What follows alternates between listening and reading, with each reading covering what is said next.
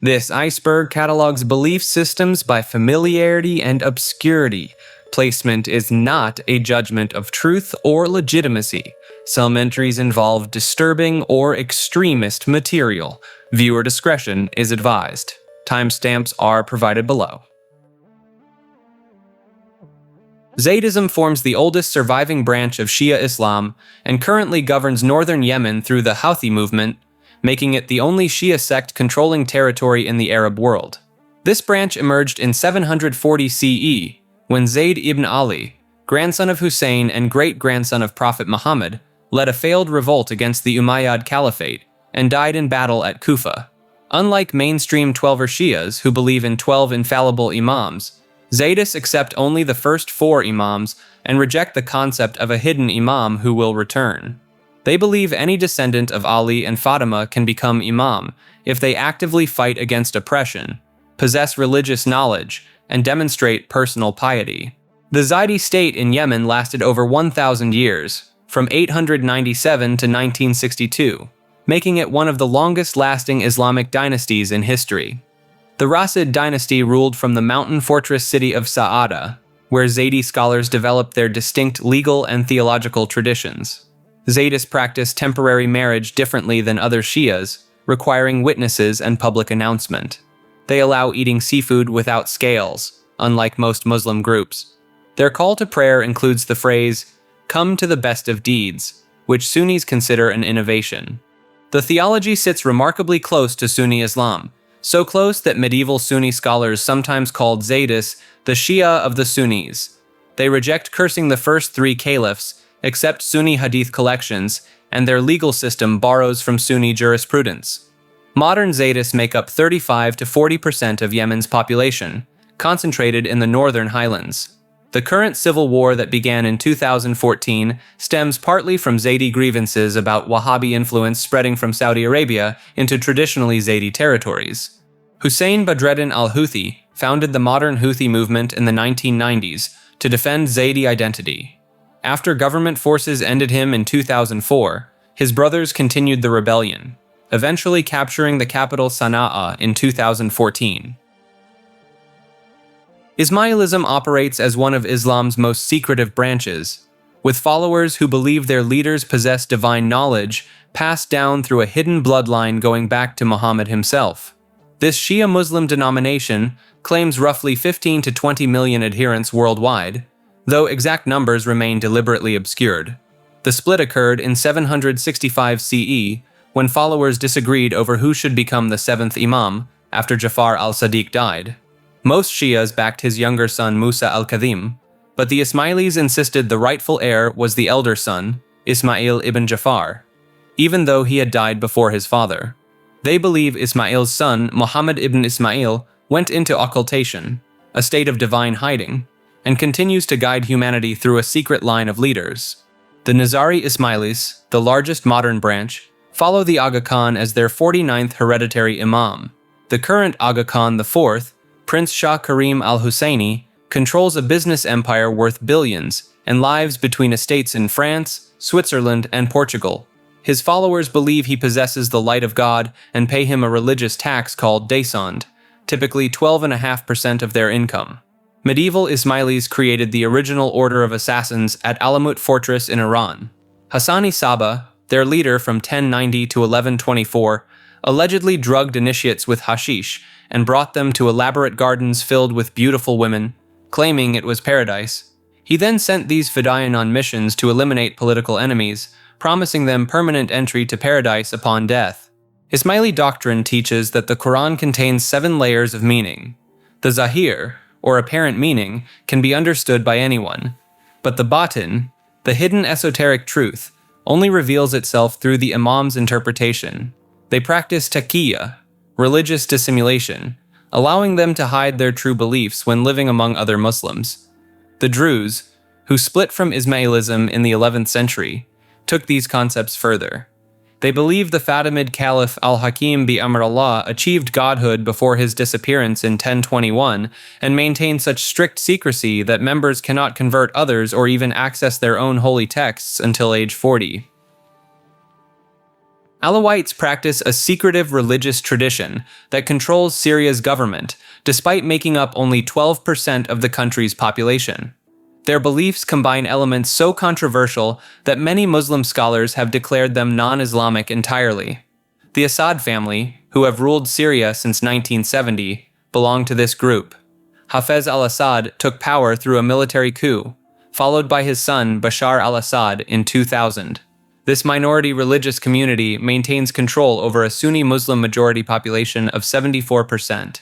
Alawite theology includes the belief that Ali ibn Abi Talib, the cousin of Muhammad, was actually a divine incarnation of God himself. They practice a form of transmigration of souls, believing that human souls migrate through multiple lifetimes until achieving purification. The wicked supposedly reincarnate as animals. Their religious ceremonies remain largely hidden from outsiders. Only male Alawites who pass through special initiation rites learn the full religious secrets. Women cannot access the complete teachings, and the religion forbids converts. You must be born into an Alawite family to join. They celebrate some Christian holidays including Christmas and Easter, drink wine in religious ceremonies despite Islamic prohibitions on alcohol, and don't observe Ramadan fasting or perform the Hajj pilgrimage to Mecca. Their prayers differ completely from standard Islamic practice. The French colonial government in Syria deliberately promoted Alawites to military positions in the 1920s and 1930s, viewing them as natural allies against the Sunni majority. This military dominance eventually enabled their political takeover decades later. Ibn Taymiyyah, the influential 14th century Islamic scholar, issued 3 separate fatwas declaring Alawites more dangerous to Islam than Christians or Jews. He called them greater infidels than idol worshippers and permitted war against them. Like this video and subscribe to Maker. Legalism was an ancient Chinese philosophy that believed humans were inherently evil and could only be controlled through brutal laws and absolute state power. The Qin dynasty used these principles to unify China in 221 BCE, creating one of history's most totalitarian regimes. The philosophy rejected morality, compassion, and tradition entirely. Han Feizi, its main theorist, argued that rulers should manipulate their subjects through 2 tools: reward and punishment, mostly punishment. Shang Yang, an early legalist minister, introduced mutual responsibility laws where entire families faced execution for one member's crimes. He divided the population into groups of 5 to 10 families who monitored each other constantly. Failure to report a crime meant receiving the same punishment as the criminal. The system reached its peak under Emperor Qin Shi Huang.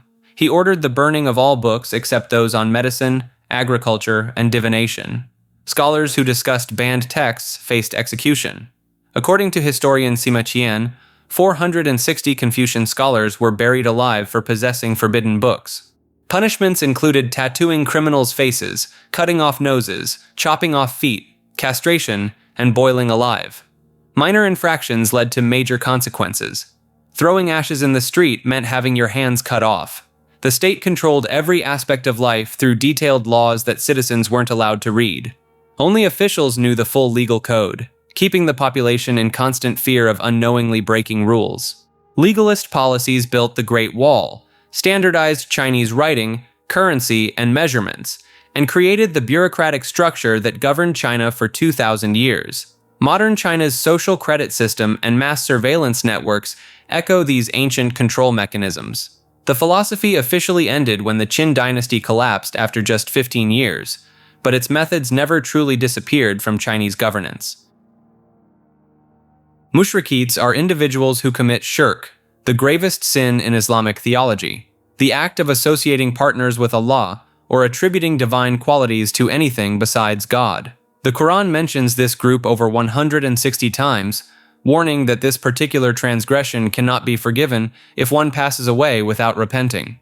The term comes from the Arabic root esh-rk, meaning to share or associate. In pre-Islamic Arabia, the Meccan polytheists who worshipped multiple deities alongside Allah were the original mushrikites that Muhammad preached against. They kept 360 idols inside the Kaaba, including representations of Hubal, Al-Lat, Al-Uzza, and Manat. Islamic scholars divide shirk into 3 categories: shirk al-akbar, or major polytheism, includes praying to saints, graves, or idols. Shirk al-Asghar, minor polytheism, covers showing off in worship or swearing oaths by anything other than Allah. Shirk al-Khafi, hidden polytheism, involves subtle forms like being dissatisfied with Allah's decree. The classification extends beyond obvious idol worship. Some Islamic authorities consider certain Sufi practices, like seeking intercession through deceased saints or visiting shrines, as acts of shirk. The Wahhabi movement in Saudi Arabia demolished numerous historical Islamic sites, including tombs of Muhammad's companions, claiming their veneration constituted shirk. Modern debates center on whether Christians and Jews qualify as mushrikites. While the Quran calls them people of the book, some scholars argue the Christian Trinity doctrine and Jewish rejection of Muhammad's prophethood place them in this category. In Islamic eschatology, mushrikites face the severest punishment in the afterlife, with multiple Quranic verses describing their eternal torment in graphic detail. Sabellianism taught that God the Father, Jesus Christ, and the Holy Spirit were not three distinct persons, but rather three different modes or masks worn by a single divine being. This doctrine nearly split the early Christian church apart and led to some of the most vicious theological battles of the 3rd century.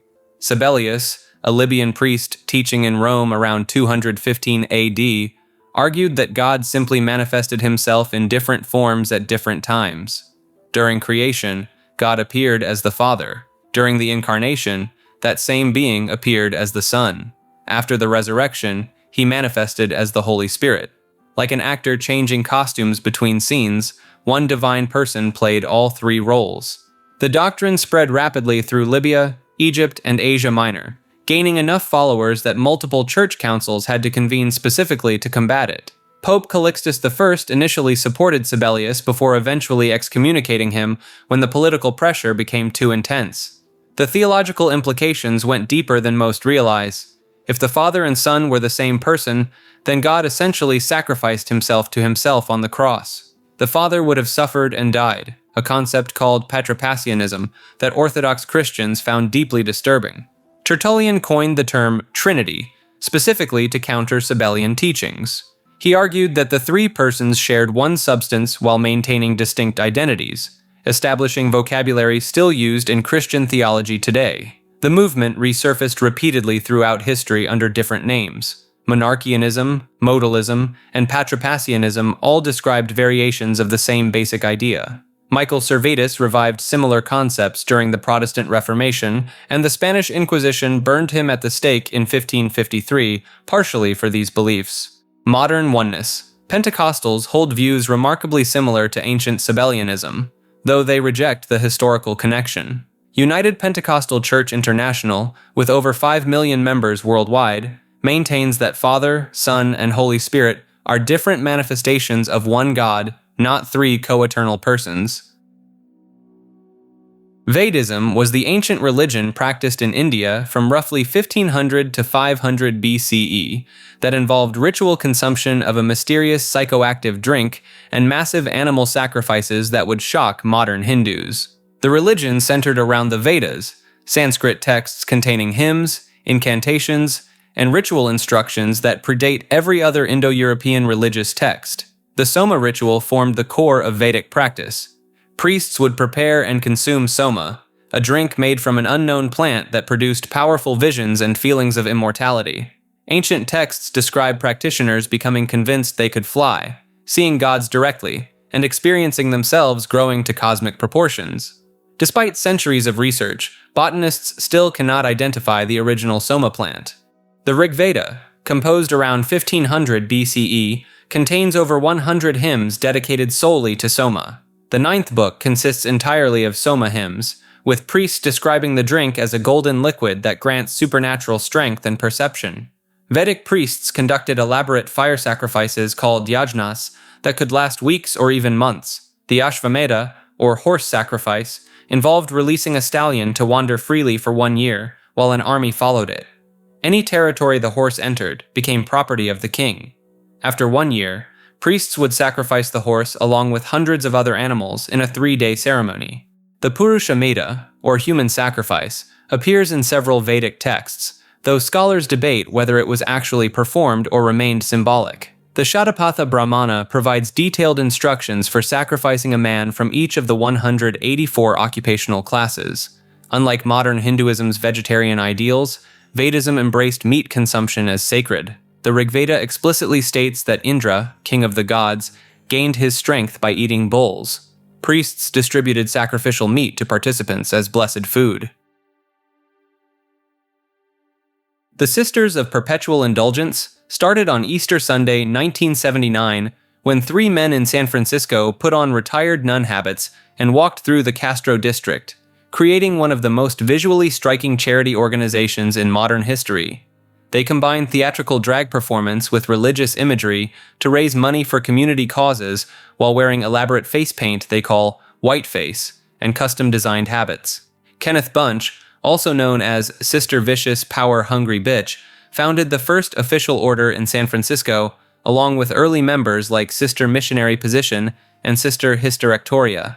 Each member creates their own unique persona, with names that blend religious terminology with wordplay and social commentary. The organization operates as an actual registered charity with formal structure. New members undergo a year-long process starting as aspirants, then postulants, becoming novice sisters, before taking final vows as fully professed sisters. They follow written constitutions, hold regular meetings, and maintain financial transparency reports. Their charity work includes funding HIV prevention programs, homeless services, and LGBTQ youth organizations. The Los Angeles chapter alone has raised over $1 million since 1995. The San Francisco chapter runs an annual Easter event in Dolores Park that attracts thousands of participants and raises tens of thousands for local charities. The group spread internationally to Australia, Colombia, France, Germany, Scotland, and Uruguay, with each chapter maintaining autonomy while following core principles. The Sydney chapter gained legal recognition as a religious organization in Australia, allowing them to perform marriages and other ceremonies. Members spend hours creating their signature appearance, with some investing thousands of dollars in custom habits, headpieces, and makeup supplies. They maintain detailed guides for achieving their distinctive white face paint that requires professional-grade theatrical cosmetics and setting powders to last through full-day events. Leaderless refers to a decentralized resistance model that became the blueprint for some of the most dangerous extremist movements of the past 40 years. This organizational structure eliminates traditional hierarchies, making groups nearly impossible for authorities to infiltrate or dismantle. Louis Beam, a former Ku Klux Klan Grand Dragon, popularized the concept in his 1983 essay that spread through underground networks across America. He adapted the strategy from earlier resistance movements, including CIA-backed operations during the Cold War and French resistance cells during World War II. The structure operates through phantom cells, small autonomous groups of 3 to 5 individuals who receive inspiration from published manifestos and propaganda, but never communicate with other cells or central leadership. Each cell plans and executes actions independently, following general ideological guidelines rather than specific orders. Timothy McVeigh studied this model extensively before the Oklahoma City incident in 1995. His copy of The Turner Diaries, which fictionalizes leaderless resistance tactics, was found with pages highlighting specific operational methods. The Earth Liberation Front and Animal Liberation Front adopted these principles in the 1990s, causing millions in property damage through coordinated yet independent actions. Members would read communiques online, plan operations locally, then claim responsibility under the shared banner without ever contacting other activists. Modern accelerationist groups use encrypted messaging apps and image boards to spread leaderless resistance tactics through meme culture and instruction manuals. The Saints calendar circulated on these platforms celebrates individuals who conducted independent actions, encouraging copycats without direct recruitment.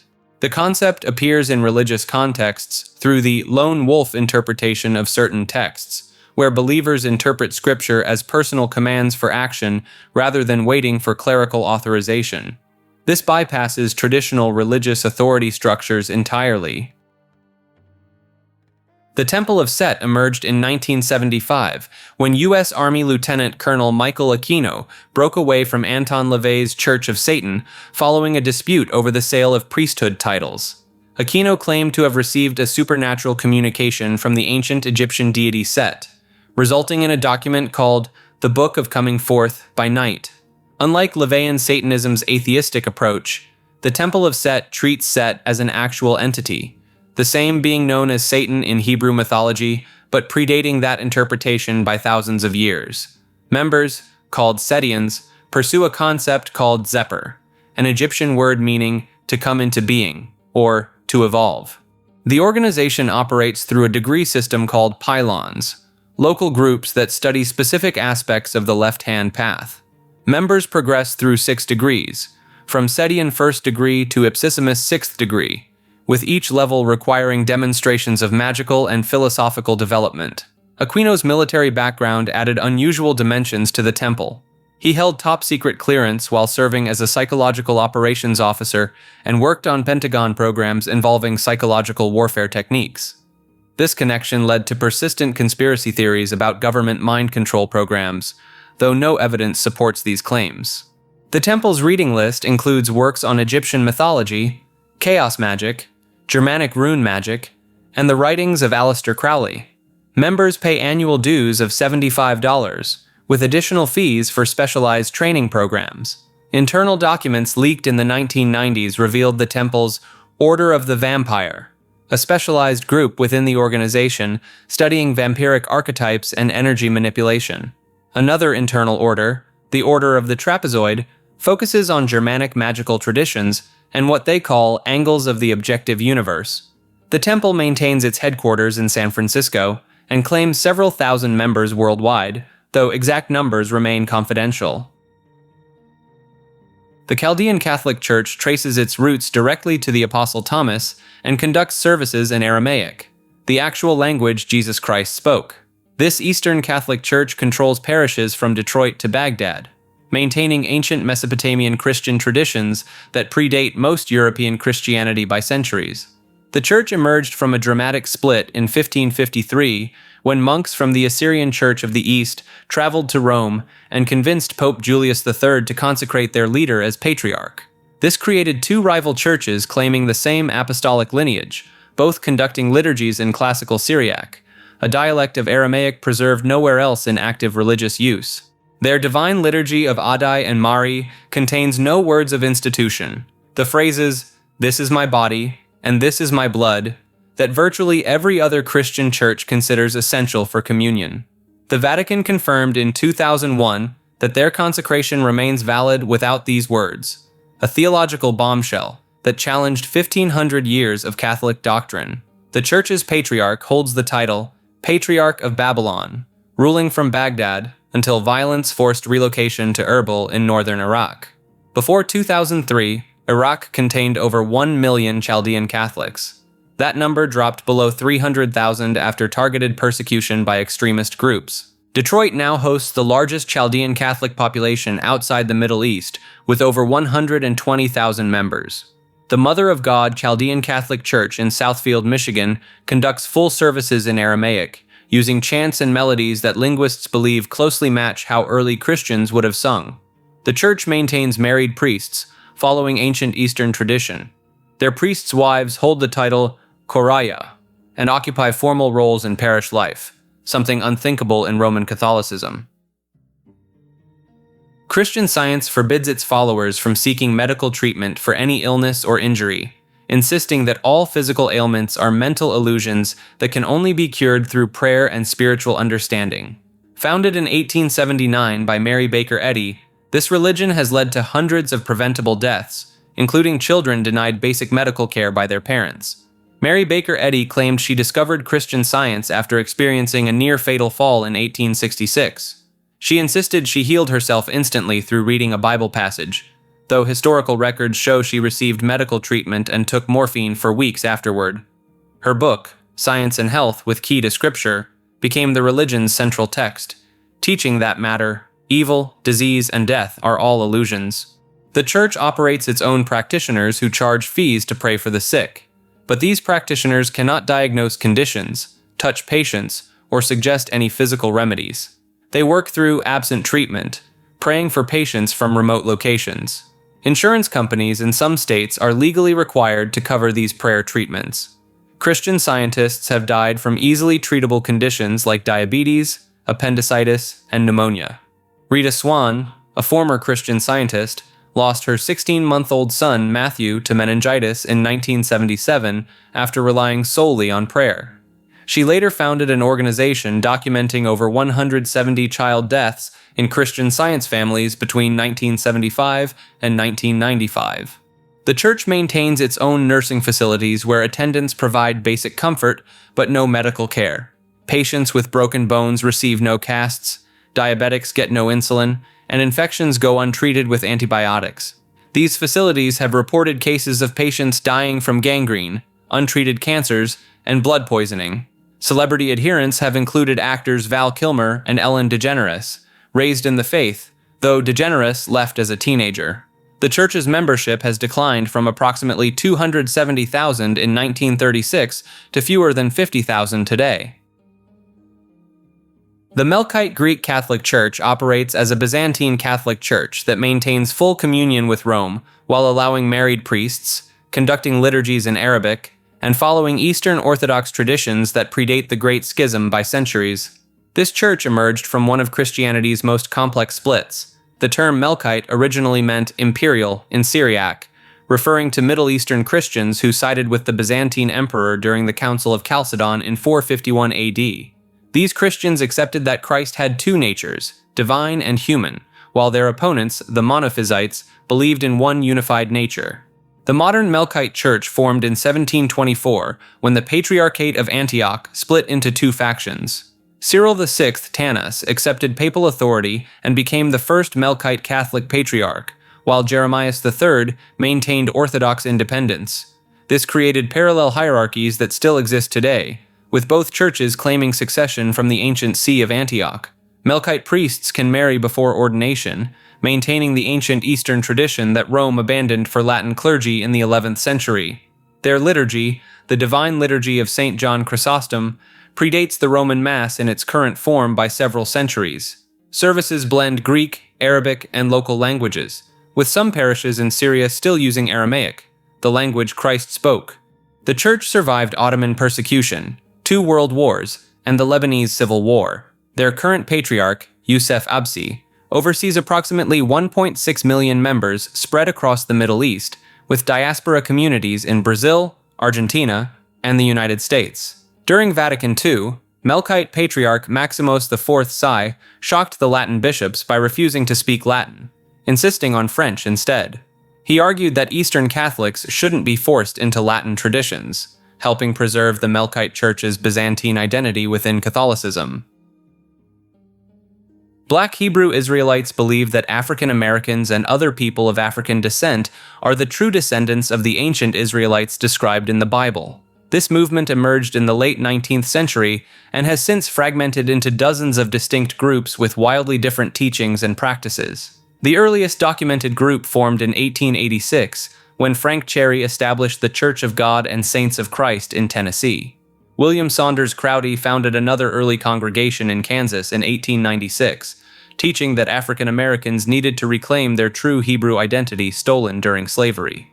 Different factions hold drastically different beliefs about who qualifies as a true Israelite. Some include only African Americans, while others extend the lineage to include Native Americans, Hispanics, and Caribbean peoples. The 12 tribes chart used by many groups assigns each tribe of Israel to specific modern ethnic groups and nationalities. The movement gained significant momentum during the 1960s and 1970s in urban areas like Chicago, Detroit, and New York City. Ben Ami Ben Israel led approximately 400 followers to Liberia in 1967, then to Israel in 1969, where they established the African Hebrew Israelites of Jerusalem community in Dimona. The Israeli government initially threatened deportation, but eventually granted them permanent residency status in 2003. Street preaching remains a central practice for many groups, particularly the One West Camp and Israelite School of Universal Practical Knowledge. These organizations set up amplified speakers on busy street corners in cities like Philadelphia, Washington, D.C., and New York, where members dressed in elaborate robes and leather garments quote biblical passages they interpret as proving their Israelite heritage. The Commandment Keepers, founded by Wentworth Arthur Matthew in Harlem in 1919, incorporated elements of Judaism including Hebrew language study, kosher dietary laws, and Saturday Sabbath observance. Matthew claimed to have received rabbinical ordination from Ethiopian Jews, though mainstream Jewish organizations disputed this claim. Navayana emerged in 1956 when Dr. B.R. Ambedkar, architect of India's constitution, led 500,000 Dalits in a mass conversion to a radically reimagined form of Buddhism that rejected core beliefs like karma, rebirth, and meditation. Ambedkar declared traditional Buddhism dead and proclaimed himself the founder of a new vehicle that would serve as a revolutionary tool against the caste system. He stripped away supernatural elements, dismissed the Four Noble Truths as pessimistic, and rewrote Buddhist history to fit his political agenda. On October 14, 1956, in Nagpur, Maharashtra, Ambedkar and approximately 500,000 followers publicly converted in the largest religious conversion ceremony in modern history. He administered 22 vows he had personally written, including pledges to reject Hindu deities, abandon belief in avatars, and never perform Hindu funeral rites. Ambedkar died just 6 weeks after the conversion, but his movement continued spreading. Today, over 8 million Indians identify as Navayana Buddhists, concentrated primarily in Maharashtra, Uttar Pradesh, and Madhya Pradesh. The movement explicitly frames Buddha as a social revolutionary rather than a spiritual teacher. Navayana texts claim Buddha opposed the caste system, fought Brahmin supremacy, and promoted democratic ideals, interpretations most Buddhist scholars consider historically inaccurate. Practitioners gather in buildings called Buddha Vihars that function more like community centers than temples. Instead of meditation or chanting, meetings focus on political education, social organizing, and readings from Ambedkar's writings. The blue and white Ashoka Chakra flag flies outside most vihars, symbolizing their political rather than religious identity. Critics within traditional Buddhist communities argue Navayana abandons essential Buddhist teachings while appropriating Buddhist symbols for political purposes. Navayana followers counter that they practice the only authentic Buddhism, freed from centuries of Brahmanical corruption. Mexicayotl refers to a modern movement that attempts to reconstruct the pre-Columbian Mexica religion, completely rejecting 500 years of Spanish influence in Mexico. Followers claim to practice the authentic spirituality of the Aztec Empire, though historians dispute most of their interpretations. The movement emerged in the 1950s through the writings of Rodolfo Nieva Lopez, who published under the name Tlacaelel. He proclaimed himself the leader of the Mexica people and established ceremonies that he insisted dated back to Tenochtitlan's glory days. His followers perform ritual dances in city plazas, wearing feathered headdresses and jaguar pelts, burning copal incense while chanting in Nahuatl. Practitioners reject the name Aztec entirely, considering it a European invention. They refuse to acknowledge Mexican Independence Day, instead celebrating March 13th as the true founding of Tenochtitlan in 1325. Some groups go further, declaring that Christianity corrupted indigenous spirituality and demanding its complete removal from Mexican culture. The movement gained serious momentum in the 1990s, when Francisco Jimenez Sanchez, calling himself Tlacaelel Cuauhtlatoatzin, founded the Calpulli Coacalco. This organization claims over 5,000 members across Mexico, the United States, and Central America.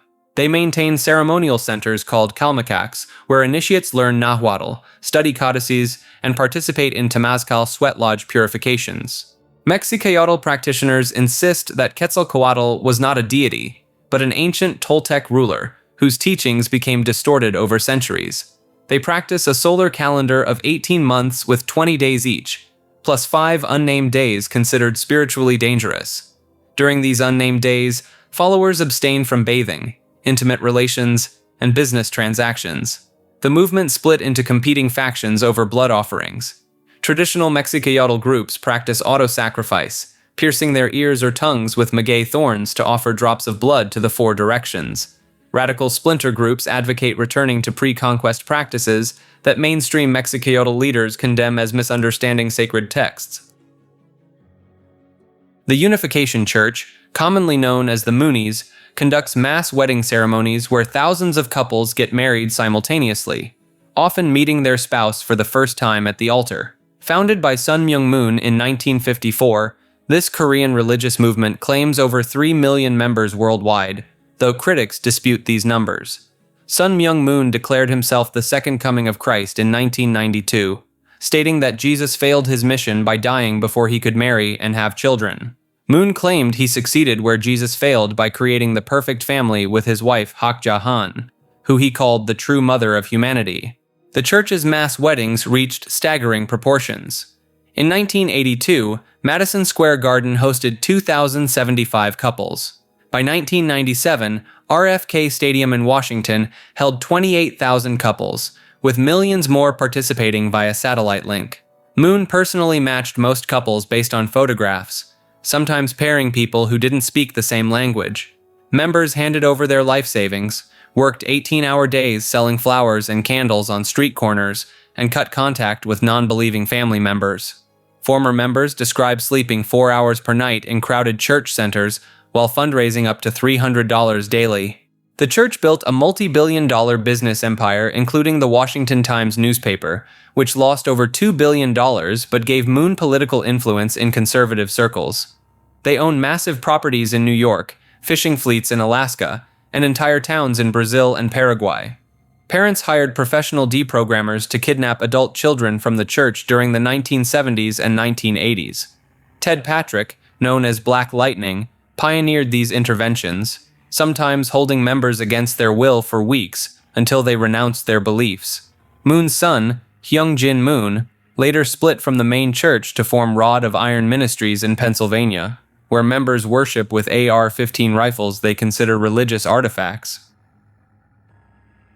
Perfect Life Kyodan emerged as one of Japan's most controversial new religious movements when founder Takayoshi Iwata claimed he could cure any disease through spiritual purification rituals that involved extreme physical endurance tests. Iwata, a former construction worker from Saitama Prefecture, established the group in 1987 after claiming he received divine revelations during a 40-day water fast. He taught that all illness stemmed from spiritual impurities accumulated through negative thoughts and past life karma. His cure involved subjecting followers to increasingly severe purification ceremonies. These rituals started with cold water ablutions at 4 in the morning, progressed to 48-hour fasting periods while chanting, and eventually included being buried up to the neck in sand for hours during summer heat. Iwata insisted members could only achieve perfect health by pushing their bodies to absolute limits. The group attracted thousands of desperately ill people throughout the 1990s. Members paid between 500,000 and 3 million yen for advanced purification courses. Iwata claimed successful treatments of terminal cancer, paralysis, and severe mental illness, displaying testimonials from followers who abandoned conventional medical treatment. In 1999, 3 members passed away during an intensive summer purification retreat in Gunma Prefecture. Police investigation revealed they had been denied water for 72 hours in temperatures exceeding 35 degrees Celsius. Iwata maintained the deaths occurred because the members lacked sufficient spiritual strength. The subsequent trial exposed the group's financial structure. Perfect Life Kyodan had accumulated over 2 billion yen through membership fees, purification courses, and sales of blessed water that allegedly contained Iwata's spiritual energy. Members who attempted to leave reported threats that their illnesses would return 7-fold. After serving 6 years in prison, Iwata reformed the group as Life Perfection Society in 2008, claiming he had received new divine guidance about gentler purification methods. Hellenism, also called dodecatheism, refers to the modern revival of ancient Greek polytheistic religion, complete with worshippers making offerings to Zeus, Apollo, and the rest of the Olympic pantheon. Greece officially recognized this religion in 2017, making it the first European nation to legally acknowledge the worship of its pre-Christian gods in over 1,600 years. The Supreme Council of Ethnic Hellenes, founded in 1997, claims approximately 2,000 active practitioners in Greece, with estimates of up to 100,000 followers worldwide. These modern worshippers conduct rituals at ancient temple sites, including the Temple of Olympian Zeus in Athens and the Sanctuary at Delphi. Practitioners perform monthly Numenia ceremonies at each new moon, burning frankincense and pouring libations of wine, milk, or olive oil. They celebrate ancient festivals like Anthesteria, the three-day flower festival honoring Dionysus, and Panathenaea, Athens' celebration of the goddess Athena's birthday. The movement gained momentum after Panagiotis Marinus, also known as High Priest Plethon Meletiades, conducted the first public ceremony at the Temple of Olympian Zeus in 1996. Greek Orthodox protesters attempted to disrupt the ritual, leading to police intervention and national media coverage. Modern Hellenists divide into Reconstructionists, who attempt to recreate ancient practices exactly, and Revivalists, who adapt the religion for contemporary life. Some practitioners refuse to use the Christian calendar, instead dating their documents from the first Olympic Games in 776 BCE, making 2024 the year 2800 in their reckoning. The religion faced legal battles for 2 decades before recognition. Greek law previously only acknowledged known religions, and the Orthodox Church condemned Hellenism as paganism and devil worship. Practitioners couldn't legally marry under their faith or build temples until the 2017 ruling. Cheondoism emerged from a Korean peasant rebellion that nearly toppled a dynasty, and later became the secret force behind Korea's independence movement against Japanese occupation. This religion teaches that humans can become divine through cultivation of their inner god nature, blending Confucian ethics with shamanic practices and a revolutionary political doctrine. The movement began in 1860 when Choe Jae-u claimed to receive a divine revelation from Hanulam, the Lord of Heaven, who gave him a mystical incantation and sacred water that could cure disease. Choe's teachings spread rapidly among Korean peasants who were suffering under corrupt aristocratic rule and foreign exploitation. In 1894, Cheondoist believers launched the Donghak Peasant Revolution, mobilizing over 300,000 armed farmers who conquered large portions of southern Korea. The rebels established their own government, redistributed land, and burned slave registers before Japanese and Chinese armies intervened to crush the uprising. The religion went underground, reorganizing as Cheondoism in 1905. Its leaders secretly funded and organized the March 1st movement of 1919, when 2 million Koreans took to the streets demanding independence from Japan. 15 of the 33 signers of Korea's Declaration of Independence were Cheondoist leaders. Practitioners believe every person contains Hanulam within themselves through a concept called Inaya Cheon, meaning humans are heaven. They perform a 21-word incantation called the Juman 5 times daily, drink sacred water in ritual ceremonies, and practice key cultivation exercises similar to Qigong. The religion maintains approximately 3 million followers today, with headquarters in both Seoul and Pyongyang. North Korea officially recognizes Cheondoism as one of its approved religions, though defectors report the government uses Cheondoist organizations primarily for propaganda purposes. Happy Science operates as one of Japan's wealthiest religious organizations, with its founder Ryuho Okawa claiming to be the reincarnation of a supreme being called El Cantare, who has supposedly lived as Buddha, Hermes, and other historical figures throughout human history. Okawa has published over 3,000 books since founding the movement in 1986, allegedly channeling the spirits of everyone from Jesus Christ to Steve Jobs, Donald Trump to Freddie Mercury. The organization claims 11 million followers worldwide, though independent researchers estimate the actual number closer to 30,000 active members in Japan. The group produces big-budget anime films that play in mainstream Japanese theaters. Their 2012 film The Mystical Laws depicted a future war between China and Japan, with Happy Science members gaining supernatural powers to defend their nation. These movies cost millions of dollars to produce and feature professional voice actors from popular anime series. In 2009, Happy Science formed its own political party called the Happiness Realization Party. They've fielded hundreds of candidates in Japanese elections, campaigning on platforms that include doubling Japan's population to 300 million through immigration and developing nuclear weapons for national defense. Despite spending massive amounts on campaigns, they've never won a single seat. Okawa's spirit channeling sessions became increasingly bizarre over the years. He's claimed to channel the guardian spirits of living politicians during press conferences, making them say things that contradict their public positions. In 2020, he allegedly channeled the coronavirus itself, claiming the virus told him it came from the Andromeda Galaxy to punish China. The organization runs a network of schools in Japan where children learn that Okawa created the universe and that mainstream history and science are wrong. Former members describe intense pressure to donate large percentages of their income and purchase Okawa's books in bulk to inflate sales numbers. Universe People is a Czech UFO religion, claiming direct telepathic contact with an intergalactic fleet of 10 million spaceships currently orbiting Earth. Founded in the 1990s by Ivo A. Benda, the group believes these extraterrestrial beings will evacuate selected humans before a massive planetary transformation. Benda claims he receives over 1,700 pages of telepathic communications annually from cosmic beings, including Ashtar Sharan, commander of the Grand Cosmic Squadron, Ptah from the Pleiades star system, and a being called Orthon from Venus.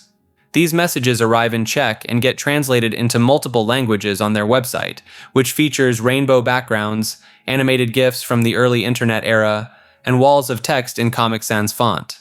The evacuation plan involves beaming followers aboard motherships through vibration adjustment, when their bodies reach the correct frequency through meditation and positive thinking. Once aboard, humans will receive new crystalline bodies and live for centuries on planets in the fifth dimension. Their cosmology includes a hollow Earth containing the underground city of Agartha, where benevolent beings wait to assist humanity. They believe negative reptilian entities control world governments through implanted chips in political leaders' brains, while positive extraterrestrials work to counteract this influence through love vibrations. Benda distributes printed materials at Czech train stations and public spaces, often wearing white clothing and handing out pamphlets titled, "Talks with Instructions from My Cosmic Friends." The group estimates 670,000 Czechs have encountered their materials, though active membership remains around 2,000 people. They claim the International Space Station is actually empty, and that NASA footage showing astronauts comes from underwater training facilities. The real space station, according to Universe People, exists in a higher dimension invisible to standard cameras. Scythian mythology comes from the nomadic warrior tribes who dominated the Eurasian steppes from roughly 700 BCE to 300 BCE, leaving behind frozen tombs filled with gold artifacts, mummified bodies, and evidence of ritual practices that shocked even the ancient Greeks. The Scythians believed their entire race descended from Targetaus, a being born from the union of the sky god and a daughter of the Dnieper River. His 3 sons competed for golden objects that fell from heaven: a plow, a yoke, an axe, and a drinking cup. Only the youngest, Colixius, could touch them without the gold bursting into flames, establishing the divine right of Scythian kings. Their afterlife beliefs drove them to extreme burial practices.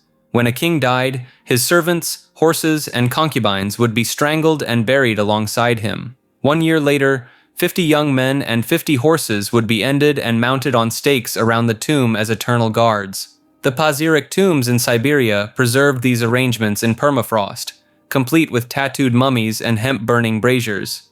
Herodotus documented their use of cannabis in religious ceremonies around 450 BCE. The Scythians would create small tents, throw hemp seeds on red-hot stones, and inhale the vapors until they howled with pleasure. Archaeological evidence from burial sites confirms this, with bronze cauldrons containing burnt cannabis seeds and leather pouches full of the plant. Their pantheon centered on Tabiti, the fire goddess who ranked above all other deities. Papaios ruled the sky, Api governed the earth, and Argimpasa controlled love and fertility. The Scythians refused to build temples or statues, believing their gods inhabited natural features like rivers, forests, and mountains. The Enurai, Scythian shamans who dressed in women's clothing, claimed the goddess Argimpasa cursed them with female sickness for desecrating her temple. These male priests practiced divination using willow bark strips and served as intermediaries between the human and divine realms. Forn Cedar, meaning the Old Way in Old Norse, names the pre-Christian religious practices of Scandinavia that modern practitioners have been attempting to reconstruct since the 1970s. This revival movement operates without central authority or unified doctrine, leading to wildly different interpretations of ancient texts and archaeological evidence. The religion centers on reciprocal relationships with Norse gods through a practice called blot, where practitioners offer mead, food, or symbolic items to deities like Odin, Thor, and Freyja. Modern groups perform these rituals at seasonal gatherings, pouring offerings into fire, earth, or water, while speaking directly to the gods as if conducting business negotiations rather than worship. Iceland legally recognized Asatruarfélagið, the Asatru Association, as an official religion in 1973, making it the first country to grant Norse paganism legal status since Christianity's dominance. The group now has over 5,000 members and performs legally binding weddings, funerals, and naming ceremonies. Their high priest, or Allsherjargodi, receives the same legal authority as Christian ministers. Practitioners reconstruct ancient practices from fragmentary sources, primarily the Prose Edda, written by Snorri Sturluson in the 13th century, roughly 200 years after Iceland's conversion to Christianity. This gap means most information comes filtered through Christian writers who often misunderstood or deliberately distorted pagan practices. The Sumbul ritual involves passing a drinking horn filled with mead around a circle while participants make toasts, boasts about future deeds, and oaths witnessed by the gods. Breaking these oaths supposedly brings severe spiritual consequences, with some practitioners claiming real-world misfortunes resulted from failed promises made during Sumbul. Modern adherents debate whether the religion requires European ancestry, causing major splits within the movement. Organizations like the Troth accept all backgrounds, while groups like the Asatru Folk Assembly restrict membership to people of European descent, leading to ongoing conflicts about racism within Norse pagan communities. Macedonianism emerged as a 4th century Christian movement that denied the divinity of the Holy Spirit, creating one of the most significant theological crises in early Christianity. Bishop Macedonius I of Constantinople led this doctrine that split churches across the Roman Empire and required multiple church councils to condemn. Macedonius taught that while Jesus Christ was divine, the Holy Spirit was merely a created being, a kind of super angel that served God but wasn't actually God. This turned the Christian Trinity into more of a divine duo with a powerful assistant, fundamentally altering the nature of Christian theology. The movement gained serious traction between 360 and 380 AD. Macedonius himself had been appointed Bishop of Constantinople by the Arian Emperor Constantius II, giving him enormous influence over Christian doctrine in the Eastern Roman Empire. His followers, called pneumatomachi or spirit fighters by their opponents, established separate churches throughout Asia Minor, particularly in regions that are now modern Turkey. The controversy forced the church to convene the First Council of Constantinople in 381 AD, where 150 bishops gathered specifically to address this crisis. They expanded the Nicene Creed to explicitly state that the Holy Spirit proceeds from the Father and is worshipped and glorified together with the Father and the Son. Basil the Great wrote an entire treatise called On the Holy Spirit to combat Macedonian teachings. Gregory of Nazianzus delivered 5 theological orations against the movement that became foundational texts for Trinitarian doctrine. The imperial government eventually banned Macedonian assemblies and confiscated their churches, but underground communities persisted for centuries. Some historians trace elements of Macedonian thought into later movements that question traditional Trinitarian formulas, including certain medieval sects and even some radical Reformation groups. Atheistic Christianity removes God from Christianity while keeping everything else: the churches, the hymns, the moral teachings, even the clergy. These Christians attend Sunday services, celebrate Easter and Christmas, and follow Jesus' teachings while openly denying that any supernatural deity exists.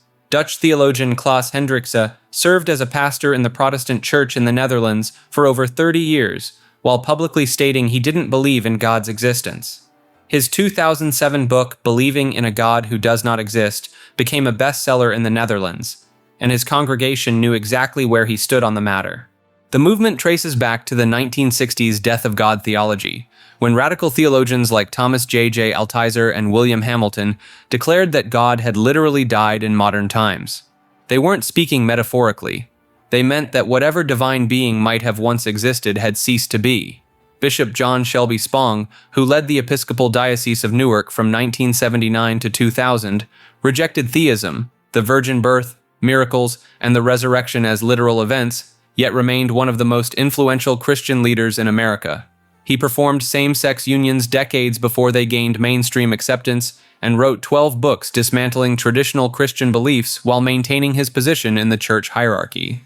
The Sea of Faith Network, founded in Britain in 1984, connects hundreds of clergy and laypeople who view Christianity as purely human creation. Members include active priests, ministers, and theologians who lead congregations while treating God as a useful metaphor rather than an actual being. Some atheistic Christians practice what they call Christian Buddhism, combining Jesus' ethical teachings with Buddhist meditation practices, viewing both Buddha and Christ as enlightened humans rather than divine figures. They keep the community, the rituals, and the moral framework while discarding any supernatural claims entirely. Hurrian mythology contains stories that predate and directly inspired some of the most famous Greek myths, including the violent succession of gods that would later appear almost identically in Hesiod's Theogony.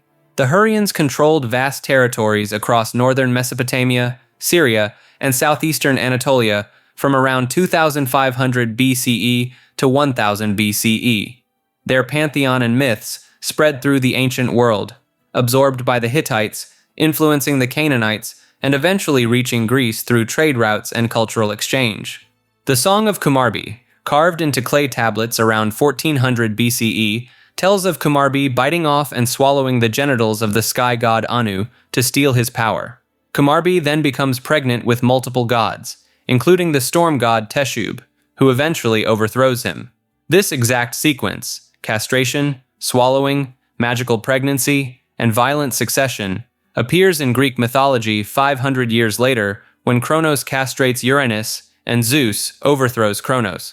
The Hurrian storm god Teshub wielded thunder as a weapon and ruled from a mountain peak, just as Zeus would later rule from Mount Olympus. The Hurrian underworld goddess Alani judged the dead centuries before similar Greek deities emerged. Their sea god Kiashe controlled chaos and primordial waters, prefiguring Poseidon's domain. The Song of Ullikummi describes a massive stone giant that grows from the sea to challenge the gods, reaching 15,000 leagues in height. The gods must use an ancient cutting tool that once separated heaven from earth to defeat it. This apocalyptic battle narrative influenced later Middle Eastern and Mediterranean flood and chaos myths. Archaeological evidence from Nuzi, Alalakh, and Ugarit confirms the Hurrians maintained sophisticated religious centers where these myths were preserved and transmitted. Hittite archives at Hattusa contain Hurrian ritual texts alongside translated mythological narratives, proving their cultural influence extended across empires. Monarchianism was an early Christian movement that nearly rewrote the entire foundation of Christianity before being declared heretical in the 3rd century. Its followers believed the concept of the Trinity violated the fundamental principle of monotheism, insisting that God could only exist as a single, indivisible monarch. The movement split into two radically different camps that fought both mainstream Christianity and each other. Dynamic monarchianism, also called adoptionism, taught that Jesus was born a regular human who became divine only when God adopted him at his baptism. Paul of Samosata, Bishop of Antioch from 260 to 268 AD, promoted this view until 3 separate church councils condemned him and stripped him of his position. Modalistic monarchianism took the opposite approach, claiming that Father, Son, and Holy Spirit were simply different modes or masks worn by one divine being. Sibelius, a Libyan priest in Rome around 215 AD, taught that God morphed between these 3 forms like an actor changing costumes. His followers, called Sibelians, grew so influential that 2 popes, Zephyrinus and Calixtus I, allegedly sympathized with their teachings. Noetus of Smyrna pushed the concept further, declaring that if Christ was truly God, then God himself experienced human birth, suffering, and death on the cross. This led to the nickname Patripassians, meaning those who believed the Father suffered. The Roman lawyer Praxius brought monarchianism from Asia Minor to Rome and Carthage around 190 AD, becoming so successful that Tertullian wrote an entire treatise against him, coining the term Trinity specifically to combat monarchian theology. These debates determined whether Christianity would define God as 3 distinct persons or one shape-shifting deity, fundamentally altering 2,000 years of Western religious thought. Modalism teaches that God is a single person who reveals himself in three different modes or masks, rather than existing as three distinct persons in the Trinity. This doctrine became one of the most persistent heresies in Christian history, condemned by multiple church councils, yet continuously resurfacing under different names for nearly 2,000 years. The concept emerged in the late 2nd century through a teacher named Noetus of Smyrna, who argued that if God is truly one, then the Father, Son, and Holy Spirit must be the same person wearing different disguises. His student Sabellius spread this teaching so effectively that modalism became known as Sabellianism throughout the Roman Empire. According to modalist doctrine, God operated as the Father during Old Testament times, transformed into the Son for 33 years to accomplish salvation, then became the Holy Spirit at Pentecost. Like an actor changing costumes between scenes, God supposedly switches between these roles, but never exists as more than one simultaneously. Pope Calixtus I initially supported modalist ideas before condemning them in 220 AD. The controversy split the Roman Church, with Hippolytus establishing a rival bishopric in protest. This created the first anti-pope situation in church history. The 4th century teacher Marcellus of Ancyra revived modalism with slight modifications, teaching that the Logos and Spirit were temporary extensions of God that would eventually merge back into the Father. His version gained enough followers that 3 separate councils condemned it between 341 and 381 AD. Modern oneness Pentecostalism, practiced by approximately 24 million people worldwide, teaches a form of modalism. The United Pentecostal Church International, the largest oneness denomination, baptizes only in Jesus' name, rather than the traditional Trinitarian formula. They argue that Matthew chapter 28 verse 19 was corrupted by the Catholic Church. Wahhabi refers to an Islamic reform movement that emerged in 18th century Arabia, and now influences the religious practices of millions worldwide, particularly through Saudi Arabia's massive oil wealth funding its global expansion. Muhammad ibn Abd al-Wahhab founded the movement in 1744 when he formed an alliance with Muhammad bin Saud, the ruler of Diriyah. This partnership created a religious political pact that continues today through the Saudi royal family. Ibn Abd al-Wahhab demanded the destruction of shrines, tombs, and sacred trees, viewing these as corruptions of pure monotheistic worship. The movement gained international prominence after 1973 when oil prices quadrupled overnight. Saudi Arabia suddenly possessed unprecedented wealth to export their interpretation of Islam. Between 1982 and 2005, Saudi Arabia spent over $75 billion funding mosques, Islamic centers, and schools worldwide. The Ikhwan, or Brotherhood, served as the movement's military force in the early 20th century. These Bedouin warriors helped Abdulaziz ibn Saud conquer most of the Arabian Peninsula between 1902 and 1932. They enforced strict religious codes, destroyed shrines, and prohibited music, tobacco, and alcohol. In 1925, Wahhabi forces destroyed centuries-old Islamic heritage sites in Mecca and Medina, including the tombs of Muhammad's family members and companions. The house where Muhammad was born became a library, later demolished for a hotel. Janat al-Baqi Cemetery, containing graves of Islamic figures from the 7th century, had its domes and markers reduced to rubble.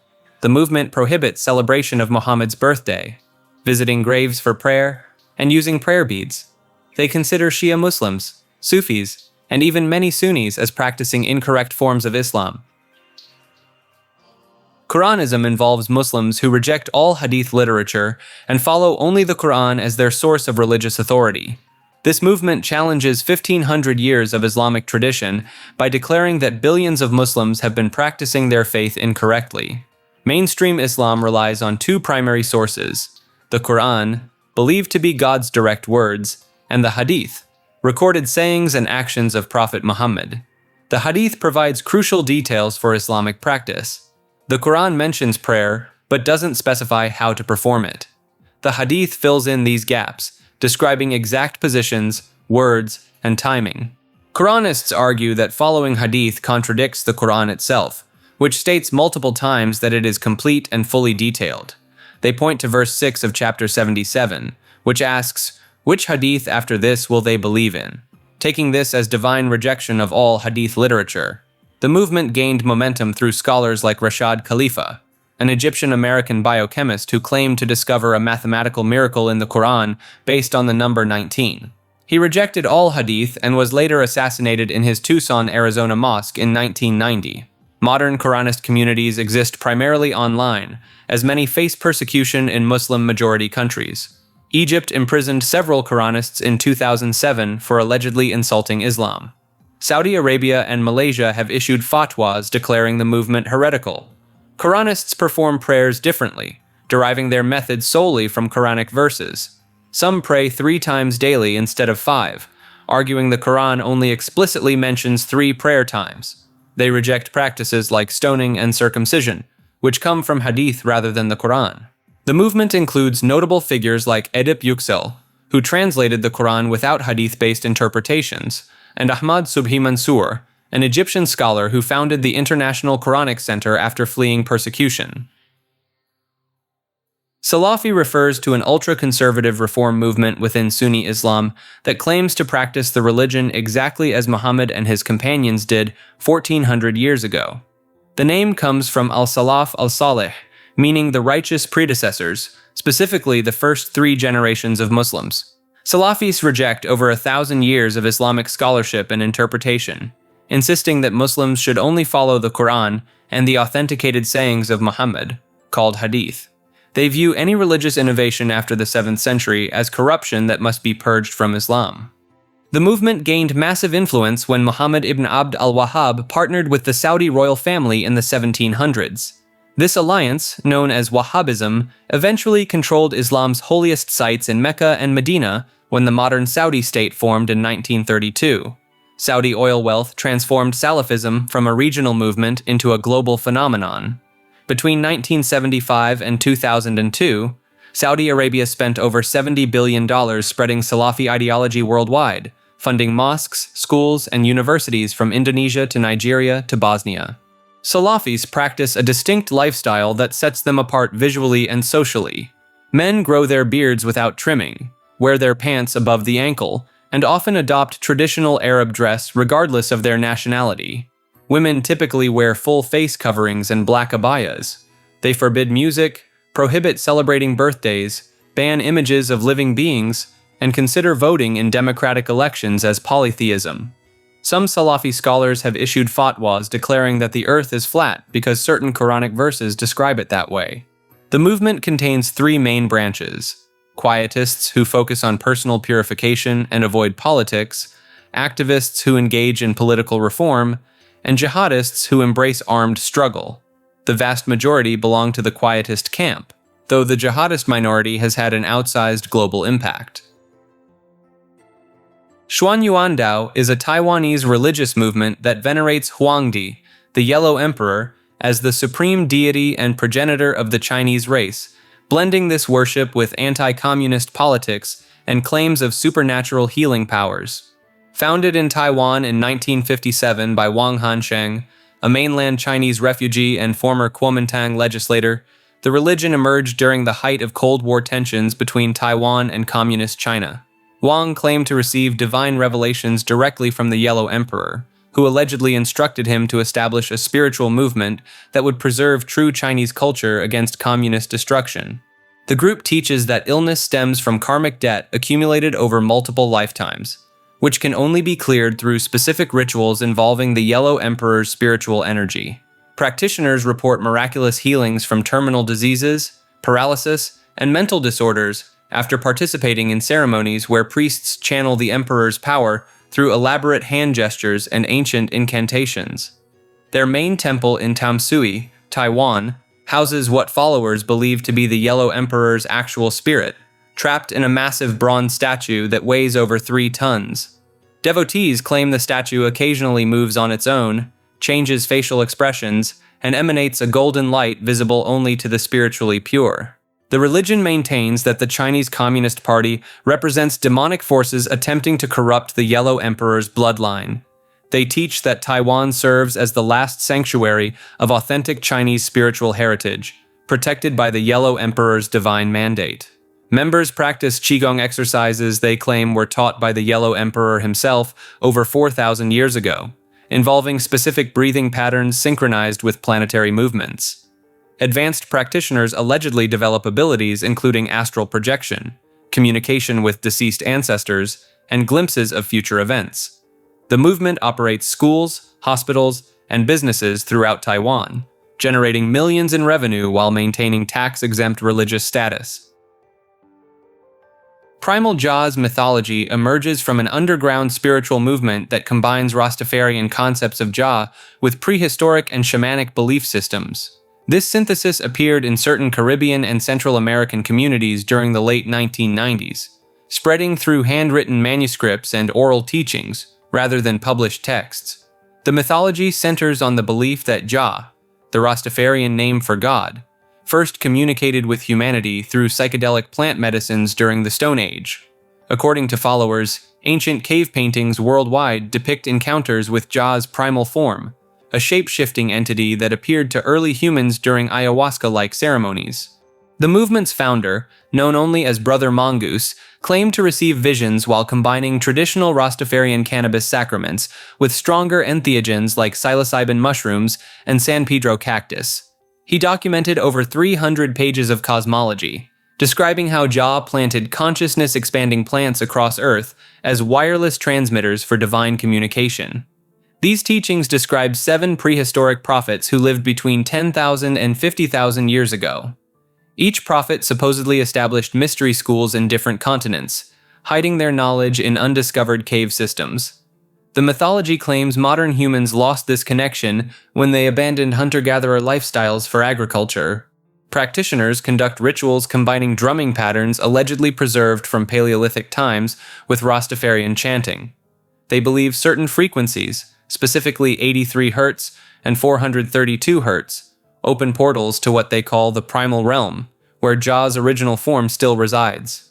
The group maintains that dinosaur extinction events were actually dimensional shifts orchestrated by Jah to prepare Earth for conscious beings.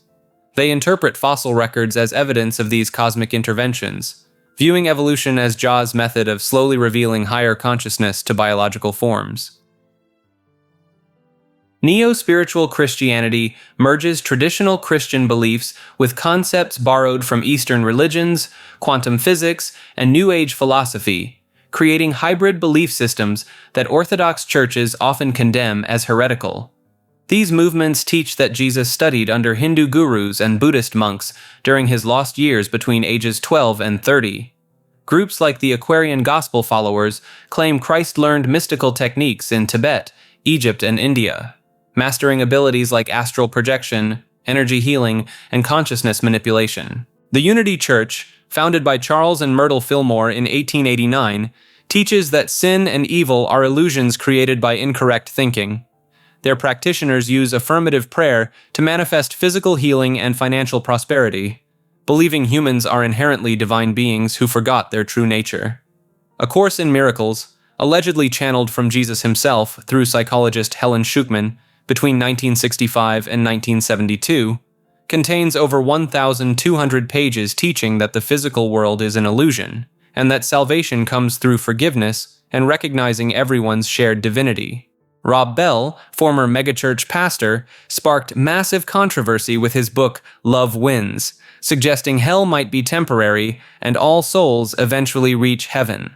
His Mars Hill Bible Church in Michigan drew 10,000 weekly attendees before his teachings led to accusations of universalism. The Center for Spiritual Living combines science of mind principles with Christian terminology, teaching that thoughts directly create reality through spiritual laws. Their practitioners perform spiritual mind treatments instead of traditional prayers, claiming to reprogram the universe's creative intelligence. Some neo-spiritual Christians practice Christ consciousness meditation, attempting to achieve the same enlightened state they believe Jesus attained, rather than worshiping him as a separate deity.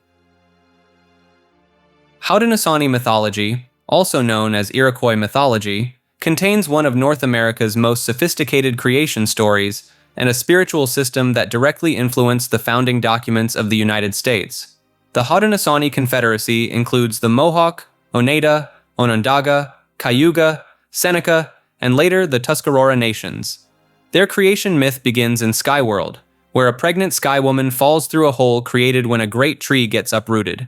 Animals living in the water world below see her falling and pile mud on the back of a giant turtle to create land for her to stand on. This becomes North America, which the Haudenosaunee call Turtle Island to this day. Sky Woman gives birth to a daughter who later dies, giving birth to twins. The right-handed twin, Sky Holder, creates humans, beneficial animals, and fertile lands.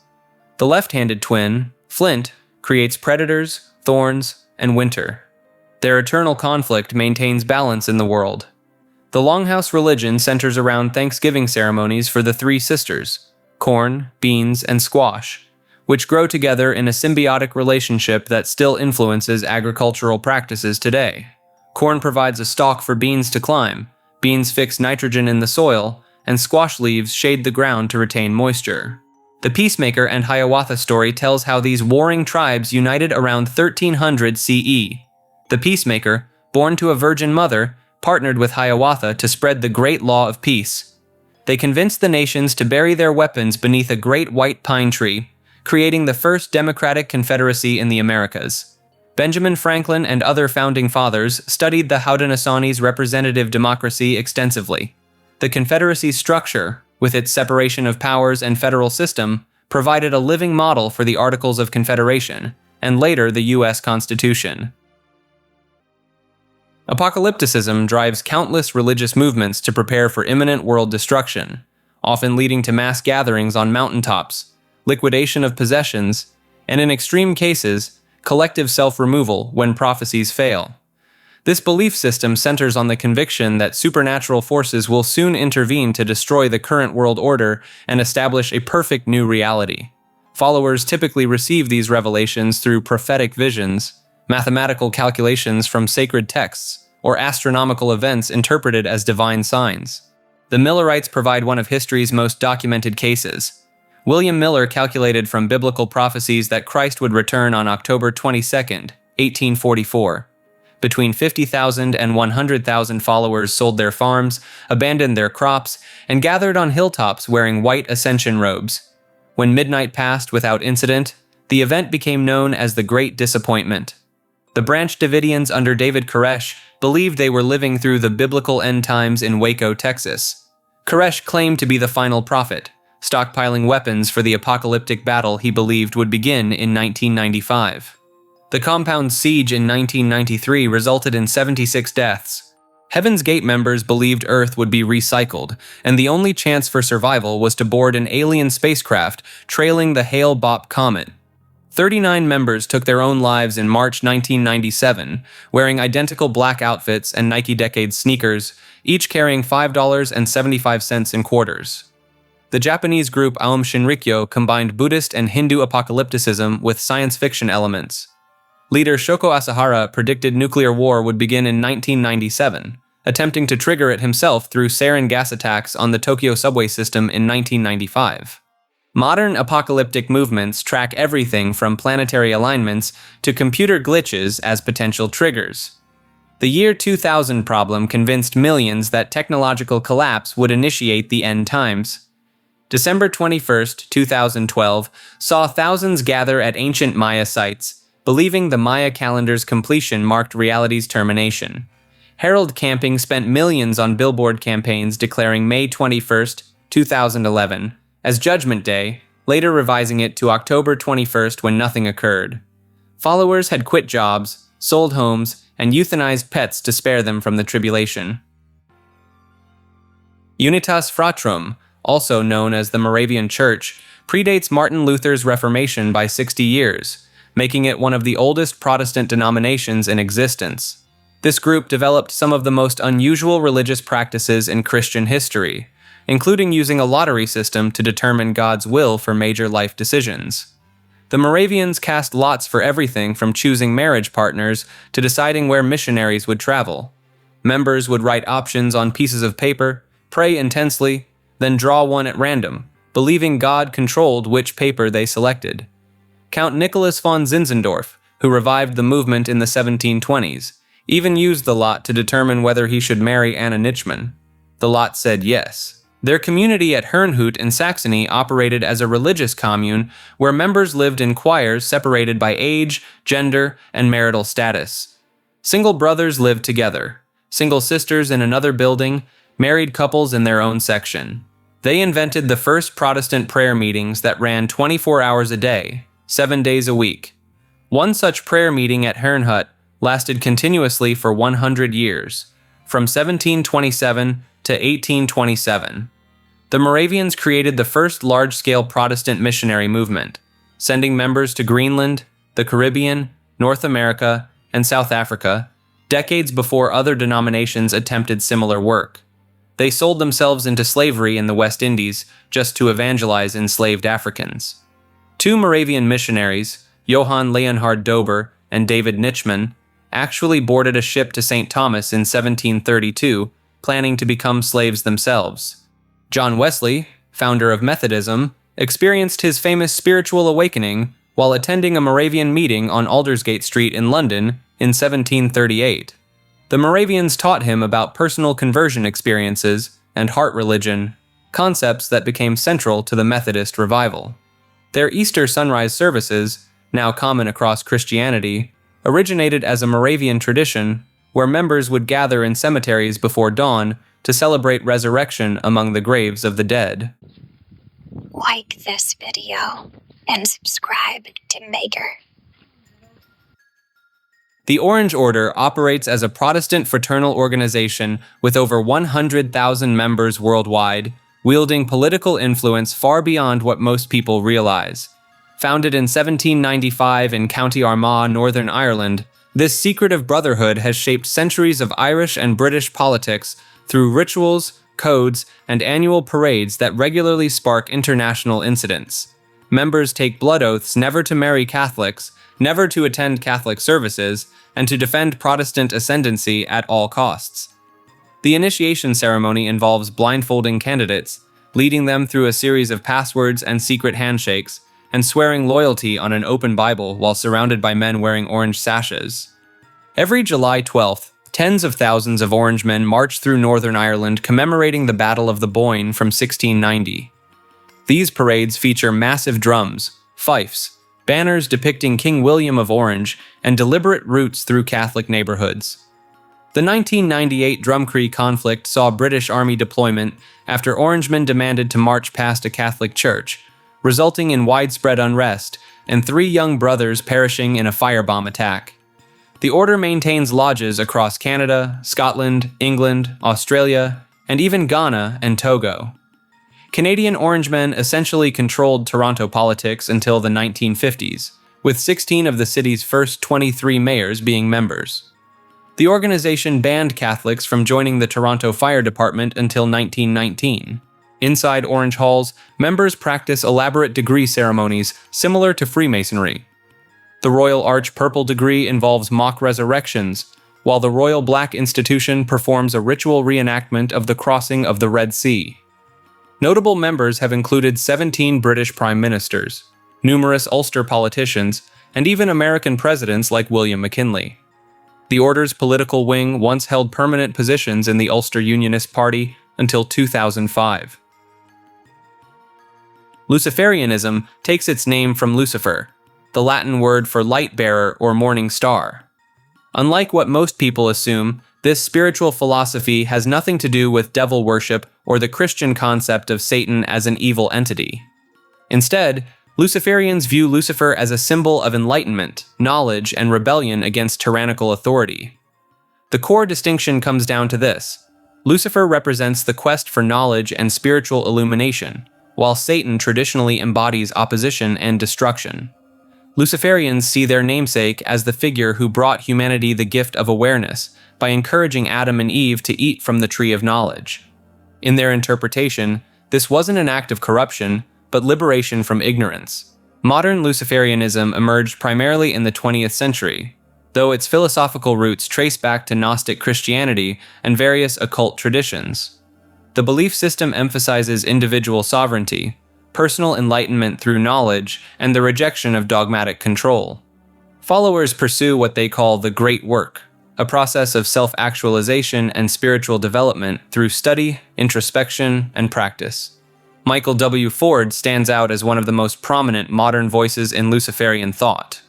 His writings, particularly the Luciferian Witchcraft series published in the early 2000s, outline a practical framework combining elements of ceremonial magic, left-hand path philosophy, and ancient Mesopotamian mythology.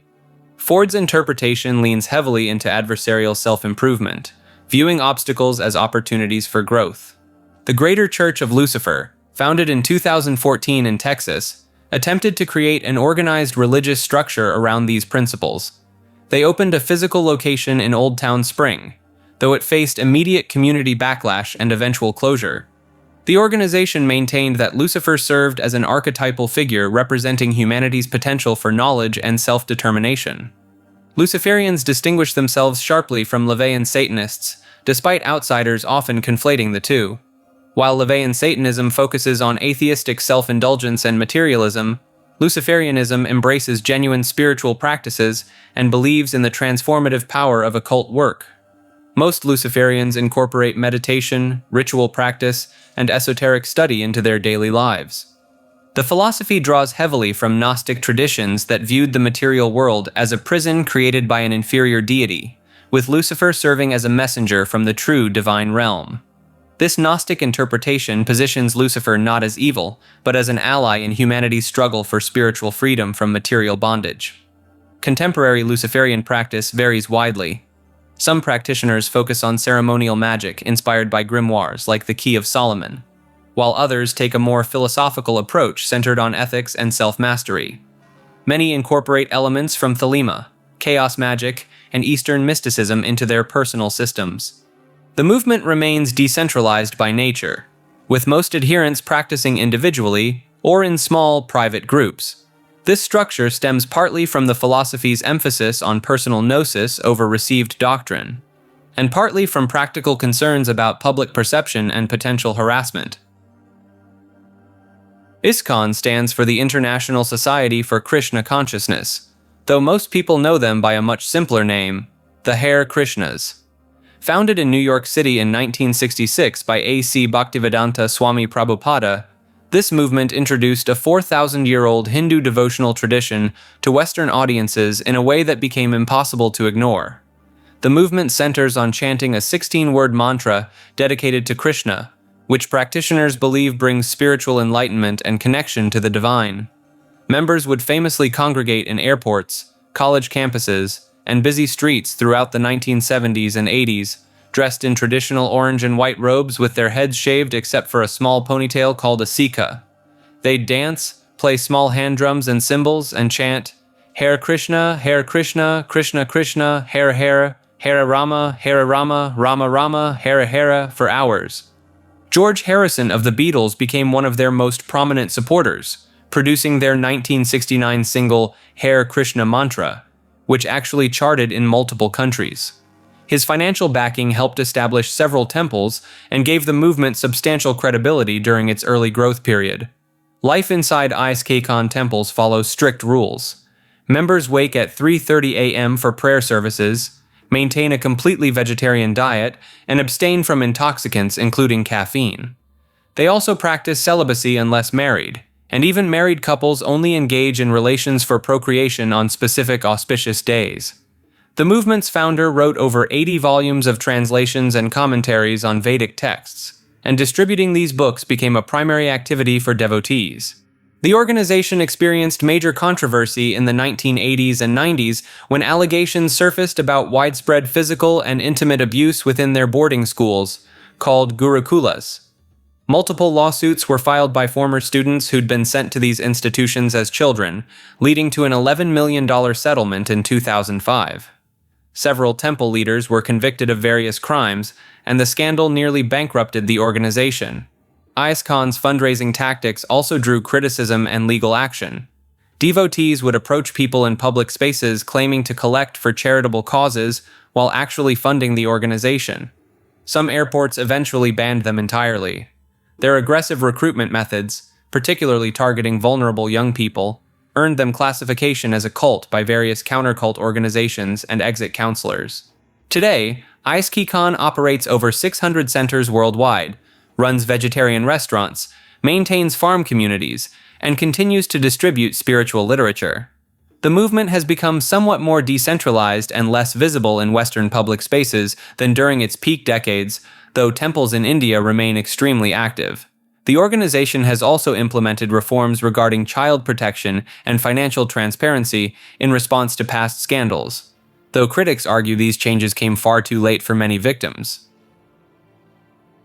Smarta refers to one of the four major traditions within Hinduism, though most people outside India have never heard of it. The name comes from the Sanskrit word for memory, specifically referring to the Smriti texts that followers consider authoritative guides alongside the Vedas. The tradition was systematized in the 8th century by Adi Shankaracharya, the philosopher who walked across India establishing monasteries and debating his way to religious prominence. He created a framework that allowed Hindus to worship 5 deities simultaneously without declaring any single one supreme. This practice, called Panchayatana Puja, places 5 deities on a circular altar: Shiva, Vishnu, Devi, Surya, and Ganesha. The worshipper can choose anyone as their personal deity while still honoring the others. What separates Smartas from other Hindu traditions is their philosophical foundation in Advaita Vedanta, the non-dualistic school of thought. They believe that all deities are ultimately manifestations of a single, formless reality, called Brahman. The gods aren't competing supernatural beings, but rather different faces of the same cosmic truth. The tradition became particularly influential among Brahmin communities in South India, where Shankaracharya's monasteries took root. These institutions, called mathas, continue operating today with unbroken lineages of spiritual leaders stretching back over 1,000 years. Smartas tend to be more liberal in their interpretation of religious texts compared to Vaishnavas or Shaivas, who focus devotion on Vishnu or Shiva exclusively. They emphasize philosophical understanding over ritual purity, making them the intellectuals of the Hindu world. Many modern Hindu reformers and philosophers came from Smarta backgrounds, using this tradition's flexibility to bridge ancient practices with contemporary thought.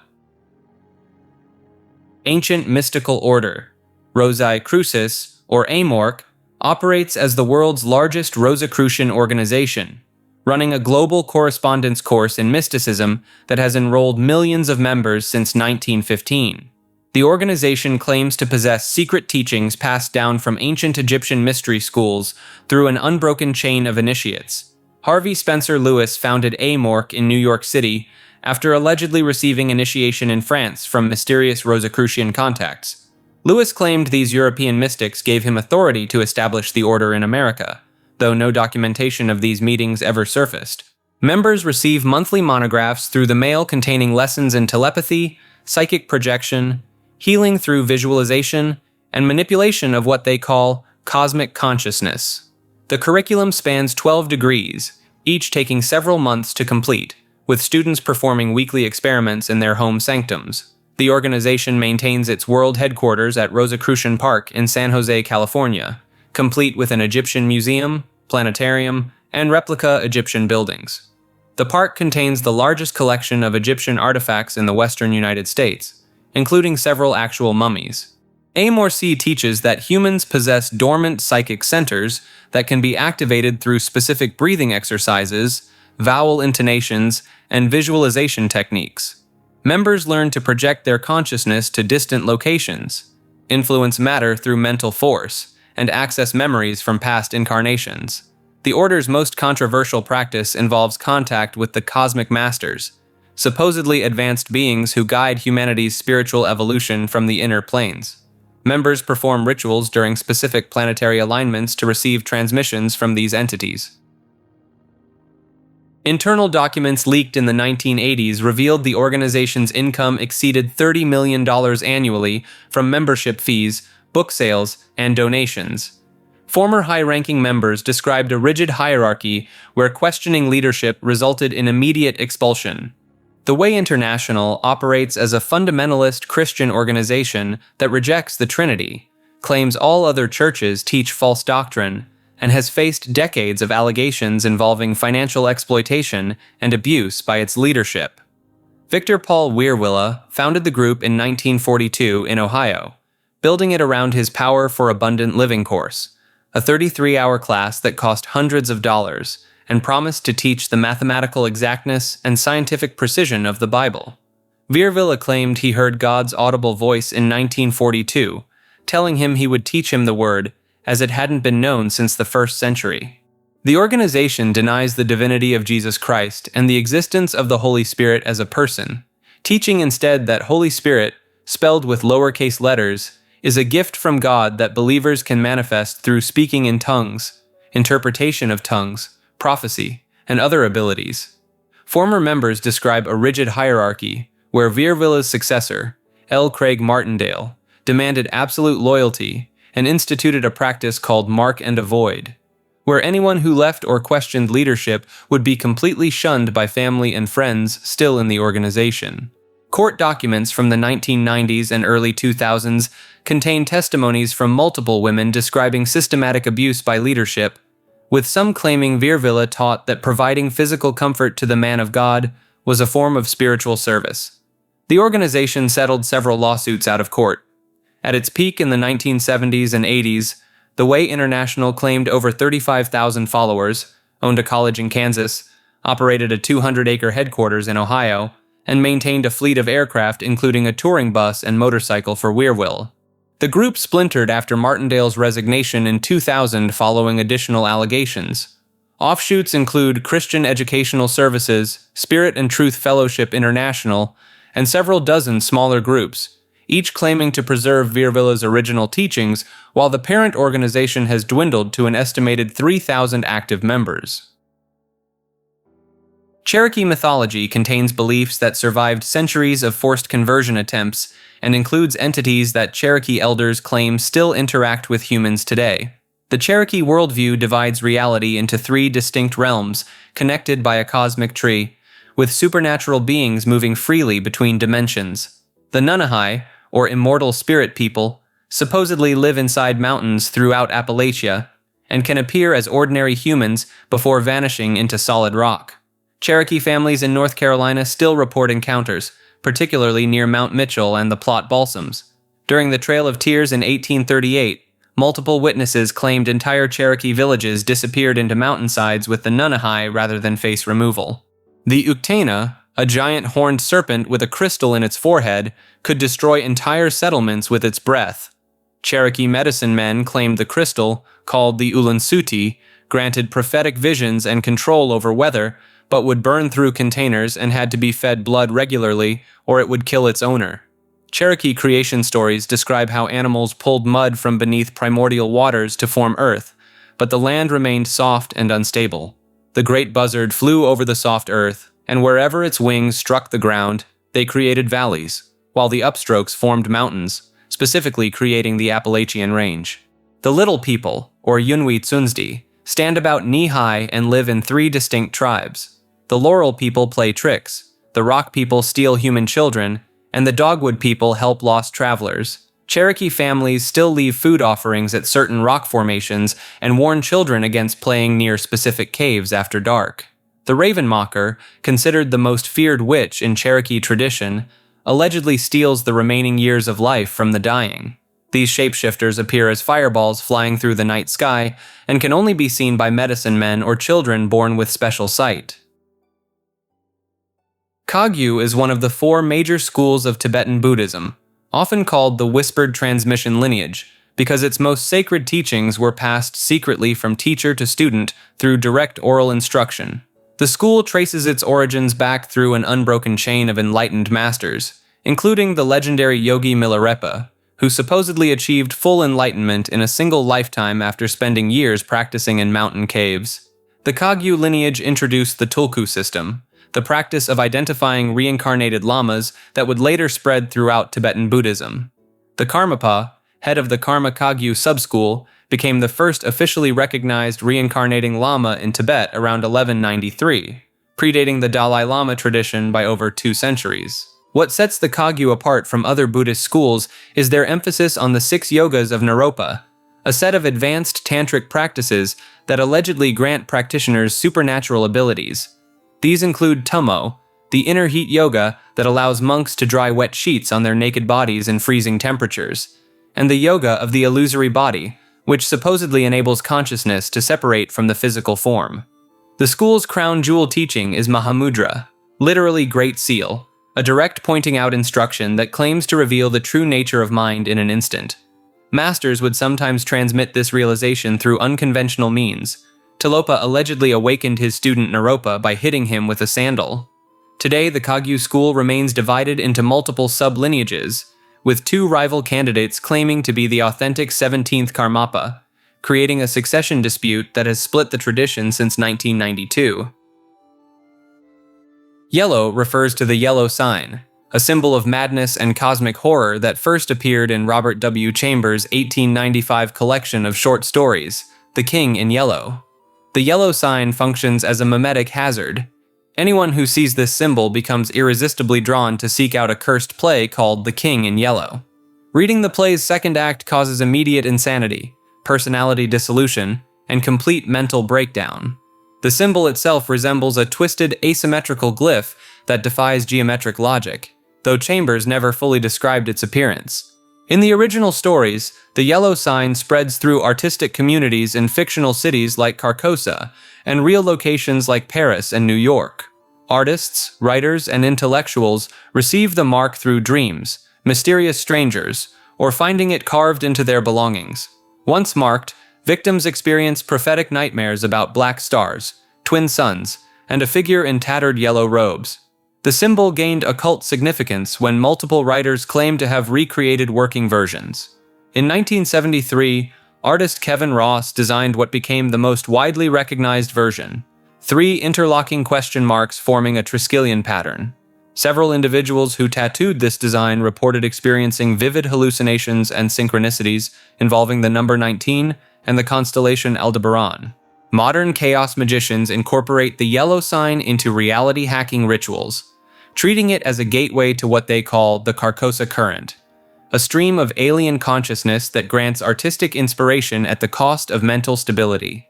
Online communities document supposed yellow sign encounters, including graffiti appearing overnight in abandoned buildings, and mass-shared dreams among people who view certain artistic works.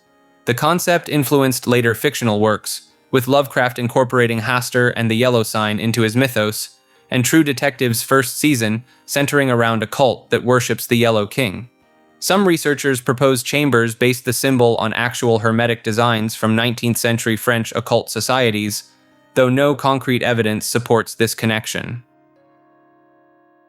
The Essenes were an ancient Jewish sect that vanished from history around 70 CE, leaving behind one of archaeology's most significant discoveries, the Dead Sea Scrolls. These scrolls, hidden in caves near Qumran for nearly 2,000 years, contain the oldest known copies of biblical texts, along with mysterious writings about an upcoming war between the Sons of Light and the Sons of Darkness. Unlike the Pharisees and Sadducees who operated within mainstream Jewish society, the Essenes removed themselves to desert communes where they practiced ritual purification baths multiple times per day. They rejected private property, shared all possessions communally, and according to the historian Josephus, could predict the future through the study of sacred texts and purification of the body. The group followed an extremely strict interpretation of Jewish law. They refused to defecate on the Sabbath, wouldn't carry weapons except when traveling, and new members underwent a 3-year initiation process that included surrendering all personal wealth to the community. Some scholars point to striking parallels between Essene practices and early Christianity. Both groups practiced ritual bathing or baptism, shared communal meals with bread and wine, and emphasized preparing for an imminent divine judgment. John the Baptist's location in the Judean desert, and his emphasis on purification through water, has led certain researchers to theorize he may have been an Essene or influenced by their teachings. The Essenes believed they were living in the end times and that a final battle between good and evil was imminent. Their war scroll describes in detail the 40-year conflict they expected, complete with battle formations, trumpet signals, and the divine intervention that would ensure their victory. After the Roman destruction of Jerusalem in 70 CE, the Essenes disappeared completely from historical records, their desert communities abandoned, their prophecies unfulfilled. Raptor Jesus combines the Son of God with a velociraptor, creating one of the internet's strangest mock religions. This meme deity emerged on 4chan around 2006, depicting Jesus Christ with the head of a carnivorous dinosaur from the Cretaceous period. The core mythology claims that Raptor Jesus went extinct for humanity's sins rather than dying on the cross. Followers jokingly assert that he roamed the Earth 65 million years ago, spreading his gospel to other dinosaurs before the asteroid impact. The most common depiction shows a velociraptor's head photoshopped onto religious artwork, often Renaissance paintings of Christ. Internet communities developed elaborate fake doctrines around this concept. The Church of Raptor Jesus maintains that traditional Christianity got the timeline wrong by about 65 million years. Their version of communion involves eating raw meat, since cooking wasn't invented yet. The mock prayer, "Our Raptor, who art extinct," became a widespread copypasta across forums. Some versions expand the lore considerably.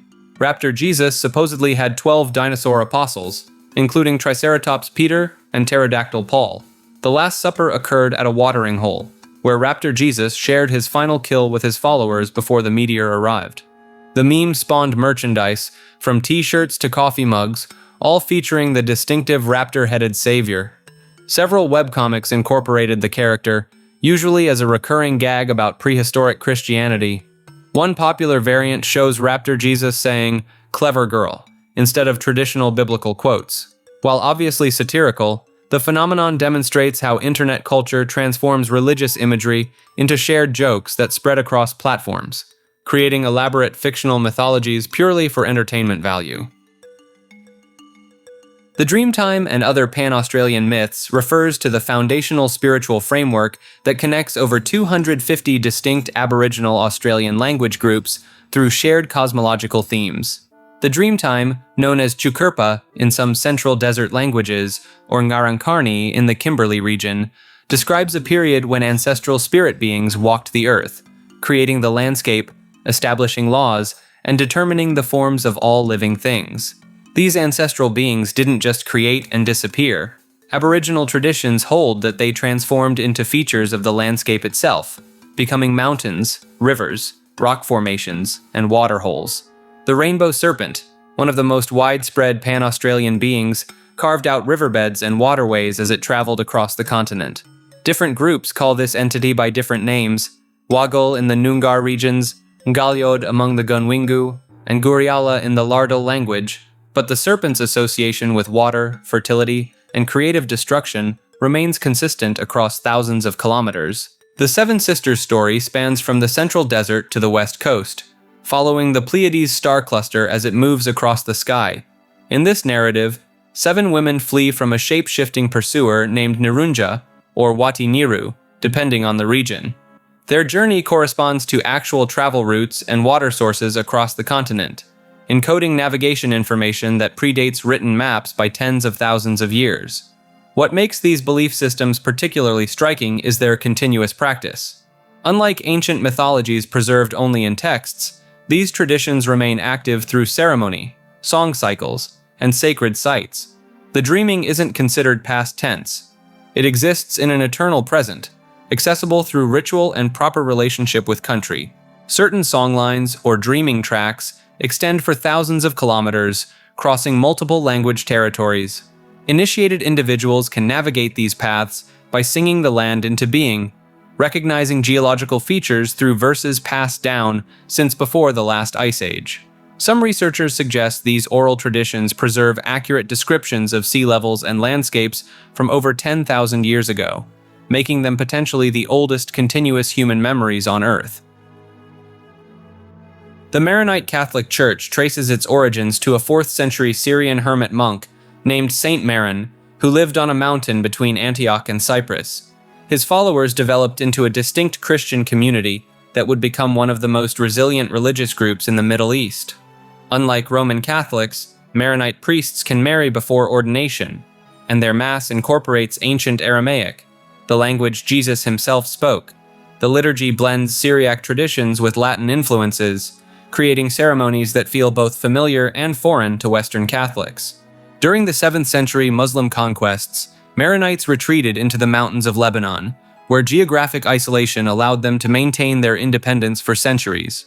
They elected their own patriarch without outside interference and developed a warrior monk culture to defend their territory. The Crusades marked a turning point when Maronites allied with European forces and formally united with Rome in 1182, though they kept their distinct practices. This connection to the West would later make them power brokers in Lebanese politics, with the country's constitution requiring the president to be a Maronite Christian. Their liturgical calendar follows different calculations than Rome, celebrating certain feasts on different dates. The consecration prayer at Mass invokes the Holy Spirit to transform the bread and wine, rather than relying on Christ's words of institution alone as in the Roman Rite. Today, more Maronites live outside Lebanon than within it, with large communities in Brazil, Argentina, Australia, and the United States, maintaining churches where ancient Syriac chants echo through modern buildings. The Syriac Catholic Church traces its roots to one of Christianity's oldest communities in Antioch, where followers were first called Christians. This Eastern Catholic Church maintains full communion with Rome while preserving ancient Middle Eastern traditions that date back nearly 2,000 years. The Church conducts its liturgy primarily in Syriac, a dialect of Aramaic, the actual language Jesus Christ spoke during his lifetime. When congregants recite prayers, they're using linguistic structures and words that would have been familiar to the apostles themselves. The Divine Liturgy of St. James, one of their primary services, claims direct descent from the worship practices of Jerusalem's earliest Christian community. The formal establishment of the Syriac Catholic Church occurred in 1781, when a group of Syriac Orthodox Christians entered communion with the Pope. This split created two parallel hierarchies, both claiming succession from the ancient See of Antioch, both using virtually identical liturgies, but one aligned with Rome and the other maintaining independence. Throughout the 20th and 21st centuries, Syriac Catholics have faced intense persecution across the Middle East. The Armenian Genocide of 1915 targeted Syriac Christians alongside Armenians, eliminating entire communities.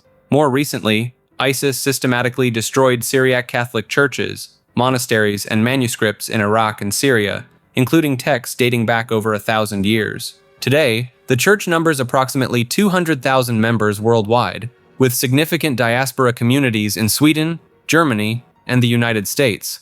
Despite its small size, the Syriac Catholic Church maintains 17 dioceses and continues ordaining married priests, a practice Rome permits for Eastern Catholic churches, while forbidding it in the Latin Church.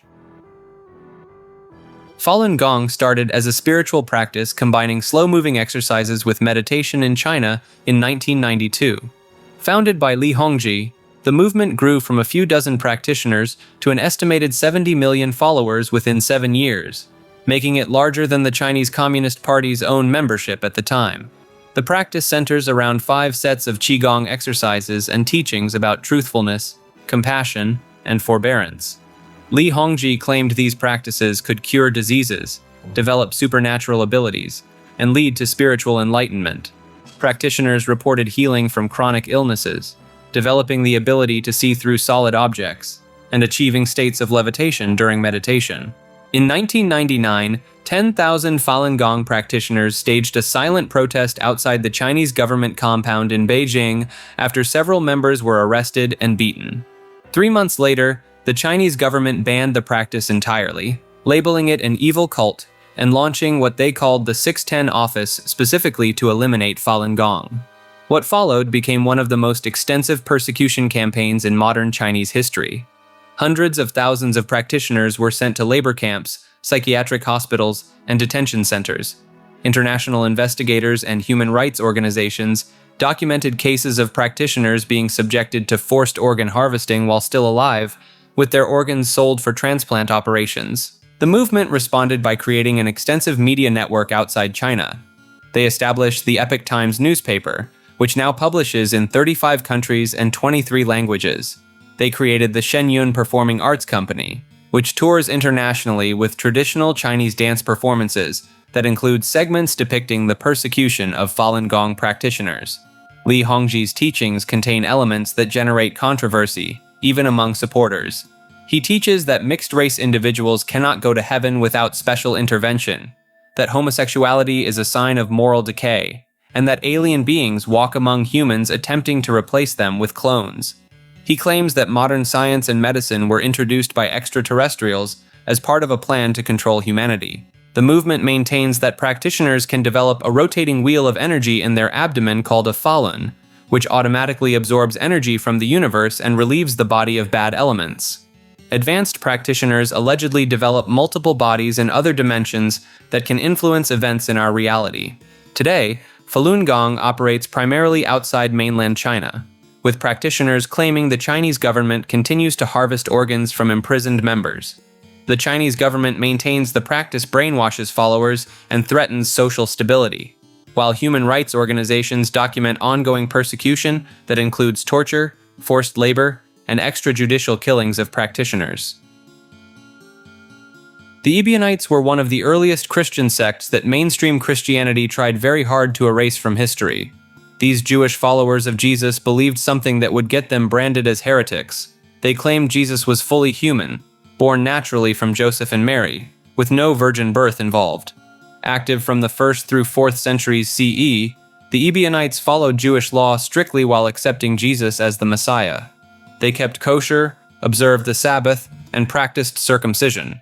Their name comes from the Hebrew word evionim, meaning the poor ones, possibly referring to their voluntary poverty or their claim to descend from the original Jerusalem church that pooled their possessions. The Ebionites used their own version of the Gospel of Matthew, written entirely in Hebrew or Aramaic, which reportedly removed the first 2 chapters containing the virgin birth narrative. Church Father Epiphanius claimed they also rejected Paul completely, calling him an apostate from the law and a false apostle who corrupted Jesus' true message. According to their beliefs, Jesus became the Messiah not through divine birth, but through perfect observance of Jewish law. Some Ebionite groups taught that any person could theoretically achieve what Jesus achieved through complete dedication to the Torah. The sect survived in pockets around Syria and Jordan until at least the 4th century, when increasing pressure from both rabbinical Judaism and Orthodox Christianity finally eliminated them. Their writings were systematically destroyed, and nearly everything we know about them comes from their enemies' accounts, particularly from church fathers like Irenaeus, Origen, and Eusebius, who wrote extensively about why the Ebionites needed to be condemned. Arminianism is a theological system that sparked centuries of heated debate within Protestant Christianity, fundamentally challenging the doctrine of predestination. Named after Dutch theologian Jacobus Arminius, this belief system emerged in the early 1600s as a direct response to John Calvin's teachings about salvation and divine sovereignty. The core controversy centers on whether humans have genuine free will in accepting or rejecting salvation. Arminius argued that God's grace could be resisted, that salvation could be lost, and that Christ died for all humanity, not just a pre-selected elect. This stood in stark contrast to Calvinist doctrine, which held that God had already chosen who would be saved before the foundation of the world. The conflict came to a head at the Synod of Dort in 1618 to 1619, where Dutch Reformed leaders condemned Arminian teachings as heretical. The Arminians presented 5 key points through a document called the Remonstrance, each directly contradicting Calvin's famous 5 points. These included conditional election based on foreseen faith, unlimited atonement, the necessity of grace for salvation, resistible grace, and the possibility of falling from grace. The theological implications were massive. If Arminianism was correct, it meant human choice played a crucial role in salvation. If Calvinism was correct, everything was predetermined by God's sovereign will. This divide shaped entire denominations. Methodists, many Baptists, and most Pentecostals embrace Arminian theology, while Reformed churches maintain strict Calvinism. The debate continues today, with some theologians attempting to find middle ground through systems like Molinism, which tries to reconcile divine sovereignty with human freedom through the concept of middle knowledge. Alaskan Native religion encompasses the spiritual traditions of over 20 distinct indigenous groups across Alaska, each with their own complex belief systems that developed over thousands of years in one of Earth's harshest environments. The Yupik and Inupiat peoples believe in Inua, a concept that every object, animal, and natural phenomenon possesses its own spirit or soul essence. This extends beyond living creatures. Mountains, rivers, tools, and even words themselves contain Inua that must be properly acknowledged and respected. One of the most striking ceremonies was the Bladder Festival, practiced by Yupik communities along the Bering Sea coast. hunters would carefully preserve the bladders of seals, walruses, and other marine mammals throughout the year, believing these organs housed the animals' souls. During the winter festival, these bladders would be inflated, painted, and hung in the Kosgik, or community house, where they received songs, dances, and offerings for 5 days before being returned to the sea through holes in the ice, ensuring the animals would be reborn and continue providing sustenance. The Angakuk, or shaman, served as the intermediary between the physical and spirit worlds. These individuals would undertake soul journeys to the ocean floor to negotiate with Sedna, the sea goddess who controlled marine life. According to Inuit tradition, when taboos were broken, Sedna's hair would become tangled with the sins of humanity, causing her to withhold seals and whales from hunters. The Angakuk would spiritually travel to her underwater home to comb her hair and convince her to release the animals. Transformation masks used in ceremonies could have multiple layers and moving parts, revealing different beings as the dancer pulled strings to open panels. A wolf face might open to reveal a human face inside, which could then split apart to show a spirit being, physically demonstrating the fluid boundaries between human, animal, and spirit forms. The Tlingit and Haida peoples of Southeast Alaska developed the potlatch ceremony, where wealthy individuals would give away or destroy vast amounts of property to demonstrate their status and redistribute wealth through the community. The Canadian government banned potlatches from 1884 to 1951, driving the practice underground. Many groups practiced ritualized storytelling during the dark winter months, with specific tales that could only be told when the sun disappeared for weeks at a time. These stories weren't mere entertainment, but served as spiritual instruction, encoding survival knowledge, moral teachings, and maps of both physical and metaphysical landscapes. The arrival of Russian Orthodox missionaries in the 1700s and later Protestant missionaries created unique syncretic practices. Some communities began depicting Christian saints with traditional indigenous iconography, while others incorporated Orthodox feast days into seasonal hunting ceremonies.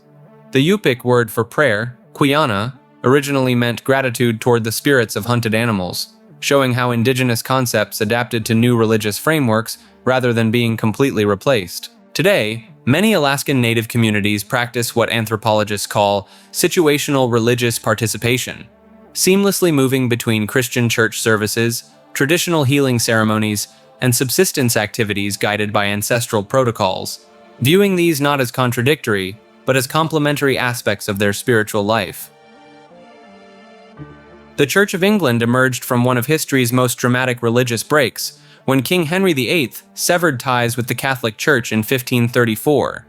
The immediate cause wasn't theological disagreement, but Henry's desperate need for a male heir. When Pope Clement VII refused to annul Henry's marriage to Catherine of Aragon, the king took matters into his own hands. Through the Act of Supremacy, Henry declared himself supreme head of the church in England, instantly transferring massive wealth and power from Rome to the English crown. Monasteries were dissolved, their lands seized, and their treasures confiscated in what became one of the largest property transfers in English history. The Church of England occupies a unique position as an established state church. The British monarch serves as its supreme governor, and 26 of its bishops sit in the House of Lords, directly influencing British law. This arrangement means that technically, every coronation is a religious ceremony, and the monarch must be Anglican.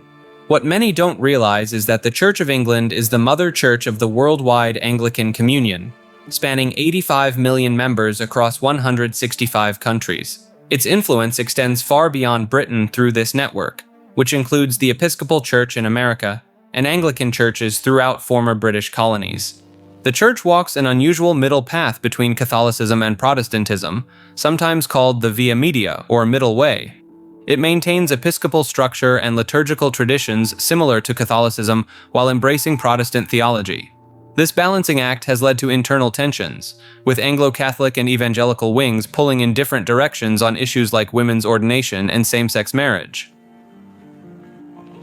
The invisible pink unicorn is a satirical deity created specifically to demonstrate the logical problems with unfalsifiable religious claims. The central joke lies in the immediate contradiction.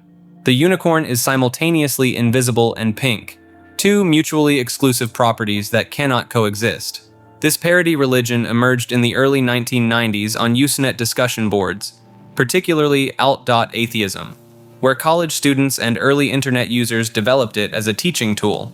The deity's followers claim they know through faith that she is pink, while logic tells them she must be invisible since no one can see her. The movement gained traction at Iowa State University around 1994, where students created an official manifesto declaring specific doctrines. According to their theology, the invisible pink unicorn has hooves that make no sound, leaves no tracks, and passes through walls.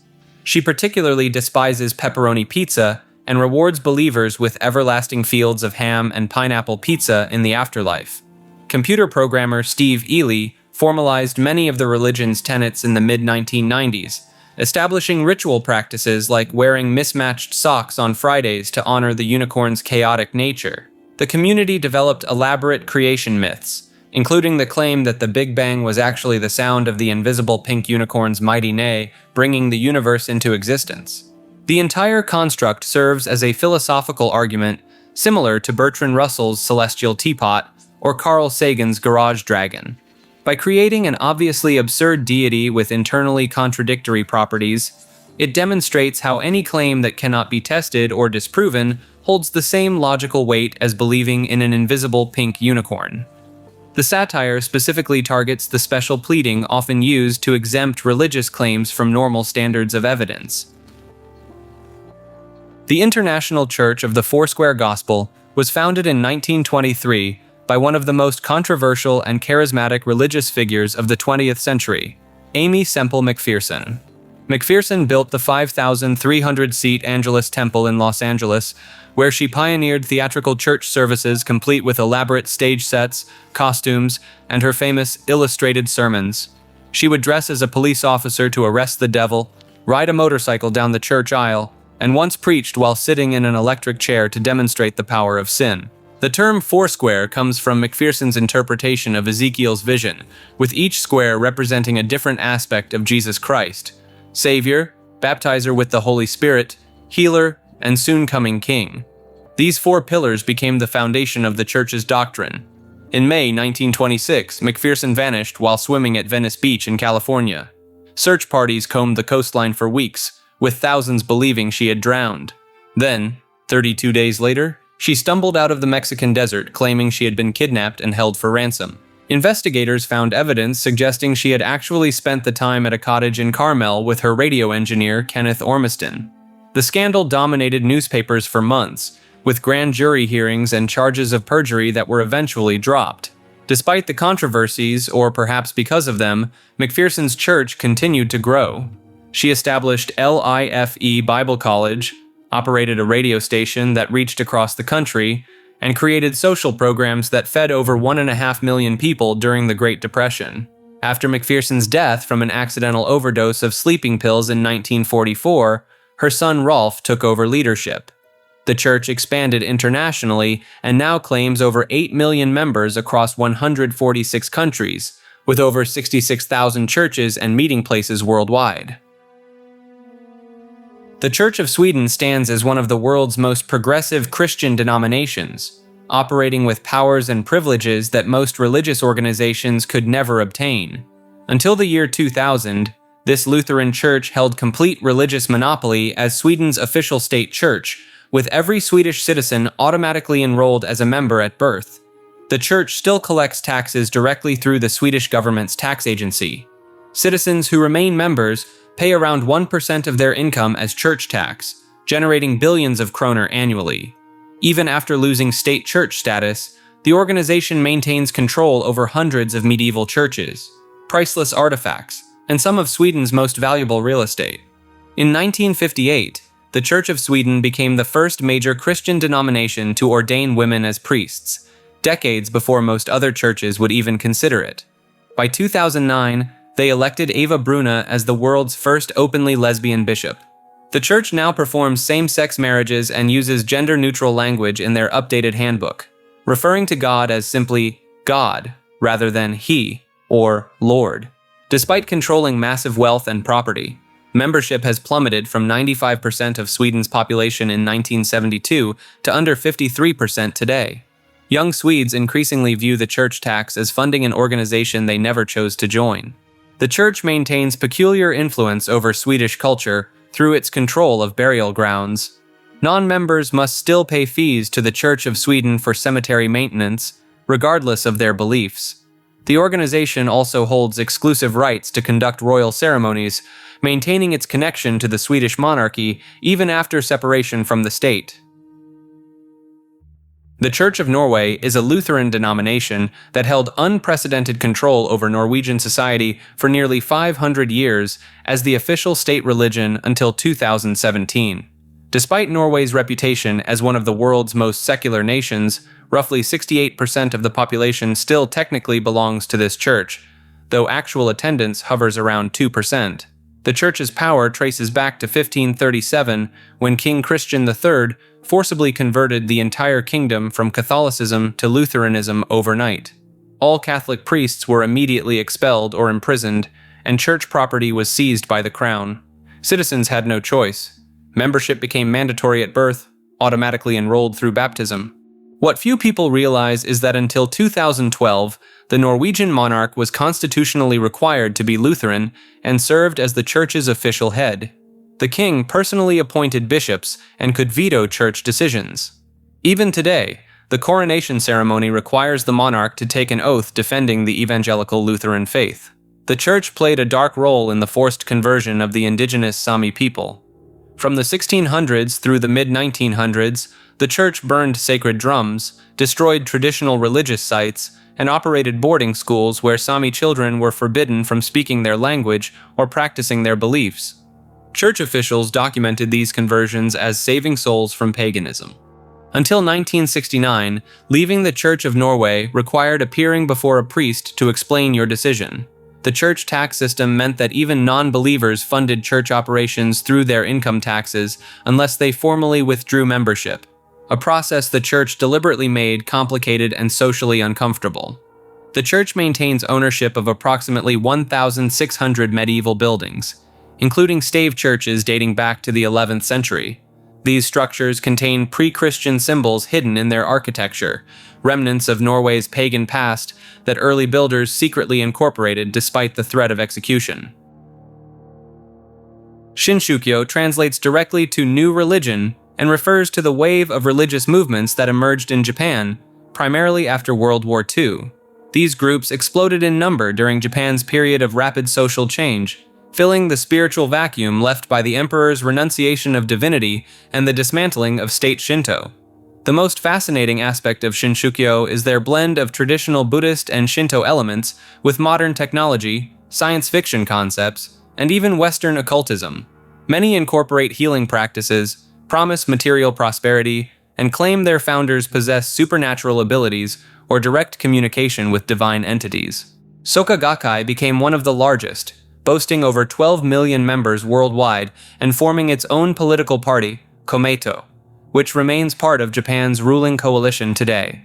Happy Science, founded by Ryuho Okawa in 1986, claims he channels the spirits of everyone from Buddha to Freddie Mercury, producing over 3,000 books of these supposed conversations. Perfect Liberty Kyodon teaches that life is art and operates golf courses as part of their religious practice. Tenrikyo believers perform a sacred dance called Teodori to sweep away spiritual dust from their souls. The darker side emerged with groups like Aum Shinrikyo, responsible for the 1995 Tokyo subway sarin gas attack that killed 14 people and injured thousands. This incident fundamentally changed how Japan views new religious movements, leading to stricter regulations and public suspicion. These movements typically promise immediate, tangible benefits rather than salvation in an afterlife. Members often pay substantial fees for spiritual training courses, sacred objects, or advancement through organizational hierarchies that mirror corporate structures more than traditional temples. The Church of South India stands as one of Christianity's most ambitious merger experiments, uniting 4 completely different denominations into a single body in 1947. This wasn't just another denominational split or reform movement. Anglican, Methodist, Presbyterian, and Congregational churches actually dissolved their separate identities to form something entirely new. The merger happened the same year India gained independence, with many viewing it as a religious parallel to the political unification happening around them. The union required solving theological puzzles that had divided Protestants for centuries. Episcopal churches insisted on apostolic succession through bishops. Presbyterians demanded democratic church governance through elected councils. Methodists wanted to preserve their revival traditions. Congregationalists required local church autonomy. Their solution created a hybrid system unlike anything in mainstream Christianity. Bishops exist but can't act without presbyter councils. Local congregations maintain independence while submitting to regional oversight. The Church recognizes both infant baptism and believers' baptism as equally valid. With 4 million members across southern India, the Church operates in Tamil, Telugu, Malayalam, and Kannada, rather than English. Their liturgy blends Anglican formality with Methodist enthusiasm, Presbyterian structure with congregational freedom. The merger faced immediate backlash. Several Anglican provinces refused to recognize their ministers. Conservative Presbyterians accused them of abandoning Reformed principles. Some Methodist congregations split rather than accept bishops. The experiment nearly collapsed multiple times in its first decade. Today, the Church runs thousands of schools and hospitals across South India, operating as one of the region's largest non-governmental service providers. Their theological colleges train ministers who can seamlessly move between high church ritual and low church simplicity, something virtually unknown in Western Christianity. Pietism began as a radical Protestant movement in late 1600s Germany that believed the established Lutheran Church had become spiritually dead. The movement's founder, Philipp Jakob Spener, organized secret house meetings called Collegia Pietatis, or schools of piety, where believers would gather for intense prayer sessions and Bible study outside official church oversight. These pietists claimed they could achieve a direct emotional connection with the divine through what they called the inner light, a personal spiritual awakening that made traditional church authority unnecessary. Members would often experience dramatic conversion moments accompanied by weeping, trembling, and claims of receiving direct messages from God. The movement spread rapidly through German universities, particularly at Halle, where August Hermann Francke established an entire pietist colony. This included orphanages, schools, and a printing press that distributed millions of Bibles and religious tracts across Europe. Francke's institutions operated on the principle that children could be molded into perfect Christians through strict discipline and constant religious instruction. Pietist communities developed distinctive practices that set them apart from mainstream Protestants. They rejected dancing, theater, and most forms of entertainment as worldly corruptions. Some groups practiced confession of sins before the entire congregation, creating intense social pressure and control mechanisms within their communities. The movement's influence extended far beyond Germany. Count Nikolaus von Zinzendorf transformed his estate into a pietist commune called Herrnhut, which became the birthplace of the Moravian Church. These Moravians sent missionaries to the Americas, Africa, and Asia decades before other Protestant groups, often selling themselves into slavery to reach enslaved populations. Pietism's emphasis on personal religious experience over theological doctrine would later inspire John Wesley's Methodist movement and shape American evangelicalism, making it a crucial link between the Protestant Reformation and modern charismatic Christianity. Confessionalism emerged in the 16th century as different Protestant groups began drawing hard lines around their specific beliefs, creating detailed documents that functioned like spiritual constitutions. These confessions weren't just statements of faith, they became weapons in theological warfare, tools of political control, and tests that could determine whether someone lived or died. The Augsburg Confession of 1530 split Europe into armed camps. Lutheran princes used it to justify military alliances against Catholic forces, while the Formula of Concord in 1577 demanded such precise theological agreement that it fractured Lutheran communities across Germany. Pastors who refused to sign faced immediate exile. In Scotland, the Westminster Confession became law in 1647, making specific theological positions legally enforceable. Citizens could be prosecuted for denying predestination or infant baptism. The Heidelberg Catechism contained 129 questions and answers that children had to memorize perfectly before receiving communion. Failure meant social ostracism. The movement created the phenomenon of paper popes, written documents that held absolute authority over conscience and practice. The canons of Dort spelled out the 5 points of Calvinism with such precision that disagreeing with even subtle interpretations led to purges of university faculties and mass firings of clergy across the Netherlands. Modern confessionalist churches still require members to affirm these historic documents word for word, treating 400-year-old texts as unchangeable divine truth. Some denominations mandate annual subscription ceremonies where pastors must publicly swear allegiance to every syllable of their confession or lose their ordination immediately. The Church of the Children of Adam started as a fictional religion in the Fallout video game series, but its philosophy has attracted real-world followers who find meaning in its nuclear mysticism. In the games, this group worships atomic radiation as a divine force. Members believe that every atomic fission creates infinite new universes, with each split atom birthing entire realities. They call this process division, the moment when atoms divide and create new worlds through nuclear fire. The church first appeared in Fallout 3, centered around an undetonated atomic bomb in the town of Megaton. Confessor Cromwell led services while standing in irradiated water, preaching that radiation brings believers closer to Adam, their deity. Members actively seek out radiation exposure, viewing it as communion with their God.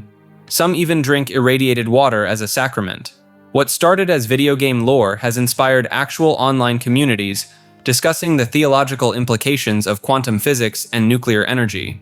These groups debate whether the many worlds interpretation of quantum mechanics validates the church's core belief about atomic division, creating parallel universes.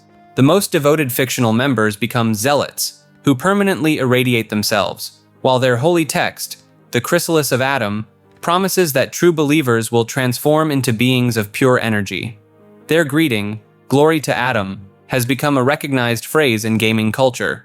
In Fallout 4's Far Harbor expansion, the church evolved into a major faction with complex internal politics, military capabilities, and a prophet called the Mother of the Fog, who claims direct visions from Adam himself. This entry, Zwinglianism, refers to the theological movement founded by Huldrych Zwingli, a Swiss priest who sparked his own version of the Protestant Reformation, independently from Martin Luther. While Luther gets most of the spotlight in Reformation history, Zwingli was leading a parallel revolt against the Catholic Church in Zurich, Switzerland, starting in 1519. The most controversial aspect of Zwinglianism centers on communion, where Catholics believed the bread and wine literally became the body and blood of Christ, and Luther believed Christ was somehow present in, with, and under the elements. Zwingli went full symbolic. He argued the bread and wine were purely commemorative symbols, nothing more.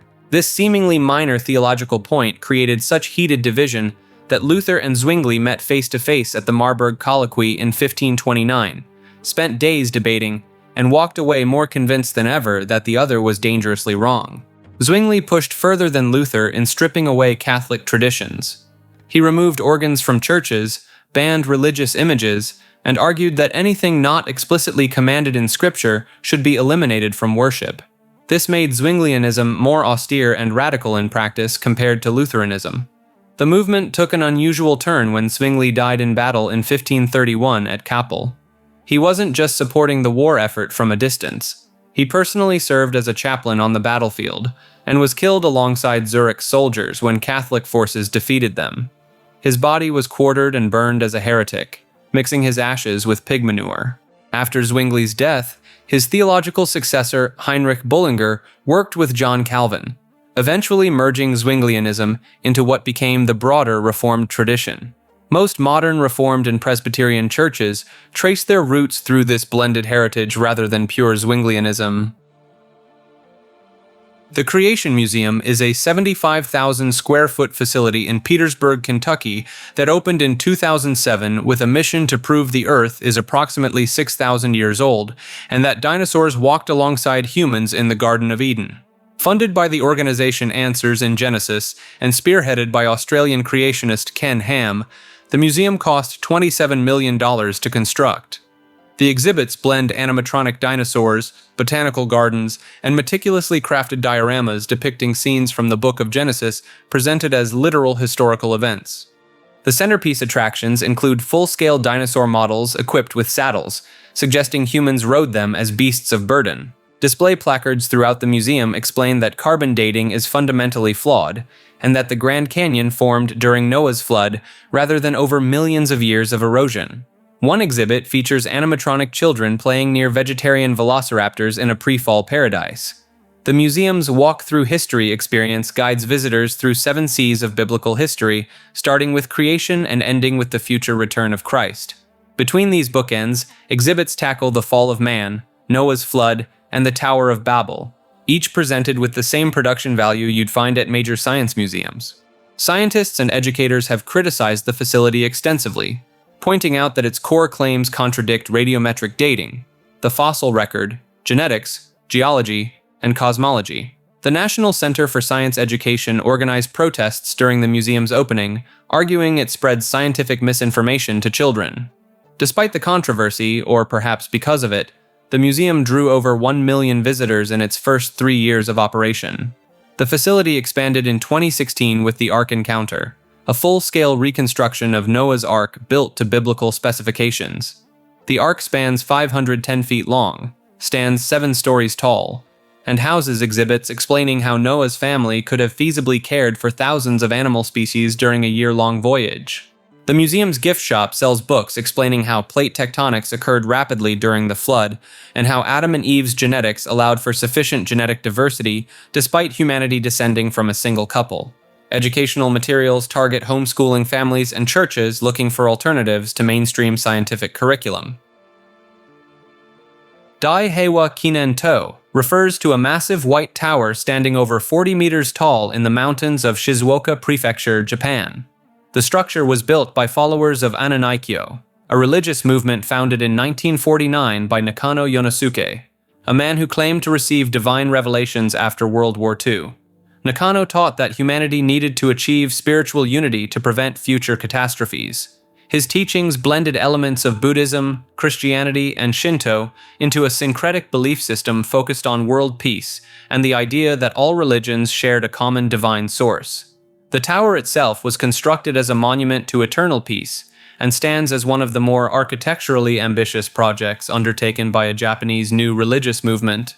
The construction took place during the 1950s, when Ananikyo experienced rapid growth. Members donated funds and labor to build this monument, which was designed to serve as both a memorial for war victims and a symbol of the movement's vision for global harmony. The tower contains religious artifacts and serves as a pilgrimage site for believers. Ananikyo attracted thousands of followers at its peak, particularly among those seeking spiritual meaning in post-war Japan. The movement established multiple facilities and temples across the country, though the Great Peace Memorial Tower remains its most recognizable landmark. The organization still exists today, though membership has declined significantly from its mid-20th century heights. The tower continues to stand in the mountains, a testament to one founder's vision of uniting humanity through spiritual awakening. The Ulster Volunteer Force stands as one of the most significant loyalist paramilitary organizations to emerge from Northern Ireland's sectarian conflict known as the Troubles. Formed in 1966, the group took its name from an earlier militia that had opposed Irish Home Rule in 1912. The modern UVF declared itself the armed defender of Protestant communities and British sovereignty in Northern Ireland. Their founding members included former British soldiers who believed Republican forces threatened to absorb Northern Ireland into a united Catholic Ireland. The organization operated on a cell-based structure, recruiting primarily from working-class Protestant neighborhoods in Belfast and throughout Ulster. Members viewed themselves as soldiers in a religious and political war, targeting Catholic civilians, Irish Republican Army members, and anyone they perceived as threatening loyalist interests. Between 1966 and their ceasefire in 1994, the UVF carried out hundreds of attacks. Their first confirmed action involved the elimination of a Catholic bartender in Belfast, setting a pattern of sectarian targeting that would define their operations for decades. The group bombed pubs, removed individuals from their homes, and conducted coordinated strikes against Republican areas.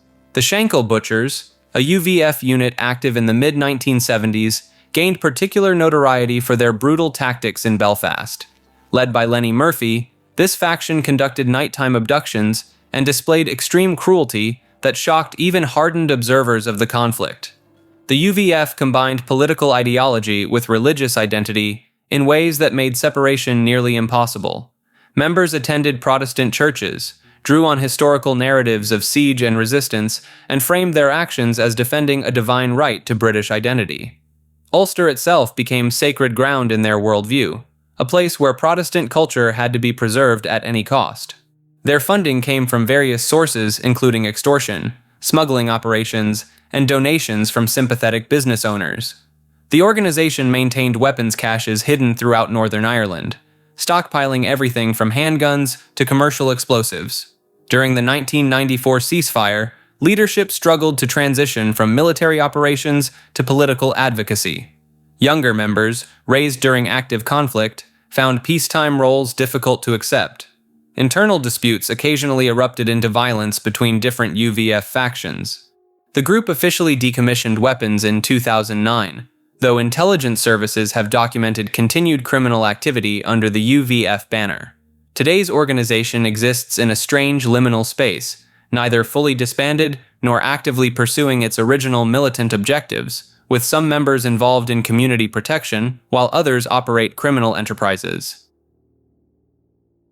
The cult of the Supreme Being takes us to revolutionary France in 1794, where the government decided that abolishing Christianity wasn't enough. They needed to replace it with something else entirely. Maximilien Robespierre, the face of the Reign of Terror, introduced this new state religion on May 7, 1794. The concept was simple: acknowledge a supreme deity and the immortality of the soul, but strip away all the saints, sacraments, and priests of Catholicism. Think Enlightenment philosophy repackaged as mandatory civic worship. The grand debut came on June 8, 1794, during the Festival of the Supreme Being. Robespierre, dressed in a blue coat and clutching a bouquet of flowers, led a procession of hundreds of thousands through Paris. He set fire to cardboard statues representing atheism, vice, and folly. When the flames died down, a statue of wisdom emerged from the ashes, though witnesses noted it had been charred black by the smoke, which wasn't exactly the intended symbolism. Robespierre effectively positioned himself as the high priest of this new order, delivering sermons about virtue and civic duty. He declared that the French Republic would officially recognize the existence of a supreme being and the immortality of the soul. Previous attempts at de-Christianization, including the more radical cult of reason, were deemed insufficient. The festivals featured elaborate pageantry, artificial mountains constructed in public squares, citizens dressed as allegorical figures, hymns composed specifically for these ceremonies. Everything was designed to inspire civic virtue and revolutionary fervor through theatrical spectacle. The whole experiment lasted less than 2 months. On July 28, 1794, Robespierre was arrested and executed by guillotine.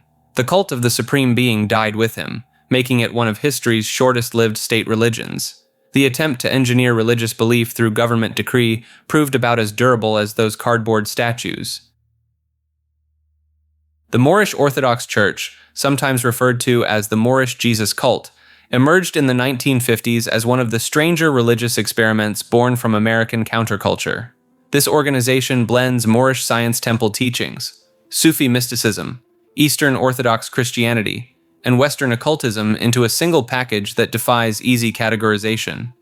The church was co-founded in 1957 by Walter Eugene King, who went by the name Noble Drew Ali Bey, though he had no direct connection to the original Noble Drew Ali, who established the Moorish Science Temple decades earlier. King worked alongside poet and anarchist Hakim Bey, whose writings on temporary autonomous zones would later influence rave culture and digital activism. These founders created a religious framework that claimed all African Americans descended from ancient Moorish peoples and that Jesus Christ himself was of Moorish origin. Their central doctrine argues that Christianity was originally an African religion, stolen and corrupted by Europeans who whitewashed its history. According to their teachings, the true Jesus was a dark-skinned Moorish man whose message of liberation was deliberately obscured. Members practice a blend of Islamic-style prayer, Orthodox Christian liturgy, and psychedelic-influenced meditation techniques that allegedly unlock ancestral memories. The church never grew particularly large, but its influence spread through underground networks in New York City during the 1960s and 70s. Members gathered in apartments and basements for ceremonies that combined cannabis sacraments, Sufi whirling, and chanting in made-up languages they claimed were ancient Moorish tongues. They issued their own passports declaring Moorish nationality and rejected United States citizenship entirely. What made the Moorish Orthodox Church particularly notable was its role as a meeting ground for radical thinkers, artists, and musicians. Beat poets, jazz musicians, and early hippie philosophers cycled through its services, drawn by its promise of spiritual authority outside mainstream religious institutions. The organization functioned less as a traditional church and more as a philosophical salon where esoteric ideas mixed freely with political radicalism. Their theology borrowed heavily from existing movements while adding unique twists. From the Moorish Science Temple, they took the concept of Moorish identity and nationality. From Sufism, they adopted mystical practices and the idea of direct experience with the divine. From Orthodox Christianity, they borrowed liturgical elements and iconography, though they reinterpreted these through their Moorish lens. The result was a religious hybrid that appealed to those seeking alternatives to both mainstream Christianity and conventional Islam. The church also claimed lineage through a series of questionable historical connections. They asserted ties to medieval Moorish kingdoms in Spain, ancient African Christian communities, and secret societies that allegedly preserved the true teachings of Jesus through the centuries.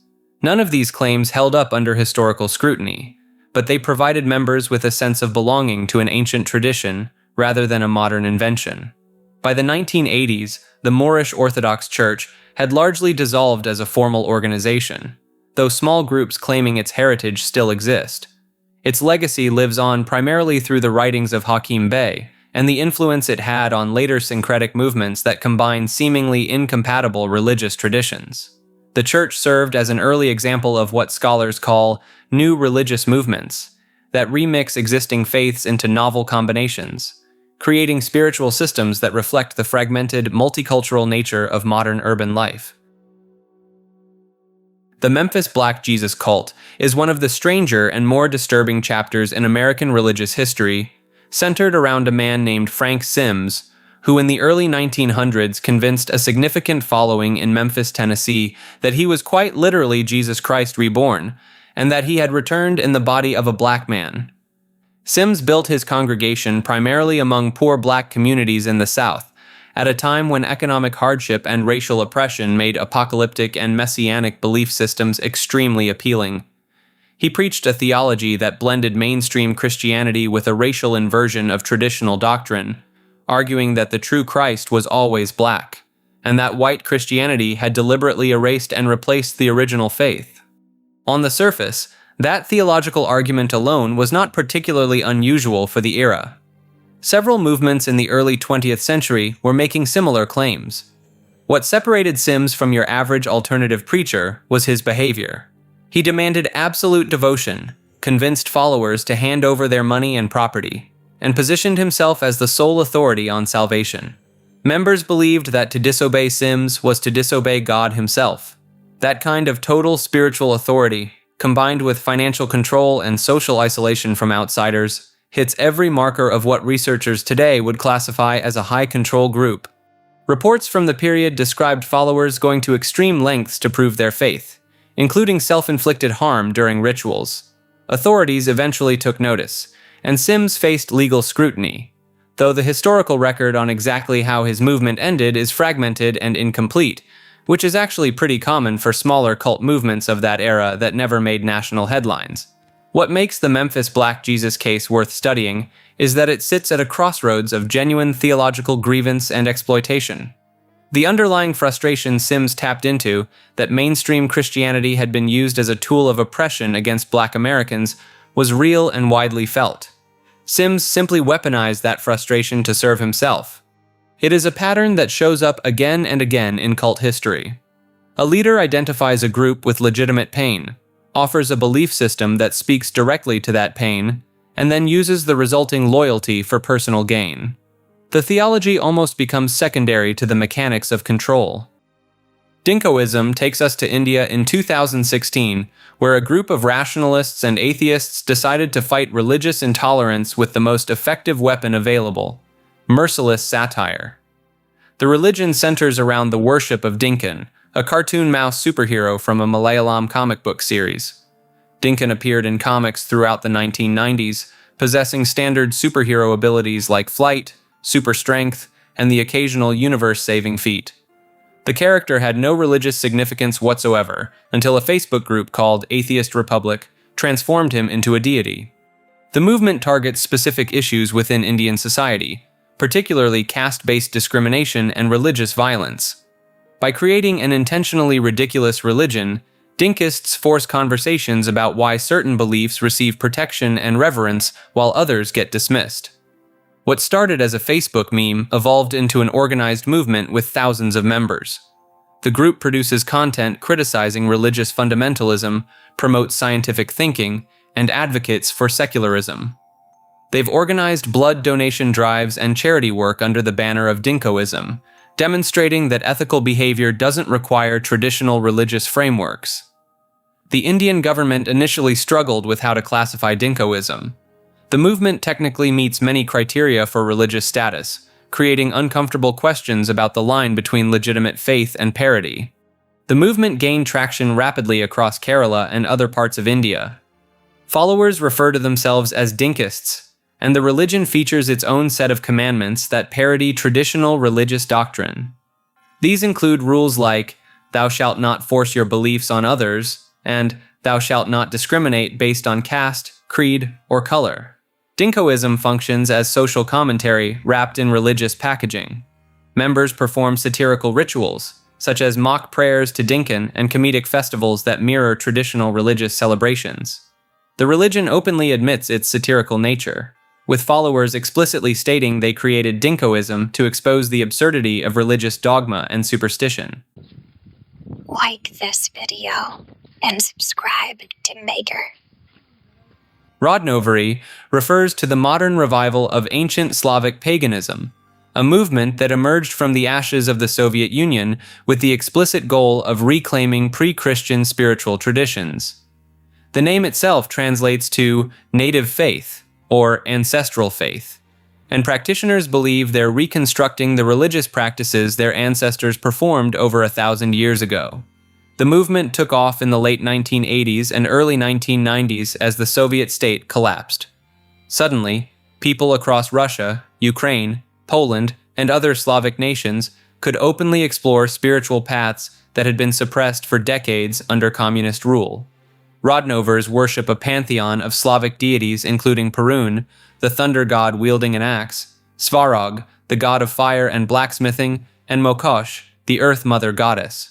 Their practices center around nature worship, seasonal festivals, and attempting to recreate ancient rituals based on fragmented historical records, folklore, and archaeological findings. They celebrate holidays tied to the solstices and equinoxes, perform outdoor ceremonies in sacred groves, and some groups construct wooden idols of their gods in the style of ancient Slavic tribes. The challenge facing Rodnovery involves its historical authenticity. Christianity wiped out most written records of Slavic paganism over a millennium ago, leaving modern practitioners to piece together their religion from scraps. The Book of Velas, a text that surfaced in the early 20th century, claiming to be an ancient Slavic religious manuscript, became central to many Rodnover groups. The problem is that most scholars consider it a modern forgery, though believers continue to treat it as genuine scripture. The movement splits into wildly different factions. Some groups practice peaceful nature spirituality and community building. Others have embraced far-right nationalism, using their pre-Christian roots to promote ideas of Slavic racial purity and superiority. These extremist wings have adopted Rodnovery as a vehicle for political ideology, claiming that returning to ancestral faith means rejecting foreign influences, which they define as anything non-Slavic. Vyacheslav Cherkasov became one of the most prominent Russian Rodnover leaders, founding the Circle of Pagan Tradition in Moscow, and writing extensively about Slavic spiritual practices.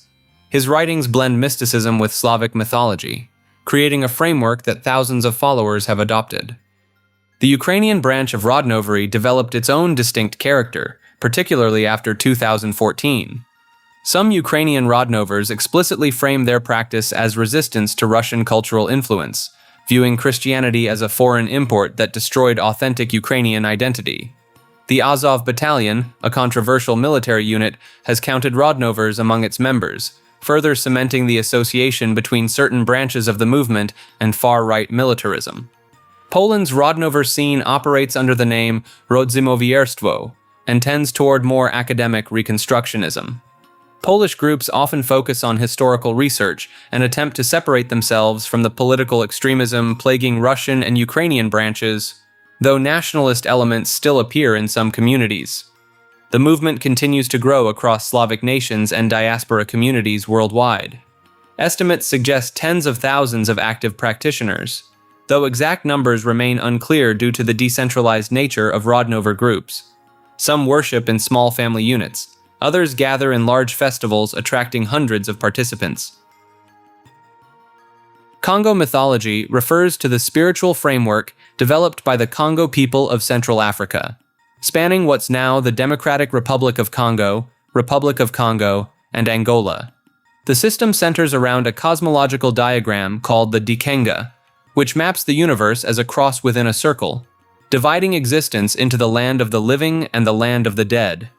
The Dikenga positions the sun's journey as the key to understanding reality. The top of the cross marks noon, the peak of life and power. The bottom represents midnight, the realm of ancestors and spirits. The horizontal line traces birth on one side and death on the other. This wasn't just philosophical abstraction. Practitioners drew this symbol on the ground during rituals, walked its path during ceremonies, and used it to navigate the relationship between worlds. At the center of Congo cosmology sits Nzambi Mpungu, the supreme creator who set everything in motion but remains distant from daily affairs. The real spiritual action happens through intermediary forces called Nkisi, objects imbued with spiritual power through specific materials, invocations, and sometimes the placement of medicines or sacred substances. Each Nkisi served distinct purposes, from healing illnesses to binding oaths to protecting communities. Water holds particular significance through spirits called Simbi, entities dwelling in rivers, springs, and pools. These weren't gentle nature spirits. The Simbi possessed knowledge of herbalism, divination, and the mysteries between life and death. Accessing their wisdom required careful ritual and respect, as offending a Simbi could bring misfortune or illness. The crossroads emerge as sacred spaces in Congo belief, physical manifestations of the Dikenga's intersection, points where the living world meets the spirit realm. Practitioners left offerings at crossroads, performed divination there, and called upon spiritual forces at these threshold locations. Congo spiritual practices survived the transatlantic journey through enslaved populations, transforming but maintaining core elements in traditions like Palo Mayombe in Cuba, Hoodoo in the United States, and certain aspects of Haitian Vodou. The cosmogram appears in African American grave decorations, the use of crossroads in Southern conjure work, and the continued veneration of water spirits across diaspora communities. Modern practitioners still work within Congo frameworks, particularly in Central Africa, where the traditions never fully disappeared despite colonial and missionary pressure. The system offers a complete worldview connecting cosmology, ethics, healing, and ancestor veneration into a unified spiritual practice that's influenced religious development across the Atlantic world far beyond what most people realize. Finnish mythology stands apart from the Viking sagas most people associate with Northern Europe. The primary source, the Kalevala, compiled in the 1800s from centuries of oral tradition, reads less like a typical creation myth and more like a catalog of practical magic spells with a plot woven between them. The central figure, Vainamoinen, doesn't conquer through strength or warfare. He's an eternal sage who literally sings reality into existence. When he needs a boat, he chants it into being. When enemies attack, he drowns them in magical floods summoned through verse. The concept of words holding tangible power saturates every layer of this mythology. The most mysterious element involves the Sampo, a magical mill that generates infinite wealth, salt, and grain from nothing. Its exact nature remains deliberately vague in the texts. Different scholars argue it represents anything from a world pillar to an ancient handmill to something entirely supernatural. The entire second half of the Kalevala revolves around stealing this object from Louhi, a witch queen who rules the northern wasteland of Pojola. Luhi herself embodies a distinctly Finnish approach to magic. She's not purely evil or good, she simply operates by different rules. She transforms into giant eagles, commands diseases, and steals the sun and moon when angered. Her daughters become prizes in impossible tasks, like forging a boat from a swan's feather, or plowing a field of vipers. The smith god Ilmarinen creates the Sampo through 7 days of continuous forging, though the text never explains how flour, salt, and gold emerge from metalwork.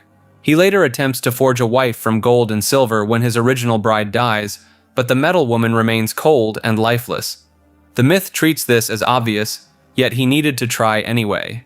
Bear worship forms a crucial component that survived well into Christian times. Hunters performed elaborate ceremonies before and after killing bears, including multi-day feasts where they apologized to the bear's spirit, explained the death was accidental, and sang songs praising its divinity.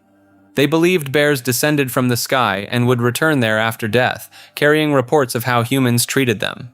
The Finnish underworld, Tuonela, functions as a twisted mirror of the living world. The dead continue their regular activities in a dim, shadowy version of life. The river of Tuonela flows with swords and razors instead of water. Wainamoinen visits to retrieve lost knowledge and barely escapes when the hostess tries to trap him forever. He constructs an impossible raft from iron to cross back. Shamanic practices thread through every story.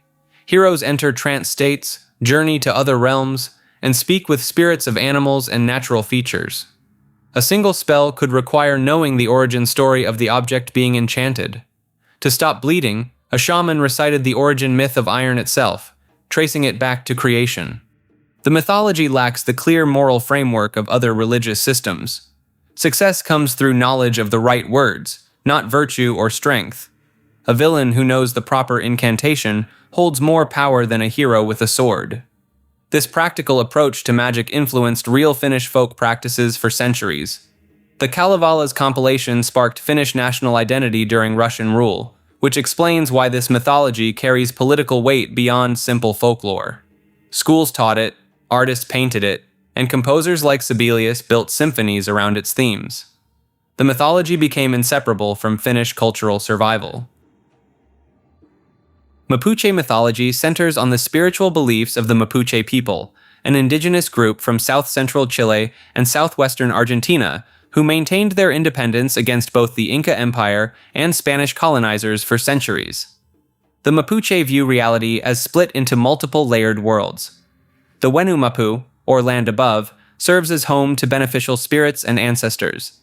The Nag Mapu is the earthly realm where humans live. Below exists the Minche Mapu, a dark underworld inhabited by malevolent forces. These aren't metaphorical concepts but literal places that shamans claim to travel between during spiritual journeys. Pilin are powerful ancestral spirits who inhabit volcanoes and mountains.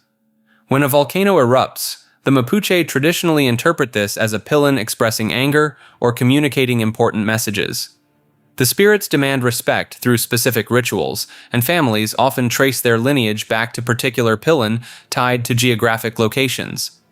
Every element of nature has a Nyen, a protective spirit that owns and guards it. There's a Nyen for water, forests, mountains, and even specific animals. Asking permission from these spirits before hunting, gathering, or using natural resources is considered essential. Failure to do so brings misfortune or illness. The Machi serve as shamanic healers, spiritual leaders, and intermediaries between worlds. Most Machi are women, though men called Machi Y also practice. They enter trance states by climbing a rewe, a sacred ladder carved from wood, while drumming on a kultrun, a ceremonial drum painted with cosmological symbols. During these rituals, Machi diagnose illnesses by communicating with spirits and prescribe treatments combining herbal medicine with spiritual cleansing. On the opposite end exists the Kalku, sorcerers who practice harmful magic. The Kalku can send Wekufe, evil spirits that cause disease, accidents, and death. These malevolent entities take various forms, from phantom animals to shapeshifters that appear as whirlwinds or strange lights in the night. Communities traditionally called upon Machi to combat Kalku attacks through protective rituals and spiritual warfare. Spanish colonization attempted to suppress these practices for over 300 years, Yet Mapuche spirituality persisted. Catholic imagery merged with traditional beliefs in some communities, while others maintained pure indigenous practices in secret. Contemporary Mapuche activism often combines political resistance with spiritual revival, as communities fight to protect sacred sites from logging companies and hydroelectric projects. Modern Machi still conduct healing ceremonies, though they face skepticism from both mainstream Chilean society and evangelical Christian groups that have gained influence in Mapuche territories. Some Machi have reported persecution, with their rewe being burned or their practices being dismissed as superstition, even as medical anthropologists document their sophisticated understanding of local medicinal plants. Patripassianism centers on one of Christianity's most condemned early theological positions. The name itself reveals the controversy.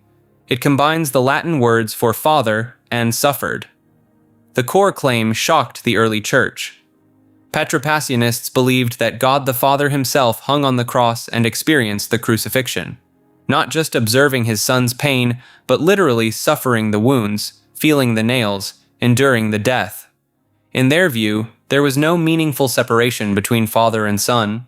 They were the same being wearing different masks depending on the situation.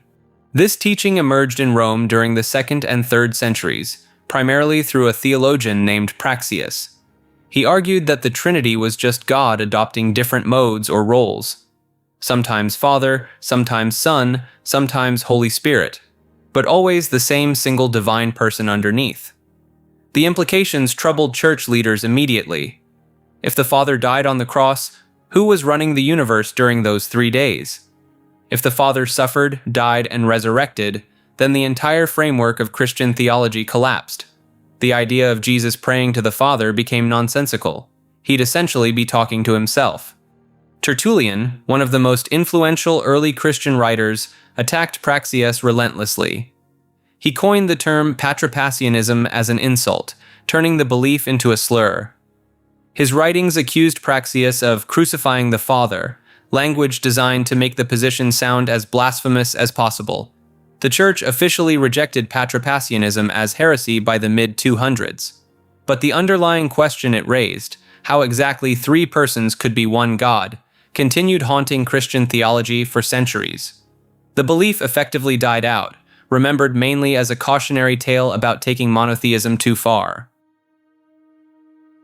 Palo refers to Palo Mayombe, an Afro-Caribbean religion that originated in Cuba through the spiritual traditions of enslaved people from the Congo Basin. The practice centers around communicating with the dead and harnessing natural forces through a sacred object called a nganga or prenda. The nganga itself is a cauldron or pot that contains sticks, bones, earth from specific locations, and other elements believed to house a spirit. Practitioners known as paleros dedicate years to building relationships with these spirits, feeding them offerings of alcohol, tobacco, and animal blood. The nganga is treated as a living entity with its own personality and preferences. Unlike Santeria, which syncretized with Catholicism and works primarily with orishas, Palo operates through contracts with the dead and spirits of nature called mpungos. The religion divides into different branches, with Palo Monte being more aligned with positive work and Palo Mayombe focusing on power without moral restrictions. This distinction matters because some paleros will take on any request regardless of intent, while others maintain ethical boundaries. The practice gained notoriety in the 1980s when Florida serial killer Adolfo Constanzo claimed to follow Palo, though actual practitioners point out he bastardized the tradition for his own purposes. His case brought unwanted media attention that portrayed Palo as purely malevolent, when in reality, most paleros use their knowledge for healing, protection, and solving practical problems. Initiation into Palo involves receiving cuts on the body and having sacred marks called rayas drawn in specific patterns. New initiates undergo a ceremony where they're spiritually bound to their own nganga, creating a lifelong partnership with the spirit inside. The entire process emphasizes respect for the dead and recognition that these forces demand proper treatment. The religion remains largely oral and secretive, with knowledge passed directly from godparent to godchild. Written materials are rare and often deliberately vague to prevent outsiders from attempting practices without proper training. Novatianism was an early Christian sect that split from the mainstream church over a question that sounds almost absurdly simple. Can you forgive someone who betrayed their faith to save their own life? The year was 250 CE, and Roman Emperor Decius had just launched one of the most brutal persecutions Christians had faced. Officials forced citizens to publicly offer sacrifices to Roman gods and obtain certificates proving their compliance. Thousands of Christians crumbled under torture and threat of execution. They burned incense to pagan deities, denied Christ, and walked away with their lives intact. When the persecution ended, these lapsed Christians wanted back in.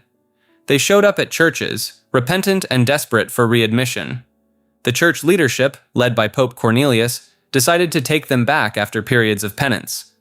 Harsh, but ultimately forgiving. Novatian, a respected priest and theologian in Rome, lost his mind over this decision. He argued that the church had no authority to forgive such serious sins. Apostasy, adultery, and murder were beyond human absolution. Only God could forgive these transgressions, and probably wouldn't. The church needed to remain pure, untainted by those who had proven themselves weak when it mattered most. In 251 CE, Novatian got himself consecrated as a rival bishop of Rome, creating one of Christianity's first major schisms. His followers called themselves the Pure Ones and established their own network of churches across the Roman Empire. They refused communion with anyone who had lapsed, anyone who associated with the lapsed, and eventually anyone who showed the slightest moral weakness. The Novatianist churches lasted for centuries, maintaining their rigid standards while the mainstream church grew by embracing repentant sinners. They spread through North Africa, Spain, and even reached Constantinople.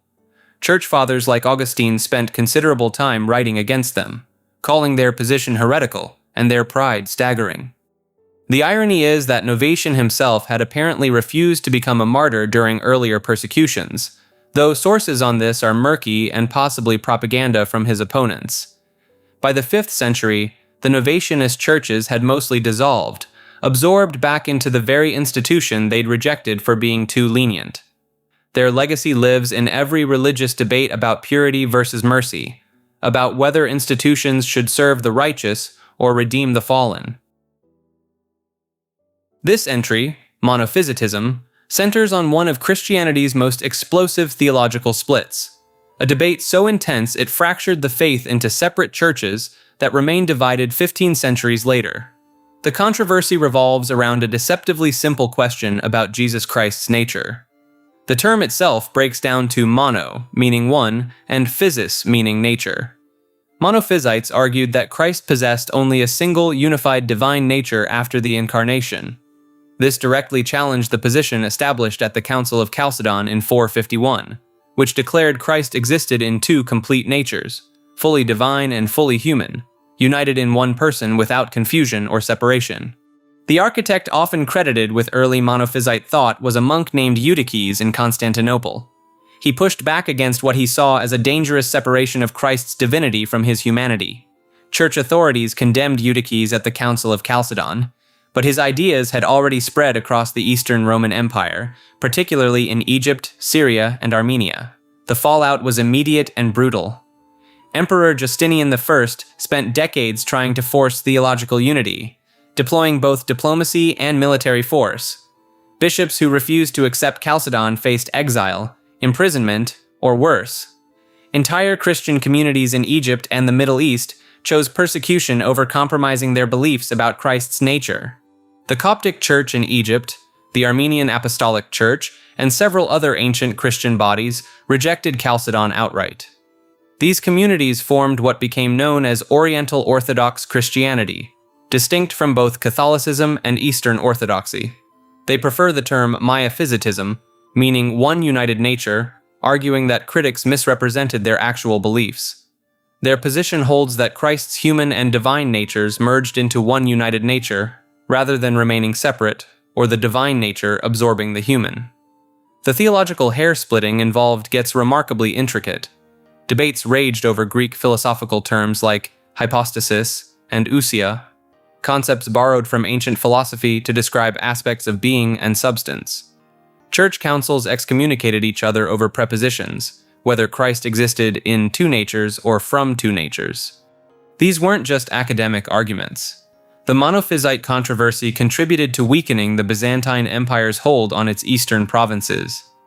When Arab Muslim armies arrived in the 7th century, many Monophysite Christian communities, exhausted from persecution by the Byzantine state church, offered little resistance to new rulers who promised religious tolerance. Battle mythology refers to the recurring pattern of apocalyptic warfare woven throughout religious traditions worldwide. Nearly every major belief system contains prophecies of a final cosmic conflict, where supernatural forces clash to determine the fate of existence itself. The Norse tradition describes Ragnarok, where gods battle giants in a conflict that destroys and remakes the world. Odin leads the Aesir against Loki and his monstrous children, resulting in mutual annihilation before a new world emerges from the ashes. The battle occurs on the plain of Vigrid, which stretches 120 leagues in every direction. Christianity's Book of Revelation outlines Armageddon, the final battle between the forces of Christ and the armies of Satan. The location specified is Megiddo in Israel, an actual archaeological site where numerous historical battles occurred. This geographical specificity has led countless groups throughout history to declare various conflicts as the beginning of end times. Hindu scripture presents the Kurukshetra war in the Bhagavad Gita, where Prince Arjuna receives divine wisdom from Krishna before engaging in battle. The 18-day war involves detailed military tactics, supernatural weapons called astras that function like ancient nuclear devices, and serves as allegory for internal spiritual struggle. Zoroastrianism, one of the world's oldest monotheistic religions, introduced the concept of cosmic dualism through its final battle between Ahura Mazda and Angra Mainyu. This framework influenced later Abrahamic traditions and established the template of absolute good versus absolute evil. Islamic eschatology describes the Dajjal, a false messiah whose defeat by Jesus alongside the Mahdi marks the final days. The specificity extends to location details, behavioral signs, and even physical descriptions of the figures involved. These narratives share structural similarities despite emerging from separate cultures. Each involves a champion of divine order, armies of supernatural beings, recognizable earthly locations, and cosmic stakes. The battles serve multiple functions beyond simple storytelling. They provide psychological frameworks for understanding human conflict as part of divine plan rather than meaningless violence. The Crusades, the 30 Years' War, and modern conflicts in the Middle East have all been interpreted through these mythological lenses by participants seeking transcendent meaning. The concept extends into modern belief systems. Cold War rhetoric frequently employed Armageddon language, with both sides viewing nuclear conflict through apocalyptic frameworks. Contemporary religious movements continue identifying current events as fulfillment of ancient battle prophecies. Academic scholars note these mythologies often emerge or intensify during periods of social upheaval. When communities face external threats or internal collapse, cosmic battle narratives provide cognitive tools for processing chaos. The enemy becomes not merely human opposition, but manifestation of universal evil, while one's own side embodies divine purpose. Anthropologist René Girard proposed these battle myths serve to channel and contain human violence through religious ritual and symbolism. By projecting warfare into cosmic dimensions, societies create controlled frameworks for addressing inevitable human aggression. The mythologies also establish clear moral boundaries. Participants know which side represents salvation and which represents destruction. This clarity provides comfort, but historically enables justification for extreme actions against those designated as servants of evil forces. Zulu mythology encompasses the spiritual belief system of the Zulu people of South Africa, one that blurs the line between the living world and a supernatural realm filled with ancestral spirits and dangerous entities. At the foundation sits Unkulunkulu, the first ancestor who emerged from reeds and created humanity. Unlike creator gods in other mythologies who remain distant, Unkulunkulu walked away from creation once his work was done, leaving humans to navigate the world he built. This abandonment creates a spiritual system where the dead hold more immediate power than distant deities. The real authority comes from the Amadlozi, ancestral spirits who actively monitor and influence the lives of their descendants. These spirits demand respect through ritual offerings and proper burial ceremonies. fail to honor them correctly, and they'll manifest misfortune, illness, or prophetic dreams that border on nightmares. Zulu practitioners consult with sangomas, traditional healers who serve as intermediaries, entering trance states to communicate directly with these ancestral forces. The mythology populates the natural world with creatures that make modern cryptids seem tame. The Tikaloshi stands out as particularly unsettling, a dwarf-like being with the ability to become invisible by swallowing a pebble. This entity sneaks into homes at night, targeting sleeping victims with illness or worse.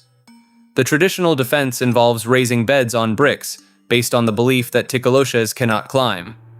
Accusations of sending a Tikaloshe to harm rivals remain a serious charge in some communities today. Water harbors its own terrors. The Inkanyamba, a giant serpent dwelling in deep pools and waterfalls, controls weather and rainfall. Sightings describe a horse-headed snake large enough to create whirlpools and storms when disturbed. The Mumlambo, a river goddess appearing as either a beautiful woman or massive snake, offers wealth to those willing to sacrifice something precious in return. These bargains rarely end well. The cosmology divides existence into the sky realm of Umvelinkangi and the earthly domain, connected through sacred spaces like mountains, caves, and rivers. Lightning holds particular significance as a direct manifestation of divine will, capable of marking individuals for spiritual destinies or delivering punishment. Russian Baptists became one of the most prominent groups. They spread through the Russian Empire in the 1860s, often facing severe persecution from both the Orthodox Church and the Tsarist government. Many believers were exiled to Siberia or imprisoned for the simple act of holding prayer meetings outside official Orthodox channels.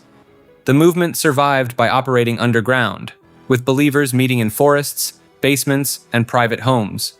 Ukrainian Pentecostals added another layer to this phenomenon. They embraced charismatic worship practices like speaking in tongues and divine healing, which struck Orthodox observers as either heretical or genuinely demonic. The cultural clash was profound. Orthodox Christianity emphasized quiet reverence and prescribed prayers, while these Pentecostal services involved spontaneous worship, loud prayer, and physical expressions of faith. Under Soviet rule, these groups faced systematic attempts at eradication. The communist government viewed all religion as dangerous, but Protestant minorities received particular attention since they lacked the institutional protection that the Orthodox Church sometimes negotiated. Believers developed sophisticated networks for printing illegal Bibles, training pastors in secret, and maintaining their communities without leaving evidence for authorities. The theological adaptations these groups made created something distinct from either their Western Protestant roots or the surrounding Orthodox culture. Many retained elements like elaborate vocal harmonies from Orthodox chant traditions, while maintaining Protestant emphasis on scripture and personal conversion. Some groups incorporated Eastern approaches to fasting and spiritual discipline, while rejecting Orthodox veneration of icons and saints. What's particularly striking is how these communities maintained their identity through multiple waves of persecution. Romanian Pentecostals endured both Orthodox opposition and communist repression under Ceausescu's regime. Many were tortured for refusing to renounce their faith or inform on fellow believers. The movement didn't just survive, it grew, with underground churches multiplying even as their leaders faced imprisonment. After the fall of communist governments, these denominations exploded into public view. Churches that had operated in secret for decades suddenly could build visible congregations. The rapid growth caught many observers off guard, revealing just how extensive these networks had become while operating below the surface. The movement also spread among ethnic minorities within these regions. German-speaking Mennonites established communities across Russia and Ukraine. Korean Presbyterians built churches in Central Asian territories of the former Soviet Union. Each group navigated the complex relationship between their Protestant theology, their ethnic identity, and the dominant Orthodox culture. These denominations continue to occupy an unusual position. In countries like Russia, laws now restrict Protestant missionary activity and favor the Orthodox Church as the traditional faith.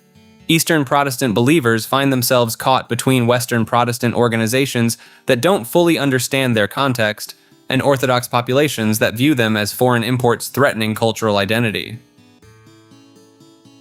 Taoism is a Vietnamese religion that communicates with the dead to receive divine messages from an eclectic roster of saints that includes Victor Hugo, Joan of Arc, and William Shakespeare.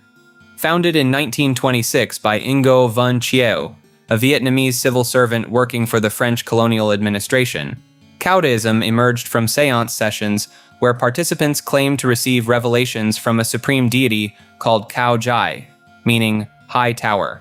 The religion blends Buddhism, Taoism, Confucianism, Christianity, and French spiritualism into a single faith that worships what followers call the Supreme Being. The visual centerpiece of Taoism is the Divine Eye, a massive painted eyeball that adorns their temples and serves as the faith's primary symbol. Their main temple in Tay Ninh, Vietnam features vivid pink and blue dragon-wrapped pillars, ornate architecture mixing Eastern and Western styles, and that omnipresent eye watching from the ceiling. What sets this religion apart is its systematic use of spirit mediums to channel messages from deceased historical and religious figures. Through seances conducted with a specialized wooden basket device called a corbeille à bec, followers claim to receive ongoing revelations from their pantheon of saints. This roster includes Jesus Christ, Buddha, Muhammad, Moses, Confucius, Sun Yat-sen, and notably, French literary figure Victor Hugo, who supposedly dictated numerous spiritual messages in Vietnamese despite dying decades before the religion's founding. The organizational structure mirrors Roman Catholicism, complete with a pope, cardinals, and bishops, though women can hold positions up to cardinal.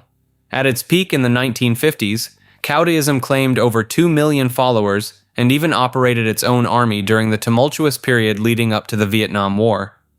Today, somewhere between 4 and 6 million people practice Taoism, predominantly in southern Vietnam, making it one of the world's lesser-known major religions that somehow convinced millions to accept Shakespeare as a spiritual guide. The Philippine Independent Church stands as one of the most successful religious breakaways in modern history. In 1902, a labor organizer named Isabelo de los Reyes and a former Catholic priest named Gregorio Aglipay created an entirely new denomination that pulled roughly 25% of the Filipino population away from Rome in a matter of months. The timing wasn't coincidental. Spain had just lost the Philippines to the United States, and Filipino revolutionaries found themselves fighting their former allies for independence. The Catholic Church, deeply intertwined with Spanish colonial rule for over 300 years, became a symbol of foreign control. When Rome refused to appoint Filipino bishops to lead Filipino congregations, the independence movement found its religious expression. Aglipay himself had served as a military chaplain during the Revolution, blessing troops and weapons before battle.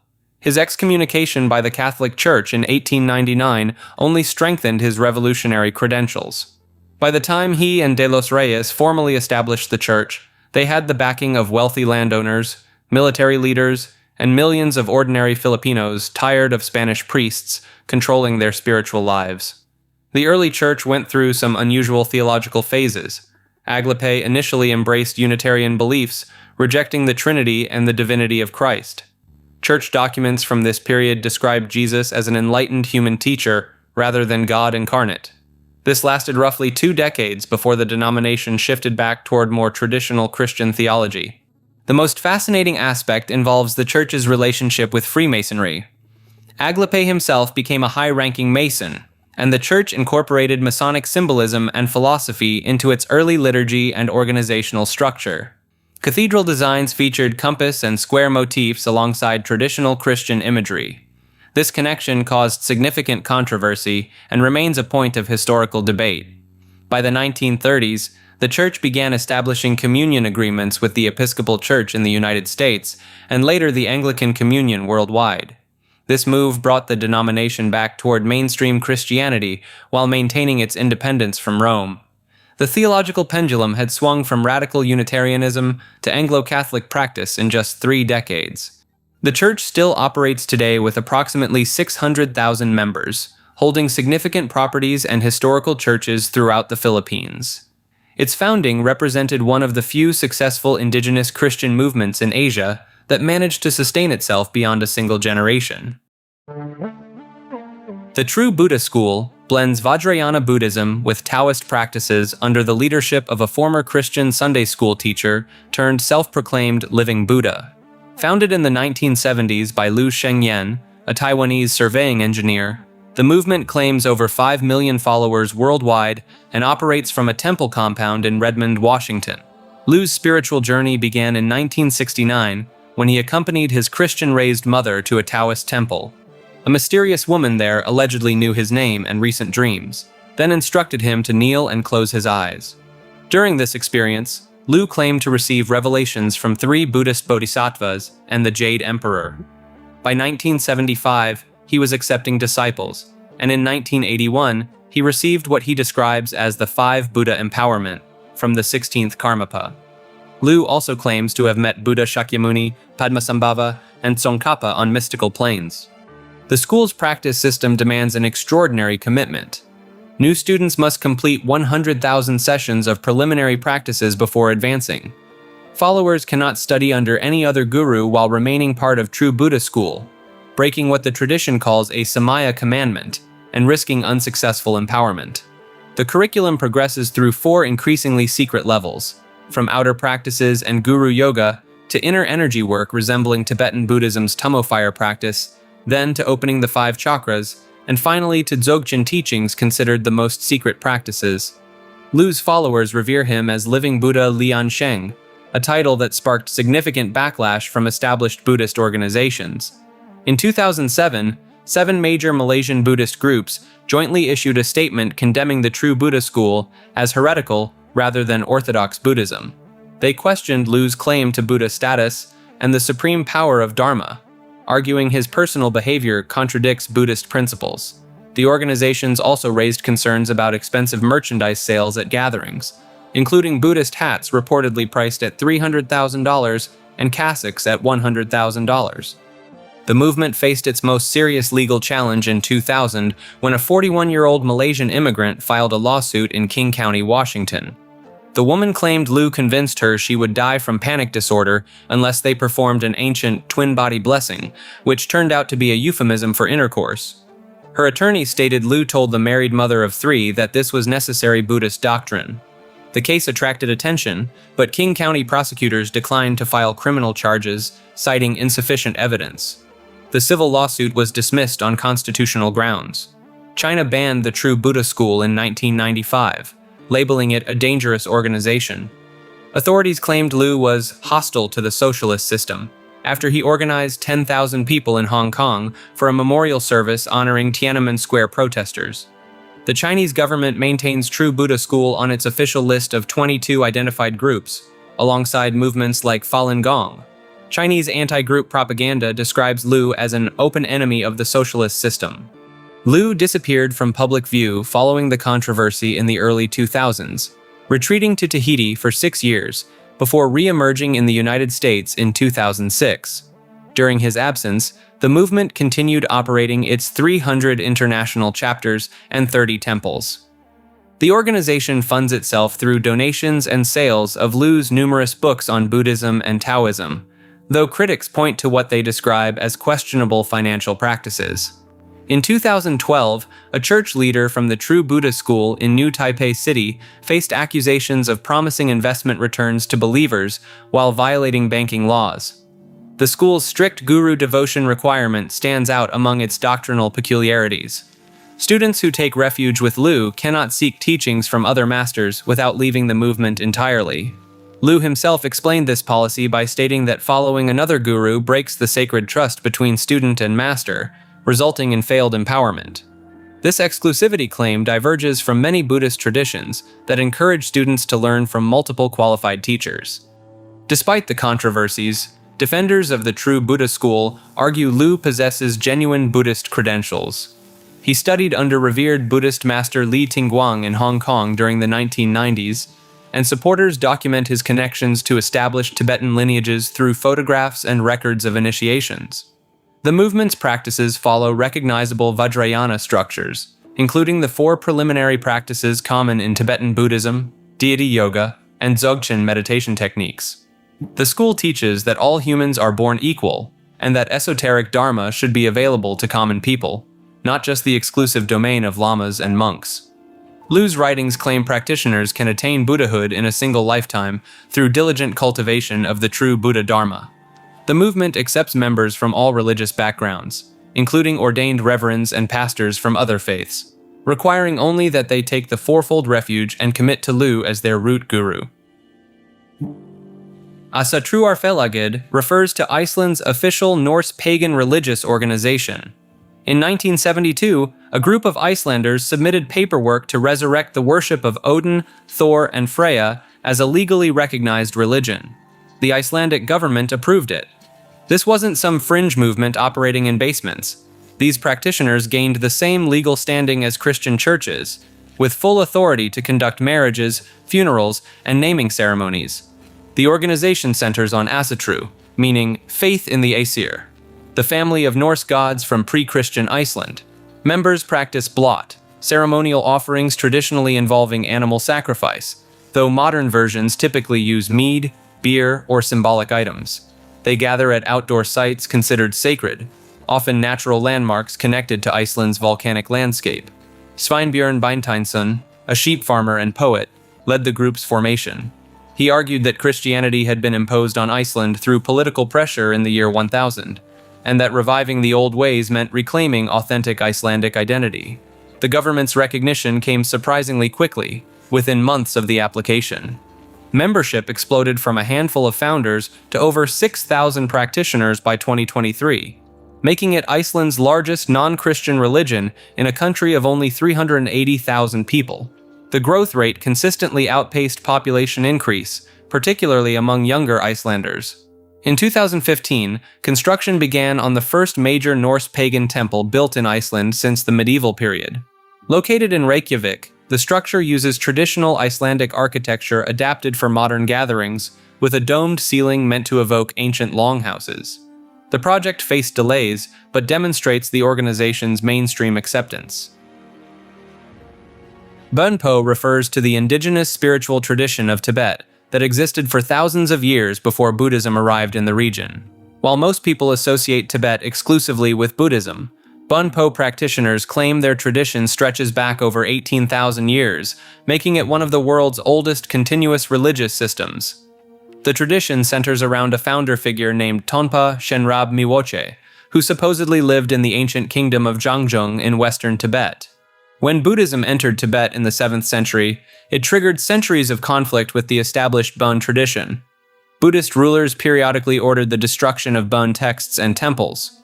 King Trisong Detsen, credited with establishing Buddhism in Tibet, allegedly forced Bön practitioners to convert or flee to remote mountain regions. Many Bön texts were hidden in caves and secret locations to preserve them from destruction. What survived these purges reveals a sophisticated cosmological system with its own pantheon of deities, meditation practices, and philosophical texts.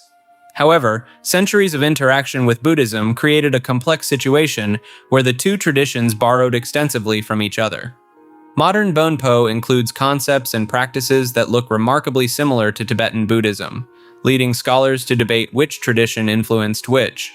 The most visible difference lies in directional practices.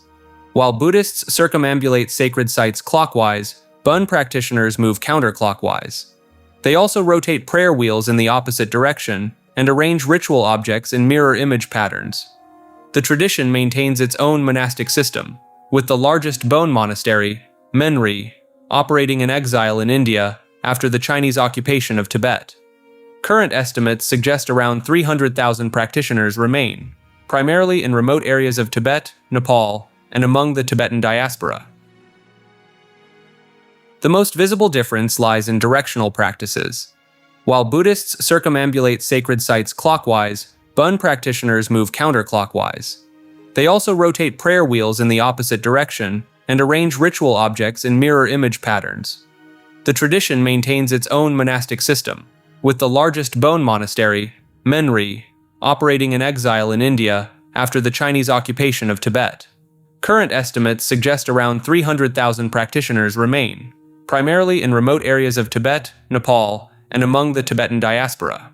The Order of the Solar Temple was a secretive organization that combined Knights Templar mythology, New Age spirituality, and apocalyptic beliefs into a cocktail that ended in one of the most disturbing series of deaths in cult history. Joseph Di Mambro and Luc Jouret founded the group in 1984, operating primarily across Switzerland, France, and Canada. Di Mambro claimed to be a member of the 14th century Knights Templar in a previous life, while Jouret, a Belgian physician, served as the charismatic public face. Together, they recruited wealthy professionals, doctors, civil servants, and business people who paid substantial membership fees for access to elaborate ritual ceremonies. The group taught that Earth was doomed, and members needed to prepare for a transit to a planet orbiting the star Sirius. These weren't metaphorical journeys. Members genuinely believed their physical bodies would travel to another world through death, arriving at a higher plane of existence. In October 1994, the group made international headlines when 53 members died in coordinated incidents across Switzerland and Quebec. Investigators found bodies arranged in star patterns, some shot, others poisoned, many dressed in ceremonial robes. Several victims showed signs of struggle, indicating not everyone went willingly. In one Swiss farmhouse, authorities discovered a 3-month-old infant stabbed to death. Di Mambro had ordered the child eliminated, calling him the Antichrist. The deaths continued. 16 more members perished in the French Alps in December 1995. Their bodies arranged in a star formation in a forest clearing. In March 1997, 5 more members died in Quebec, including 3 children. Di Mambro and Jouret both died in the initial 1994 events, but they had orchestrated detailed plans for successive waves, convincing remaining members that these departures would complete their cosmic journey. Some scholars estimate the group had recruited between 400 to 500 members at its peak, meaning the majority survived by leaving beforehand or avoiding the final transits. The order combined financial exploitation with genuine religious conviction in ways that made it particularly dangerous. Members weren't stereotypical dropouts. They included mayors, journalists, and government officials who funded the group's operations while believing they were preparing for literal interplanetary travel. The Italo-Albanian Catholic Church exists in one of the most unusual religious positions imaginable. A church that follows Eastern Orthodox traditions, uses the Byzantine liturgy, and maintains Albanian cultural identity, while simultaneously being fully Catholic and answering to the Pope in Rome. The church traces back to the 15th and 16th centuries, when waves of Albanian refugees fled the Ottoman invasions of their homeland. These communities settled primarily in southern Italy and Sicily, bringing with them their Byzantine Christian traditions. The Catholic Church, rather than forcing them to abandon their customs, allowed them to maintain their distinct practices in exchange for acknowledging papal authority. Unlike regular Roman Catholic priests, Italo-Albanian priests can marry before ordination. They conduct their masses in Albanian, not Latin. Their churches look and feel Orthodox, complete with iconostasies and Byzantine architecture. Yet they're completely, unquestionably Catholic. The church operates 2 eparchies, essentially dioceses in Eastern Catholic terminology. One centered in Lungro, the other in Piana degli Albanesi. Together, they serve roughly 60,000 members scattered across dozens of Albanian-speaking communities in Italy. These communities preserved not just religious practices, but an entire cultural identity. They maintained the Albanian language in isolated pockets of Italy for over 5 centuries, creating what linguists call Arbëreshe, a distinct Albanian dialect frozen in time from the medieval period. The theological position creates endless complications. They celebrate Easter on the Catholic calendar, not the Orthodox one. They recognize all Catholic dogma, including doctrines that caused the Great Schism between East and West. But they do it all while looking, sounding, and functioning like an Orthodox church. The Jacobite Syrian Christian Church refers to one of the world's oldest Christian denominations that still conducts its services in Syriac, the language Jesus Christ actually spoke. The church traces its lineage directly back to the Apostle Peter, who established the first Christian community in Antioch around 37 AD. While most Western Christians follow traditions filtered through centuries of Latin and Greek translations, the Jacobite Syrian Church preserved the original Aramaic linguistic tradition that connected them to the earliest days of Christianity. The name comes from Jacob Baradaeus, a 6th century bishop who traveled disguised as a beggar throughout the Middle East to secretly ordain priests and preserve the church during a period of intense persecution. He reportedly ordained over 27 bishops and thousands of priests while evading authorities, essentially rebuilding the entire church infrastructure in secret. The church split from what would become Catholic and Eastern Orthodox Christianity in 451 AD over a theological debate about Christ's nature. The Jacobite position, known as Miaphysitism, held that Christ had one unified nature that was both divine and human simultaneously, rather than two separate natures. This seemingly minor theological distinction led to centuries of persecution and helped shape the religious landscape of the entire Middle East. The liturgy uses ancient practices that haven't changed substantially in over 1,500 years. Services can last several hours and include chants, incense, and rituals performed in nearly the exact manner as the earliest Christian communities. The church maintains a significant presence in India, where tradition claims the Apostle Thomas brought Christianity in 52 AD, decades before it spread throughout Europe. Lakota mythology encompasses the spiritual beliefs and sacred narratives of the Lakota people, one of 3 major divisions of the Great Sioux Nation. This tradition presents a cosmology where the physical and spiritual worlds exist as inseparable parts of a unified whole. At the center of Lakota, belief stands Wakantanka, often translated as Great Spirit or Great Mystery. This concept doesn't function like a single deity in Western religions. Instead, Wakantanka represents the totality of all sacred powers and spirits that permeate existence. Everything in the universe contains Wakan, a spiritual essence connecting all living and non-living things in an intricate web. The Lakota creation narrative begins with Inyan, the primordial rock, who existed alone before time. In an act of self-sacrifice, Inyan created Maka, the earth, from his blood, which became water. This created We, the sun, to provide light and warmth. The narrative continues with Skan, who represents the sky and motion itself, bringing order to chaos by separating and defining the elements. White buffalo calf woman holds particular significance in Lakota tradition. According to the accounts, she appeared to 2 hunters during a time of great hardship, bringing the sacred pipe and teaching the Lakota 7 essential ceremonies. The pipe itself became central to spiritual practice, with its smoke carrying prayers to the spirit world. Before departing, she transformed into a white buffalo calf, then cycled through the 4 colors representing the 4 directions before disappearing. The appearance of actual white buffalo calves in modern times continues to hold profound spiritual meaning for the Lakota people. The cosmos divides into several interconnected realms. Above the visible sky exists the realm of thunderbirds, massive winged beings whose wing beats create thunder and whose eyes flash lightning. Below the earth dwells Unktehi, a powerful water spirit often described as a horned serpent or dragon. These beings don't simply exist as metaphors. In traditional understanding, they function as real spiritual forces capable of interacting with the physical world. The concept of the 4 directions carries weight beyond simple geography. Each direction connects to specific colors, seasons, animals, and spiritual principles. West links to black, thunder beings, and introspection. North connects to white, cleansing winds, and endurance. East associates with yellow, wisdom, and new beginnings. South represents red, healing, and growth. The center, where all directions meet, holds its own significance as the place of balance. Vision quests demonstrate how Lakota spirituality operates in practice. A person seeking guidance undergoes purification in an inipi, or sweat lodge ceremony, before spending days alone in a remote location without food or water. During this isolation, they remain open to receiving visions from the spirit world.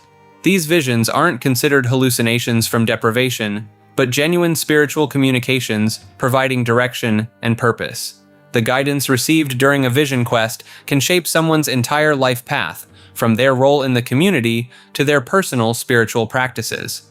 The Sundance ceremony stands as one of the most sacred and demanding rituals.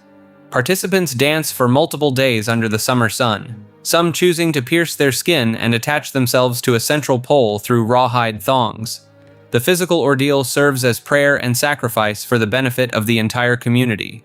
Early missionaries and government officials found this practice so concerning they banned it in the late 1800s. The ceremony continued in secret until gaining legal protection again in 1978. Lakota mythology includes numerous other spiritual beings with specific roles. The Pite Oyate, or Buffalo Nation, exists as spirit beings separate from physical buffalo, though intimately connected to them. Spider, known as Iktomi, functions as a trickster figure whose stories teach important lessons through his mistakes and schemes. The two-faced woman, Anuk Ite, embodies both beauty and horror, teaching about the dual nature of existence. The medicine wheel serves as both a physical construction and a conceptual framework. Physical medicine wheels, stone arrangements found across the Great Plains, mark sacred sites and astronomical alignments.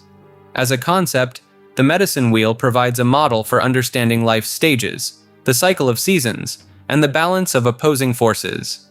Each person's life journey follows a path around the wheel, encountering different lessons and challenges at each point.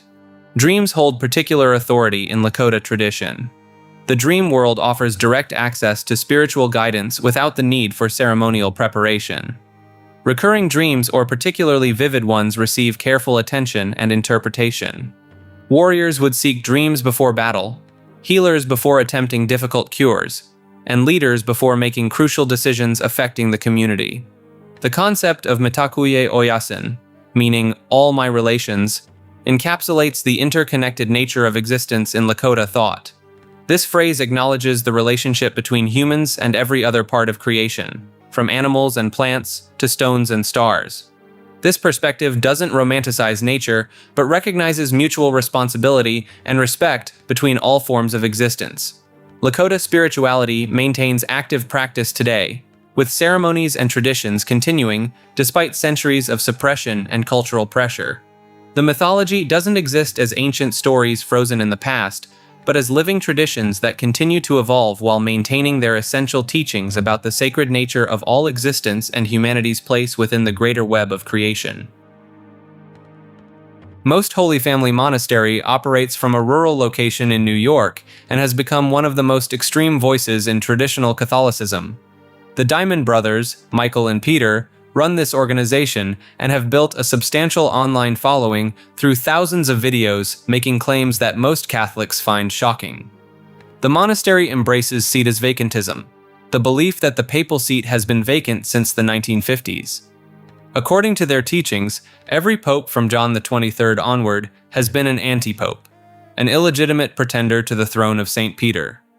This alone places the group far outside mainstream Catholicism, but its positions go considerably further. The monastery teaches that virtually all non-Catholics are destined for eternal punishment, with no exceptions for ignorance or good faith. It extends this condemnation to include most Catholics as well, arguing that anyone who attends the post-Vatican II Mass or accepts the current papal authority has abandoned the true faith.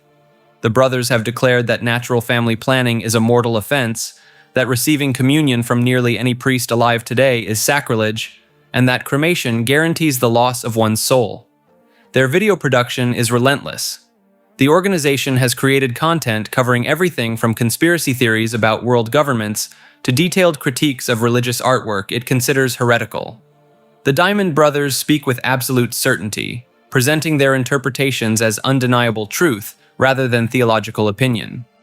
The monastery sells religious materials and accepts donations, though it has faced criticism for its business practices. Former supporters have described high-pressure tactics and claims that financial support of the monastery was necessary for personal redemption. What makes the group particularly notable in religious circles is its willingness to condemn other traditional Catholic organizations. Even fellow Cetus vacantists often find themselves targeted by its videos, declaring them outside the faith for various doctrinal disagreements. The brothers have argued that they represent the last remnant of true Catholicism, with every other institution having fallen into error. Thracian religion and Heros Karabasmos represent one of ancient Europe's most mysterious spiritual traditions. The Thracians occupied modern-day Bulgaria, northern Greece, and parts of Turkey from roughly 1000 BCE until Roman conquest. Yet they left behind almost no written records of their beliefs. What survives comes from Greek observers, archaeological findings, and scattered inscriptions that hint at practices far stranger than their Mediterranean neighbors. The Thracians worshipped through ecstatic ritual. Herodotus documented ceremonies where priests would fall into trance states, sometimes lasting days, believed to commune directly with the dead. Unlike Greek religion's formal temple worship, Thracian spirituality centered on mountain shrines and sacred groves where devotees engaged in frenzied dancing, consuming large quantities of wine to achieve altered consciousness. The Greeks actually borrowed their god Dionysus directly from Thracian traditions, though they toned down the original intensity. Hieros Karabasmos specifically refers to the Thracian horseman, a deity depicted on thousands of stone reliefs across the Balkans. These carvings almost always show the same scene: a rider on horseback approaching an altar, sometimes with a serpent coiled around a tree nearby. The name Karabasmos appears in inscriptions from the 2nd and 3rd centuries CE, though the deity itself is far older. This figure occupied a unique role as both a god of the dead and a protector of the living. Thracians believed Karabasmos would ride between worlds, guiding souls to the afterlife while simultaneously defending communities from supernatural threats. Archaeological evidence shows families made regular offerings at roadside shrines depicting the horseman, leaving coins, food, and small figurines in exchange for protection. The burial practices tied to this belief system reveal the intensity of Thracian death culture.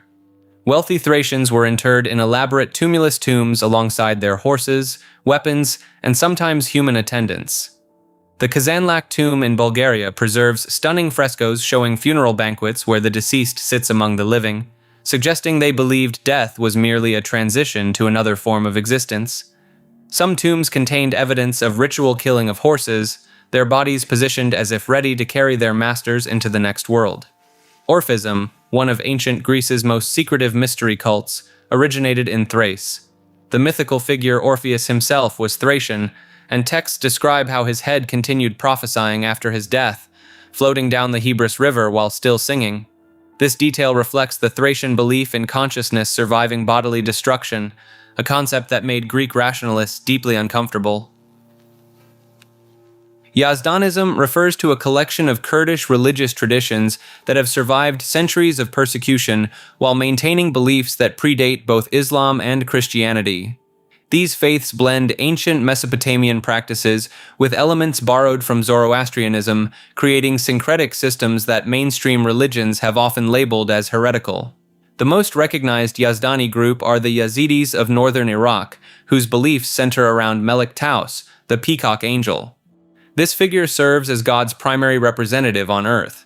Islamic and Christian critics have historically identified Melik Taus with Satan due to certain origin stories that parallel the biblical account of Lucifer's fall. This comparison has branded Yazidis as devil worshippers in the eyes of their neighbors, leading to systematic persecution that reached genocidal levels during ISIS occupation of their territories in 2014. Yazdani religions share several distinctive practices that set them apart from surrounding faiths. They maintain strict endogamous marriage rules, meaning members can only marry within their religious community. They also practice a form of reincarnation belief system where souls progress through multiple lifetimes, and they hold that religious conversion is impossible. You must be born into the faith. The Alevis of Turkey represent another major Yazdani branch, numbering in the millions, but often forced to practice in secrecy due to the country's Sunni Muslim majority. Their rituals include communal gatherings called Sem ceremonies, where men and women worship together, drink alcohol, and perform spiritual dances, practices that conflict directly with Orthodox Islamic law. What makes these traditions significant is their preservation of pre-Islamic Kurdish spirituality through oral tradition. Many of their sacred texts were never written down, passed instead through hereditary priestly classes who memorized thousands of lines of religious poetry and hymns. This oral preservation system means that much of their actual doctrine remains hidden from academic study, creating an air of mystery around their true beliefs and practices.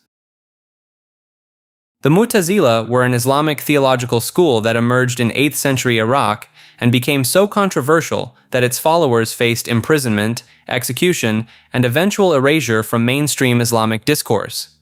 The Mu'tazila formed around a radical proposition for their time, that human reason should take precedence over religious tradition when interpreting scripture. They believed people possessed genuine free will, rather than acting as puppets of divine predestination. Their scholars argued that good and evil could be determined through rational thought alone, independent of revelation. The Mu'tazila were an Islamic theological school that emerged in 8th century Iraq and became so controversial that its followers faced imprisonment, execution, and eventual erasure from mainstream Islamic discourse. The Mu'tazila formed around a radical proposition for their time, that human reason should take precedence over religious tradition when interpreting scripture. They believed people possessed genuine free will, rather than acting as puppets of divine predestination. Their scholars argued that good and evil could be determined through rational thought alone, independent of revelation. Their most explosive claim challenged the nature of the Quran itself. While Orthodox Muslims considered the Quran eternal and uncreated, existing alongside God since before time, the Mu'tazila declared it a created text. This distinction might seem academic, but it carried enormous implications. If the Quran was created, it could be interpreted contextually rather than treated as literal divine speech. In 833 CE, Caliph al-Ma'mun made Mu'tazila doctrine the official state theology and launched what became known as the Mihna, an inquisition targeting scholars who refused to accept their teachings.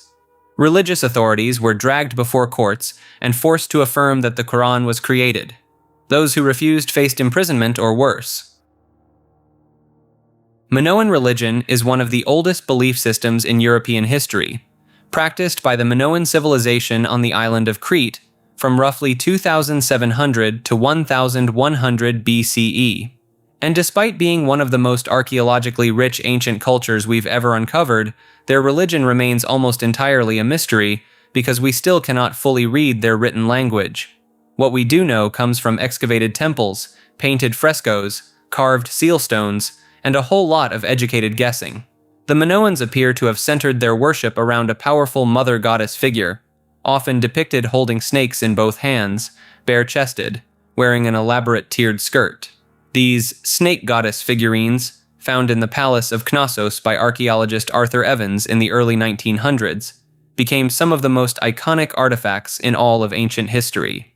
The snake imagery likely tied into themes of rebirth, fertility, and the underworld, since snakes shed their skin and emerge seemingly renewed.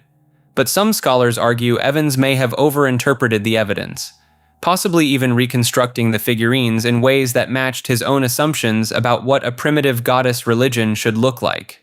So even the most famous symbol of Minoan belief comes with an asterisk. Bulls were equally central to Minoan spiritual life. Frescoes show young men and women performing what appears to be ritualistic bull leaping, literally vaulting over the horns of a charging bull. Whether this was a religious ceremony, a rite of passage, or some ancient extreme sport with spiritual overtones is still debated. The connection between Crete, bulls, and labyrinths eventually fed directly into the Greek myth of the Minotaur, a half-man, half-bull creature housed in an underground maze beneath King Minos's palace. The Minoans also practiced worship in natural settings like caves and mountaintop sanctuaries rather than relying solely on constructed temples. Peak sanctuaries scattered across Cretan mountains served as open-air ritual sites where worshippers left small clay figurines of humans and animals as offerings. This suggests a faith deeply tied to the landscape itself, where the mountains and caves were considered direct access points to the divine. There is also controversial evidence suggesting the Minoans may have practiced human sacrifice. A site at Anamospilia, excavated in 1979, revealed what appeared to be a young man laid out on a ritual platform with a bronze blade on his bones, alongside a priest-like figure who seemingly died mid-ceremony when an earthquake collapsed the building. Another site at Knossos turned up children's bones with cut marks, consistent with defleshing. These findings challenged the long-held image of the Minoans as a peaceful, art-loving civilization and sparked intense academic debate that continues to this day. Their religion essentially vanished when Minoan civilization collapsed, likely due to a combination of the catastrophic volcanic eruption on the nearby island of Thera, subsequent tsunamis, and eventual conquest by the Mycenaean Greeks. But echoes of Minoan belief didn't disappear entirely. Many scholars believe elements were absorbed into later Greek religion, with the Minoan mother goddess potentially evolving into figures like Demeter, Artemis, or even Athena. The labyrinth, the bull, the snake, the goddess, all of it filtered through Greek mythology and became part of the cultural DNA of Western civilization, even if the original meaning was lost thousands of years ago. Pelasgian mythology refers to the belief system of the Pelasgians, a mysterious pre-Greek civilization that inhabited the land we now call Greece long before the classical Greeks ever showed up. And when we say long before, we're talking potentially thousands of years before Zeus and the Olympians became the dominant pantheon. The Pelasgians are one of those groups that ancient writers themselves couldn't fully agree on. Herodotus, Homer, and Hesiod all reference them, but their accounts don't always line up. What most sources do agree on is that these people were there first, and their religious practices were fundamentally different from what came after. Their mythology centered on a creator-goddess figure, often identified as Eurynome, who, according to their creation myth, rose naked from primordial chaos and divided the sea from the sky by dancing upon the waves. She then created the great serpent Ophion from the north wind, and from their union, the universal egg was laid. Everything in existence hatched from that egg. This is a radically different starting point from the later Greek creation stories, which tend to emphasize male sky gods asserting dominance through conflict and overthrow. The Pelasgian system placed enormous emphasis on Earth Mother worship and fertility, with the feminine divine sitting at the top of the spiritual hierarchy rather than being subordinate to a male counterpart. Some scholars, most notably Robert Graves in his book The White Goddess and the Greek Myths, argued that this represented the original religion of Europe, before patriarchal Indo-European invaders swept in and rewrote the mythology to suit their own power structures. Now, Graves is a controversial figure in academic circles. Many classicists consider his interpretations more poetic than historical. But the core idea that the classical Greek pantheon absorbed and repackaged older Pelasgian deities has legitimate archaeological backing.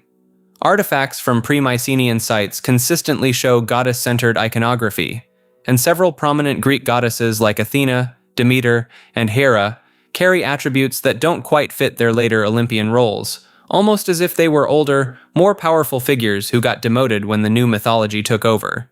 The reason this sits on an iceberg like this is because it challenges the assumption that Greek mythology, one of the foundational pillars of Western civilization, was an original creation. Instead, it may be a sanitized revision of something far older and structurally very different, a belief system where the divine feminine wasn't just included, but was the entire point. Mongol mythology is one of those belief systems that shaped the largest contiguous empire in human history, yet most people couldn't name a single deity from it. The Mongols practiced a form of Tengrism, centering their spiritual world around Tengri, the eternal blue sky. Tengri wasn't just a god you prayed to on weekends. He was the sky itself, the supreme force governing fate, power, and the natural order of everything beneath him. Genghis Khan himself claimed divine mandate from Tengri, and this wasn't just political branding. The Mongols genuinely believed their leader operated as Tengri's chosen instrument on Earth, which conveniently meant that conquering your neighbors was less of a war crime and more of a holy obligation. Beneath Tengri sat a sprawling spirit world. The Earth Mother, Etugen, governed fertility and the land. Fire held deep sacred status, to the point where spilling water on a hearth flame or stepping on a threshold could be punishable by death in Mongol camps. These weren't symbolic taboos. Mongol law, known as the Yasa, codified spiritual offenses right alongside military ones. Shamans called Bö acted as intermediaries between the human and spirit worlds, entering trance states to communicate with ancestors and nature spirits. The most powerful among them held enormous political influence. A shaman named Teb Tengri once rivaled Genghis Khan's own authority, claiming to ride to heaven on a gray horse and speak directly with Tengri. Genghis Khan tolerated this for a while, right up until he didn't. Teb Tengri's spine was reportedly broken in a staged wrestling match, and his body was left in a locked drawer until it supposedly vanished, which the Khan took as confirmation that heaven had judged him unworthy. The Mongols also practiced a concept called Sulde, the belief that a warrior's soul resided in his spirit banner, a pole topped with horsehair from his personal mounts. Genghis Khan's own spirit banner was maintained for centuries after his passing, and was considered a living vessel of his power. Losing or dishonoring a spirit banner was essentially destroying someone's soul. One of the more overlooked aspects is Mongol religious tolerance. Despite their own shamanistic roots, the empire formally protected Christians, Muslims, Buddhists, and Taoists under law. This wasn't altruism so much as strategic hedging.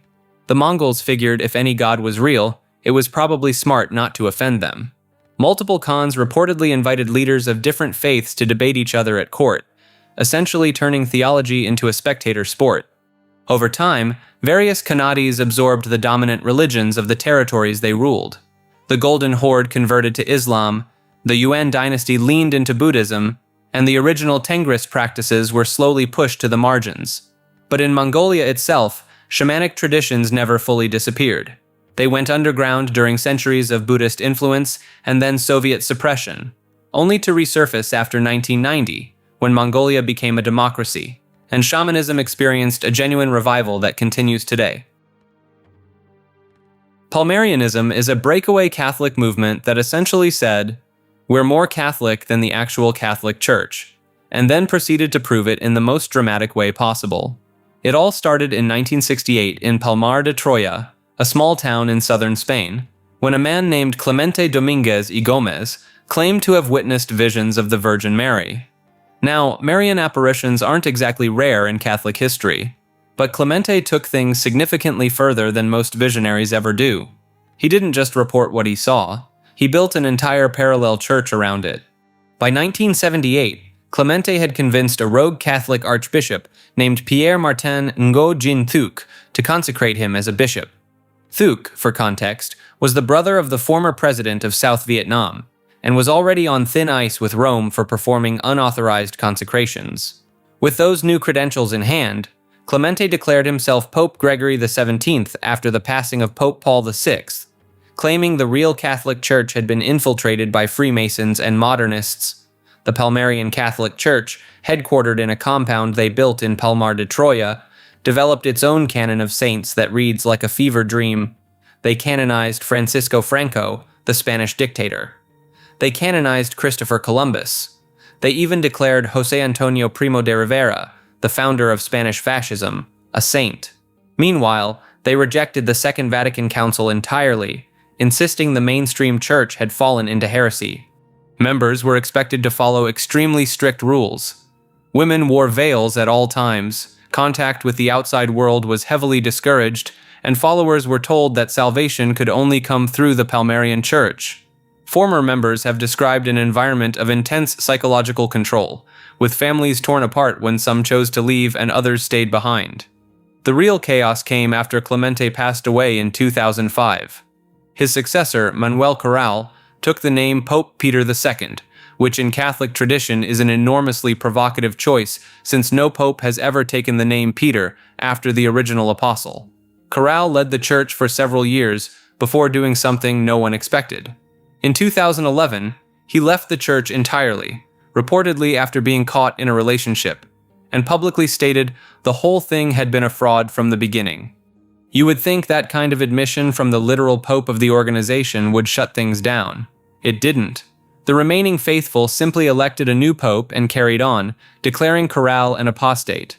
The compound in Palmar de Troya still stands, surrounded by high walls, and a small but dedicated group of Palmarians continues to practice to this day, convinced they are the last true Catholics on earth.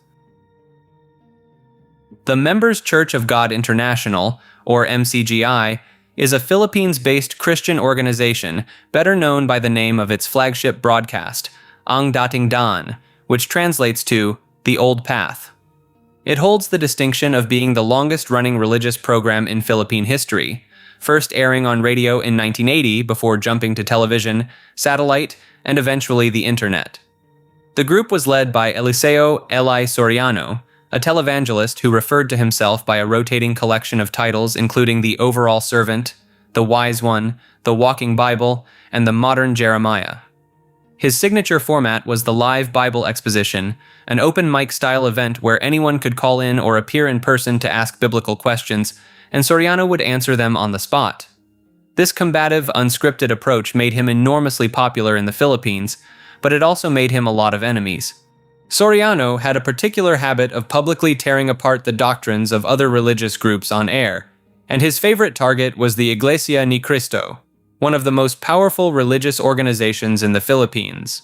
The feud between the two groups escalated for decades, involving dueling television programs, public debate challenges, libel lawsuits, and at one point, a physical brawl between members of both groups inside a Jollibee fast food restaurant. In 2004, the Philippine Movie and Television Review and Classification Board suspended Ang Dating Daan for 20 days over slander and obscene language, later extending that suspension to 3 months. A ₱1 billion libel suit was also filed against Soriano by Muslim leaders in Manila for allegedly making derogatory remarks about Islam. Then in 2005, Soriano fled the Philippines entirely after facing multiple legal charges, including accusations of sexual assault filed by a former staff member. He settled in Brazil and never returned.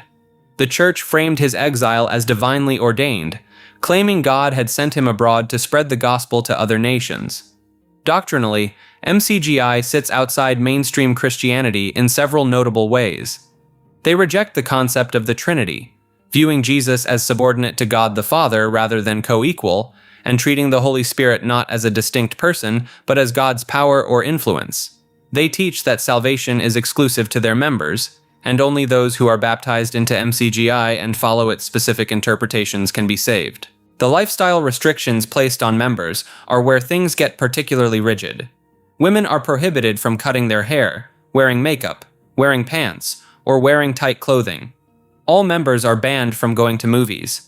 Christmas and other holidays are considered forms of idolatry. Members must attend gatherings on a daily basis, and before joining, recruits must complete a multi-session indoctrination course covering 9 lessons prepared by Soriano himself. Former members and critics have pointed out that many of the more controlling rules are not disclosed during the initial indoctrination sessions. They are introduced gradually, after baptism, once a person is already committed. Among the most controversial of these hidden rules is the requirement to ask the leadership's permission before making major life decisions, including who you can date and who you can marry. Failure to seek this permission results in suspension from the church, a status that places your salvation in doubt until you are forgiven by leadership. The group's convention center in Apalit, Pampanga, is reportedly double the size of the 20,000-seat Araneta Coliseum, the largest indoor arena in Southeast Asia, giving some sense of the organization's scale. In 2015, MCGI broke the Guinness World Record for the largest gospel choir in a single location, fielding over 8,600 singers to beat the previous record held by, of course, the Iglesia ni Cristo. Soriano passed away in Brazil in February of 2021 at age 73, and the church did not disclose his cause of death. Leadership transferred to Daniel Razan, a veteran broadcaster who had served as Soriano's right hand since 1997. The organization continues to operate in over 70 countries, running mass indoctrinations, global feeding programs, and free stores, all while maintaining the same tightly controlled internal structure that Soriano built over the course of 4 decades. Mojave mythology belongs to the Mojave people, a Native American tribe living along the Colorado River in what is now California, Arizona, and Nevada. Their belief system operates on a principle that most other religions would consider completely backwards.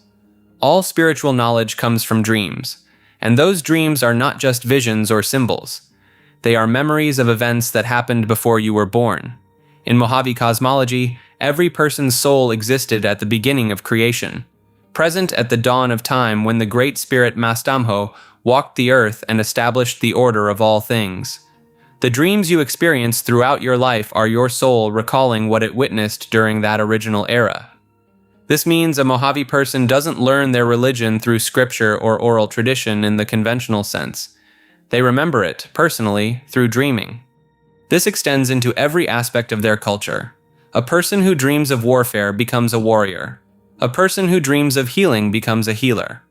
Their shamans, called Quathidae, derive their entire authority and medical knowledge from what they claim to have witnessed in the dream state. And these aren't loose interpretive dreams. Mojave dream narratives are incredibly detailed, often spanning epic cycles that rival the length of works like the Iliad. One of the most fascinating elements is their relationship with death. The Mojave practiced cremation and intentionally destroyed nearly all possessions of the deceased, including their home. The idea was to sever every possible tie to the living world so the soul could travel freely. Mourning ceremonies involved singing cycles that could last for days, recounting the journeys of the spirit through the land of the dead. The Mojave also had a recognized social role for individuals called Aliha and Huame, people who lived as a gender different from the one assigned at birth. These individuals were not outcasts. They held specific ceremonial functions and were considered to have received their identity through, you guessed it, powerful dreams before birth. This made gender transition a spiritually ordained event, rather than a social deviation. What ties all of this together is that the Mojave essentially built an entire civilization on the idea that dreaming is more real than waking life. Your dreams are not fiction. They are the oldest memories your soul carries, and everything you are supposed to become was already decided before you ever opened your eyes for the first time. Hopi mythology comes from one of the oldest continuously inhabited communities in North America, the Hopi people of northeastern Arizona, whose oral traditions stretch back thousands of years. The Hopi believe that humanity has existed across multiple worlds, not just this one. According to their creation narrative, we are currently living in the fourth world, called Tuakachi. The previous three worlds were each destroyed after humanity fell into corruption and strayed from the Creator's path. The first world was destroyed by fire, the second by ice, and the third by a great flood. Each time, only a faithful remnant was guided to safety and allowed to emerge into the next world through a passage called the Sipapu, a spiritual doorway between dimensions of existence. This cycle of world destruction and renewal is not just ancient history to the Hopi. Their prophecies describe the eventual end of the fourth world as well, and the signs they outlined generations ago are disturbingly specific. Hopi elders spoke of a gourd of ashes that would fall from the sky and boil the oceans, a description that many have connected to nuclear weapons. They described a house of glass, where world leaders would gather to argue but never achieve peace, which lines up remarkably well with the United Nations. They even predicted a web that would cover the earth, connecting people across great distances. One of the most referenced Hopi prophecies involves two brothers, one red, one white, who were separated long ago and destined to reunite. The white brother, called Pahana, is expected to return carrying a missing corner of a sacred stone tablet. If he arrives with genuine spiritual intent, the fifth world begins peacefully. If he comes with greed and destruction, the transition will be catastrophic. Some Hopi elders believed European colonizers were a false fulfillment of this prophecy. People who looked the part but carried none of the spiritual authenticity. The Hopi also maintain a deeply unusual relationship with time itself. Linguist Benjamin Lee Horff famously studied the Hopi language and claimed it contained no fixed references to past, present, or future the way European languages do. While later researchers have debated the extent of Horff's claims, the underlying observation stuck.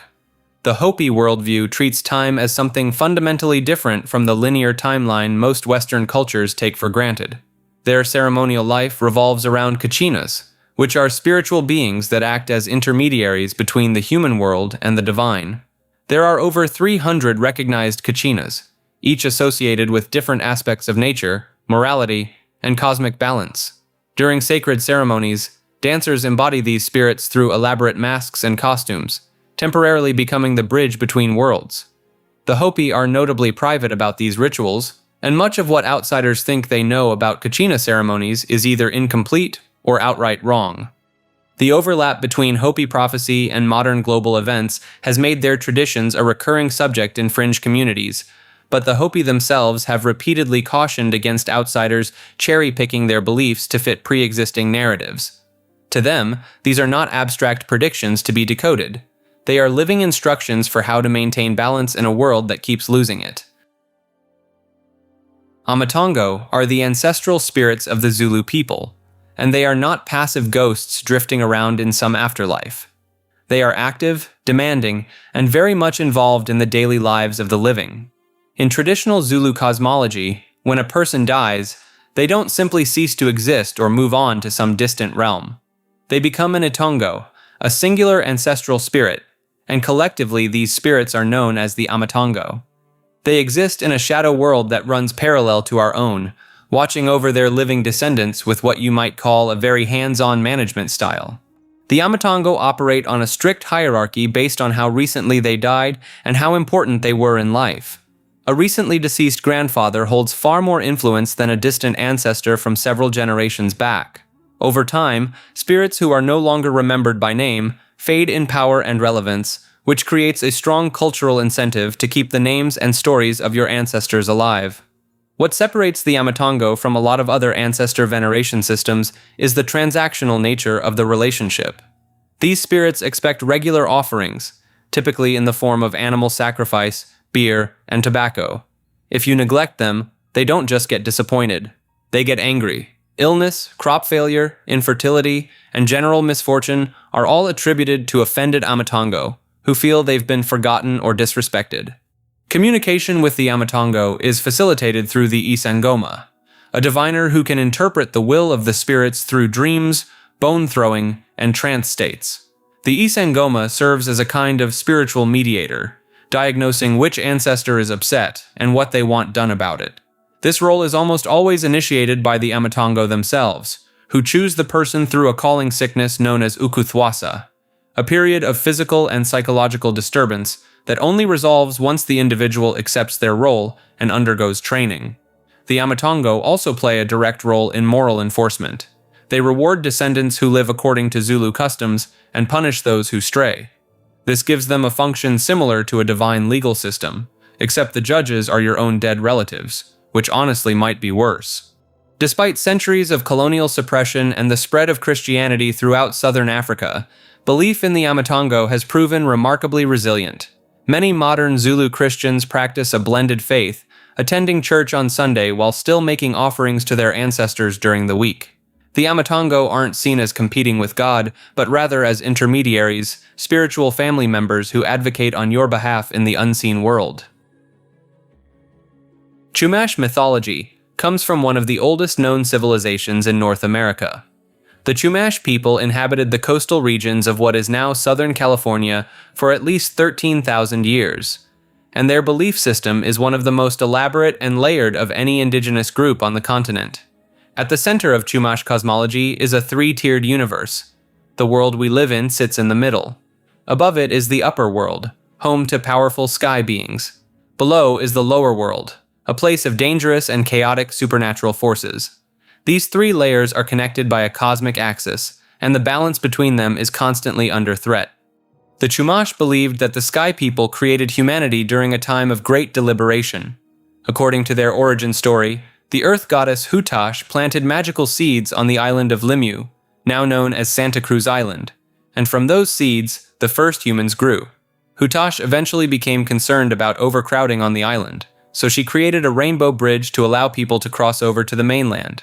Some of the people crossing the bridge looked down at the ocean, became dizzy, and fell into the water. Rather than let them drown, Hutash transformed them into dolphins. This is why the Chumash have historically considered dolphins to be their relatives. Their spiritual practices were overseen by a secretive priestly class called the Antap. This was an elite society that operated across multiple Chumash villages and held enormous political and spiritual influence. Members of the Antap were believed to possess genuine supernatural abilities, including the power to control weather, communicate with the dead, and shapeshift. Initiation into the Antap involved consuming a powerful psychoactive substance made from Jimson weed, known as taloch, which induced intense visions that could last for days and was genuinely life-threatening if the dosage was wrong. One of the more striking elements of Chumash cosmology is their astronomical knowledge. Their calendar system was remarkably sophisticated, tracking solstices, equinoxes, and the movements of specific stars and planets with impressive precision. Many researchers believe the Chumash rock art found in caves throughout the Santa Ynez Mountains and the Sierra Madre Range are actually star maps and cosmological diagrams, not just decorative paintings. Some of these paintings date back thousands of years and appear to depict celestial events like supernovae, which has led to serious academic debate about just how advanced their observational astronomy really was. The Chumash also practiced a form of dream interpretation that was central to daily life. Dreams were not seen as random mental activity, but as literal visits to the other worlds in their cosmology. Certain dreams were treated as prophecy, and skilled dream interpreters held significant authority within the community. The line between the waking world and the spirit world was considered thin and permeable, and the Chumash conducted regular ceremonies specifically designed to keep that boundary stable. Much of this belief system was nearly wiped out during the Spanish mission period in the late 1700s, when Chumash communities were forcibly relocated and converted to Catholicism. But fragments of the mythology survived through oral tradition, and a cultural revitalization movement over the last several decades has worked to reconstruct and preserve what remains. Some of these practices and stories were kept hidden for generations, specifically because sharing them with outsiders was considered spiritually dangerous, which means there are almost certainly elements of Chumash belief that have never been documented and may never be. Orphism is an ancient Greek mystery tradition that claimed to possess secret teachings from Orpheus himself, the legendary musician who supposedly traveled to the underworld and came back to tell the tale. Unlike mainstream Greek religion, which was mostly about keeping the gods happy so they wouldn't ruin your crops, Orphism taught that humans carried a divine spark trapped inside a physical body, and that spark needed to be liberated through a cycle of death and rebirth.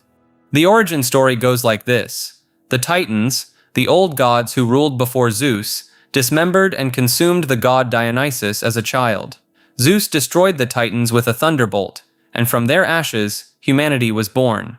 So according to Orphic belief, every human being is part Titan and part divine, carrying a fragment of Dionysus within them. The goal of an Orphic practitioner was to purify the Titan nature through ritual living, specific dietary restrictions, including strict vegetarianism, and initiation into sacred rites. If you lived correctly across multiple lifetimes, your soul could eventually break free from the cycle of reincarnation entirely, and return to a purely divine state. This is centuries before similar ideas showed up in Christianity or Gnosticism, by the way.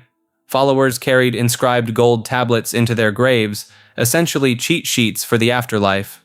These tablets, discovered by archaeologists across southern Italy and Greece, contain instructions on what to say to the guardians of the underworld.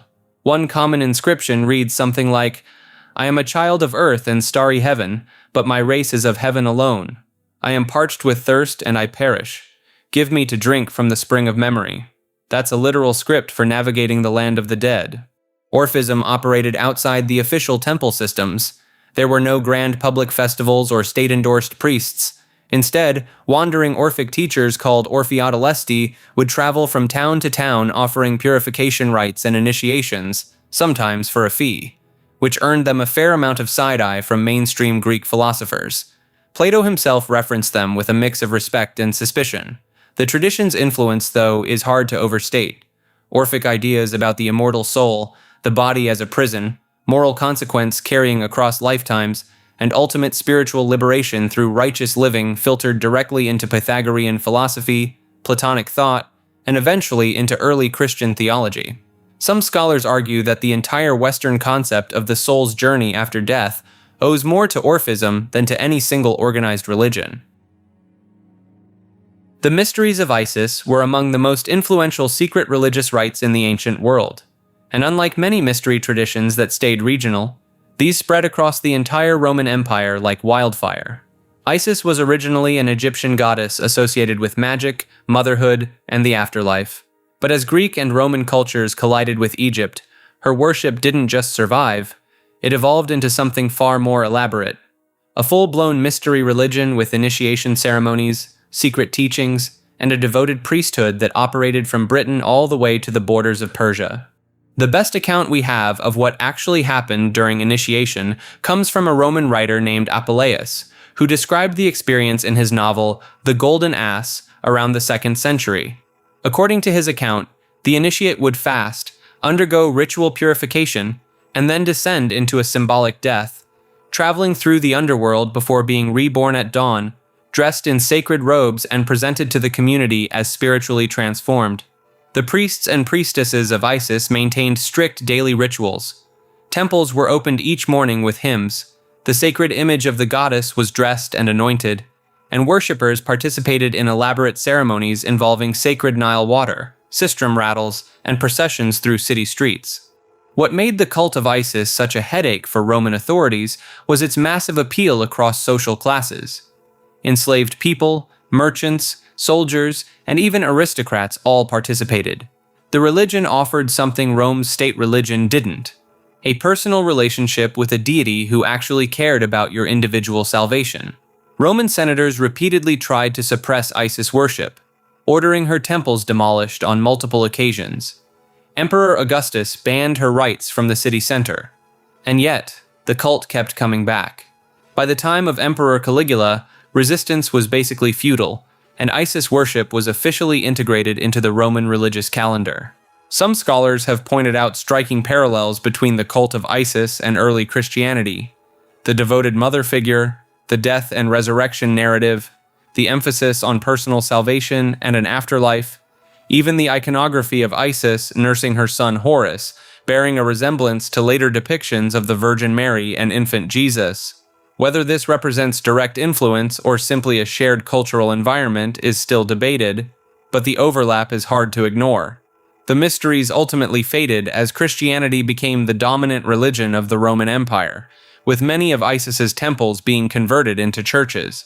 But elements of her worship arguably lived on, absorbed into the symbolism and ritual structures of the faith that replaced her. Wakafana is the indigenous monotheistic religion of the Oromo people, one of the largest ethnic groups in East Africa, primarily centered in what is now Ethiopia. Long before Christianity or Islam reached the Horn of Africa, the Oromo practiced a sophisticated belief system centered on a single supreme deity known as Waka, meaning God or sky god. In Wakefana, Waka is the creator of all things and maintains cosmic order through a concept called Safu, which is essentially the balance and harmony of the entire universe. Every living thing, every natural force, and every human action either upholds or disrupts Safu. When that balance is broken, it doesn't just affect the individual, it ripples outward into the community and the natural world. The religion is closely tied to the Gada system, which is an ancient democratic governance structure where Oromo men pass through generational age-based classes, each with specific social and political responsibilities. This system governed everything from warfare to resource management, and Wakafana provided its spiritual backbone. Religious leaders called Kalu serve as intermediaries between the people and Waka, performing rituals, blessings, and ceremonies often held at sacred natural sites like mountaintops, rivers, and beneath large trees, particularly the Oda, or sycamore tree, which holds deep symbolic importance across Oromo culture. Now, the reason this lands on an iceberg like this is the systematic suppression it endured. When Ethiopian emperors expanded their territory in the late 1800s, particularly under Menelik II, the Oromo were subjected to forced conversion to Orthodox Christianity. Centuries of colonial and religious pressure pushed Wakafana to the margins, and practitioners were often stigmatized or labeled as primitive. Despite all of that, Wakafana never fully disappeared. In recent decades, there has been a notable revival movement among the Oromo, with practitioners openly reclaiming their ancestral faith and pushing back against the narrative that it was somehow less legitimate than the Abrahamic religions that replaced it.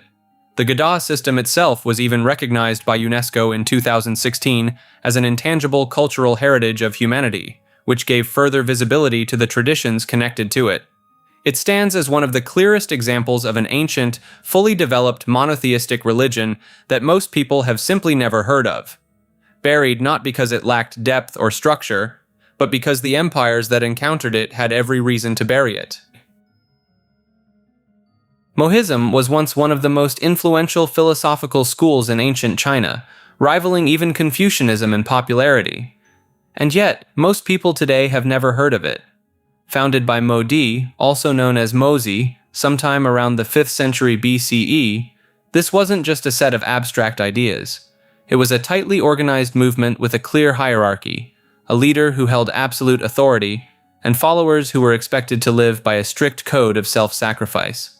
At the core of Mohist teaching was a concept called Jian Ai, which translates roughly to universal love, or impartial care. Mozi argued that the root of all conflict, from family disputes to full-scale wars, came down to people caring more about themselves and their own groups than about strangers. His solution was radical for the time: love everyone equally. Don't prioritize your own family, your own kingdom, or your own ruler over anyone else. As you can imagine, this did not sit well with Confucians, who built their entire ethical framework around family loyalty and social hierarchies. But Mohism wasn't all peace and love. The movement maintained what was essentially a paramilitary wing. Mohist followers trained extensively in defensive warfare and siege engineering, and they would actually deploy to help small states defend themselves against larger aggressors. They weren't mercenaries either.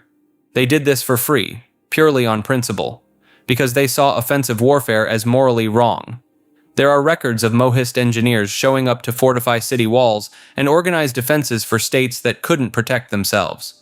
The organizational structure is what really sets Mohism apart from other philosophical schools of the era. The group was led by a figure called the Juzi, essentially a grandmaster, who had the authority to enforce discipline among followers, including the power to order punishments up to and including the taking of a member's life. Members were expected to live frugally, rejecting luxury and excess. They pooled resources, shared earnings, and submitted to the will of the group. If this is starting to sound more like a devoted sect than a philosophy club, that's because in many ways it was. Mozi also stood firmly against what he saw as wasteful cultural practices: elaborate funerals, extended mourning periods, music and entertainment. All of it he considered distractions that drained resources from the people who needed them most. This put him at odds with nearly every other school of thought in China at the time, most of which considered ritual and ceremony essential to a functioning society. One of the more fascinating aspects of Mohism is its approach to reasoning. The Mohists developed a sophisticated system of logic and argumentation centuries before similar frameworks appeared in Western philosophy. They explored concepts of causation, classification, and valid inference in ways that wouldn't look out of place in a modern logic textbook. Some scholars consider it one of the earliest formal systems of logical thought anywhere in the world. Despite all of this, Mohism essentially vanished. By the time the Han Dynasty consolidated power around 200 BCE, the school had almost completely disappeared from mainstream Chinese thought.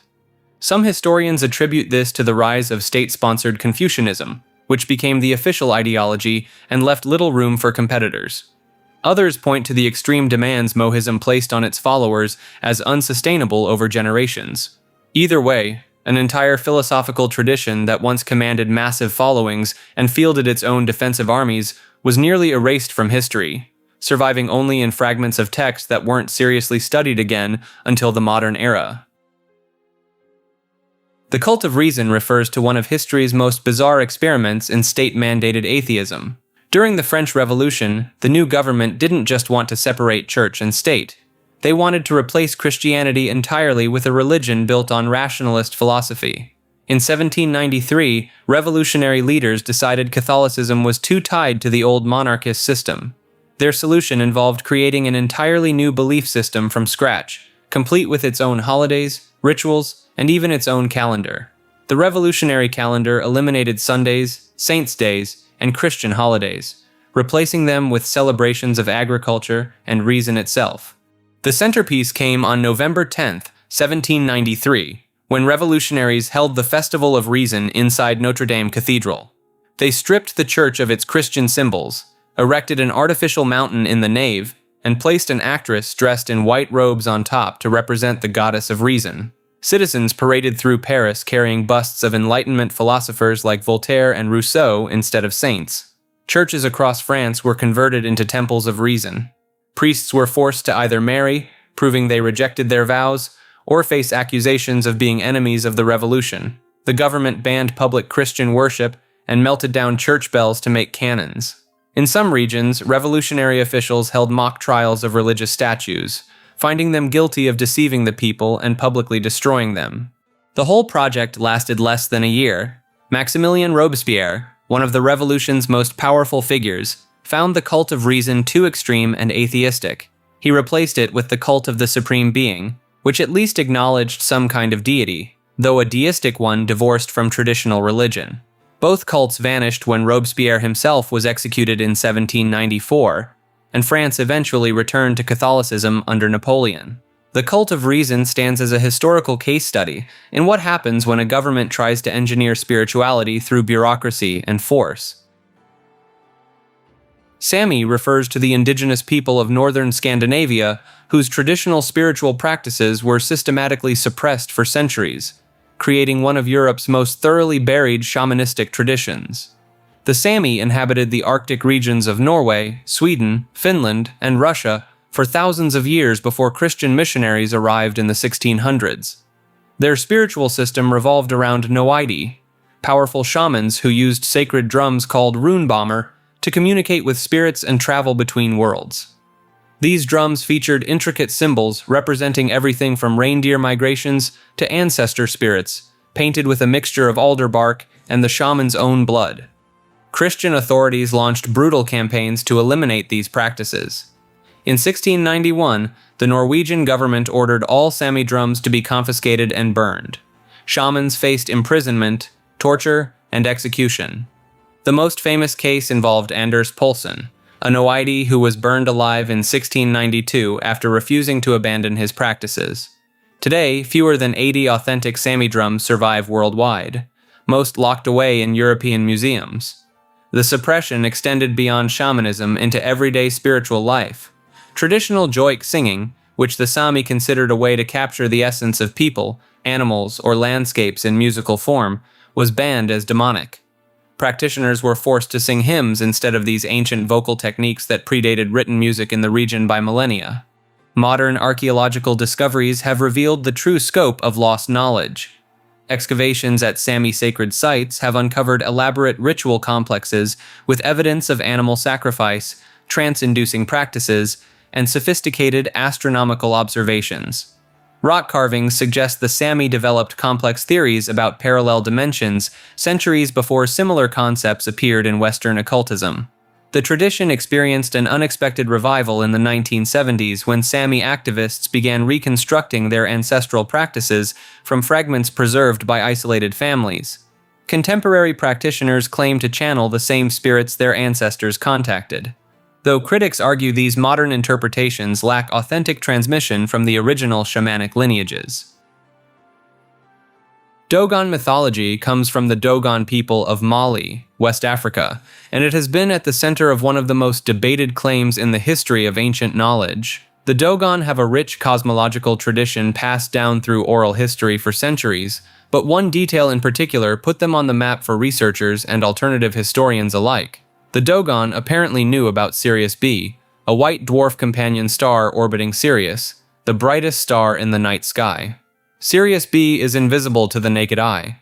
It wasn't even photographed by Western astronomers until 1970.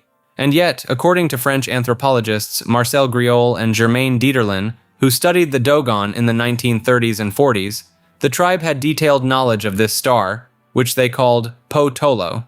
They reportedly described its density, its orbital period of roughly 50 years, and even its elliptical path around Sirius, all without telescopes or any modern instruments.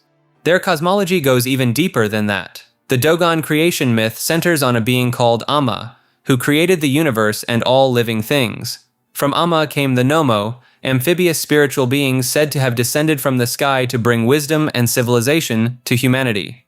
According to Dogon tradition, the Nomo came specifically from the Sirius star system, which is where the ancient astronaut crowd really latched on. Robert Temple's 1976 book, The Sirius Mystery, brought this story to a global audience and argued that the Dogon's astronomical knowledge was evidence of contact with an advanced extraterrestrial civilization. The book became a cornerstone text for ancient astronaut theory and sparked decades of debate. Skeptics, however, have pushed back hard. Astronomer Carl Sagan suggested the Dogon may have picked up knowledge of Sirius B from European missionaries or travelers before Griol's visits. Others have questioned Griol's methodology entirely, arguing that he may have inadvertently led his informants toward the answers he was looking for, a well-documented problem in early anthropological fieldwork. Belgian anthropologist Walter van Beek even conducted his own study of the Dogon in the 1990s and claimed he could find no trace of the detailed Sirius knowledge that Griol had reported. Regardless of where you land on that debate, the broader Dogon cosmology is genuinely fascinating on its own terms. Their creation narratives describe a universe born from a single seed of creation, expanding outward in a spiraling motion that some have compared to modern descriptions of the Big Bang. They have complex systems of numerology, symbolic art, and ritual practices tied to astronomical cycles that govern everything from agricultural planning to elaborate mask ceremonies that occur once every 60 years. The Dogon are a living tradition, not a lost civilization, and their mythology continues to be practiced and passed down today. Whether their knowledge of Sirius B came from the stars, from passing Europeans, or from a misunderstanding in translation, the fact that this small community in the cliffs of Mali ended up at the center of a global debate about the origins of human knowledge is, at the very least, a remarkable story. Odinala is the traditional spiritual system of the Igbo people of southeastern Nigeria, and it's one of those belief systems that colonial powers spent centuries trying to stamp out, but never quite managed to kill. At the core of Odinala is Chukwu, the supreme creator deity whose name literally translates to Great Spirit. Chukwu is considered too vast and too important to be approached directly, so the Igbo instead work through a network of lesser deities called Alusi, each one governing a specific aspect of life. You've got Allah, the earth goddess who oversees morality, fertility, and the dead. Amadioha, the god of thunder and justice. Ikenga, the horned god of achievement and personal ambition. There are potentially hundreds of these figures depending on the region, because Odinala isn't one centralized religion. It shifts from village to village, each community maintaining its own spiritual traditions and sacred groves. One of the most fascinating elements is the concept of chi, a personal spiritual guardian assigned to every individual before birth. Your chi essentially negotiates your fate with Chukwu before you even enter the world, and the life you end up living is partly the result of that cosmic negotiation. The Igbo saying "Onyekwe chi ya ekwe," meaning if a person agrees, their chi agrees, captures the idea that human willpower and divine will are linked. You're not just a passive recipient of destiny, you're an active participant. The Osu caste system is one of the more controversial aspects. Certain individuals were historically dedicated to specific Alusi and became permanently set apart from the rest of society. This designation was hereditary, meaning children born to Osu were also considered Osu, creating a class of people who were spiritually marked for generations. When Christian missionaries arrived in Igboland during the 19th and 20th centuries, they specifically targeted Odinala for destruction. Sacred forests were cut down, ritual objects were burned, and practitioners were pressured or forced into conversion. Chinua Achebe's novel, Things Fall Apart, is essentially a fictionalized account of this exact cultural collision. Despite all of that, Odinala never fully disappeared. It survived in fragments, woven into daily language, cultural practices, and even blended into the Christianity that replaced it on the surface. Today, there's a growing revival movement among Igbo people, both in Nigeria and across the diaspora, who are working to reconstruct and preserve these traditions before the last generation of elders who remember them firsthand is gone. Malagasy mythology is the traditional belief system of Madagascar, and it's one of the most fascinating spiritual frameworks most people have never heard of. Despite Madagascar's proximity to Africa, the island's original settlers actually came from Southeast Asia around 2,000 years ago, which means the mythology shares more DNA with Indonesian and Polynesian traditions than it does with the African mainland. At the core of Malagasy belief is a supreme creator god called Zanahary, sometimes split into two aspects, an earthly Zanahary and a heavenly one. According to tradition, the two had a disagreement over humanity's creation. The heavenly Zanahary gave humans life, and the earthly one gave them form from clay. When they couldn't settle who deserved more credit, the heavenly version took back the breath of life upon death, while the earthly one kept the body. That's essentially their origin story for why people die and decompose. But the real centerpiece of Malagasy spiritual life is the relationship with the dead. Ancestors aren't just respected, they're considered active participants in daily affairs. The deceased are believed to become something called Razana, powerful ancestral spirits who can influence the fortune and misfortune of their living descendants. Neglect your Razana, and you might find yourself on the wrong end of a bad harvest or an unexplained illness. This leads to one of the most striking funeral practices in the world. Famadihana, or the turning of the bones. Every 5 to 7 years, families will open up their ancestral tombs, pull out the remains of their relatives, rewrap them in fresh silk shrouds, and literally dance with the bodies while live music plays. It's a celebration, not a mourning ritual. People spray the wrapped remains with perfume and wine, share family news with the dead, and generally treat it like a reunion, because to them, that's exactly what it is. The practice is so central to Malagasy culture that families will sometimes spend more money on tomb construction than on their own homes. The logic is straightforward. You live in a house for maybe 60 years, but you're in that tomb forever. There's also a complex system of fedi, which are sacred taboos that vary from region to region, family to family.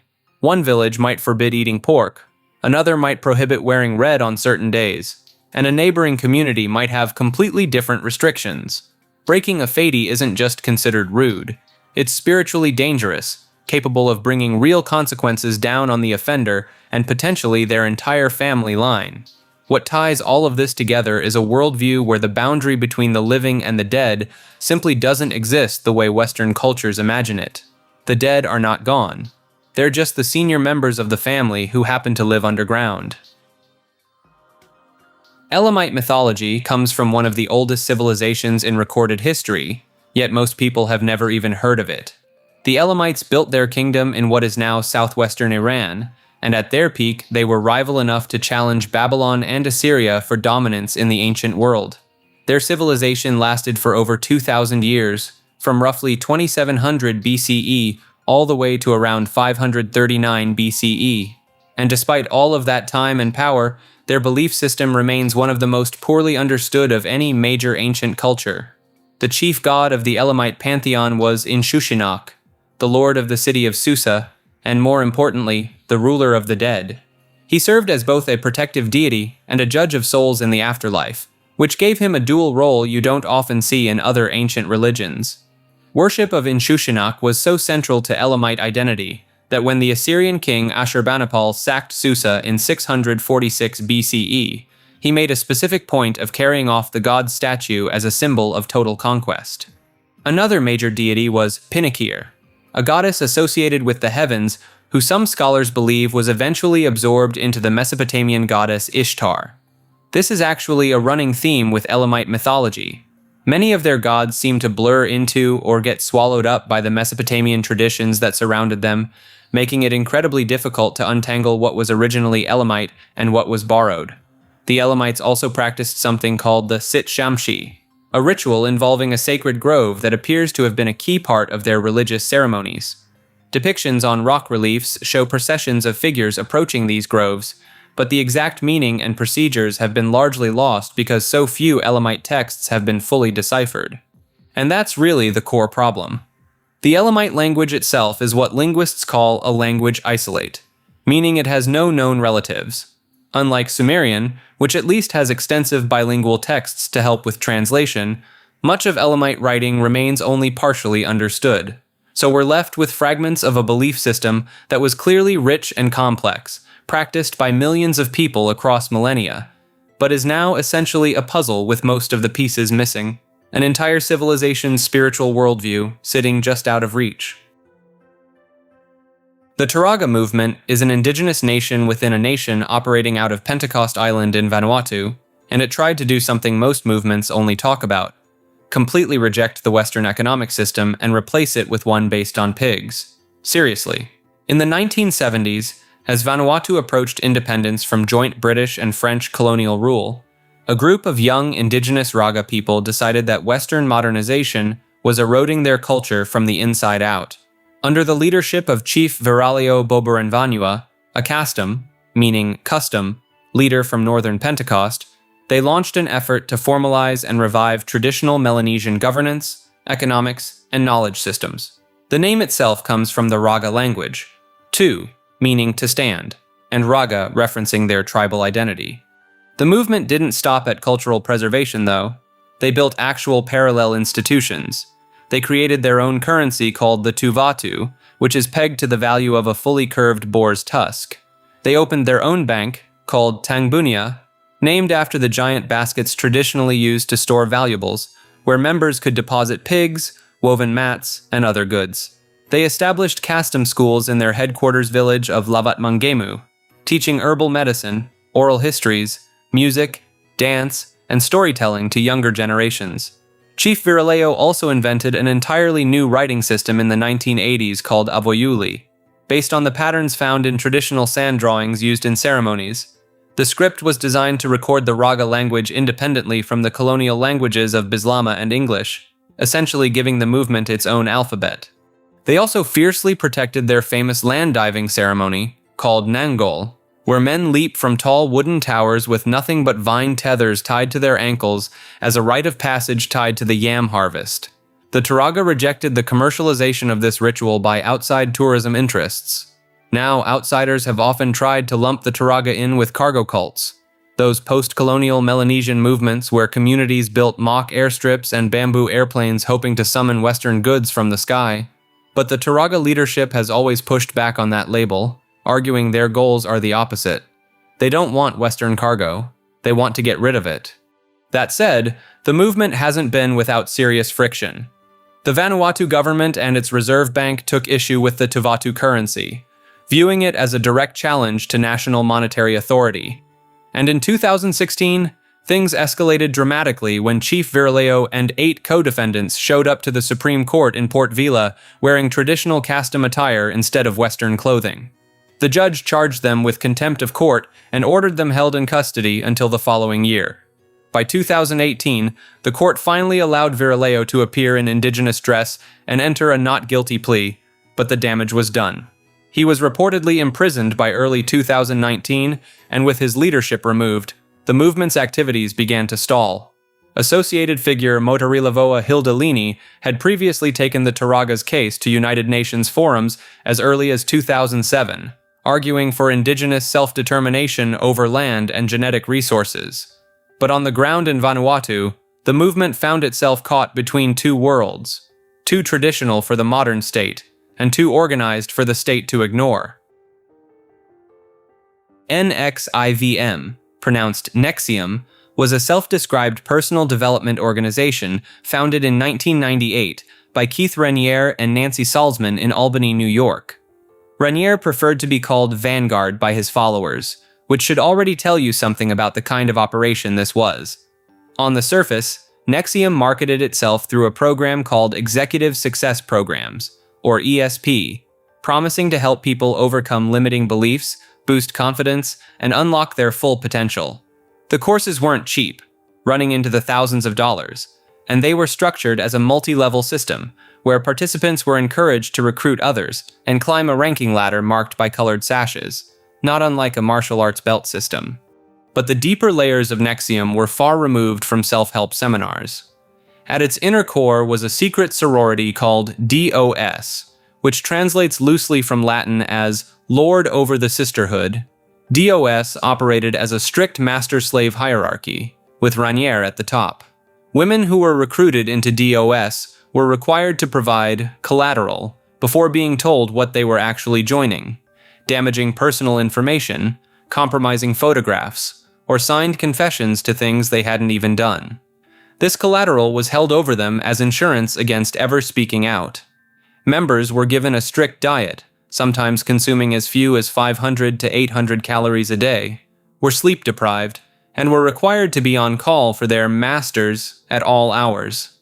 They were also branded, physically, with a cauterizing pen, bearing a symbol that contained Raniere's initials, though members were told it was simply a geometric design. Nexium attracted a notable roster of followers, including actresses Alison Mack from the television series Smallville and India Oxenberg, daughter of Dynasty actress Catherine Oxenberg. Catherine Oxenberg's very public campaign to rescue her daughter became one of the main forces that pushed the story into mainstream awareness. The New York Times published an explosive investigation in 2017, and the subsequent federal case brought charges of sex trafficking, racketeering, and forced labor. Raniere was convicted in 2019 and sentenced to 120 years in federal prison. Alison Mack, who had served as one of the primary recruiters for DOS, pleaded guilty and received a sentence of 3 years. What made Nexium difficult to categorize legally at first was how meticulously it had borrowed the language and structure of legitimate therapy and business coaching. Former members described a gradual process of isolation and psychological conditioning so incremental that many did not recognize it as coercive while it was happening. A textbook example of what cult researchers call thought reform, where independent thinking is systematically replaced with loyalty to the group's leadership. The Ant Hill Kids were a commune led by Roche Thériault in rural Quebec, Canada, during the 1980s and early 1990s. Thériault, who went by the name Moses, started as a Seventh-day Adventist who became convinced the world was ending in 1979. When the apocalypse didn't arrive on schedule, he didn't lose followers. He gained them. At its peak, the group consisted of around 24 adults and several children living in extreme isolation, first in Quebec and later in Ontario. Thériault demanded total obedience and positioned himself as a prophet with divine authority over every aspect of his followers' lives. Members handed over their welfare checks, worked grueling hours, and were subjected to brutal punishments for even minor perceived disobediences. The physical abuse within the group is genuinely difficult to talk about without understating it. Thériault performed crude amateur surgeries on his followers, sometimes removing healthy body parts as a form of discipline or supposed spiritual healing. He had no medical training whatsoever. One member, Solange Boilard, died after Thériault attempted to perform an operation on her using nothing more than a kitchen knife and a pair of pliers. He then convinced the group to help conceal her death. Multiple women in the commune were forced into relationships with Thériault and bore his children, while the other men in the group were essentially stripped of any authority or autonomy. The children raised in the commune endured severe neglect and abuse as well. What eventually brought the group down was one of his followers, Gabrielle Lavallee, who escaped in 1989 after Thériault amputated her arm with a meat cleaver. She went to authorities and her testimony led to his arrest. Thériault was convicted of assault and later, after further investigation, was convicted of the taking of Solange Boilard's life and sentenced to life in prison. He was killed in his prison cell by a fellow inmate in 2011. The Ant Hill Kids stand as one of the most disturbing cult cases in Canadian history, largely because of how small and under the radar the group was.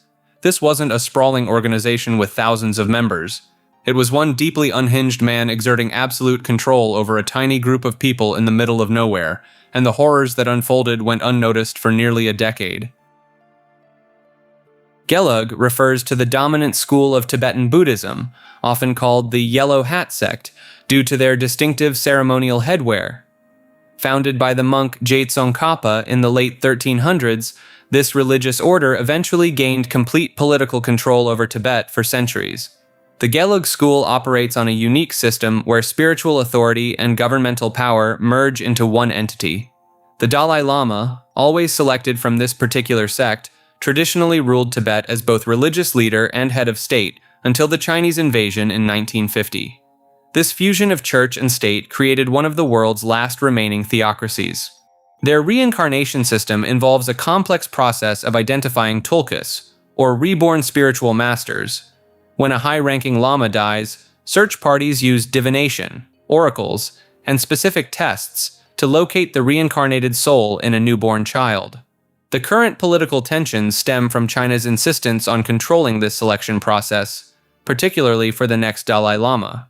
Despite their reputation for peaceful Buddhism, historical Gelug monasteries maintained their own armies and engaged in violent conflicts with rival Buddhist schools. The sect's rise to power involved centuries of political maneuvering, military campaigns, and the systematic suppression of competing religious traditions across the Tibetan plateau. The school emphasizes gradual spiritual development through debate, scholarship, and strict monastic discipline. Their monasteries function as universities where monks spend decades mastering logic, philosophy, and tantric practices. Some of these advanced teachings remain closely guarded secrets, passed only between master and student in private transmission ceremonies. Modern Gelug communities in exile continue practicing these ancient traditions while navigating contemporary political pressures and maintaining their claim to legitimate authority over Tibetan religious affairs. Levashovism is a branch of Slavic neo-paganism built around the teachings of Nikolai Levashov, a Russian theoretical physicist turned occultist and self-proclaimed psychic healer who operated from the late 1980s until his death in 2012. Levashov claimed to possess abilities that included telekinesis, healing people over the phone, communicating with dolphins, and purifying polluted city air using nothing but his mind. His belief system draws heavily from texts called the Slavo-Aryan Vedas, which Levashov treated as carriers of ancient sacred knowledge belonging to what he called the Slavic Aryans. He repackaged these ideas into his own cosmology, one built on the concept of 7 primary matters, labeled A through G, and each assigned a color that supposedly make up the invisible foundation of all reality. According to Levashov, these matters flow through an uneven or anisotropic universe, and a sufficiently developed consciousness can learn to manipulate them directly, including for the purpose of healing the human body. The cosmology goes even deeper. Levashovism teaches that time moves in grand repeating cycles called days of Svarog and nights of Svarog. During the bright cycles, creative forces aligned with the ancient Slavic Aryan heritage push civilization forward. During the dark cycles, parasitic entities exploit the downturn to enslave and degenerate populations. Levashov positioned himself as someone fighting on the front lines of this cosmic war. His healing practice is where things got truly dangerous. Levashov convinced actress Susan Strasberg, who was battling cancer, that he could cure her. She passed away from the disease in 1999. Psychologist Elizabeth Targ, diagnosed with a severe brain tumor in her 40s, also sought Levashov's help. He claimed he had eliminated the cancer and persuaded her to stop radiation therapy. She died within weeks. Perhaps the most troubling case involved a 13-year-old girl named Isabel Pritchard, also diagnosed with a brain tumor in 2007. After conducting healing sessions, some over the phone, Levashov declared the cancer defeated and convinced her parents to refuse surgery against the advice of her doctors. His movement was formally organized in 2007 under the name Russian Public Movement of Renaissance Golden Age. At one point, Levashov even announced a self-nominated run for the Russian presidency ahead of the 2012 election, presenting himself as the only person capable of saving the nation. He died in June of that year at age 51. His followers' official statement claimed he had not died of illness or old age, but had perished on the battlefield fighting universal evil. Even within the broader Slavic neo-pagan community, Levashovism is considered fringe. In 2009, major Russian Rodnovery organizations issued a joint statement condemning it as pseudo-pagan teachings, pseudoscience, and harmful speculation. The Russian Orthodox Church labeled his organization a destructive cult, and at least one of his books was banned in Russia for extremist content. Despite all of this, his followers have digitized his lectures and writings into online archives, keeping his teachings alive and accessible well after his death. Tangata Manu, or the Birdman cult, was a ritualistic competition practiced on Rapa Nui, the island most people know as Easter Island, that essentially determined who got to run the place for an entire year. Every spring, competitors from different clans would gather at the ceremonial village of Orongo, perched on the edge of a massive volcanic crater. The goal was deceptively simple: climb down a sheer cliff face, swim through shark-infested waters to a tiny offshore islet called Motu Nui, find the first egg laid by a sooty tern, and bring it back intact. First one to hand an unbroken egg to their clan chief won, and by won, we mean the chief who sponsored that competitor became the Tangata Manu, the Birdman, and was granted near-absolute sacred authority over the island for the next year. Their clan received privileges, resources, and political dominance. Everyone else had to deal with it. The competitors themselves, called Hopu, were typically warriors or servants chosen specifically for the task. Many of them didn't survive. The cliffs alone were enough to end someone, and the waters between Rapa Nui and Motu Nui were genuinely dangerous. Drownings and fatal falls were a regular part of the event. Sometimes competitors would camp on Motu Nui for weeks waiting for the terns to arrive and lay their eggs, surviving on minimal supplies the entire time. The whole system appears to have emerged sometime around the 15th or 16th century, likely as the older Moai building culture declined. As resources on the island dwindled, the massive stone statue projects became unsustainable, and the political structure shifted. The Birdman competition essentially replaced hereditary rule, with an annual violent merit-based system. Though merit here mostly meant whoever had the toughest guy willing to risk everything for an egg. The cult was deeply tied to the worship of Makemake, the chief god of the Rapa Nui creation mythology, and the deity specifically associated with fertility and birds. The sooty turn egg wasn't just a finish line, it was a sacred object believed to carry Makemake's blessing. The winning birdman would have his head shaved and painted, then live in ritual seclusion for months, essentially functioning as a living vessel of divine authority. Petroglyphs of the birdman figure, a human body with the head of a frigate bird, are carved all over Orongo, numbering in the hundreds. These carvings are some of the most iconic and frequently overlooked artifacts on the island, often overshadowed by the famous Moai statues, despite being central to the culture that actually replaced them. The tradition continued until the 1860s, when Christian missionaries arrived and systematically dismantled the practice, along with most other elements of traditional Rapa Nui religion. The last known birdman competition took place in 1867. Rapa Nui mythology is the belief system of the indigenous people of Easter Island, one of the most isolated inhabited places on Earth, sitting over 3,000 kilometers from the nearest populated landmass in the middle of the Pacific Ocean. And that extreme isolation produced a spiritual tradition unlike almost anything else in Polynesia.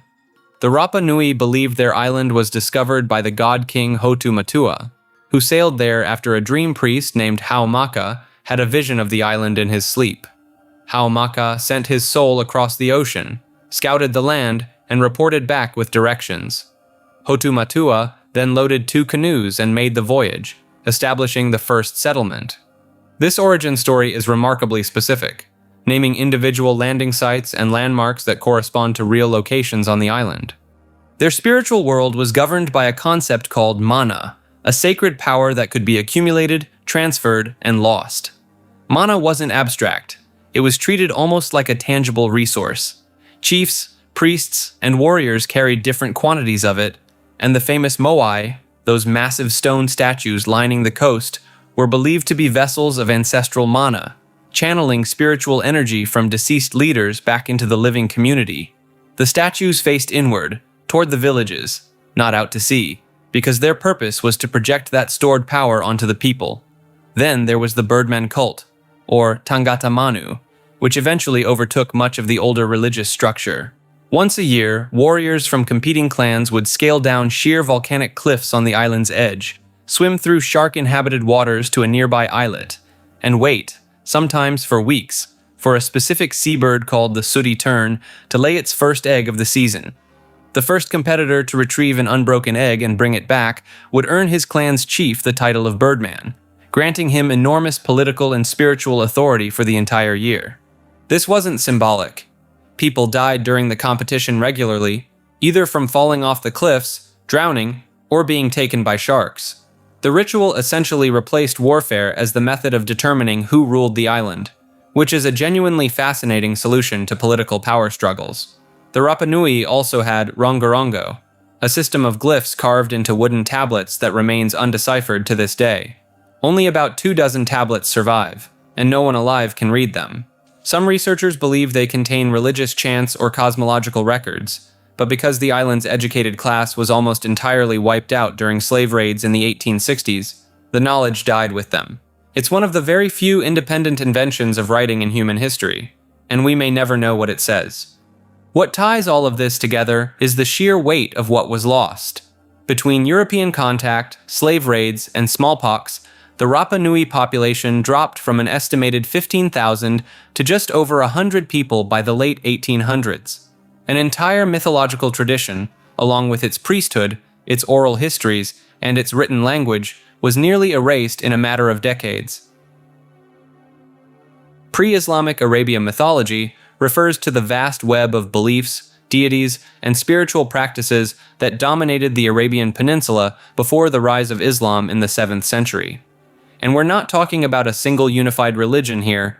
This was a sprawling, chaotic landscape of polytheism, animism, and astral worship that varied wildly from tribe to tribe and city to city. The most well-known hub of this era was Mecca, home to the Kaaba, which long before it became the holiest site in Islam, allegedly housed over 360 idols. Each one represented a different deity, worshipped by the various tribes who made pilgrimages there. It functioned almost like a spiritual marketplace. You bring your god, I bring mine, and we all do business together. At the top of the pre-Islamic pantheon sat Hubal, a god of divination whose idol was made of red carnelian and stood inside the Kaaba itself. Worshippers would cast arrows in front of his statue to receive guidance on major decisions, essentially treating him like a divine magic 8-ball. But Hubal wasn't alone up there. 3 goddesses, Al-Lat, Al-Uzza, and Manat, held enormous influence across the region. Al-Lat was associated with the sun or fertility, depending on which tribe you asked. Al-Uzza was linked to the planet Venus, and was so revered that human offerings were allegedly made in her name, and Manat governed fate and destiny, with her shrine drawing pilgrims from hundreds of miles away. These 3 goddesses are also at the center of one of the most controversial episodes in Islamic history, the so-called Satanic Verses incident. According to some early Islamic historians like Al-Tabari, there was a moment where verses allegedly acknowledging these goddesses as divine intercessors were briefly recited by the Prophet Muhammad before being retracted and attributed to the influence of Iblis, or Satan. Whether this event actually occurred is fiercely debated among scholars, but it became a flashpoint in modern culture when Salman Rushdie named his 1988 novel after it, leading to a fatwa calling for his end. Beyond the major deities, pre-Islamic Arabs practiced something called lithophany, the worship of sacred stones. Certain rocks and boulders were believed to house spirits or serve as direct connections to the divine.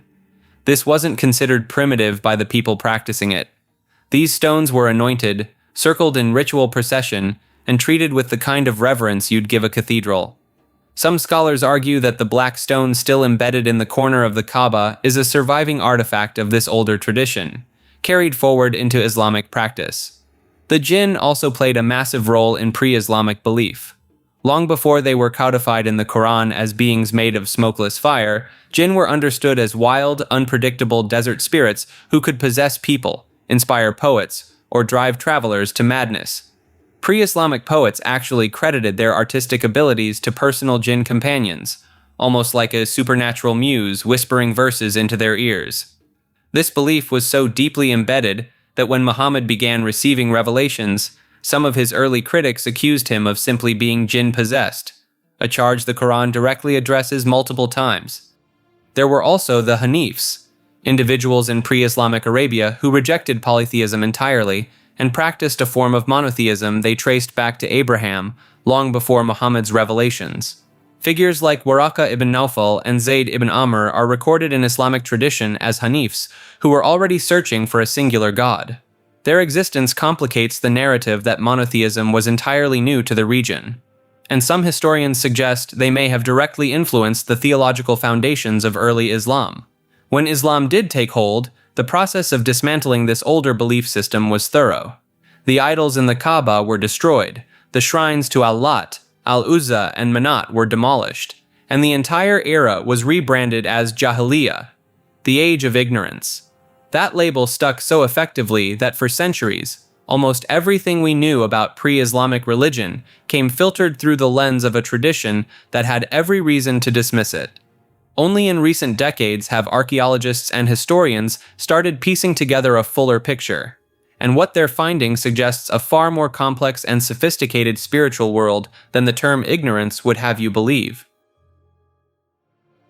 Eastern Lutheranism is one of those corners of Christian history that sounds like a contradiction. Lutheranism is about as Western European as it gets. Born in Germany, spread through Scandinavia, deeply tied to the Protestant Reformation. So the idea that there are Lutheran communities worshipping with icons, chanting liturgies that sound orthodox, and organizing their churches in ways that would make Martin Luther do a double take, that takes some explaining.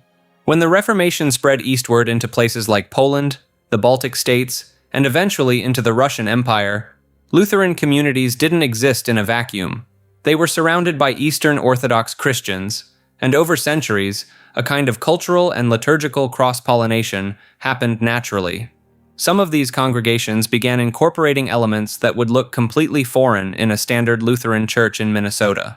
Things like elaborate iconography, incense-heavy worship services, and a much stronger emphasis on mysticism and the sacramental nature of communion.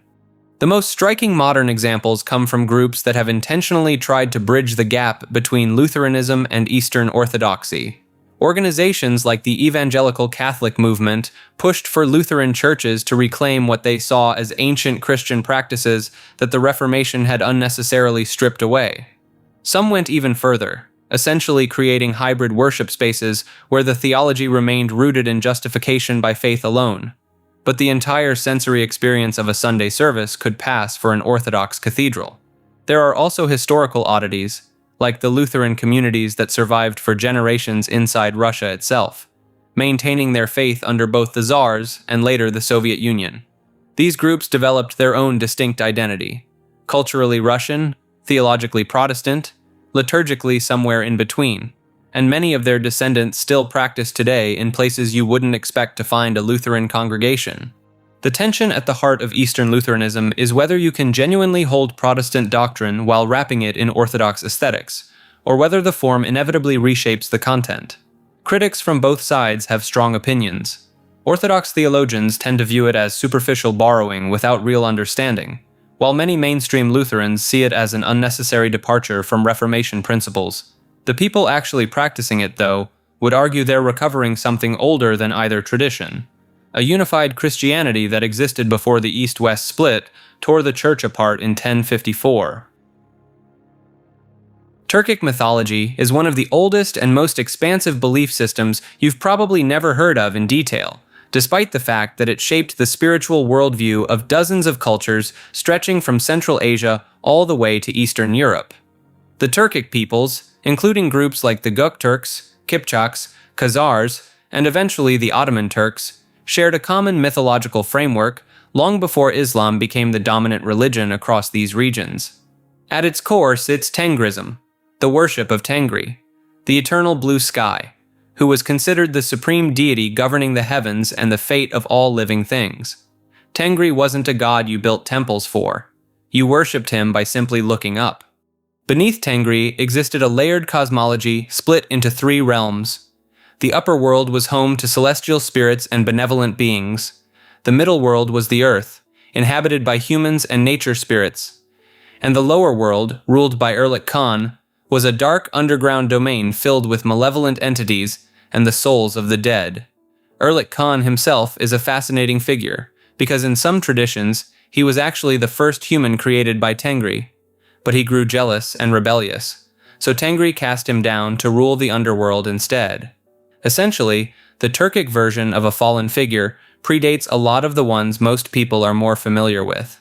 Shamans played a central role in Turkic spiritual life, acting as intermediaries between these three worlds. They would enter trance states, often through rhythmic drumming and chanting, to travel between realms, communicate with spirits, heal the sick, or guide the souls of the recently deceased. The Turkic word for these practitioners, kam, is actually one of the earliest recorded terms for what we now broadly call shamans. One of the more distinctive elements is the Turkic tree of life, known as the world tree or Beiderek. This massive cosmic tree connected all three realms, with its roots in the underworld, its trunk in the middle world, and its branches reaching into the heavens. Birds perched at the top were said to carry messages between humans and the gods, while serpents coiled around the roots guarded the passage to the lower realm. Animals held enormous spiritual significance across the board. The wolf was considered the ancestral figure of the Turkic people themselves. According to the foundational origin myth, a young boy, the sole survivor of a devastated tribe, was rescued and raised by a she-wolf named Asina. He eventually fathered children with her, and from that lineage, the entire Turkic race was said to descend. This is why wolf imagery appears so frequently in Turkic art, banners, and national symbols even today. The deer, the eagle, and the horse also carried deep mythological weight, each tied to specific spiritual functions like soul guidance, divine communication, and safe passage between worlds. What's particularly striking about Turkic mythology is how resilient it proved to be. Even after mass conversions to Islam, Buddhism, and Christianity across different Turkic groups over the centuries, Tengristic practices never fully disappeared. They blended into local folk traditions, harvest rituals, and spiritual customs that persist in places like Kazakhstan, Kyrgyzstan, and parts of Siberia to this day. In recent decades, there's even been a formal revival movement, with communities in Central Asia and Turkey actively reclaiming Tengrism as a living spiritual practice rather than just a historical curiosity. The Hermetic Order of the Golden Dawn stands as one of the most influential occult organizations in Western history, despite lasting barely 2 decades before imploding in spectacular fashion. Founded in London in 1888 by 3 Freemasons, William Wynne Westcott, Samuel Little MacGregor Mathers, and William Robert Woodman, the Golden Dawn synthesized practically every mystical tradition available at the time. They blended Kabbalah, tarot, astrology, alchemy, and ceremonial magic into a single comprehensive system that would shape occultism for the next century. The order operated through an elaborate grade structure mirroring the Kabbalistic tree of life. Members progressed through 10 degrees, each revealing deeper layers of esoteric knowledge and more complex rituals. The lower grades studied tarot correspondences and basic symbolism. The higher grades performed intensive ceremonial magic, constructed elaborate talismans, and practiced techniques for achieving altered states of consciousness. Their founding document, the cipher manuscripts, allegedly came from a deceased German adept. These encoded texts outlined the grade system and basic rituals. Mathers later claimed communication with the secret chiefs, discarnate beings, or hidden masters who guided the order's teachings. This claim would become a major source of internal friction. The member roster reads like a who's who of late Victorian intellectuals. Poet William Butler Yeats joined and incorporated Golden Dawn symbolism throughout his work. Horror writer Arthur Machen brought the order's atmosphere into his fiction. Actress Florence Farr ran the London Temple. Pamela Colman Smith, who illustrated the famous Rider-Waite tarot deck, learned her symbolic vocabulary within the order. Then there was Aleister Crowley. He joined in 1898 and immediately caused problems. Crowley advanced through the grades with alarming speed, which rankled senior members who questioned both his character and qualifications. When the London Temple refused his advancement to the Inner Order, Crowley allied with Mathers, who by this point had moved to Paris and grown increasingly autocratic. The resulting power struggle tore the order apart. In 1900, Crowley attempted to physically seize control of the London Temple on Mathers' behalf, showing up in full Highland dress and a black mask. He was literally thrown out. The scandal accelerated existing tensions about leadership, finances, and the dubious authenticity of those secret chiefs. By 1903, the original order had fractured into competing successor groups, each claiming to preserve the authentic teachings.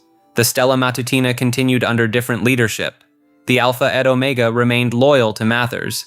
Crowley went on to create his own system with Thelema. Ainu mythology is the spiritual tradition of the Ainu people, the indigenous inhabitants of northern Japan, particularly Hokkaido, as well as parts of Russia's Sakhalin Island and the Kuril Islands. And despite being one of the oldest continuous cultures in East Asia, most people have never even heard of them. The Ainu worldview centers on the concept of kamui, which are divine beings that take the form of natural phenomena, animals, and even everyday objects. But kamui aren't gods sitting on thrones somewhere. They're spirits who voluntarily disguise themselves in the physical world to bring gifts to humanity.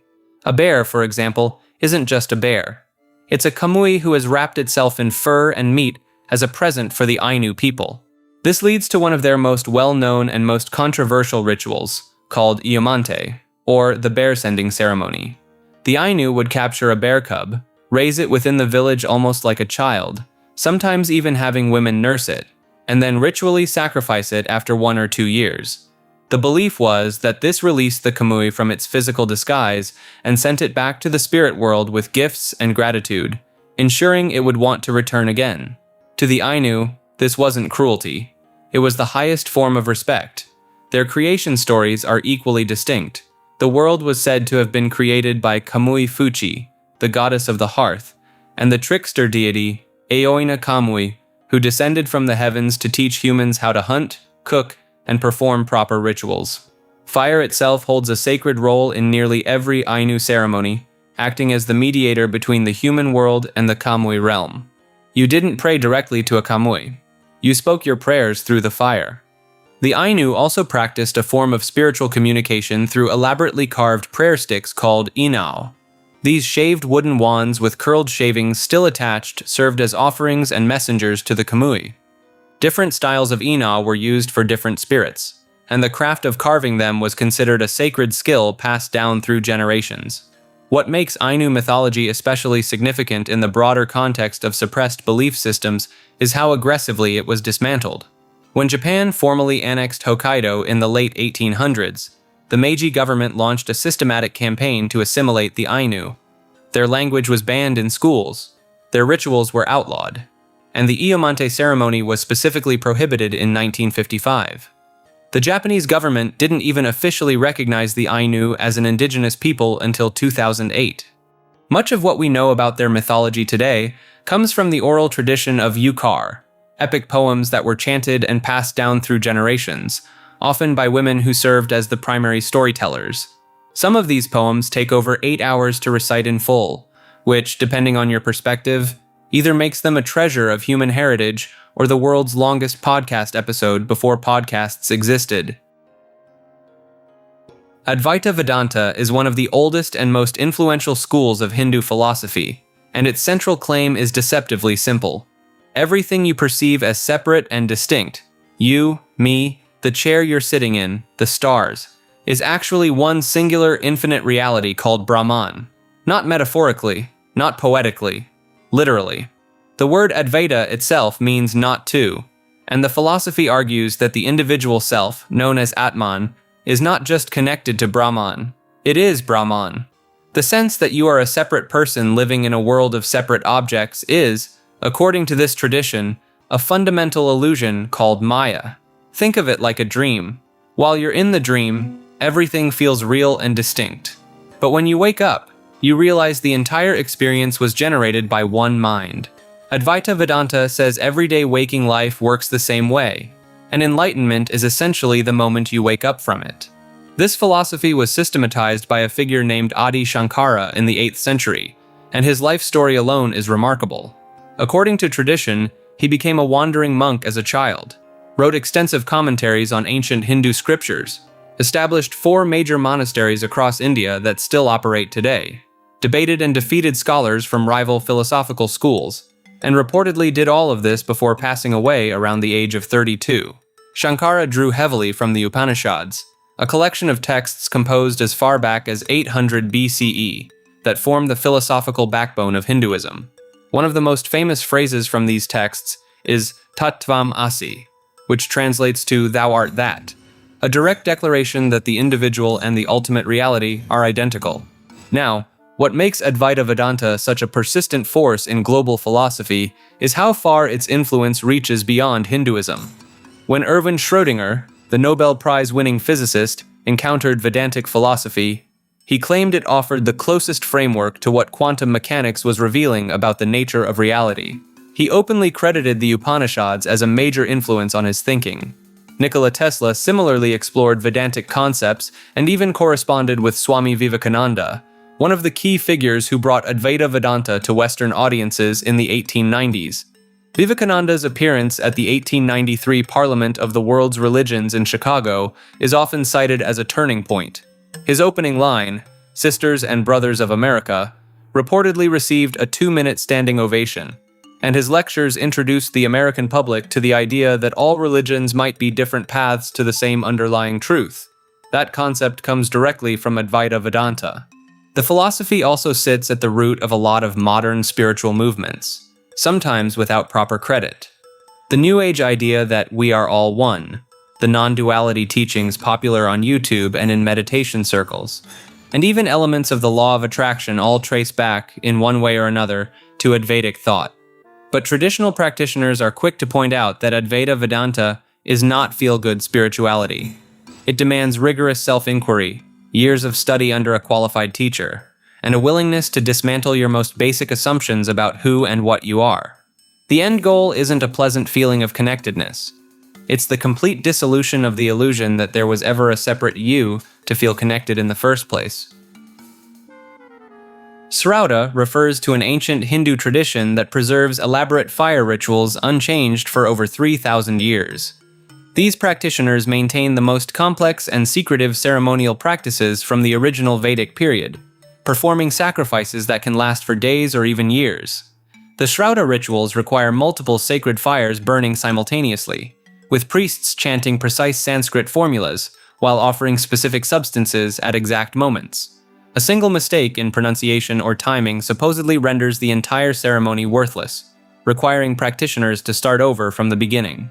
Only a handful of Brahmin families worldwide still possess the complete knowledge needed to perform these rituals.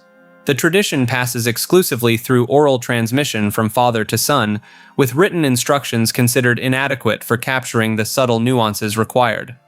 The most elaborate Srauta ceremony, called the Agnikayana, involves constructing a massive fire altar using precisely 10,800 bricks arranged in the shape of a falcon.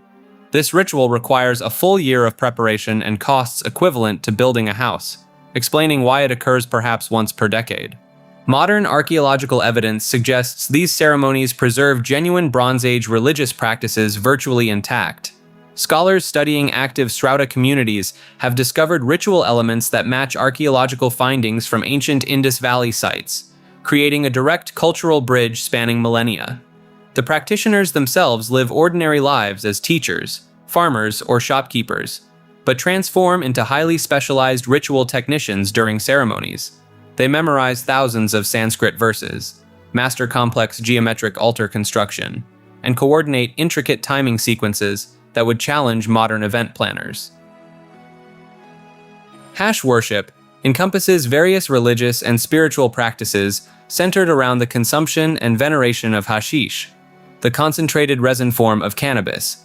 These traditions span across different cultures and time periods, often positioning the substance as a direct pathway to divine consciousness or spiritual enlightenment. The practice finds its most documented roots in certain Hindu traditions, particularly among the sadhus, wandering holy men who consume hashish as part of their spiritual discipline.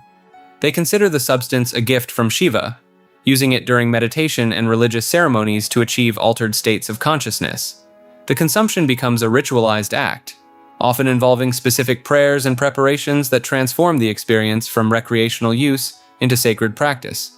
In more modern contexts, various neo-pagan and New Age movements have developed elaborate theological frameworks around cannabis consumption. These groups often cite archaeological evidence suggesting ancient civilizations used psychoactive substances in religious ceremonies, though the historical connections they claim frequently lack solid academic support. The Rastafarian movement incorporates cannabis, which they call ganja, as a sacrament within their religious practice. They view the substance as helping them commune with Yah, their name for God, and cite biblical passages they interpret as supporting its use.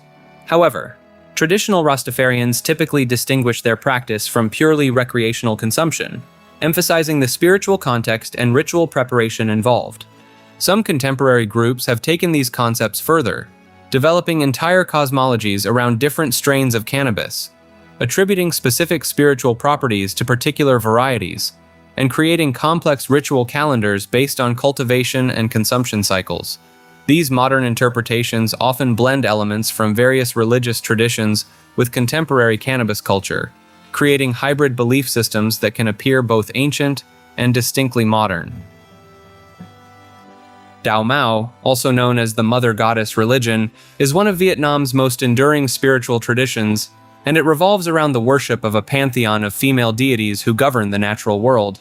At the center of it all sits Liu Han, one of Vietnam's four immortals, a figure so deeply woven into the country's identity that she stands alongside legendary military heroes and cultural icons. The religion is built on a cosmology of four palaces, each tied to a realm of nature: the Palace of Heaven, the Palace of Earth, the Palace of Water, and the Palace of Mountains and Forests. Every deity within these palaces is associated with specific colors, offerings, and forms of spiritual authority, creating a layered system that dictates everything from altar arrangements to the clothing worn during rituals. And the rituals themselves are where Dao Mao really sets itself apart. The most well-known practice is Len Zhong, a mediumship ceremony where a spirit medium channels different deities from the pantheon one after another. Each time a new spirit arrives, the medium changes into a completely different outfit, matching that deity's colors, performs distinct dances, and distributes specific gifts to the audience. A single session can involve dozens of these transformations, accompanied by a traditional musical style called Chao Vun that essentially serves as the soundtrack guiding each spirit's arrival and departure. For centuries, the Vietnamese government actively suppressed Dao Mao, labeling it as superstition during waves of modernization and political reform. Mediums were forced underground, and public ceremonies were shut down. But the tradition never actually disappeared. It just moved behind closed doors, surviving through family lineages and private temple networks.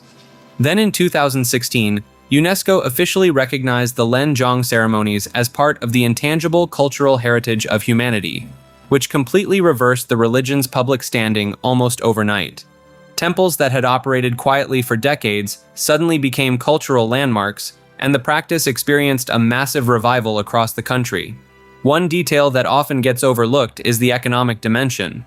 Len Zhong ceremonies can be extraordinarily expensive to host, sometimes costing thousands of dollars for a single session between the outfits, the musicians, and the offerings. This has created an interesting dynamic where spiritual devotion and social status are deeply intertwined, since the ability to sponsor an elaborate ceremony carries significant prestige within the community. Dao Mao also has a notably open relationship with gender and identity.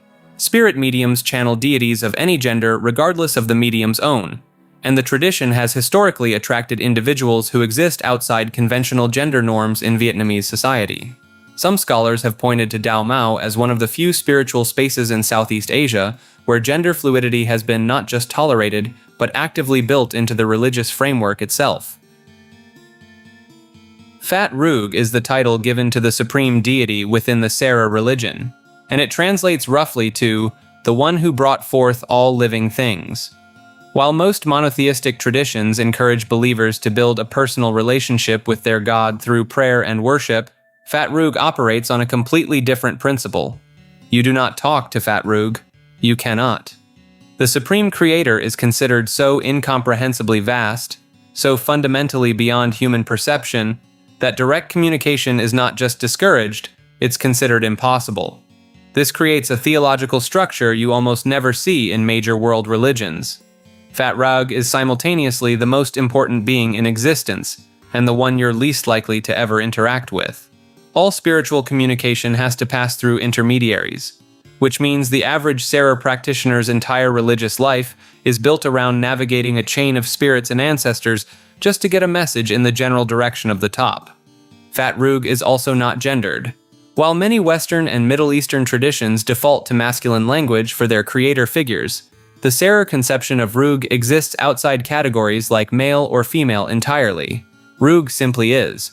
What makes this theology particularly notable is the moral framework attached to it. Fat Rug is believed to observe all human actions, and while you can't reach Rug can absolutely reach you. Consequences for moral failings don't come through dramatic divine punishment, but through a slow unraveling of harmony in your life, your family, and your community. The system essentially runs on cosmic accountability with no direct helpline to appeal to. Estonian mythology is one of those belief systems that managed to survive centuries of forced Christianization, foreign occupation, and Soviet-era suppression, and it still refuses to stay buried. The ancient Estonians held a worldview built around a sacred connection to the natural world. Trees, stones, rivers, and groves weren't just scenery. They were living spiritual entities deserving of reverence and offerings. At the center of their cosmos sat Tarapita, a sky god whose name literally translates to something close to Tara, help. He was the chief deity, associated with thunder and war, and some scholars have drawn direct parallels between Tarapita and the Norse god Thor, suggesting shared roots in older Proto-Finnic and even broader Indo-European traditions. But Estonian mythology goes deeper than a single thunder god. The Estonians believed in a multi-layered universe where the living world, the spirit world, and the realm of the dead all coexisted and interacted constantly. Maima, or Mother Earth, was considered a living goddess whose body was the land itself. Cutting down a sacred tree or disturbing a holy grove wasn't just disrespectful. It was an act of violence against a divine being, and the consequences were said to be very real. One of the more fascinating elements is the role of the taunt, a household spirit tied to a specific family or farmstead. These weren't friendly little helpers. A taunt could bring prosperity if respected, but if neglected or offended, it could turn outright malicious. Some accounts describe taunts as being bound to the land rather than the people, meaning if a family moved, they left their spirit behind, and the next residents inherited whatever relationship the previous owners had built, for better or worse. The Estonian national epic, the Kalevipoeg, compiled in the 1850s by Friedrich Reinhold Kreutzwald, preserves many of these mythological themes in narrative form. The hero Kalevipoeg, a giant son of the ancient king Kalev, battles demons, travels to the underworld, and ultimately loses his legs to his own enchanted sword. He ends up chained at the gates of the underworld, holding back the forces of darkness, with the promise that one day he'll break free and restore Estonia to glory. For a nation that spent most of its history under foreign rule, that story carried weight far beyond entertainment. The really striking part is what happened in the 1990s after Estonia regained independence from the Soviet Union. A formal revival of the old beliefs emerged under the name Mausk, meaning Earth Faith, and a related organized movement called Tarausk, or Tara Faith. These aren't fringe groups either. Mausk practitioners number in the thousands, and the movement has gained enough cultural legitimacy that sacred natural sites now receive legal protection from the Estonian government. So while most of Europe's pre-Christian belief systems exist only in textbooks and museum exhibits, Estonian mythology is one of the rare cases where the old gods didn't just survive in folklore, they came back. Olmec mythology is one of the oldest and most mysterious belief systems in the Americas, belonging to a civilization that thrived in the tropical lowlands of south-central Mexico from roughly 1500 to 400 BCE. The Olmec are often called the mother culture of Mesoamerica, meaning that nearly every major civilization that followed them, the Maya, the Aztec, the Zapotec, all arguably inherited pieces of Olmec religious thought. The problem is, the Olmec left behind no written language that we've been able to fully decode. So almost everything we know about their beliefs comes from the art and monuments they carved, and those carvings raise far more questions than they answer. The most iconic of these are the colossal stone heads, massive basalt sculptures, some standing nearly 10 feet tall and weighing up to 50 tons. There are 17 confirmed heads discovered so far, and each one depicts a distinct individual wearing what appears to be a helmet-like headdress. Mainstream archaeology interprets these as portraits of rulers or elite ball players, but their sheer scale suggests these figures held a status that blurred the line between political authority and divine power. Then there's the were-jaguar, arguably the central figure in Olmec spiritual imagery. Across countless carvings and jade figurines, you see this recurring motif of a creature that's half human and half jaguar, often depicted as an infant with a snarling feline mouth, cleft head, and downturned eyes. Some researchers believe this points to a creation myth in which a woman mated with a jaguar, producing a race of hybrid beings that the Olmec considered their ancestors. Others interpret the were-jaguar as a representation of shamanic transformation, the idea that Olmec priests could spiritually shift into jaguar form to access the supernatural world. The Olmec also appear to have established the foundational Mesoamerican concept of a layered cosmos, an upper world, a middle world where humans live, and a watery underworld often associated with caves and springs. Their art frequently shows figures emerging from or descending into cave-like openings, sometimes flanked by jaguar imagery, suggesting that these natural formations were considered literal gateways between realms. One of the stranger artifacts tied to Olmec belief is the so-called Kun's axe, a jade carving that depicts a figure with were-jaguar features in extraordinary detail. Jade was considered more valuable than gold in Mesoamerican cultures, and the Olmec seem to have associated it with water, fertility, and the supernatural. They buried enormous quantities of carefully arranged jade offerings in underground deposits at sites like La Venta, sometimes in cross-shaped patterns whose meaning remains completely unexplained. There's also growing evidence that the Olmec practiced ritual bloodletting and possibly human sacrifice, though the evidence is far less extensive than what we see in later Mesoamerican cultures. Stingray spines and obsidian blades found at Olmec sites are consistent with the self-offering blood rituals that became central to Maya and Aztec religion centuries later, which suggests the Olmec may have originated the belief that the gods required human blood to sustain the cosmos. What makes Olmec mythology so enduring in fringe circles is the simple fact that we can see its influence everywhere in later Mesoamerican religion, but we can't read the original source material. It's like finding the rough draft of every major belief system in the region, written in a language nobody alive can translate. Buddhist modernism refers to a deliberate reimagining of Buddhism that began in the late 1800s, when Eastern teachers started marketing their tradition to Western audiences. The resulting version looked almost nothing like what millions of Asians had practiced for over 2,000 years. When Christian missionaries and colonial powers arrived in places like Sri Lanka and Japan, they criticized Buddhism as primitive superstition filled with demons, magical rituals, and backward cosmology. Instead of defending their traditions, certain Buddhist reformers decided to rebrand the entire religion. They stripped away the parts that seemed embarrassing to Western sensibilities and repackaged what remained as a rational, scientific philosophy of the mind. Figures like Anagarika Dharmapala in Sri Lanka and D.T. Suzuki in Japan became architects of this transformation.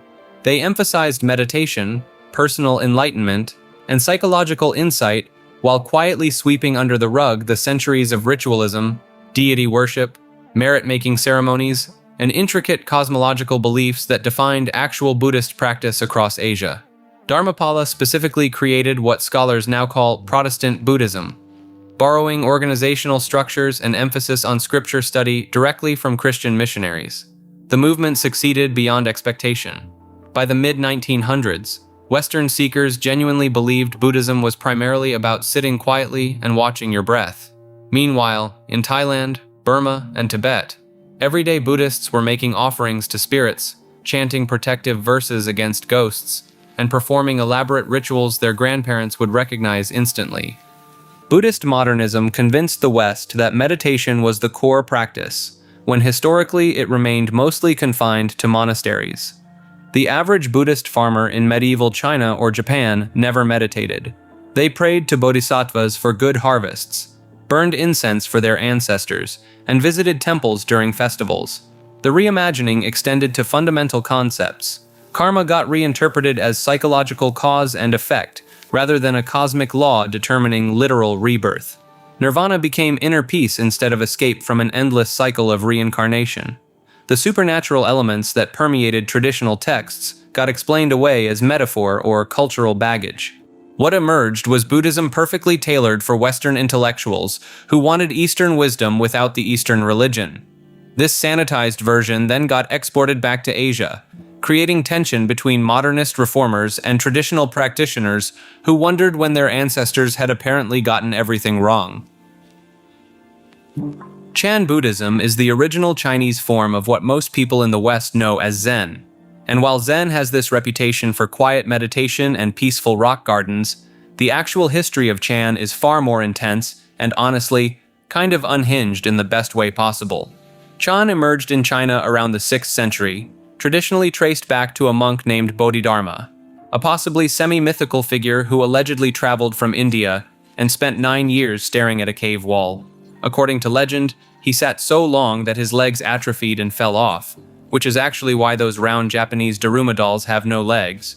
Whether Bodhidharma was real or a composite of several monks blended into one character is still debated, but the tradition he supposedly founded took on a life of its own.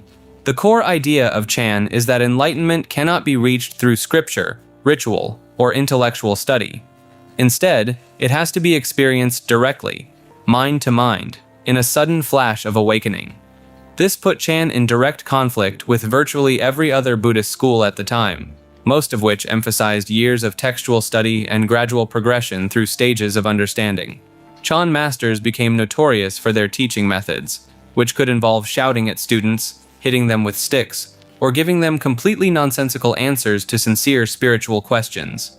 These are called gong'an in Chinese, better known by their Japanese name, koans. A student might ask a master about the nature of the Buddha, and the master would respond by holding up a sandal, or saying the word oak tree, or just slapping them. The idea was to short-circuit rational thinking and force the student into a direct experience of reality beyond language. One of the most famous Chan sayings is, "If you meet the Buddha on the road, destroy him," which sounds absolutely blasphemous on the surface. The meaning is that if you think you've found enlightenment as something external, something you can point to and identify, you've already missed the point entirely. Enlightenment isn't a thing you encounter. It's the nature of your own mind. Chan also developed a fierce internal rivalry between its northern and southern schools. The northern school taught gradual enlightenment, the idea that awakening happens in stages over time. The southern school, led by the sixth patriarch Huineng, taught sudden enlightenment, that awakening happens all at once like a light switch flipping on. The southern school eventually won out, and Huineng's story became one of Chan's most celebrated narratives. He was supposedly an illiterate firewood seller who achieved instant enlightenment upon hearing a single line of scripture, which made him the perfect poster child for the idea that book learning was unnecessary. As Chan spread to Japan, it became Zen. As it moved to Korea, it became Seon.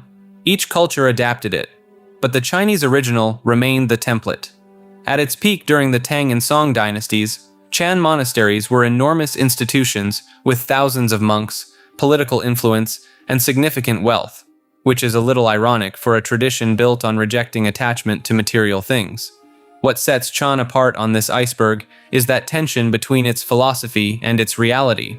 It teaches that words are insufficient and then produces some of the most extensive literary traditions in all of Buddhism. It teaches non-attachment and then builds sprawling monastic empires. It teaches that everyone already possesses Buddha nature, and then creates rigid hierarchies of masters and students.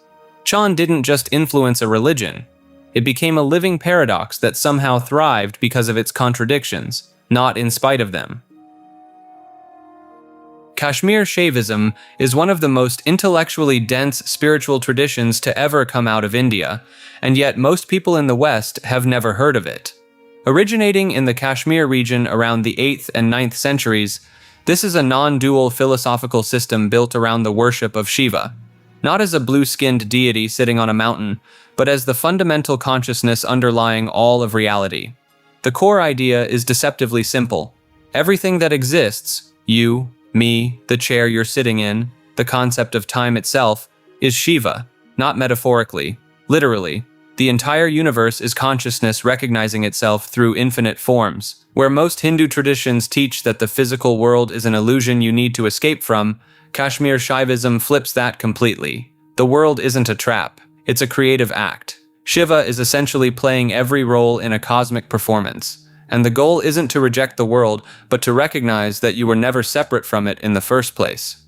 The tradition was systematized by a philosopher named Abhinavagupta, who lived around 950 to 1016 CE, and this guy was basically the final boss of Indian philosophy. His written works are so layered and self-referencing that scholars today still argue about what he actually meant in certain passages. His most famous text, the Tantraloka, is a massive encyclopedic work that synthesizes ritual practice, metaphysics, aesthetics, and yoga into a single unified system.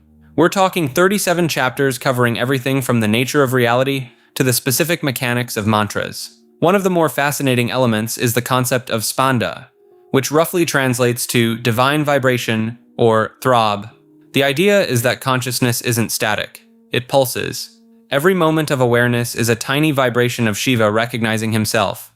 This isn't just abstract theology either. Practitioners were taught to notice this subtle pulse in their own direct experience during meditation, essentially using their own awareness as a laboratory. Kashmir Shaivism also has a complicated relationship with Tantra.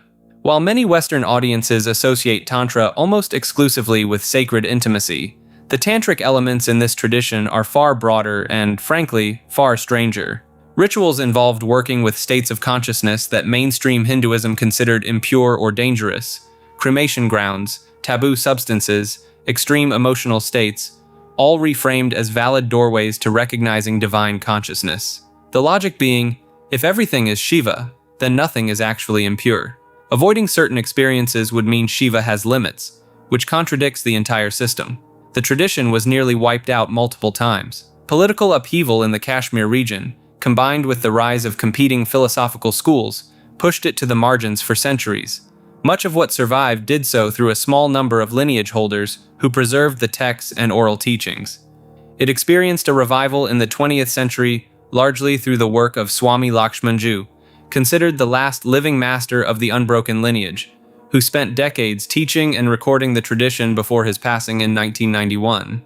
Today, Kashmir Shaivism occupies this strange middle ground, too philosophically rigorous for casual spiritual seekers, too esoteric for mainstream Hinduism, and too rooted in devotional practice for pure academics. It's the kind of tradition that rewards an almost unreasonable level of dedication to understand, which is probably exactly how Abhinavagupta would have wanted it.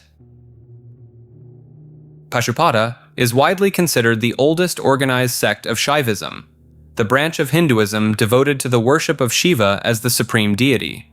Founded by a figure known as Lakulasha, sometimes depicted carrying a club and believed by followers to be an incarnation of Shiva himself, this tradition dates back to at least the 2nd century CE, with some scholars pushing its origins even earlier. The core philosophy taught that human suffering stems from the soul's bondage to the material world, and that liberation could only be achieved through intense devotion to Shiva, referred to here as Pashupati, meaning Lord of Creatures, or more literally, Lord of Bound Souls. In this framework, every living being is a Pashu, a bound creature trapped in a cycle of pain, and only Shiva holds the power to release them. Now, the practices are where Pashupata really sets itself apart from mainstream Hindu worship. Initiates were instructed to deliberately act in ways that would provoke public ridicule. We're talking snoring loudly in temples, making inappropriate gestures at women, pretending to be asleep in sacred spaces, and generally behaving like someone who had completely lost their mind. This wasn't random chaos, it was a calculated spiritual strategy. By inviting disgust and mockery from others, the practitioner believed they were transferring their own negative karma onto the people judging them, while simultaneously absorbing the good karma of their critics. Essentially, every insult was a spiritual transaction working in the devotee's favor. The tradition laid out a structured progression of stages. Early phases involved standard worship at Shiva temples, smearing the body in sacred ash, and chanting mantras. But the more advanced stages required the practitioner to leave the temple entirely, wander in public performing their provocative behaviors, and eventually retreat into total isolation, living in cremation grounds among the dead. The final stage was supposed to culminate in a direct union with Shiva, and the end of all suffering, a state described as the complete cessation of every form of pain, with no possibility of return. Pashupata teachings were documented in the Pashupata Sutras, with an important commentary called the Pankarthabhashya, written by a scholar named Kaundinya. These texts reveal a surprisingly systematic philosophy underneath all the deliberate public madness, complete with logical arguments for why Shiva alone deserves worship, and detailed metaphysical categories explaining the nature of bondage and liberation. The sect gradually declined after roughly the 10th century, absorbed into or replaced by other Shaiva traditions like the Kapalikas, and later the Lingayats.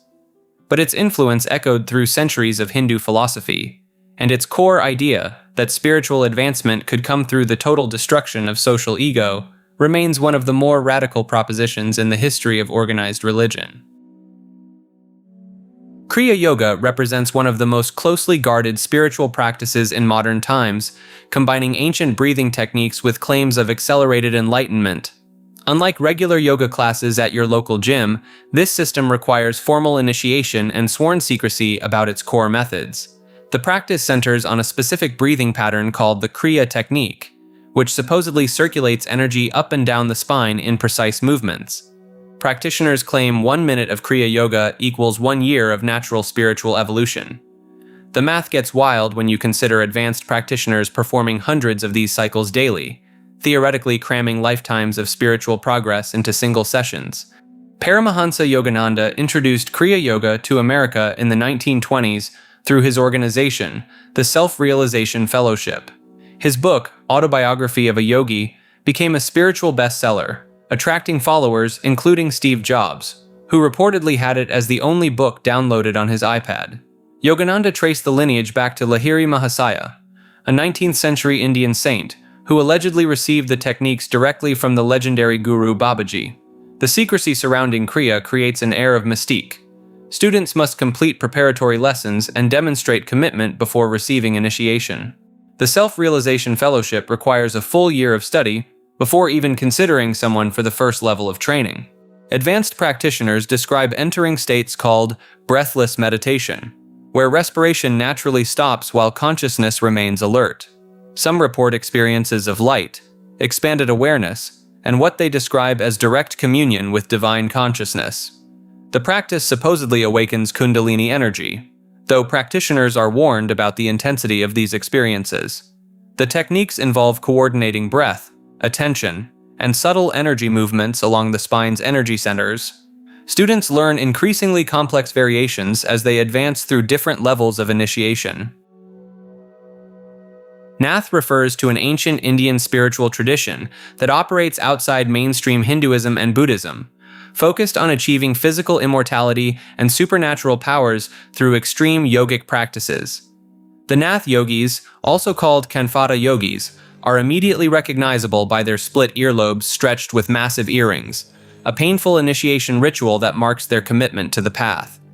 The tradition traces back to two legendary figures, Matsyendranath, who according to their lore discovered the secret teachings by hiding inside a fish to eavesdrop on a conversation between the god Shiva and his consort Parvati.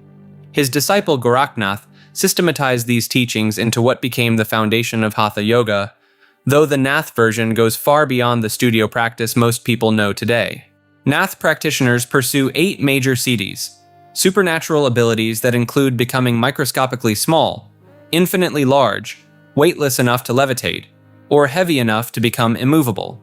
They also claim the power to obtain anything desired, control all beings, and achieve complete mastery over the physical world. The techniques involve intense manipulation of internal energies through breath control, postures held for hours or days, and practices involving bodily fluids that most modern yoga teachers would rather not discuss. The Naths developed an elaborate system of internal alchemy, viewing the human body as a microcosm containing the entire universe. They mapped out energy channels, chakras, and a coiled serpent power called Kundalini that supposedly sleeps at the base of the spine. Their goal was to awaken and direct this force upward through the body to achieve a state called sahaja, spontaneous transcendence where the yogi remains in constant divine consciousness while still functioning in the physical world. What sets them apart from other ascetic traditions is their emphasis on preserving and perfecting the physical body rather than transcending it.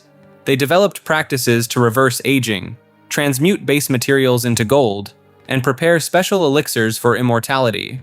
Medieval texts describe Nath adepts living for centuries in remote caves, surviving on air alone, or appearing in multiple locations simultaneously. The tradition influenced Tibetan Buddhism, Sufism, and the Sikh religion, with each borrowing elements of Nath philosophy and practice. Even today, wandering Nath yogis can be found throughout India and Nepal, though their numbers have dwindled significantly. They maintain secretive initiation rites and guard their most advanced techniques, passing them only through direct guru-to-disciple transmission rather than written texts. Cosmotheism is a religious philosophy founded in the 1970s by William Luther Pierce, a former physics professor who would go on to become one of the most notorious figures in American white nationalist movements. On the surface, cosmotheism presents itself as a nature-based spiritual system built around the idea that the universe itself is God, and that humanity's purpose is to advance toward higher states of consciousness and eventually merge with this cosmic whole. Think of it as evolution reframed as divine will. But the actual doctrine is where things take a sharp turn. Pierce explicitly tied biological identity to spiritual progress, arguing that certain racial lines were further along this cosmic evolutionary path than others.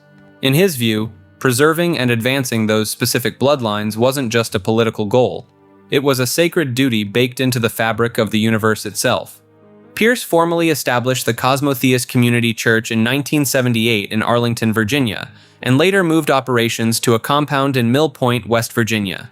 The church applied for and initially received tax-exempt status from the IRS, though this was later challenged and revoked after authorities determined the organization was primarily political rather than religious in nature. Critics and scholars have long debated whether cosmotheism was ever a sincere theological project or simply a legal and rhetorical shield. a way to wrap extremist ideology in the protections afforded to religious organizations. Pierce himself authored a trilogy of cosmotheist texts laying out the belief system, but the overlap between church membership and membership in his political organization, the National Alliance, was nearly total. After Pierce's death in 2002, cosmotheism largely faded as an organized movement, though its core ideas, dressing up racial ideology and spiritual language, have continued to echo through various fringe groups that blend paganism, esotericism, and ethno-nationalism into new forms. Order of Nine Angles stands as one of the most extreme and controversial occult organizations to emerge from the modern era. Founded in the United Kingdom during the late 1960s, this group advocates for a path they call the sinister tradition, which deliberately incorporates elements that most occult practitioners would reject outright. The organization operates through a decentralized network of cells called nexions, with no central authority dictating actions. Their core philosophy revolves around what they term the Sevenfold Way, a system of spiritual advancement that pushes practitioners toward increasingly dangerous and illegal activities. They view these acts not as crimes, but as ordeals that test commitment and advance personal transformation. What distinguishes them from other left-hand path groups is their explicit integration of extreme political ideology.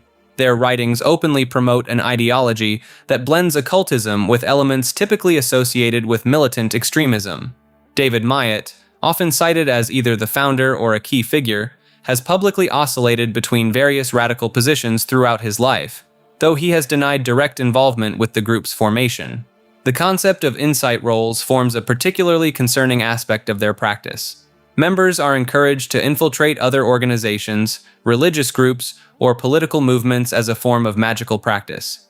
This could mean joining law enforcement, military organizations, or even opposing ideological groups to understand them from within and further personal development. Their primary text, known as the Black Book of Satan, was later revealed to be largely plagiarized from earlier horror fiction. Despite this, the group continued producing volumes of material outlining their sinister philosophy and methods.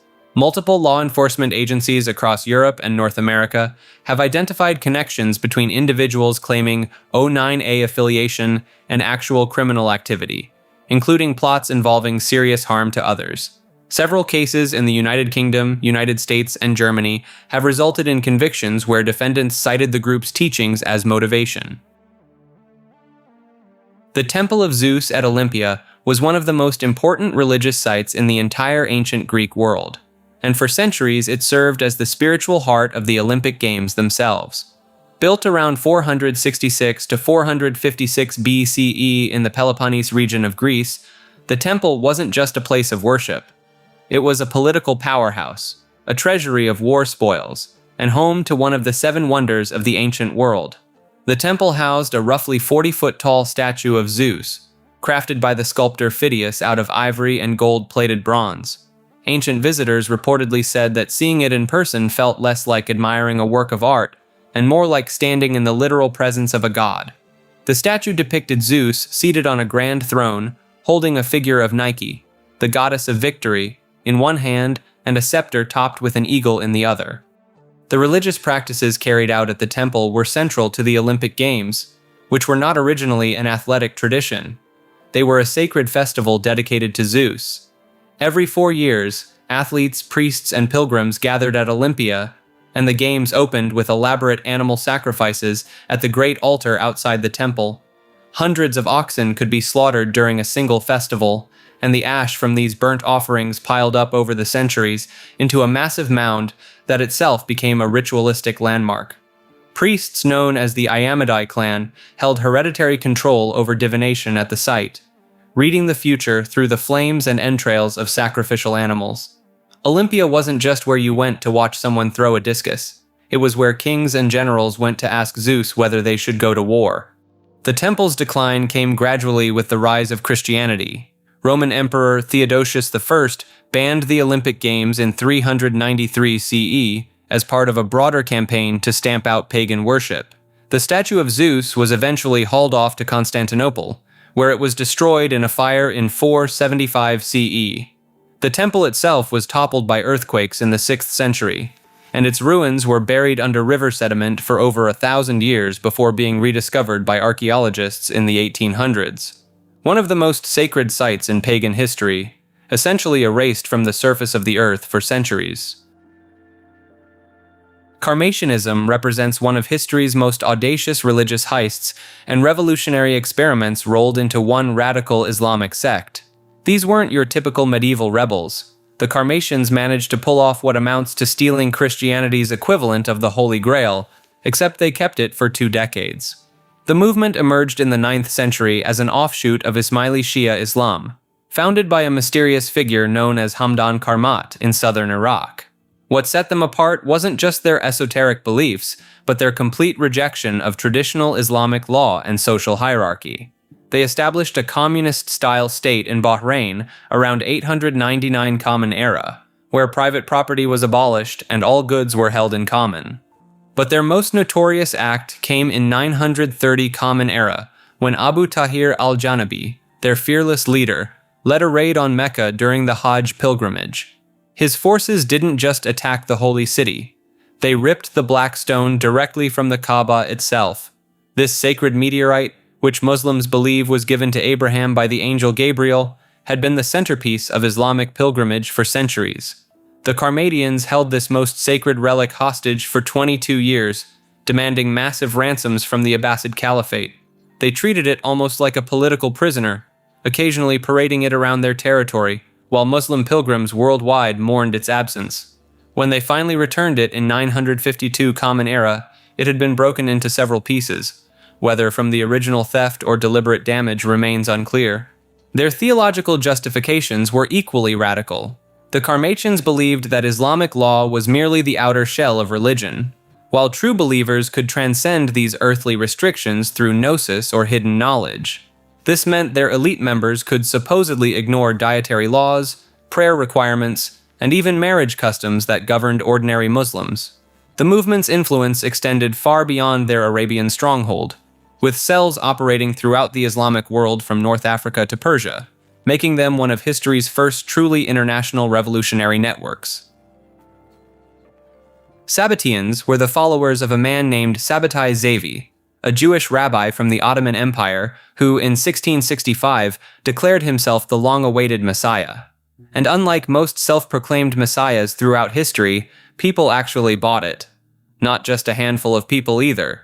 At its peak, the Sabbatian movement consumed nearly half of the Jewish world, stretching from Europe to the Middle East, with entire communities liquidating their businesses and packing their bags because they genuinely believed the Messianic age had arrived.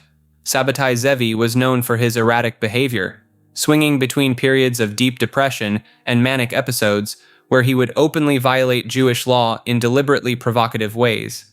He'd pronounce the sacred name of God out loud, which was strictly forbidden, eat non-kosher foods, and perform bizarre rituals that no mainstream rabbi would ever endorse. His followers interpreted all of this not as instability, but as holy acts, a messiah operating beyond the boundaries of ordinary religious law. The movement gained serious momentum thanks to a man named Nathan of Gaza, who essentially served as Zevi's prophet and hype man. Nathan provided the theological framework that explained away every contradiction. If Zevi did something that seemed unholy, Nathan had a mystical justification ready to go. Then came the part nobody saw coming. In 1666, Sabbatai Zevi was arrested by Ottoman authorities and given a choice: convert to Islam or face execution. He converted. The supposed Jewish messiah put on a turban and became a Muslim. For most followers, this was the end. The betrayal was too much, but a surprising number of believers doubled down. They argued that the conversion was itself a divine act, that the Messiah had to descend into the realm of impurity to gather holy sparks trapped within other religions. This idea, that sacred work could be done through deliberate transgression, became the core theology of the surviving Sabbatian movement. After Zevi's death in 1676, underground Sabbatian communities persisted for generations, practicing a kind of dual religious life. Outwardly, they appeared as ordinary Jews, or, in the case of a group called the Dunme in Turkey, as Muslims. Internally, they maintained secret rituals and beliefs that mainstream Judaism considered deeply heretical. Some sects reportedly practiced ritual violations of Jewish law as a form of worship, believing that the path to redemption ran directly through sin itself. The Sabbatean legacy cast a long shadow. Mainstream Jewish authorities spent decades rooting out suspected Sabbatean sympathizers, and the trauma of the whole episode made Jewish communities deeply suspicious of future messianic claims. Some historians also draw a direct line from Sabbateanism to the later Frankist movement, which took the concept of redemption through transgression to even more extreme conclusions. The whole saga remains one of the most dramatic and far-reaching messianic movements in recorded history, and a case study in how a single charismatic figure can reshape the beliefs of millions almost overnight. Jewish Christianity is one of those terms that sounds like a contradiction, but it actually describes the original form of the faith. Before Christianity became the global religion we know today, it was essentially a sect within Judaism. The very first followers of Jesus were Jewish people who continued to observe Jewish law, kept kosher, practiced circumcision, and worshipped in synagogues.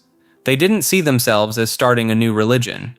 They believed Jesus was the Jewish Messiah promised in Hebrew Scripture, and that following him was the natural fulfillment of their existing faith.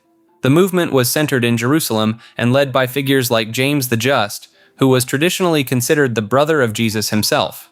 James and his community maintained that you had to be Jewish first in order to follow Jesus. Full stop. This put them in direct conflict with the Apostle Paul, who was out converting non-Jewish people across the Roman Empire and telling them they didn't need to follow Jewish law at all. This tension is actually documented in the New Testament. The book of Acts describes what's known as the Council of Jerusalem, where the two sides essentially had it out over whether Gentile converts needed to be circumcised and follow the Torah. Paul's side ultimately won the broader argument, and that decision is arguably the single biggest turning point in religious history. It's the moment Christianity began splitting away from Judaism and became its own thing. The Jewish Christian communities didn't just disappear overnight, though. Groups like the Ebionites and the Nazarenes persisted for centuries. The Ebionites are especially fascinating because they rejected Paul entirely, viewing him as a false apostle who had corrupted the teachings of Jesus. They used their own version of the Gospel of Matthew, written in Hebrew or Aramaic, denied the virgin birth, and insisted Jesus was a normal human man chosen by God, rather than a divine being. By the 4th and 5th centuries, these groups were being condemned as heretics by both mainstream Christianity and Rabbinic Judaism. They were caught in a theological no-man's land, too Jewish for the Christians and too Christian for the Jews. Most of what we know about them comes from the writings of church fathers like Epiphanius and Irenaeus, who were actively arguing against them, so the historical picture is filtered through a pretty hostile lens. The broader implication is striking when you sit with it. The version of Christianity that conquered the Roman Empire and spread across the world was not the version practiced by the people who actually knew Jesus personally. The religion was fundamentally reshaped by someone who never met its founder during his lifetime, and the communities that had the most direct connection to the original teachings were gradually erased from history.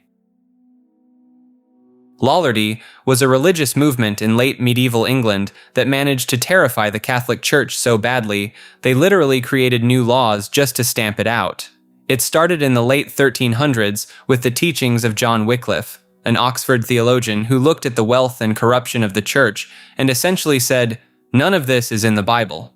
Wycliffe argued that Scripture alone should be the foundation of Christian faith, not the decrees of popes or the traditions of clergy. He rejected the idea of transubstantiation, which is the belief that bread and wine literally become the body and blood of Christ during communion. To Wycliffe, it was still bread, it was still wine, and telling people otherwise was a lie designed to keep priests in power.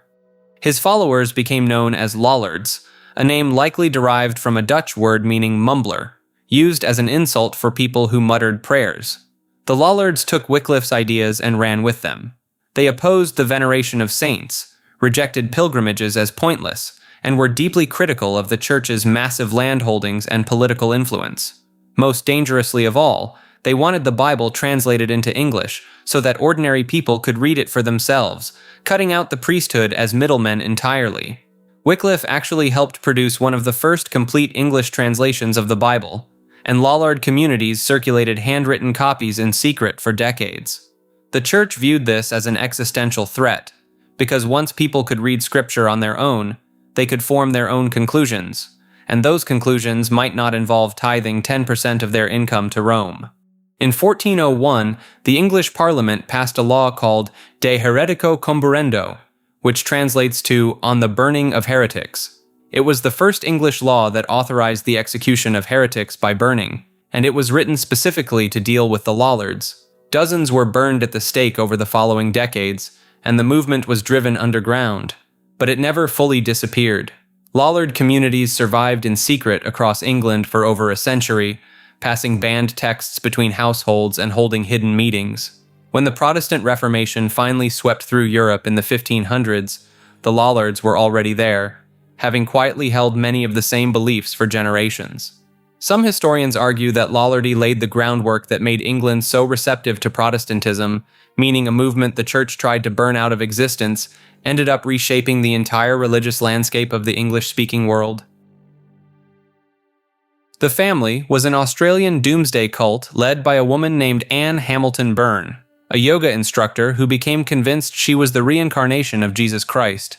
Starting in the mid-1960s, she gathered followers primarily from Melbourne's educated upper class, including doctors, nurses, lawyers, and psychiatrists, many of whom she recruited through LSD-assisted initiation ceremonies. But the real horror of this group centered on children. Hamilton Byrne amassed a collection of around 28 kids, some born to cult members, others illegally adopted through forged documents with the help of her followers who worked in hospitals and legal offices. These children were raised at a rural property called Kai Lama on the outskirts of Melbourne, and every single one of them was given the surname Hamilton Byrne.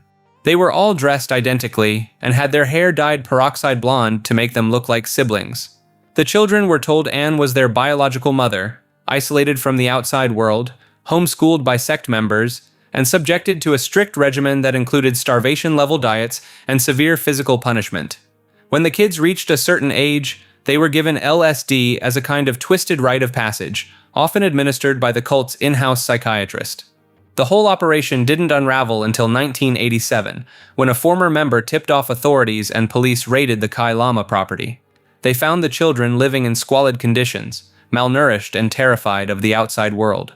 Despite the scale of what happened, Hamilton Byrne and her husband were only ever charged with conspiracy to defraud, related to the false adoption documents, and received a small fine. She was never charged with child abuse. Hamilton Byrne lived freely until her death in 2019 at 97 years old, reportedly suffering from dementia in her final years, which her surviving victims noted meant she never had to fully reckon with what she'd done to them. Sabianism is one of those rare religious traditions that managed to secure divine protection in the Quran itself, yet almost nobody today can agree on who the Sabians actually were. The Quran mentions them 3 times alongside Christians and Jews as people of the book, granting them a protected status under Islamic law.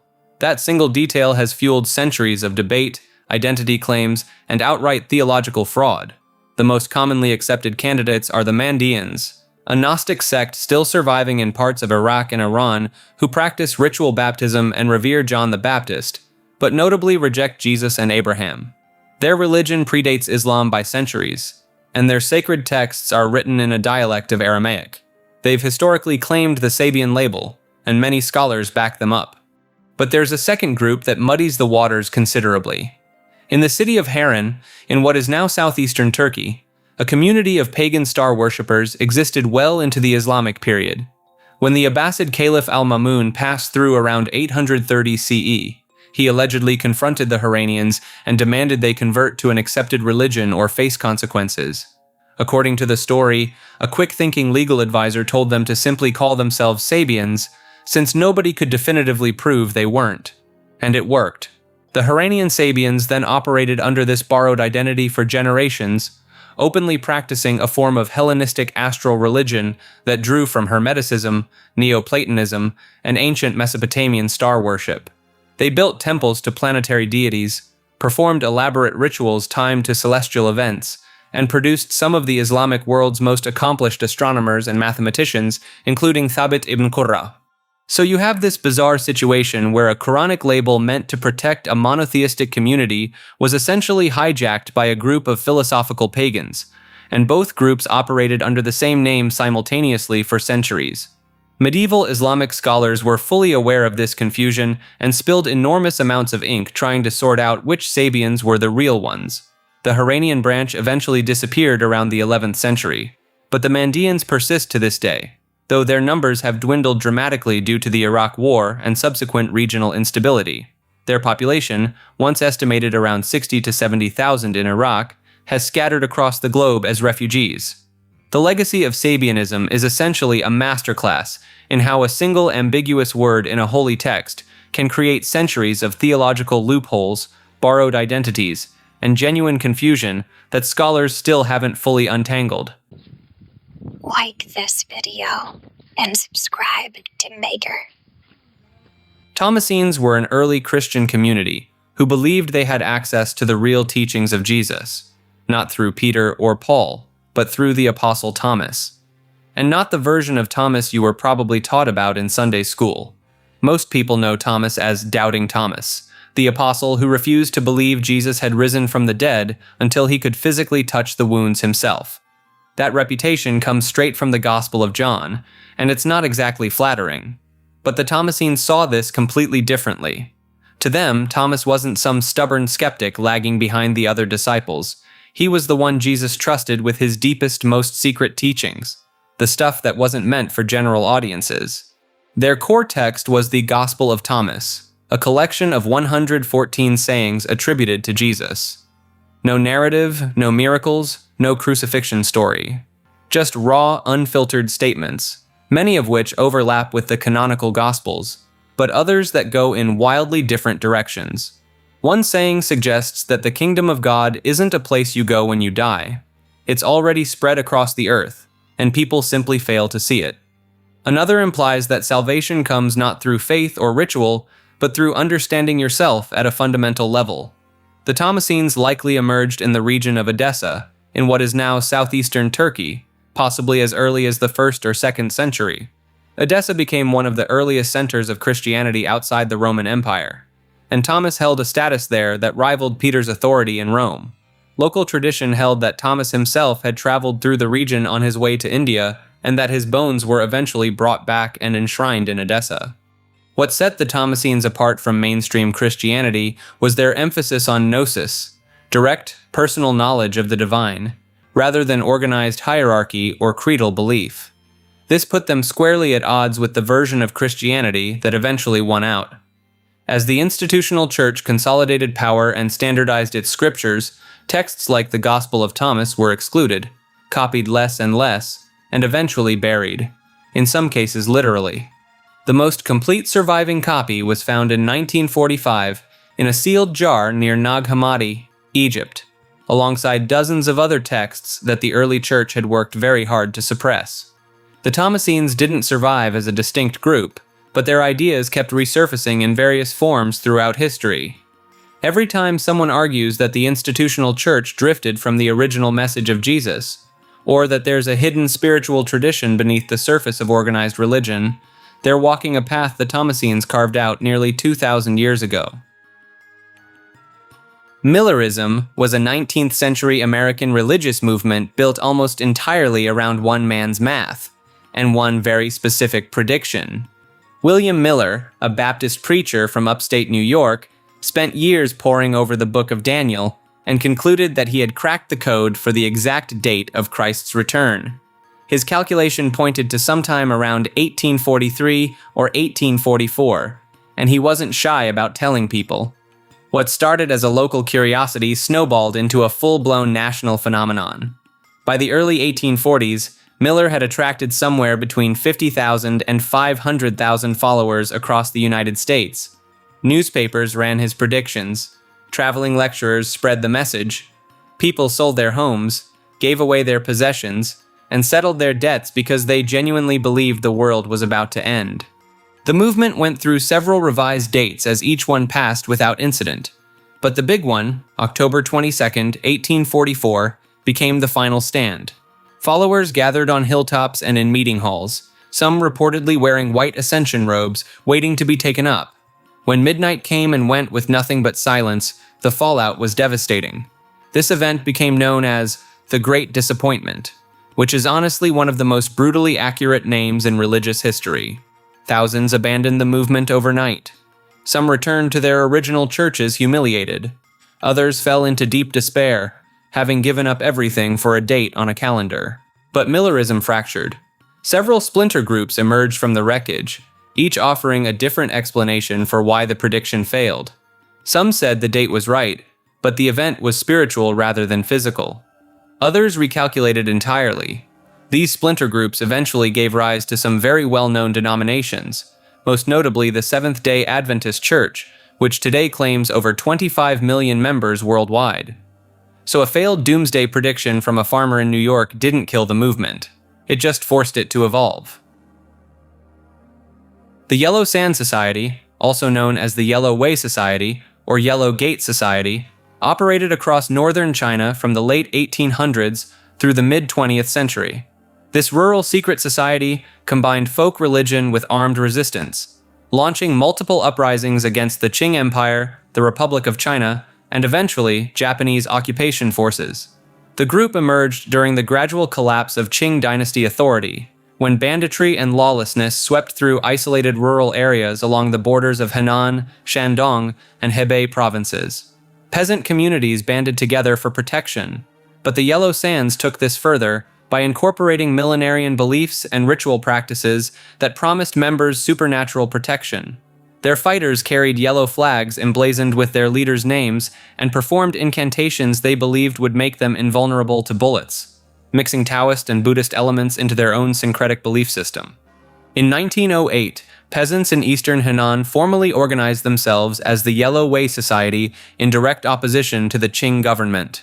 3 years later, they launched an open rebellion to support the Xinhai Revolution, capturing and plundering the city of Taikang before being defeated with roughly 1,000 members eliminated in the fighting. Around 1919, things got particularly interesting when a man calling himself Chu the Ninth appeared in northern Henan, claiming to be the 9th-generation descendant of the Ming dynasty. With support from a local Yellow Way teacher, he proclaimed himself Emperor of China under the era name Great Brightness. The two jointly declared that only Yellow Way Society members would be spared in the coming end times, launching an insurgency that lasted 3 years before Republican militia forces finally shut it down. The society continued operations throughout the warlord era, organizing rural communities to resist increasing taxation and government interference. In 1927, they joined forces with other secret societies like the Red Spears and Heavenly Gates to capture Chang'an County, running the local government for several months. Though they fought the same warlord enemies as the nationalist Kuomintang, the new government viewed them with suspicion, fearing they would interfere with tax collection just as they had resisted previous regimes. When Japanese forces occupied Chinese territory during the 1930s, the Yellow Sand Society participated in resistance efforts. One branch reorganized itself as the People's Anti-Japanese National Salvation Self-Defense Corps, operating from Taocheng in southern Hebei. Japanese troops actively suppressed Yellow Sand members in occupied zones, particularly after the Tengu Truce established demilitarized areas.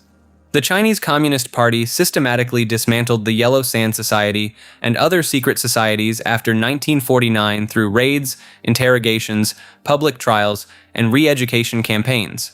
The withdrawal from the sex movement between 1951 and 1953 forced members to publicly renounce their affiliations, while ongoing anti-superstition drives during the Great Leap Forward and Cultural Revolution eliminated any remaining traces of the organization by the late 1950s.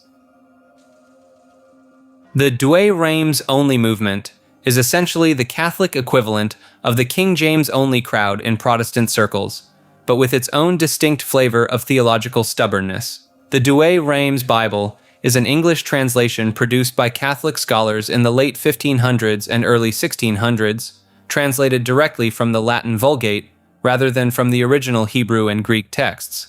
The New Testament portion was completed in 1582 at the English College in Reims, France, and the Old Testament followed in 1609 at the University of Douai in what is now northern France. For centuries, this was the English Bible for Catholics, and it held that position largely unchallenged until the mid-20th century. The movement really picks up steam as a reaction to the Second Vatican Council in the 1960s, which opened the door for newer Catholic Bible translations like the New American Bible and the Jerusalem Bible.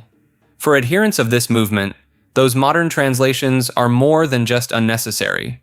They're viewed as corrupted, watered down, and theologically compromised by Protestant and modernist influence. The core argument goes something like this. The Latin Vulgate was declared the authentic Bible of the Catholic Church at the Council of Trent in 1546. Since the Douay Rheims translates directly from the Vulgate, it carries a level of ecclesiastical authority that no modern translation can claim.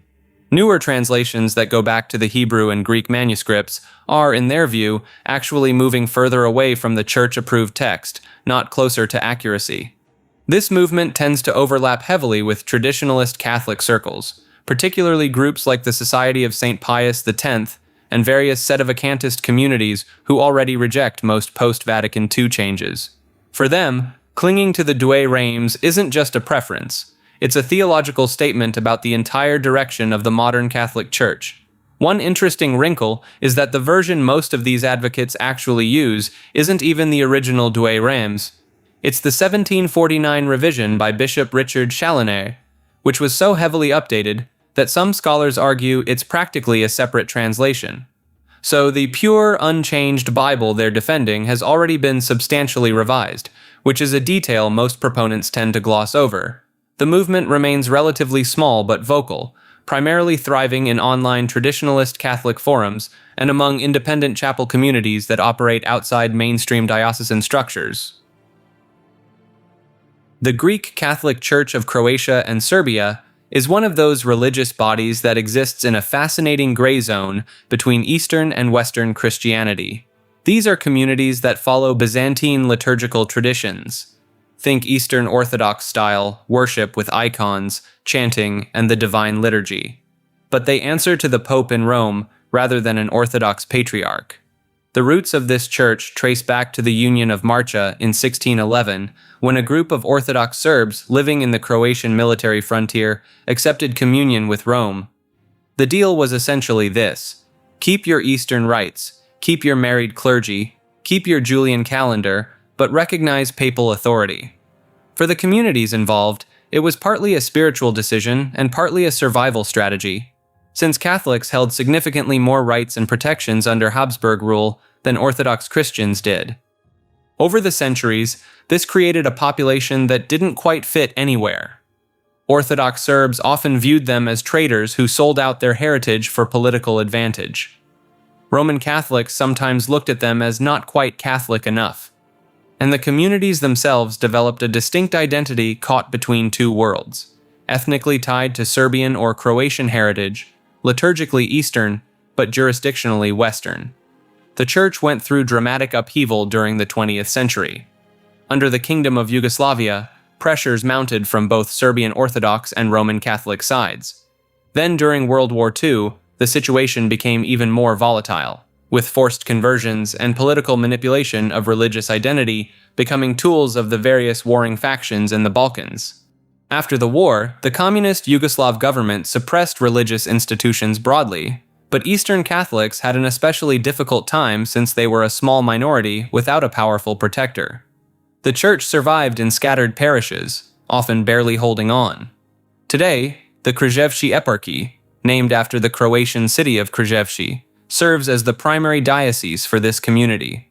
It's one of the smallest Eastern Catholic churches in the world, with only a few tens of thousands of faithful spread across Croatia, Serbia, and diaspora communities.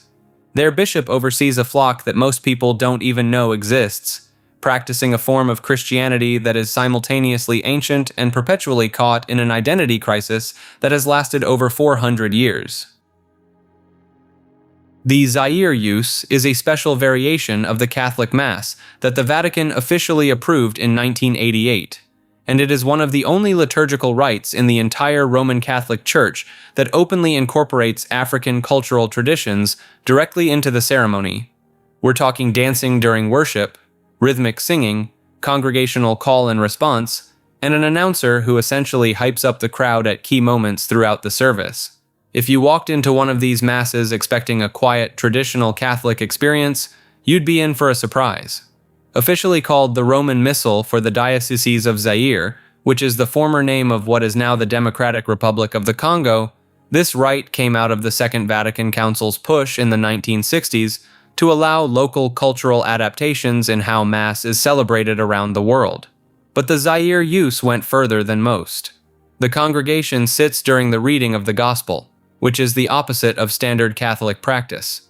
Worshippers are explicitly invited to raise their hands during the Lord's Prayer, and the entire structure of the Mass includes added responses from the congregation, turning what is typically a priest-led ritual into something far more communal and interactive.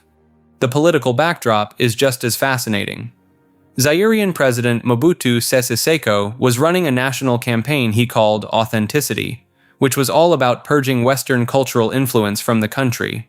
Under his pressure, a 1975 synod of the Congolese bishops decided to move the celebration of various Western saint feast days off the weekly calendar and consolidate them onto Sundays instead. The Church was essentially being squeezed from both sides, needing to satisfy the Vatican's requirements while adapting to a political leader who saw Western Christianity as a form of cultural colonization. The rite stayed relatively obscure for decades until December 2019, when Pope Francis himself celebrated Mass using the Zaire use at St. Peter's Basilica in Rome, marking the 25th anniversary of the first Congolese Catholic chaplaincy in the city. That moment put it back in the global spotlight and reignited debate within Catholic circles about how far enculturation, the process of blending local culture with church liturgy, should be allowed to go. Critics argued that incorporating rhythmic dance and celebratory music into the most sacred act of Catholic worship blurred the line between religious devotion and cultural performance. Supporters countered that rigid adherence to European liturgical norms was itself a form of cultural imposition that had nothing to do with the actual theology. Either way, the Zaire use stands as one of the most radical experiments in adapting one of the world's oldest religious institutions to a completely different cultural context, and it remains in use in parts of Central Africa to this day. The Syro-Malankara Catholic Church is one of those religious bodies that exist because of a reunion that took almost 2,000 years to happen. This is an Eastern Catholic church based primarily in Kerala, India, and its roots trace all the way back to the Apostle Thomas himself, who according to tradition arrived on the southwestern coast of India around 52 AD and established Christian communities there long before most of Europe had even heard the gospel. For centuries, these Indian Christians developed their own distinct liturgical traditions, using Syriac as their sacred language and following worship practices that would look completely foreign to anyone sitting in a Roman Catholic pew. They swung incense in ways that mirrored the ancient churches of Antioch, chanted in a dialect of Aramaic, and maintained a hierarchy that operated independently from Rome. The real twist came in the 1500s, when Portuguese colonizers showed up in India and were genuinely shocked to find Christians already there. Rather than leaving them alone, the Portuguese attempted to forcibly Latinize these communities, stripping away their Eastern traditions and dragging them under direct Roman authority. This went about as well as you'd expect, and it triggered a series of splits and factional disputes that fragmented the St. Thomas Christian community into multiple competing churches over the following centuries. The Syro-Malankara Catholic Church specifically formed in 1930, when a bishop named Gevarghese Ivanios led a group from the Malankara Orthodox tradition back into communion with Rome. The key detail here is that Rome actually agreed to let them keep their Eastern liturgical practices intact. They use the West Syriac rite, their priests can be married, and their worship incorporates traditions that predate most of what Western Christians would recognize as standard church practice. Today, the church has roughly 500,000 members, most still concentrated in Kerala, and it operates under its own major archbishop, rather than answering directly to a Latin Rite bishop. It sits in this fascinating middle ground, fully Catholic and in union with the Pope, but practicing a form of Christianity that in many ways feels closer to the Orthodox and Oriental churches than to anything you'd find in Rome. The Armenian Catholic Church is one of those branches of Christianity that exists because of a centuries-long tug-of-war between Eastern tradition and Roman authority. This is a fully recognized Catholic Church, meaning it accepts the Pope as its spiritual leader, but it operates with its own distinct liturgy, its own hierarchy, and its own cultural identity rooted in Armenian Christianity, one of the oldest Christian traditions on the planet. To understand how this church came to be, you need to know that Armenia was the first nation to officially adopt Christianity as its state religion, all the way back in 301 AD. For over 1,000 years, the Armenian Apostolic Church operated independently, but starting around the time of the Crusades in the 12th century, some Armenian Christians began forming closer ties with Rome. Armenian monks and clergy in places like Cilicia, a medieval Armenian kingdom in what is now southern Turkey, started accepting papal authority while keeping their Armenian rites and traditions. The formal establishment of the Armenian Catholic Church as its own entity really solidified in the 18th century when a monk named Abraham Ardzivian was elected as the first patriarch of Cilicia for Armenian Catholics in 1742, with official recognition from Pope Benedict XIV. This created a permanent split within the Armenian Christian community, those who stayed with the original Apostolic Church and those who aligned with Rome. The Church uses the Armenian Rite, which means services are conducted in classical Armenian. The liturgical calendar follows ancient Armenian traditions, and the aesthetics of worship look and sound distinctly different from a Roman Catholic Mass. Priests in the Armenian Catholic Church are even allowed to be married if they were married before ordination, a practice that would be unthinkable in the Latin Rite, but is perfectly standard here. Today, the Armenian Catholic Church has around 750,000 members scattered across the Middle East, Eastern Europe, and diaspora communities worldwide. Its spiritual headquarters, the Patriarchate, is based in Beirut, Lebanon, after being relocated multiple times due to the Armenian genocide and the broader instability of the region. It's a church that has survived empire collapses, forced migrations, and near-extinction events, and still maintains a unique identity that is somehow both fully Catholic and fully Armenian at the same time. The 5% Nation, also known as the Nation of Gods and Earths, is a movement that broke away from the Nation of Islam in 1964, founded by a man named Clarence 13X in Harlem, New York. Clarence, a former student of Malcolm X, developed his own interpretation of the Nation of Islam's teachings and took them in a radically different direction. The core belief system divides humanity into 3 categories. 85% of people are the deaf, dumb, and blind masses who are easily led and manipulated. 10% are the elite who know the truth, but use it to control and exploit the 85%. And the remaining 5% are the poor, righteous teachers who know the truth and are dedicated to enlightening everyone else. That's where the name comes from. But the real centerpiece of 5%er theology is the idea that the black man is literally God.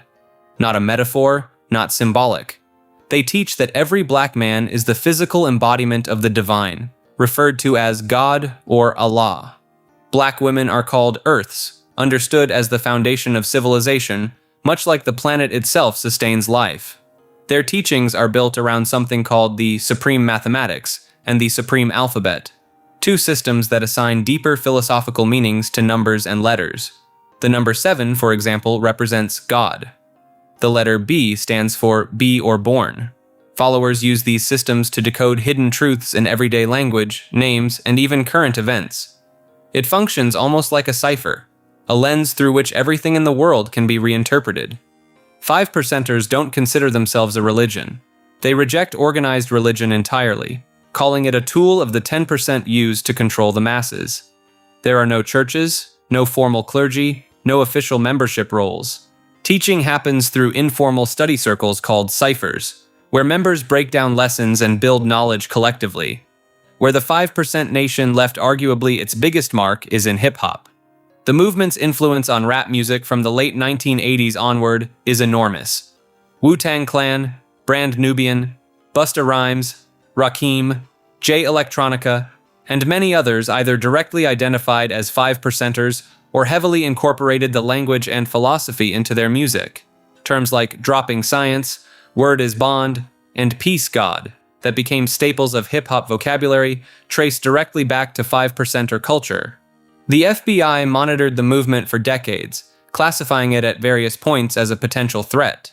Several state prison systems have gone back and forth on whether to recognize it as a legitimate religious group or ban its literature entirely. In 2014, a federal court in Virginia actually ruled that the 5% Nation could not be classified as a religion, which, ironically, is exactly what its members had been saying all along. Shugendo is a Japanese spiritual practice built on one core idea, that enlightenment is earned through suffering in the mountains. Not metaphorical suffering either. We're talking barefoot climbs through freezing terrain, standing under ice-cold waterfalls for hours, and fasting on remote peaks where a single wrong step means you're not coming back down. The tradition dates back to at least the 7th century and is attributed to a figure named Enno Gyoja, a mystic who was reportedly exiled by the Japanese emperor for having too much spiritual influence over the people. According to legend, Enno Gyoja could command demons and spirits, and he laid the groundwork for what would become an entire class of mountain ascetics known as Yamabushi, literally meaning those who lie down in the mountains. Yamabushi occupy this fascinating gray zone in Japanese religion. Shugendo itself is technically a blend of esoteric Buddhism, Shinto, Taoism, and indigenous folk beliefs, which made it a target during the Meiji Restoration in 1872 when the Japanese government tried to cleanly separate Buddhism and Shinto. Shugendo didn't fit neatly into either box, so the government simply banned it outright. The practice was forced underground for decades and wasn't officially permitted again until after World War II. The Yamabushi training regimen is genuinely extreme. Initiates on sacred mountains like Omani and Haguro undergo multi-day ordeals called arifuri that are designed to simulate death and rebirth. One of the more intense rituals involves being dangled headfirst over the edge of a cliff by your ankles while being asked to confess your wrongdoings. If your answers aren't satisfactory, they pretend to let go. It's essentially a trust fall designed by someone who thought regular trust falls were for cowards. The practitioners believe that by pushing the human body to its absolute limit in nature, they can access supernatural abilities called genriki.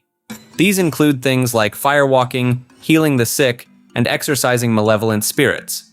To this day, Yamabushi firewalking ceremonies are still performed publicly at temples across Japan, and they remain one of the few points where mainstream Japanese society interacts with this otherwise reclusive tradition. Shugendo never fully recovered from its decades-long ban, and the number of practicing Yamabushi has steadily declined.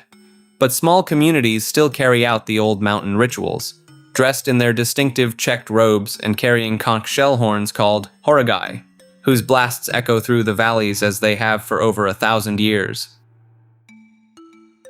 The Dalit Buddhism movement is one of the largest mass religious conversions in modern history, and it was orchestrated as an act of deliberate social rebellion. To understand it, you need to know about the caste system in India. For thousands of years, Hindu society operated under a rigid hierarchy where your birth determined your social standing for life. At the very bottom sat the Dalits, formerly called untouchables, a group so low on the ladder they were technically considered beneath the caste system entirely. Dalits were forced into the most degrading labor, barred from sharing wells or temples with higher castes, and in many communities, even their shadows were considered polluting. We're talking about roughly 1 in 6 people in India living under these conditions, generation after generation, with religious scripture being cited as the justification. Enter B.R. Ambedkar, a Dalit who against all odds became one of the most educated men in India, earning degrees from Columbia University and the London School of Economics. He went on to draft India's constitution and spent decades fighting the caste system through legal and political channels. But by the 1950s, Ambedkar had come to a conclusion that shocked the establishment. He declared that Hinduism itself was the problem, and that no amount of reform from within could dismantle a system so deeply embedded in the religion's framework. On October 14, 1956, in Nagpur, Ambedkar publicly converted to Buddhism alongside an estimated 500,000 followers in a single ceremony. He chose Buddhism specifically because it rejected the concept of caste, originated in India, and carried a legacy of egalitarianism. He also took 22 vows that day, which his followers repeated after him, explicitly renouncing Hindu beliefs and committing to Buddhist principles. One of those vows literally states, "I do not and shall not believe that Lord Buddha was the incarnation of Vishnu," directly severing the tie Hinduism had tried to maintain with Buddhism for centuries. Ambedkar passed away just weeks later, but the movement he ignited didn't stop. Millions more Dalits converted in the decades that followed, and today, Navayana Buddhism, meaning new vehicle, is practiced by tens of millions across India. It's distinct from traditional Buddhist schools because it downplays the monastic and meditative aspects in favor of social justice, anti-caste activism, and community empowerment. The Indian government and Hindu nationalist groups have had a complicated relationship with the movement, to put it mildly. Conversion has been a politically charged topic in India for a long time, and several states have passed freedom of religion laws that, despite their name, actually make it harder to convert away from Hinduism. Critics argue these laws exist specifically to slow movements like Dalit Buddhism. The whole thing functions as a case study in religion, being used not just as spiritual practice, but as a deliberate tool of political and social liberation, where leaving one faith for another was itself the act of protest. The Hebrew Roots movement is a Christian religious movement that seeks to reclaim what followers believe are the original Jewish practices of the earliest church. Beginning in the 1970s and gaining significant momentum through the internet age, this movement attracts believers who feel mainstream Christianity has strayed too far from its Jewish foundations. Members observe the seventh-day Sabbath from Friday evening to Saturday evening, following the same schedule as Orthodox Jews. They celebrate biblical festivals like Passover, Sukkot, and Yom Kippur, while rejecting Christmas and Easter as pagan-influenced holidays that have no scriptural basis. Many followers refuse to even acknowledge December 25th, viewing Constantine's merger of Christianity with Roman sun worship as a corruption that continues today. The movement insists on using Hebrew names for the deity and Messiah. Followers refer to God as Yahweh, or YHWH, rather than the English God or Lord, and call Jesus by variations like Yeshua, Yeshua, or Yeshua. Some adherents claim the name Jesus itself derives from pagan sources, though mainstream scholars dispute this etymology. Dietary laws become central to daily life. Members follow kosher restrictions, avoiding pork, shellfish, and the mixing of meat and dairy. They argue these commands were never abolished in the New Testament, and that Paul's writings have been misinterpreted to suggest otherwise. The movement exists in a theological gray area that creates tension on multiple fronts. Mainstream Christians often accuse Hebrew Roots adherents of placing themselves back under Old Testament law, which contradicts core Protestant doctrine about salvation through grace alone. Meanwhile, Jewish communities view the movement with suspicion, seeing it as a form of cultural appropriation or stealth conversion tactics, particularly when some groups engage in what critics call messianic evangelism targeting Jewish populations. Internal diversity makes the movement difficult to define precisely. Some followers simply add Jewish practices to their existing Christian beliefs, attending regular church on Sunday and synagogue-style services on Saturday. Others completely reject organized Christianity, forming independent house congregations that operate more like Jewish Shavuot. A subset goes further still, adopting Hebrew as their primary language for prayer and study, wearing tzitzit and kippot, and structuring their entire lives around the Jewish calendar. The Sacred Name movement operates as a more extreme branch, insisting that only specific pronunciations of divine names hold spiritual power. These groups produce Bibles with Yahweh and Yeshua, replacing every instance of God and Jesus, believing that using incorrect names invalidates prayer entirely. Certain teachers within the movement have gained substantial followings. 119 Ministries produces polished video content breaking down Torah observance for modern believers. Teachers like Jim Staley and Mark Biltz draw crowds to conferences where they unpack biblical festivals and prophetic timelines through a Torah-observant lens. Biltz popularized the blood moons prophecy theory in 2008, linking lunar eclipses to biblical festivals and end-times events. The movement attracts conspiracy-minded believers who see mainstream Christianity as compromised by Roman Catholic influence. They trace a through line from Constantine's Council of Nicaea in 325 AD to modern denominational structure, arguing the entire edifice rests on political manipulation rather than scriptural truth. This narrative appeals to those already skeptical of institutional authority. Relationship dynamics become strained when one spouse converts to Hebrew Roots observance, while the other remains in mainstream Christianity. The Sabbath alone creates immediate conflict when one partner refuses to work Friday evening through Saturday, while the other sees this as legalism. Christmas becomes a yearly battleground, with Hebrew roots believers refusing to participate in what they view as Saturnalia worship disguised as Christian celebration. The movement faces accusations of replacement theology in reverse.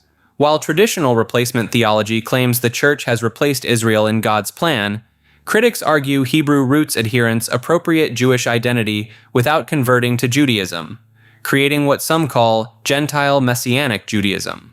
The movement insists they are simply returning to the faith as it existed before the Jewish-Gentile split in early church history.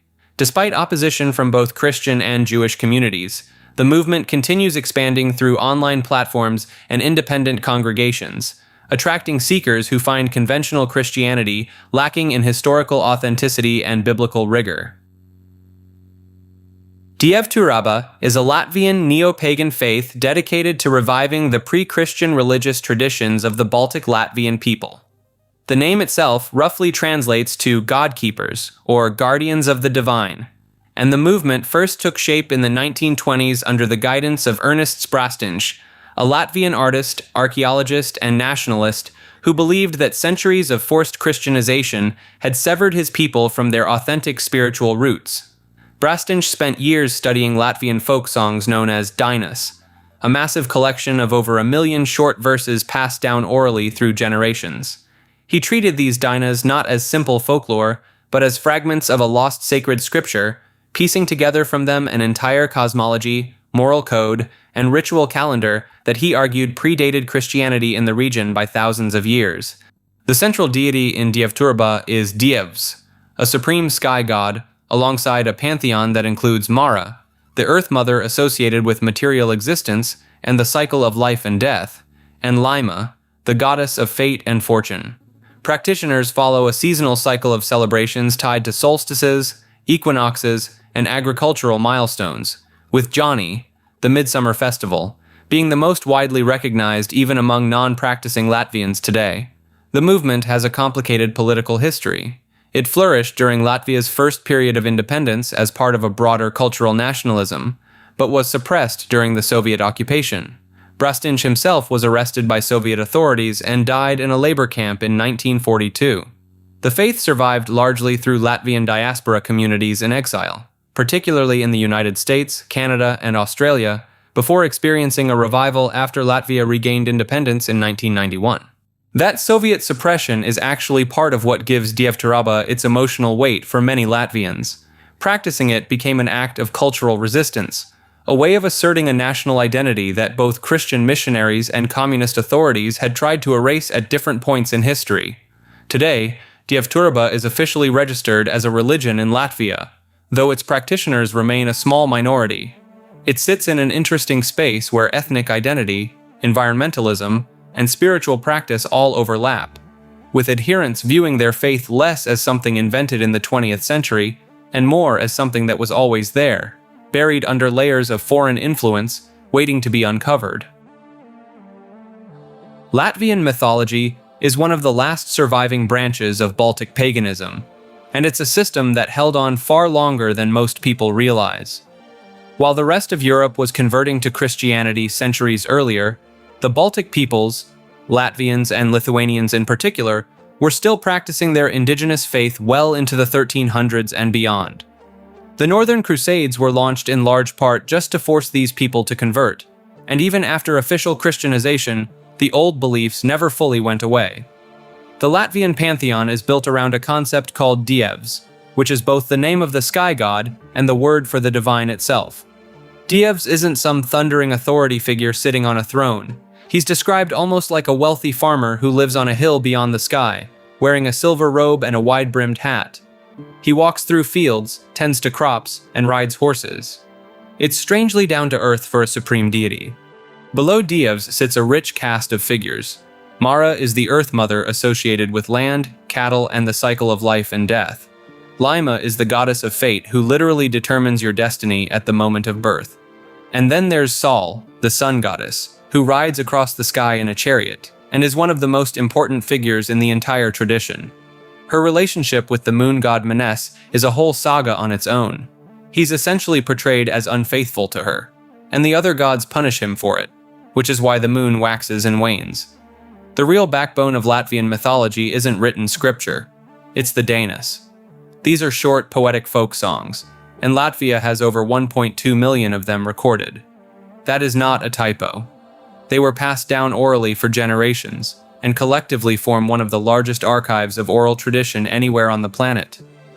The Danas encode everything from cosmology to ethics to agricultural rituals, all wrapped in dense symbolic language that scholars are still unpacking today.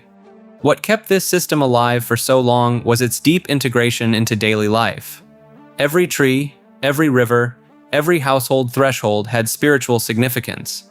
The Latvians practiced a form of animism layered on top of their polytheism, where nature wasn't just sacred in a vague philosophical sense. Specific groves were protected, specific stones were offering sites, and cutting down the wrong tree could bring genuine consequences from the spirit world. Even under centuries of German, Swedish, and Russian rule, Latvian paganism persisted underground, blending with folk Christianity in ways that made it almost impossible to fully stamp out. In the early 20th century, a movement called Dievturība emerged, which attempted to reconstruct and revive the old faith as a formal religion. It was suppressed during the Soviet occupation, but came back after Latvian independence in 1991, and today it's a legally recognized religion in Latvia. So while most of Europe's pre-Christian traditions survive only in fragments and academic papers, Latvian mythology managed to thread the needle, ancient enough to predate written history, yet alive enough that people are still practicing it right now. Muiscan mythology encompasses the complex spiritual system of the Muisca people, who inhabited the Colombian highlands centuries before Spanish colonization. Their religious practices directly inspired the legendary El Dorado, though the reality proves far more intricate than simple tales of gold-obsessed natives. The Muisca believed their world emerged from the sacred lake Iguaque, where the goddess Bachue rose from the waters carrying a 3-year-old child. As this child matured, Bachue took him as her husband, and together they populated the earth with humanity. When their work was complete, both transformed into serpents and returned to the lake's depths, establishing the cyclical nature of Muiscan cosmology. This creation story explains why lakes held such profound significance in their rituals. Lake Guatavita became the site of their most famous ceremony, where newly appointed chiefs would cover themselves in gold dust and dive into the sacred waters, while followers threw golden offerings from the shoreline.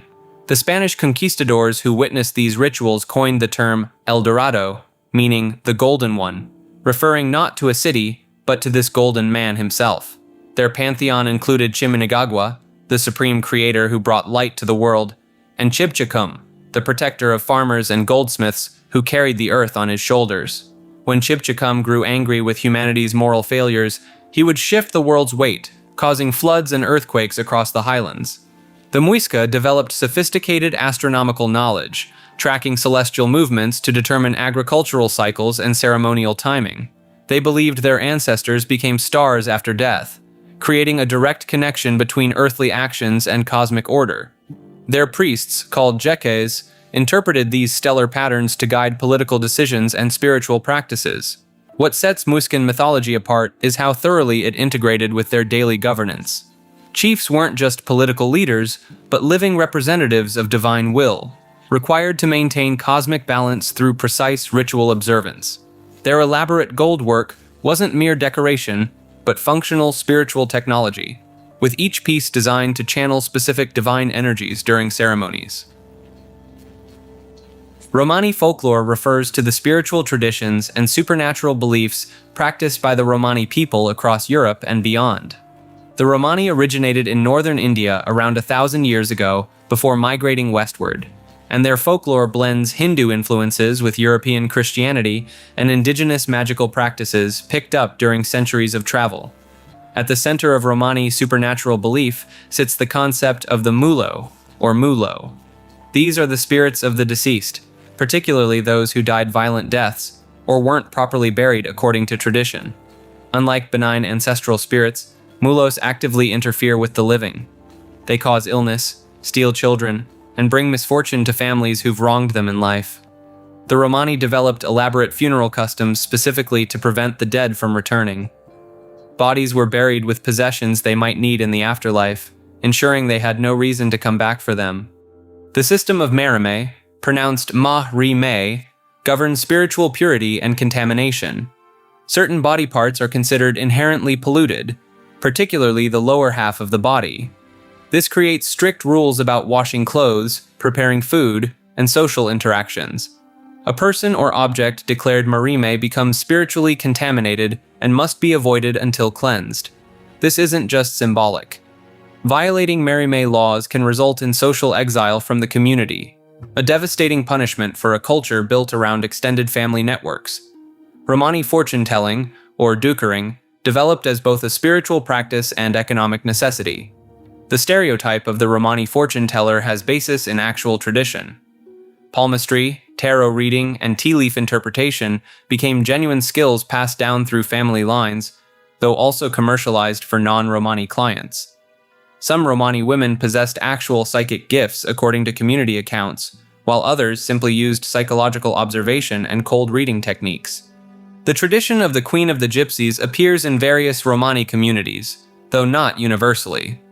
These weren't political rulers, but spiritual leaders who mediated disputes, performed blessings, and maintained cultural knowledge. The role combined elements of priest, judge, and elder, with authority coming from demonstrated wisdom rather than hereditary right. Protective charms called Baxtalos guard against curses and evil spirits.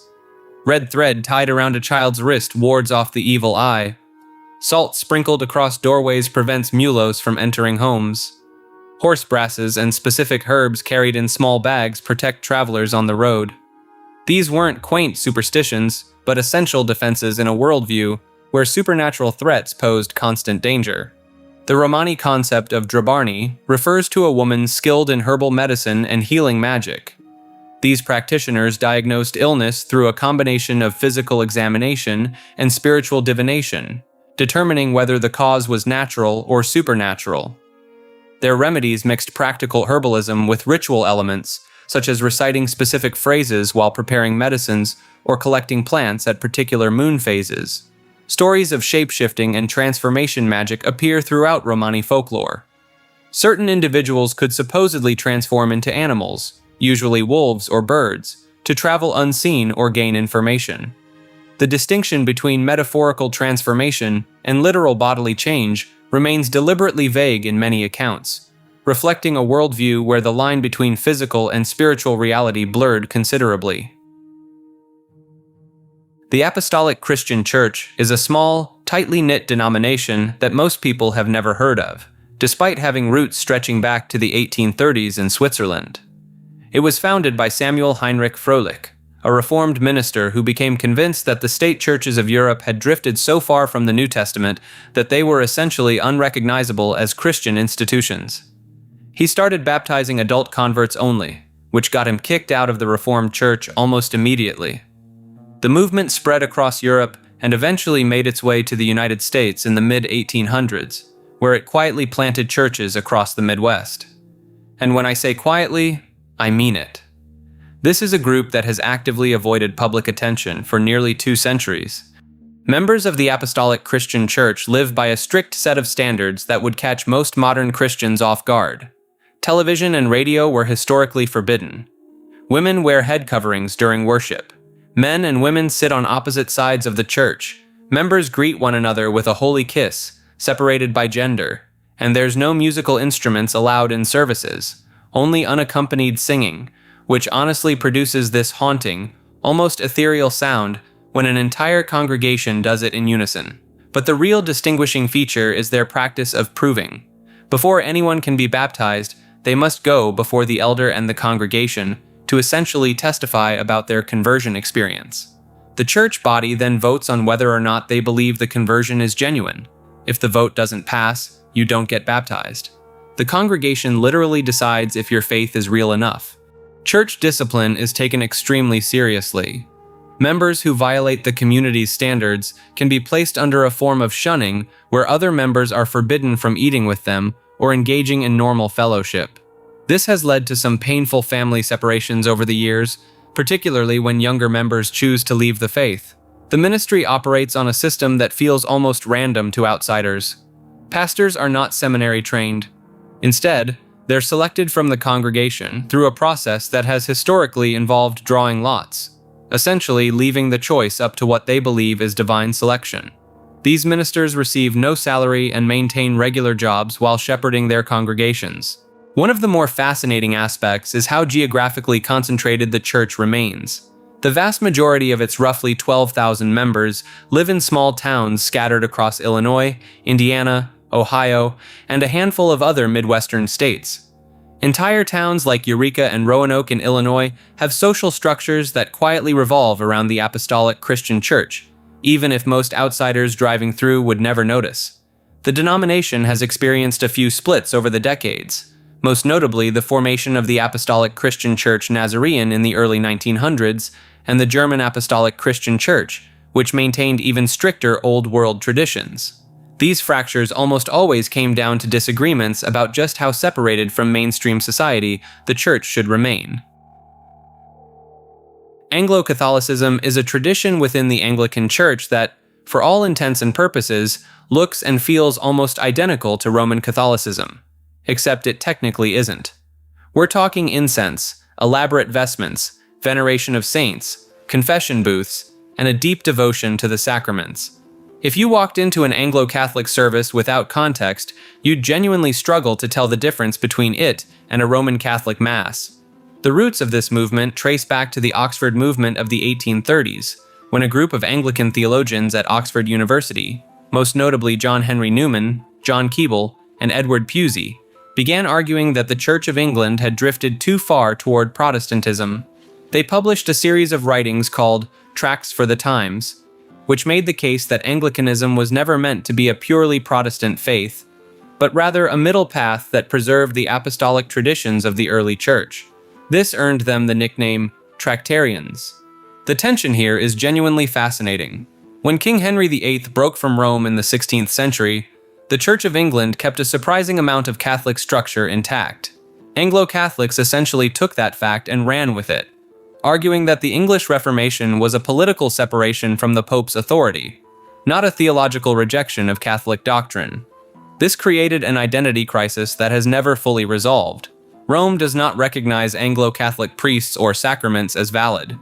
Many Protestant-leaning Anglicans view Anglo-Catholics with suspicion, sometimes dismissively calling them smells and bells Christians.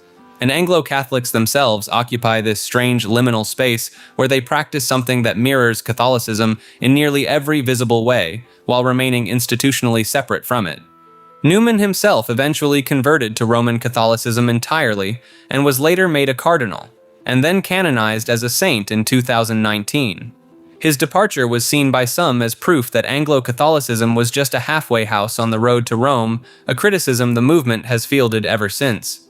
In 2009, Pope Benedict XVI issued a document called Anglicanorum Coetibus, which created a formal pathway for entire Anglo-Catholic congregations to join the Roman Catholic Church while keeping many of their Anglican liturgical traditions. This was widely interpreted as the Vatican essentially opening its doors and saying, "You're already doing what we do, you might as well make it official." Thousands accepted the offer, but many others stayed, insisting that Anglo-Catholicism is its own legitimate expression of the faith, and not merely Catholicism without a pope. Miaphysitism is a theological position held by some of the oldest Christian churches on the planet, and yet most Western Christians have never even heard of it. It centers on a question that literally split the ancient church apart. What exactly is the nature of Jesus Christ? To understand Miaphysitism, you need to know about the Council of Chalcedon in 451 AD, one of the most consequential meetings in religious history. The council declared that Christ has two distinct natures, one fully divine, one fully human, united in one person, but never mixed or confused. This is the position that Roman Catholics, Eastern Orthodox, and most Protestant churches still hold today. The Miaphysites rejected this, not because they thought Christ was only divine or only human, but because they believed his divine and human natures were so perfectly unified that separating them into two, even conceptually, was a mistake. One united nature, formed from two, without confusion, without separation. The word itself comes from the Greek mia, meaning one, and physis, meaning nature. Now this might sound like splitting hairs, and honestly, entire empires thought so too, but the consequences were enormous. The churches that held this position, the Coptic Orthodox Church of Egypt, the Ethiopian Orthodox Tewahedo Church, the Armenian Apostolic Church, and the Syriac Orthodox Church among them, were labeled heretics and cut off from mainstream Christianity for over 1,500 years. And they've been called monophysites ever since, lumped in with a completely different heresy that taught Christ had only a divine nature and wasn't truly human at all. The Miaphysites have always considered this a misrepresentation. They explicitly affirm Christ's full humanity and full divinity. They just refuse to count them as two separate things after the union. These are not small, obscure congregations either. The Ethiopian Orthodox Tewahedo Church alone has roughly 40 to 50 million members, making it one of the largest churches in Africa. The Coptic Orthodox Church traces its founding directly to the Apostle Mark. The Armenian Apostolic Church claims to be the first nation to officially adopt Christianity, doing so in 301 AD, over a decade before the Roman Empire. In recent decades, theologians from both sides have started to acknowledge that the divide may have been more about language and politics than actual belief. Joint declarations between the Catholic Church and several Oriental Orthodox churches in the late 20th century essentially admitted that both sides were trying to say the same thing using different words. 15 centuries of schism, potentially rooted in a translation problem. Vedanta is one of the 6 orthodox schools of Hindu philosophy, and arguably the one that has had the most lasting impact on how billions of people understand reality itself. The name literally translates to the end of the Vedas, referring to the Upanishads, which are the final portions of Hinduism's oldest sacred texts. So right away, Vedanta positions itself as the ultimate conclusion of ancient wisdom, the part you get to after everything else. At its core, Vedanta is concerned with one enormous question. What is the relationship between the individual soul, called Atman, and the ultimate reality of the universe, called Brahman? And depending on which branch of Vedanta you follow, you get wildly different answers. The most famous branch is Advaita Vedanta, popularized by the 8th century philosopher Adi Shankara. His position was radical and absolute. Atman and Brahman are not just related, they are identical. You, the person listening to this right now, are not separate from the ultimate reality of the cosmos. You are it. The entire world of separate objects, individual people, and distinct experiences is Maya, a kind of cosmic illusion that obscures the truth of total oneness. Shankara argued that ignorance of this unity is the sole cause of suffering, and that liberation comes not from rituals or good deeds, but from direct knowledge of your own true nature. This was not a popular opinion with everyone. A later philosopher named Ramanuja founded Vishishtadvaita, or qualified non-dualism, which pushed back hard. Ramanuja agreed that Brahman is the supreme reality, but argued that individual souls and the material world are real, not illusions. They exist as attributes or parts of Brahman, the way organs exist as parts of a body. For Ramanuja, devotion to a personal god, specifically Vishnu, was the true path to liberation, not abstract philosophical realization. Then there is Dvaita Vedanta, founded by Madhvacharya in the 13th century, which went even further in the opposite direction. Madhva taught strict dualism. The individual soul and God are eternally separate and will never merge into one. Liberation means entering the presence of God, not becoming God. He even taught that some souls are eternally destined for darkness, a concept that has drawn comparisons to Calvinist predestination in Christianity, despite developing completely independently thousands of miles away. The reason Vedanta sits on this iceberg is its sheer philosophical weight and global influence. When Swami Vivekananda addressed the Parliament of the World's Religions in Chicago in 1893, it was primarily Advaita Vedanta he brought to the Western stage. His speech is often credited with sparking the entire Western fascination with Eastern spirituality.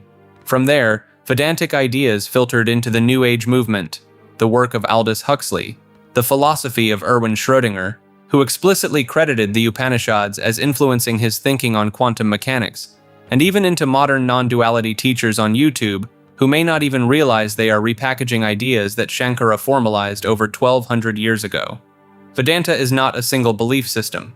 It is an ongoing philosophical argument about the nature of existence that has been running for well over 1,000 years, and every major position within it has millions of living adherents today.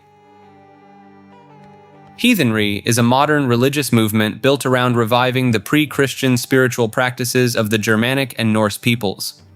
We're talking about the folks who worshipped Odin, Thor, Freya, and the rest of the Norse pantheon long before Christianity swept through Scandinavia and Northern Europe during the medieval period. Now, this isn't just people who watched too many Marvel movies and decided to start praying to Thor. Heathenry is a serious reconstructionist effort, meaning practitioners actively study historical texts, archaeology, and folklore to piece together how these religions were actually practiced over 1,000 years ago. The primary sources they draw from include the Poetic Edda and the Prose Edda, which are collections of Old Norse mythology and cosmology written down in medieval Iceland. They also pull from the sagas, Anglo-Saxon texts, and even Roman accounts of Germanic tribal customs. In practice, heathens engage in rituals called blots, which are offerings or sacrifices to the gods, ancestors, and land spirits. These days, that typically means pouring mead or leaving food offerings rather than anything involving livestock. They also hold communal feasts called symbols, where participants pass a drinking horn and make oaths, toasts, and boasts. And yes, the boasting is a formal part of the ritual. You're essentially putting your reputation on the line in front of the gods and your community. One of the core philosophical frameworks in heathenry is the concept of weird, which is loosely comparable to fate, but functions more like a web of interconnected actions and consequences. Everything you do weaves into this web and affects not just your own destiny, but your families and communities as well. There's also a heavy emphasis on ancestor veneration. Many heathens maintain altars to deceased family members and believe that the dead continue to influence and protect their living descendants. The relationship between the living and the dead isn't seen as one-directional.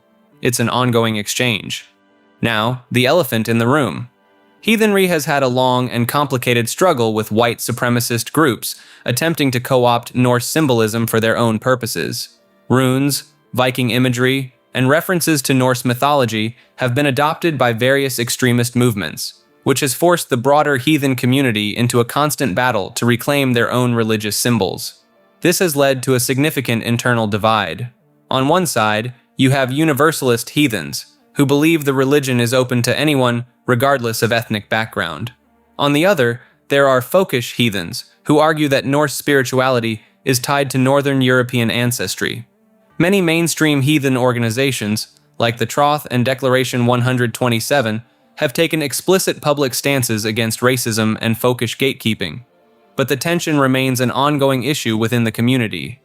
Despite all of this, heathenry has grown steadily over the past few decades. Iceland actually recognized the Ásatrúarfélagið, their national heathen organization, as an official religion back in 1973. And it has since become one of the fastest-growing religions in the country. Denmark, Norway, and several other nations have followed suit with their own recognized heathen organizations. So while the mainstream world might still picture heathenry as a niche hobby for Renaissance fair enthusiasts, it's quietly become one of the more organized and historically grounded religious revival movements in the modern world. Tantra is one of the most wildly misunderstood spiritual traditions on the planet. In the West, the word has become almost entirely synonymous with exotic bedroom techniques, which is a bit like reducing all of Christianity down to the wine at communion. The actual tradition is a vast and ancient system of philosophy, ritual, and practice that emerged in India somewhere around the mid-1st millennium CE, and it fundamentally reshaped Hinduism, Buddhism, and Jainism in ways most people never learn about. At its core, Tantra operates on a radical premise that the physical world is not an obstacle to spiritual liberation, but a vehicle for it. This was a direct challenge to the dominant ascetic traditions of the time, which taught that the body and its desires were traps to be escaped. Tantra flipped that script entirely. The body became a sacred instrument. Sensory experience became a doorway. Even things considered impure or taboo could be deliberately engaged with as a path to enlightenment. This is where the left-hand path, or Vamachara, comes in. Practitioners of this branch would ritually partake in the 5 M's: wine, meat, fish, parched grain, and physical union, all things that were strictly forbidden in Orthodox Hindu practice. The idea was not indulgence for its own sake, but a controlled confrontation with the things that bind ordinary people. By engaging with taboo under ritual conditions, the practitioner could dissolve the mental boundaries between pure and impure, sacred and profane, and experience reality as an undivided whole. The right-hand path, or Dakshinachara, pursued the same goals but through symbolic or internalized versions of these practices rather than literal ones. And for the record, the vast majority of Tantra practitioners, historically and today, follow this path. The sensational stuff gets all the attention, but it was always a minority practice even within Tantra itself. Now, tantric texts called tantras number in the hundreds, and they cover an enormous range of material: mantras, yantras, which are geometric diagrams used for meditation, elaborate visualization practices, energy work involving the chakras and kundalini, deity worship, and yes, some of them do include explicitly intimate ritual instructions. But these were embedded within comprehensive spiritual systems, not isolated as standalone techniques. Buddhist Tantra, known as Vajrayana, became the dominant form of Buddhism in Tibet and Mongolia. It incorporated wrathful deities, complex initiatory hierarchies, and guru-disciple relationships with an intensity that made it one of the most secretive and ritualized forms of Buddhism in existence. Many of its advanced practices were never written down at all, and could only be received directly from a qualified teacher. The Western fascination with Tantra really took off in the 19th century, when colonial scholars and early occultists like Sir John Woodroffe, writing under the pen name Arthur Avalon, began translating tantric texts. But the version that filtered into popular culture was heavily sanitized, romanticized, and stripped of its broader philosophical context. By the time it reached the self-help shelves of the 1990s, Tantra had been reduced to a marketing label for intimacy workshops, a transformation that most traditional practitioners find somewhere between amusing and deeply frustrating. Donghak is a Korean religious movement founded in 1860 by a man named Choi Jae-woo, and its name literally translates to Eastern Learning. That name was chosen as a direct response to what Koreans at the time called Seohak, or Western Learning, which was their term for Catholicism, and the wave of European influence creeping into the Korean peninsula. Choi Jae-woo claimed to have had a mystical experience in 1860 where he received a divine revelation from what he called Hanulim, essentially the Lord of Heaven in traditional Korean cosmology. From this experience, he developed a theology that blended Confucianism, Buddhism, Taoism, and Korean shamanism into a single unified system. The core teaching was radical for its time, that every human being carries divinity within them. In a rigidly hierarchical society like Joseon-era Korea, telling peasants that they were essentially equal to the aristocracy was about as welcome as you'd expect. The Korean government branded Donghak as a dangerous heresy, and Choi Jae-woo was arrested and executed in 1864, just 4 years after founding the movement. His death did the opposite of what the authorities intended. The movement grew rapidly among the rural poor and disenfranchised. By 1894, Donghak followers launched what became known as the Donghak Peasant Revolution, one of the largest uprisings in Korean history. Tens of thousands of farmers armed with little more than bamboo spears rose up against corrupt local officials and foreign exploitation. The Korean government panicked and requested military aid from China, which in turn prompted Japan to send its own troops.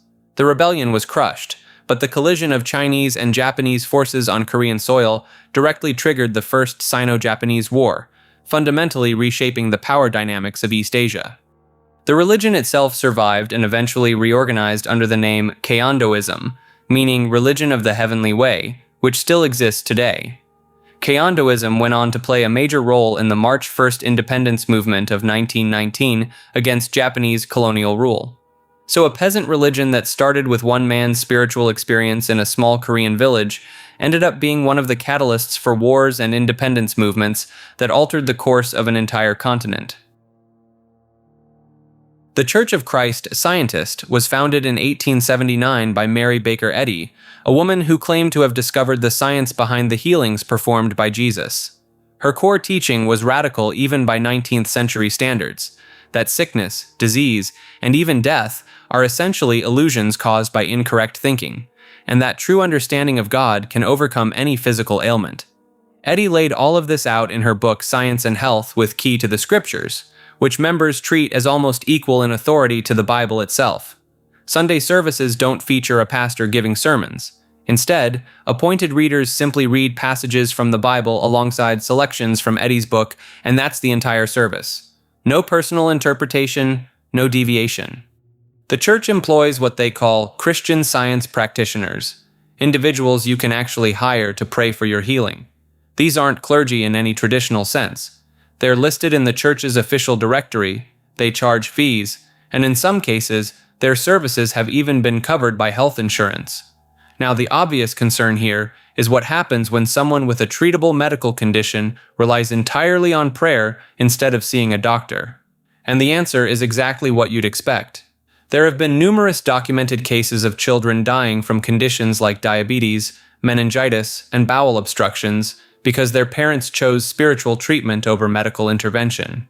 Several of these cases went to court, and the legal battles got complicated because many U.S. states actually had religious exemption laws on the books, some of which were lobbied for by the Church of Christ, Scientist itself. Over time, public backlash led multiple states to roll back or narrow these exemptions, but some still exist today.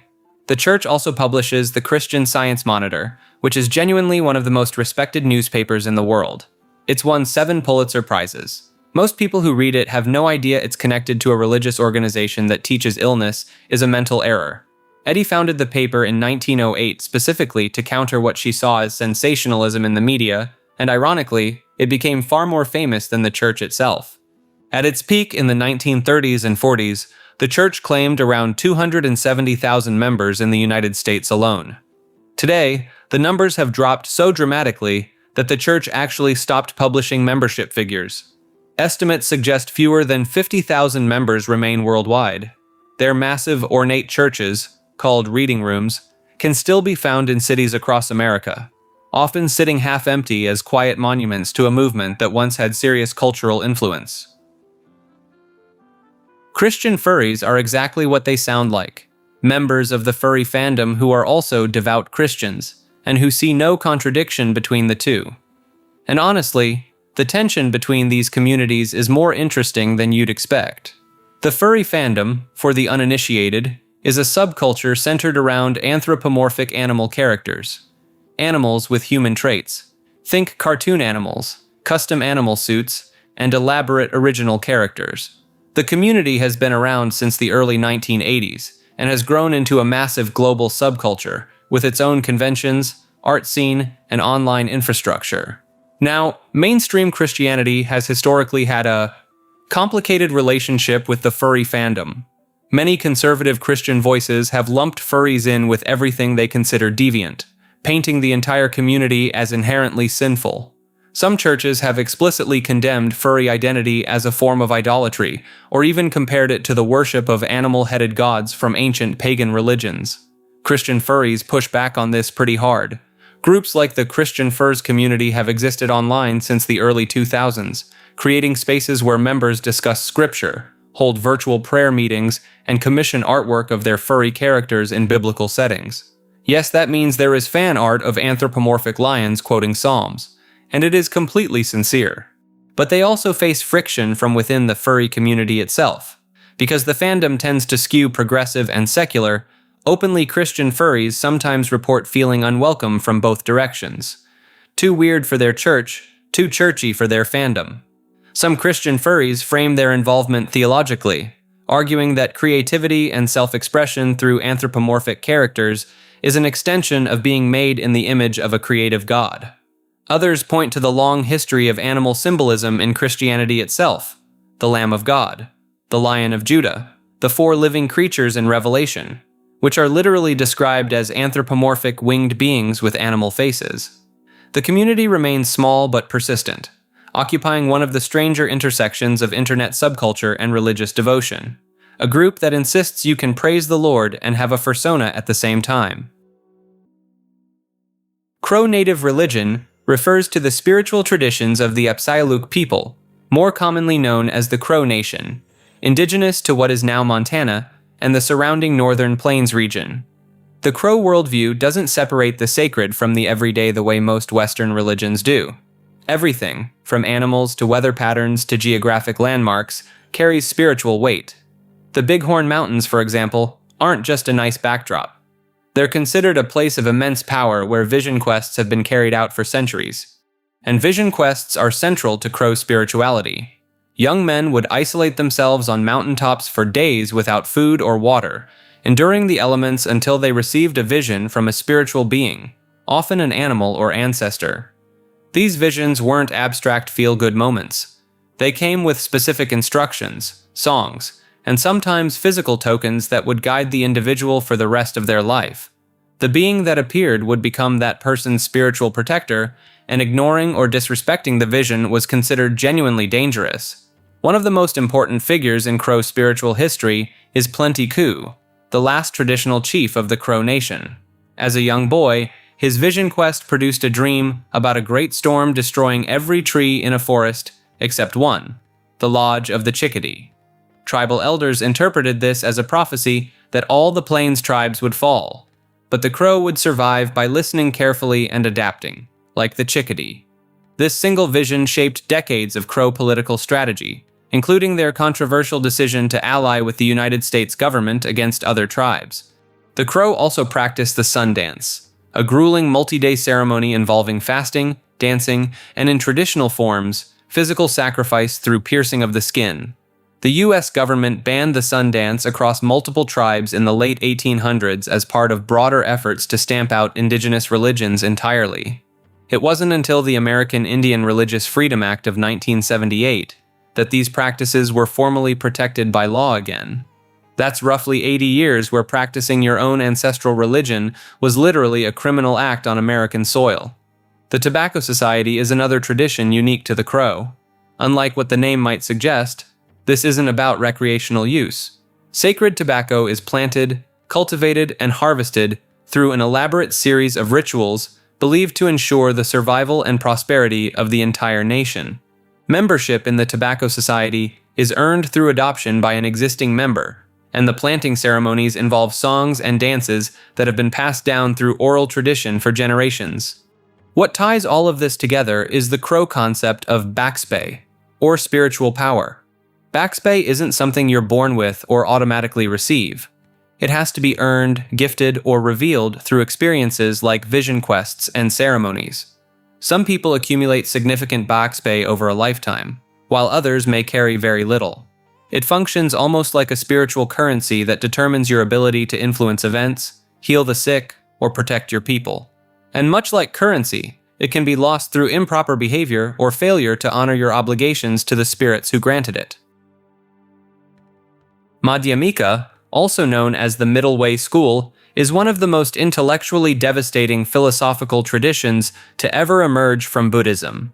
Founded by the Indian philosopher Nagarjuna around the 2nd century CE, this school set out to prove something that sounds almost paradoxical: that nothing in the universe has inherent independent existence. Not objects, not people, not even Buddhist teachings themselves. Nagarjuna's core method was a logical technique called prasanga, which essentially means reduction to absurdity. He would take any claim about the nature of reality, that things exist, that they don't exist, that they both exist and don't exist, or that they neither exist nor don't exist, and systematically dismantle all four positions. Every single one. He wasn't arguing for nihilism. He was arguing that our very categories of thinking are fundamentally broken. This concept is called shunyata, or emptiness, and it does not mean that the world is an illusion, or that nothing is real in a casual, hand-wavy sense. It means that every single thing you can point to only exists in dependence on other things. A chair is only a chair because of its parts, the concept of sitting, the language used to describe it, and the mind perceiving it. Remove any of those conditions, and the chair dissolves. Nagarjuna applied this logic to everything: causation, time, motion, the self, and even emptiness itself. Emptiness is also empty. This created a serious problem for rival philosophical schools across India, both Buddhist and non-Buddhist. Nagarjuna wasn't just challenging one idea, he was pulling the rug out from under the entire project of metaphysics. Brahmanical philosophers, who relied on concepts like eternal souls and divine substance, found their foundations directly targeted. Even fellow Buddhists who believed in fundamental building blocks of experience called dharmas had to watch those get dismantled too. The tradition eventually split into two sub-schools. The Prasangika branch, championed by philosophers like Buddhapalita and later Candrakirti, insisted that Madhyamika should only use negative arguments. Just show the contradictions in your opponent's view and leave it at that. No positive claims, no counter-thesis. The Svatantrika branch, led by Bhavaviveka, argued that you actually needed to put forward your own logical proofs to be taken seriously in Indian philosophical debate. This internal disagreement might sound like academic hair-splitting, but it carried enormous weight. The Prasangika approach essentially says that the moment you assert anything at all, you've already lost. You've attached yourself to a position, and attachment is exactly what Madhyamika is trying to uproot. The Svatantrika side countered that if you never assert anything, you can't even communicate your own philosophy. Centuries later, the Tibetan scholar Tsongkhapa, founder of the Gelug school, the tradition of the Dalai Lamas, declared the Prasangika interpretation to be the highest and most correct view. This decision shaped Tibetan Buddhism for the next 600 years and remains doctrinally dominant today. Madhyamika also played a foundational role in the development of Zen Buddhism in East Asia, where Nagarjuna is considered a patriarch of the lineage. The Zen emphasis on dissolving conceptual thinking and the famous use of paradoxical riddles called koans trace directly back to Madhyamika logic. The entire idea that enlightenment cannot be captured in words or concepts, that's Nagarjuna's fingerprint. What tends to catch people off guard about this tradition is its sheer intellectual rigor. This isn't mystical vagueness. Nagarjuna's primary text, the Mula Madhyama Kakarika, reads more like a work of formal logic than a spiritual scripture. He anticipates and dismantles counterarguments with a precision that Western analytic philosophers didn't arrive at independently until centuries later.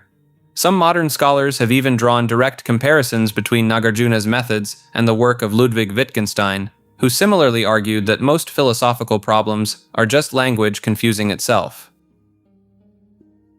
Native Miwok religion belongs to the indigenous peoples of Central California, primarily the Sierra Nevada foothills and the coastal regions north of San Francisco Bay.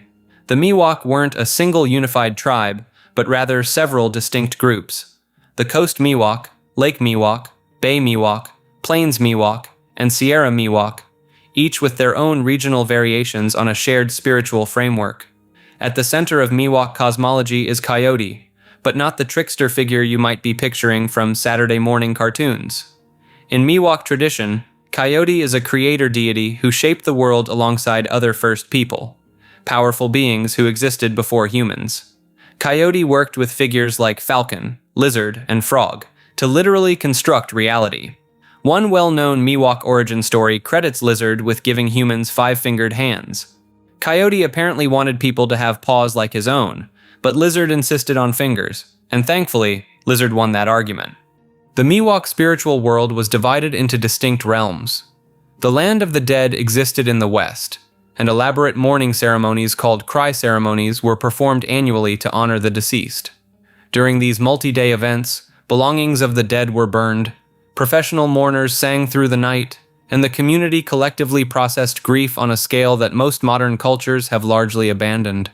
Their religious practices were deeply tied to the Kuksu cult system, a ceremonial tradition shared across several California indigenous groups. Kuksu ceremonies involved dancers wearing elaborate regalia and embodying specific spirit beings.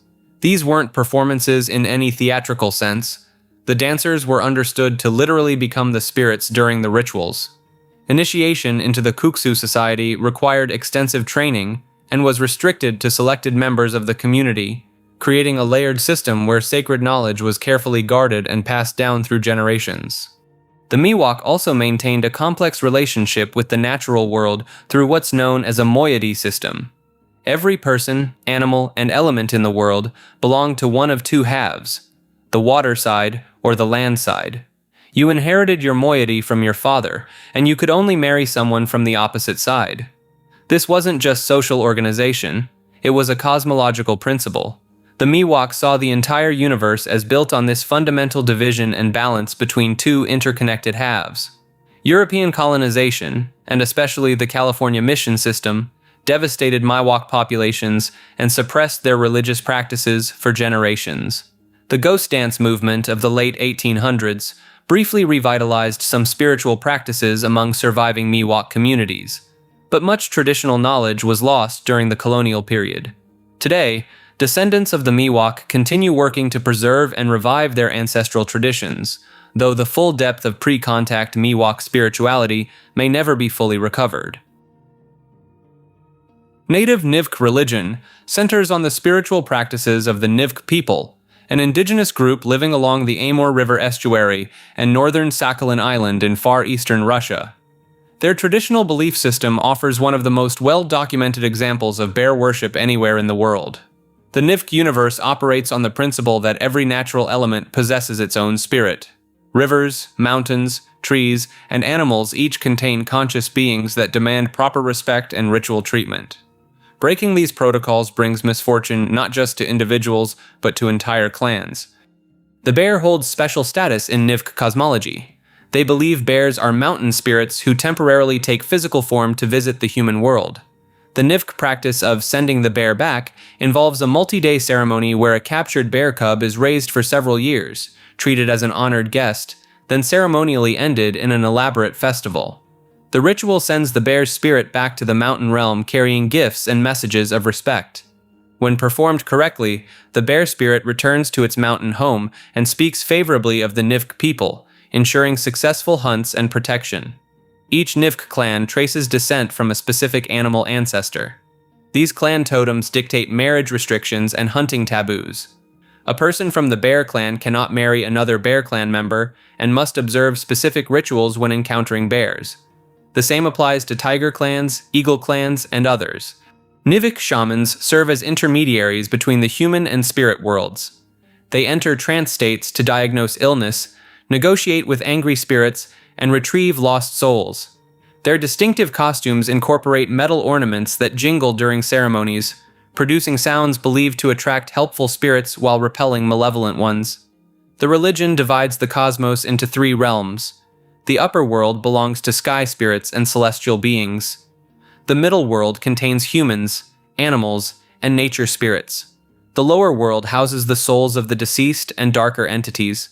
Shamans possess the unique ability to journey between these realms during their trance work. Fire receives particular reverence as a living entity that must never be insulted. Spitting into flames, throwing garbage into a hearth, or stepping over a fire constitutes serious spiritual offense. The Nivk maintain elaborate protocols for starting fires, feeding them, and putting them out. Seneca mythology comes from one of the original 6 nations of the Haudenosaunee Confederacy, often referred to by outsiders as the Iroquois. The Seneca people called themselves the Onondaga, meaning people of the Great Hill, and their spiritual traditions are some of the oldest continuously practiced belief systems in North America.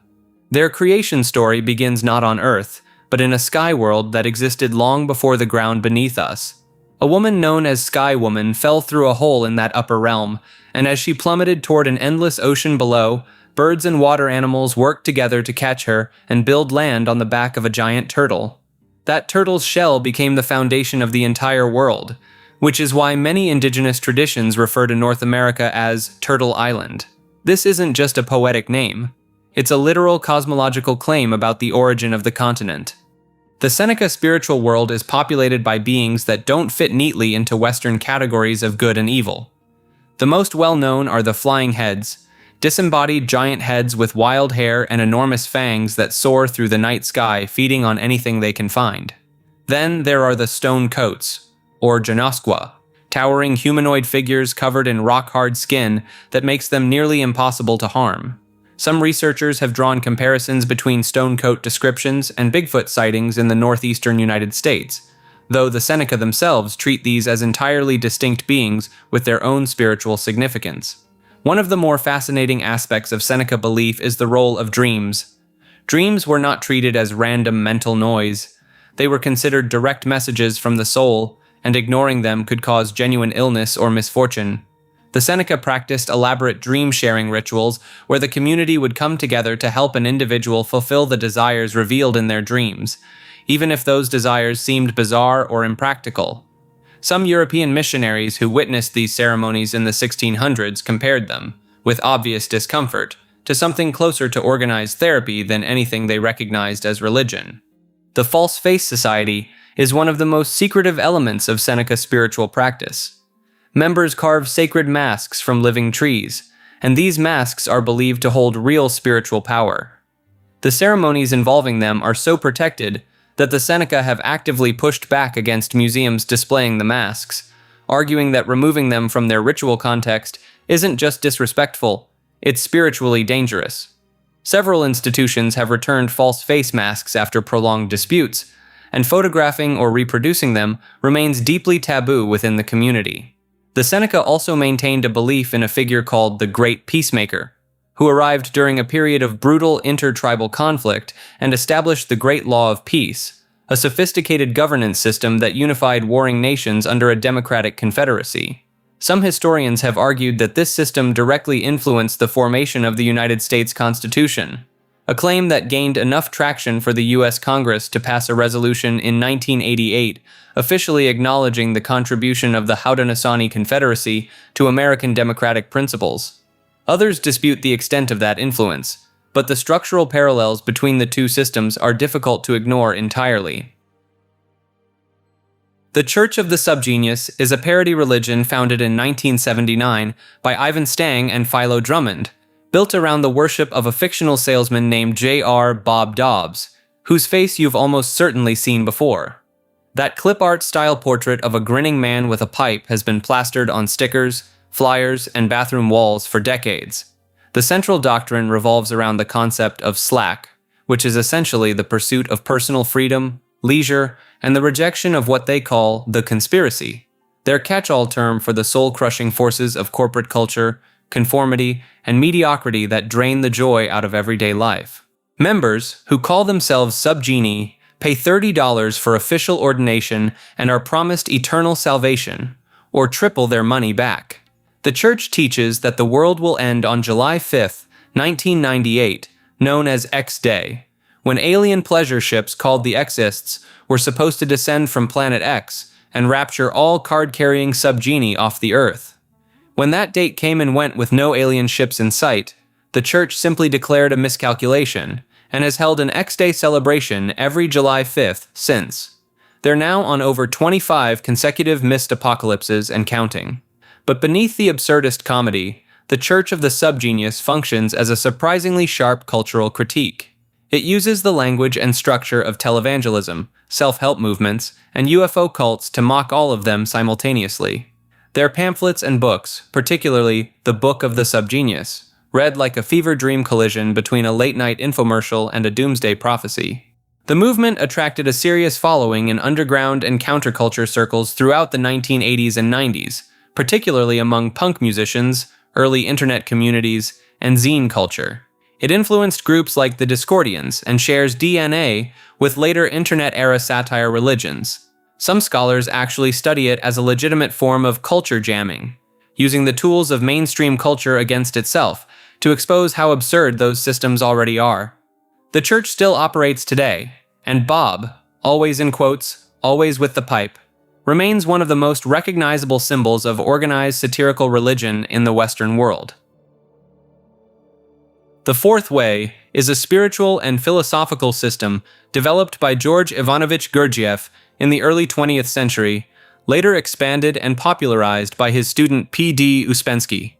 The core premise is almost insulting in how direct it is. Gurdjieff taught that human beings, as they normally exist, are essentially asleep, not metaphorically dozing off, but genuinely unconscious, moving through life as biological machines, reacting automatically to stimuli without ever truly waking up. The name Fourth Way comes from Gurdjieff's classification of traditional spiritual paths. The first way is that of the fakir, who masters the physical body through extreme discipline. The second is the way of the monk, who works through faith and emotional devotion. The third is the way of the yogi, who develops the mind and intellect. Each of these requires withdrawal from ordinary life. The fourth way, by contrast, is meant to be practiced while living in the everyday world, working on body, emotion, and mind simultaneously. Gurdjieff's teaching methods were notoriously unorthodox. He would assign students grueling physical labor, abruptly change plans, create deliberate interpersonal friction, and generally make life as uncomfortable as possible. The idea was that real self-awareness only emerges under pressure. Comfort keeps you asleep. He ran an institute outside Paris called the Prieuré at the Château du Prieuré in Fontainebleau, where students lived and worked under these intense conditions throughout the 1920s. One of the more fascinating concepts in the system is what Gurdjieff called self-remembering, the practice of simultaneously being aware of yourself and your surroundings at the same time. Try it right now, and you'll notice it's almost impossible to sustain for more than a few seconds before your attention collapses back into autopilot. That difficulty, according to Gurdjieff, is proof of the problem. Another key idea is the Enneagram, a 9-pointed geometric symbol that Gurdjieff introduced as a model for understanding processes and personality types. If that word sounds familiar, it's because the modern Enneagram personality system that flooded social media and corporate team-building workshops traces directly back to this esoteric teaching, though most people using it today have no idea where it actually came from. After Gurdjieff's death in 1949, the Fourth Way splintered into various lineages and groups, some maintaining the rigor of the original teaching, and others drifting into territory that critics describe as cult-like. Robert Earl Burton's Fellowship of Friends, founded in 1970 in California, claimed to be a Fourth Way school, but became one of the more controversial offshoots, facing allegations of manipulation and abuse of members over several decades. The Fourth Way sits in a genuinely strange position in the landscape of spiritual traditions. It's too structured and demanding to be casual self-help, too unconventional to fit neatly into any established religion, and too focused on practical results to be purely philosophical. Gurdjieff himself remains one of the most polarizing figures in 20th century esoteric history, described with equal conviction as either a profound awakened teacher or an extraordinarily skilled con man. The Methodist Episcopal Church is one of the most influential Protestant denominations in American history, and its story is really a story about what happens when a church tries to hold a nation together and fails. It all starts with John Wesley, an Anglican minister in the 18th century England who never actually intended to start a new denomination. Wesley's thing was methodical devotion to Scripture and disciplined spiritual practice, which is where the name Methodist comes from.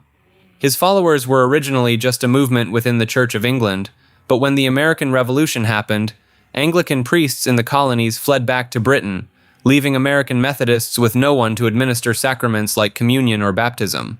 So, in 1784, Wesley took matters into his own hands and ordained ministers specifically for America, which was a massive breach of Anglican protocol. This led to the formal creation of the Methodist Episcopal Church at the famous Christmas conference in Baltimore. The Episcopal part of the name refers to their governance structure, meaning they kept bishops, but operated independently from England. Now the church grew at an absolutely absurd rate. Circuit riders, essentially traveling preachers on horseback, spread Methodism across the American frontier like wildfire. By the mid-1800s, the Methodist Episcopal Church was the largest Protestant denomination in the United States. These circuit riders would cover enormous territories, preaching in barns, fields, and homes, often risking their lives to reach isolated communities.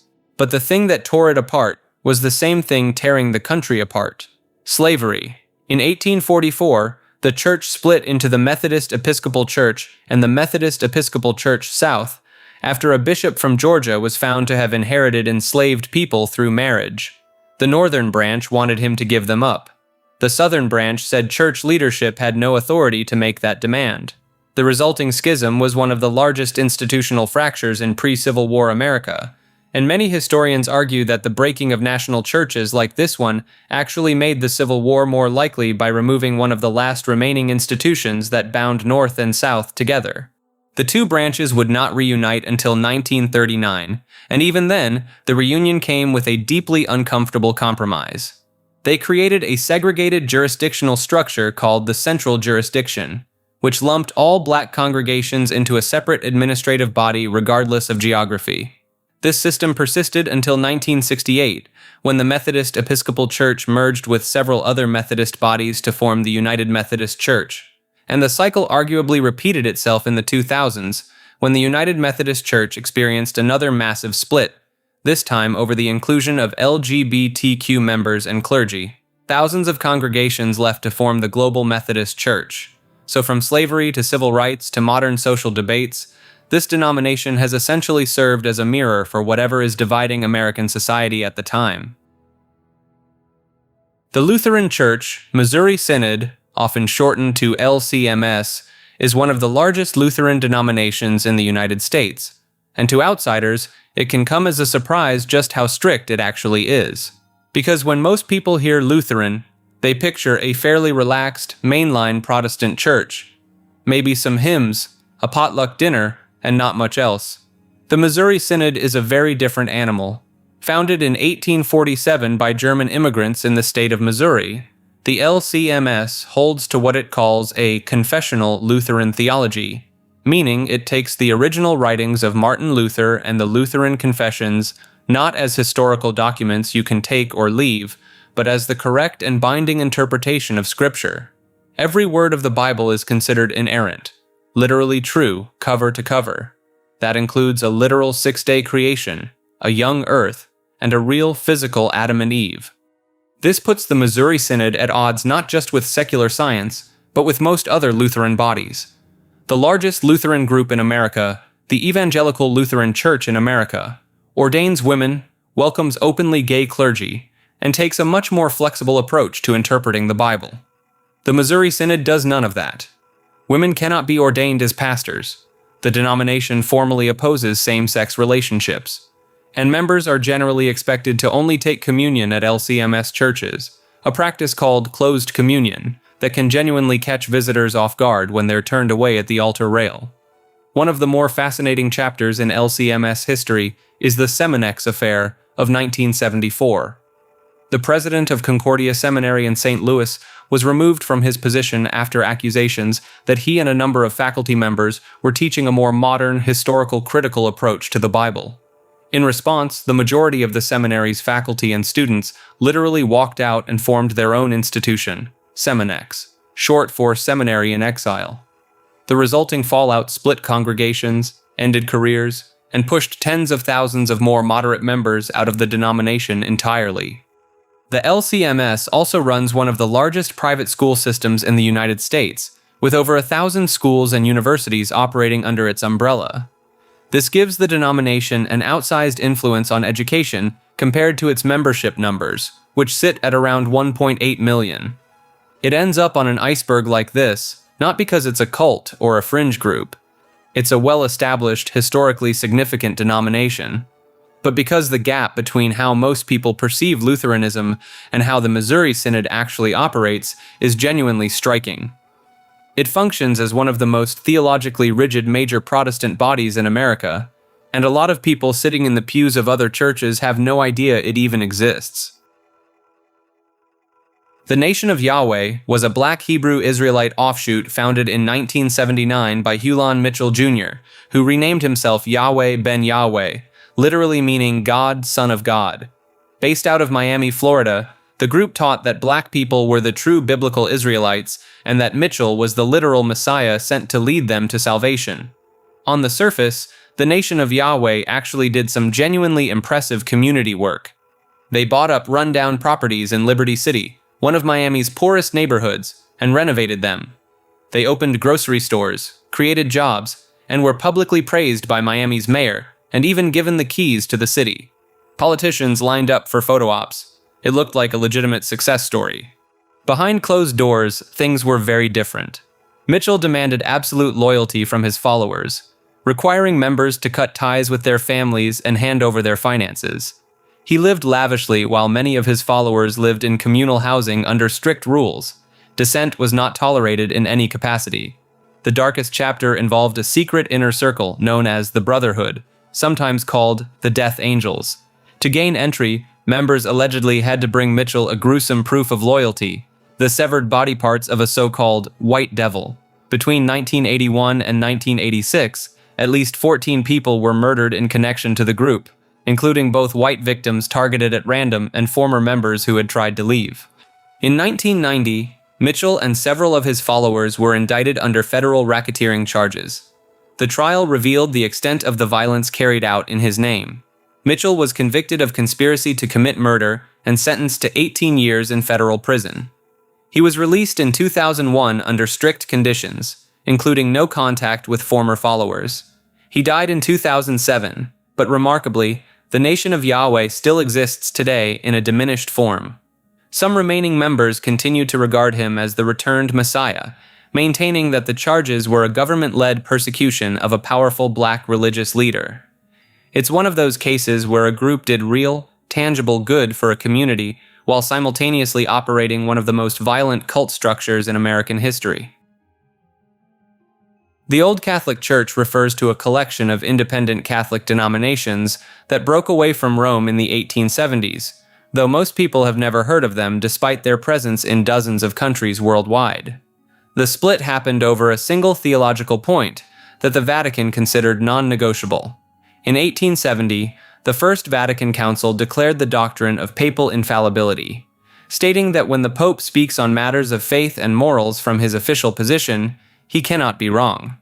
A group of clergy and theologians across Europe rejected this wholesale. They argued the doctrine had no basis in early Christianity and represented a dangerous consolidation of power. Rather than accept the new teaching, they simply left. The breakaway was led by figures like German theologian Johann Joseph Ignaz von Döllinger and Bishop Eduard Herzog of Switzerland. These weren't fringe radicals, but established scholars and church leaders who saw themselves as preserving authentic Catholicism against Roman innovation. They formed what became known as the Old Catholic Church, with the Old signifying their claim to represent the original pre-Vatican I tradition. The fascinating part comes from what they kept versus what they changed. Old Catholics maintained apostolic succession, meaning their bishops trace their ordination lineage back to the original apostles, just like Rome does. They celebrate the same 7 sacraments, use similar liturgy, and their churches look virtually identical to Roman Catholic ones. Someone walking into an Old Catholic Mass might not notice any difference at first glance. But the distinctions matter. Old Catholic priests can marry. The Church began ordaining women as priests in some national branches during the 1990s. They're in full communion with Anglicans in many regions. Confession is optional rather than mandatory. They reject the Immaculate Conception of Mary and other late medieval doctrines. The Union of Utrecht, established in 1889, serves as their central coordinating body, though each national church operates independently. The Polish National Catholic Church in the United States, which formed in 1897 over ethnic tensions with Irish-dominated American Catholicism, later joined the Old Catholic movement. Their numbers remain relatively small, with perhaps 500,000 members globally compared to over 1 billion Roman Catholics. This obscurity works both ways. Many Catholics don't know Old Catholics exist, and many Old Catholics get mistaken for Roman Catholics by outsiders. The Waldensians are one of the oldest protest movements in Christian history, and they were doing it about 300 years before Martin Luther ever thought about nailing anything to a church door. Founded around 1173 by a wealthy merchant from Lyon named Peter Waldo, the movement started when Waldo decided to actually read the Bible for himself. At the time, scripture was only available in Latin, which most common people couldn't understand. So Waldo commissioned translations into the local vernacular and started preaching in the streets, giving away his entire fortune in the process. His message was simple. The Catholic Church had strayed far from the poverty and humility that Jesus actually taught. The Waldensians rejected the authority of the Pope, denied the existence of purgatory, refused to venerate saints, and insisted that any believer, not just ordained priests, could preach the gospel. They also opposed taking oaths and condemned capital punishment, positions that were genuinely radical for medieval Europe. Naturally, the Church did not take this well. Pope Lucius III declared them heretical in 1184, and what followed were centuries of systematic persecution. We're talking inquisitions, forced conversions, and outright massacres. One of the most notorious events was the Piedmont Easter of 1655, where Catholic troops were sent into Waldensian valleys in northern Italy and carried out mass slaughter of men, women, and children. The brutality was so extreme that it prompted the English poet John Milton to write a famous sonnet about it, and Oliver Cromwell himself threatened military intervention on their behalf. The Waldensians survived by retreating deep into the Alpine valleys of what is now the border region between Italy and France. They essentially became an underground church, practicing their faith in secret for generations, while the rest of Europe tried to wipe them out.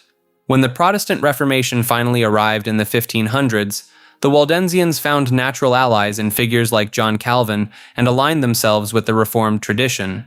But even then, full legal recognition didn't come until 1848, when King Charles Albert of Sardinia granted them civil rights, nearly 700 years after their founding.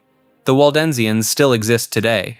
They operate as a small but active Protestant denomination primarily in Italy, and they're often cited as living proof that dissent against institutional Christianity didn't begin with Luther. They were just early enough that history nearly erased them entirely. Jungsan-do is a Korean new religious movement founded in the 1970s by An Gyeongjeon, built around the teachings of a figure named Gang Jung-san, who lived from 1871 to 1909. Gang Jung-san is considered by followers to be the supreme ruler of the universe who incarnated in human form during the late Joseon dynasty, a period of immense suffering and upheaval in Korea. The core belief system revolves around something called Cheonji Gongsa, which translates roughly to the reordering of heaven and earth. According to Jungsan-do, Gang Jung-san performed a series of cosmic rituals over 9 years that fundamentally restructured the spiritual laws governing reality itself. Not just Earth, but the entire universe. He allegedly resolved billions of years' worth of accumulated grievances among spirits, gods, and humans that had thrown the natural order into chaos. Now, Jungsan-do distinguishes itself from other Korean new religions that also revere Gang Jung-san, and there are several. Groups like Daesun Jinriho and various Jungsan lineage movements all trace back to the same historical figure, but diverge sharply on doctrine, succession, and interpretation. Jungsan-do positions itself as the most authentic continuation of his original teachings, claiming other groups distorted or lost key elements of the message. Their cosmology is genuinely elaborate. They teach that human history operates in cosmic seasons, much like the natural year. Humanity has been living through a cosmic summer of growth and conflict, and we are now entering a cosmic autumn, which will bring a period of unification and spiritual harvest. This transition is not gentle. It involves a prophesied global crisis they call Gaegbyuk, a kind of apocalyptic transformation that will involve widespread disease, natural disasters, and the collapse of existing civilizations before a new paradise emerges. The movement operates a television network called STB, which broadcasts their teachings and cultural programming across South Korea. They also publish extensively and hold large-scale conferences and meditation events. Their membership numbers are difficult to verify independently, but they claim millions of followers, a figure that outside researchers tend to view with some skepticism. One of the more fascinating aspects of their theology is the emphasis on Taeol mantra, chanting as a survival mechanism for the coming apocalypse.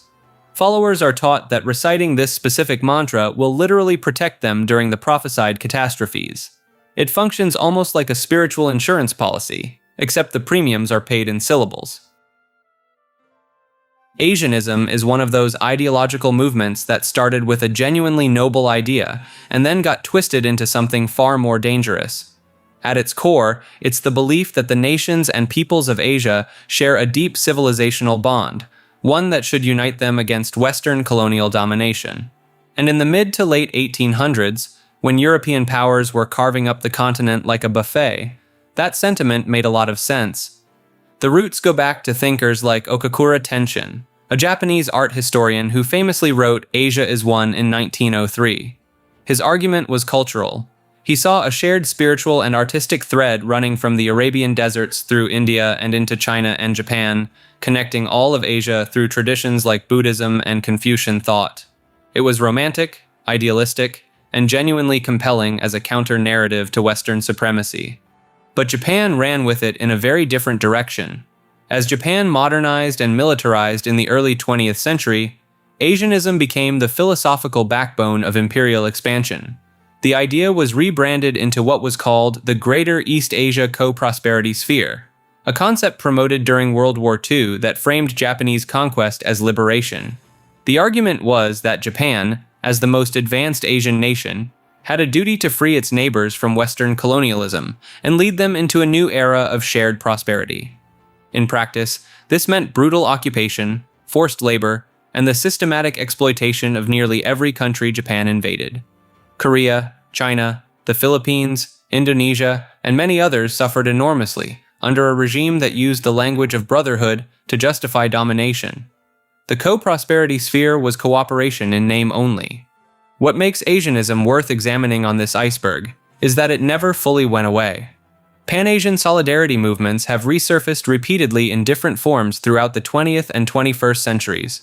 Some are genuinely focused on cultural exchange and mutual economic benefit. Others lean into ethno-nationalist territory, arguing for Asian racial superiority or promoting exclusionary identity politics. There are modern online communities that blend Asianist ideas with everything from anti-Western conspiracy theories to esoteric spiritual traditions, creating a strange fusion of geopolitics and mysticism. Some frame the rise of China and the broader shift of global power toward Asia as the fulfillment of a kind of civilizational prophecy, one that Okakura and others supposedly foresaw over a century ago. The uncomfortable tension at the heart of Asianism has always been the same. Unity against outside domination sounds empowering until you ask the obvious follow-up. Who gets to lead, and what happens to everyone who disagrees with that leadership? Japan answered that question with an empire. The ideology's modern inheritors are still wrestling with it. Weixinism, also known as Weixin Shengjiao, is a syncretic religious movement founded in Taiwan in 1984 by a man named Hun Yuan, who also goes by the title Grand Master. The religion blends together elements of Buddhism, Taoism, and Confucianism, which on its own isn't particularly unusual for East Asian new religious movements. Plenty of spiritual groups in the region pull from multiple traditions, but Weixinism takes things a step further by claiming to unify all of these into one singular cosmic truth, with Hun Yuan positioned as the living master who can transmit divine energy directly to followers. The practice centers heavily around qi cultivation and feng shui, but on a scale most people wouldn't expect. We're not talking about rearranging your living room furniture. Weixinism has pushed for massive feng shui-based architectural projects and public works, arguing that properly aligning spiritual energy across physical spaces can bring peace and prosperity to entire nations. Hun Yuan has also made some bold claims about his own spiritual authority, positioning himself as a figure capable of communicating with deities and ancestors across multiple religious traditions simultaneously. Followers are encouraged to participate in elaborate ceremonies, donate to the organization's various projects, and spread the teachings internationally. The movement has drawn criticism in Taiwan for its aggressive expansion, its fundraising tactics, and the level of devotion expected from members. Critics have accused the group of operating more like a personality-driven organization built around Hun Yuan's authority than a genuine theological movement. Supporters, naturally, push back on this and frame the criticism as misunderstanding of their spiritual mission. Weixinism has made efforts to gain legitimacy on the global stage, including attempts to engage with the United Nations and international interfaith organizations. They've hosted large-scale prayer events marketed as efforts toward world peace, which has helped them build a public-facing image that looks quite different from the more insular practices reported by former members. It sits in that gray area where the line between ambitious religious movement and something more controlling becomes very difficult to pin down from the outside.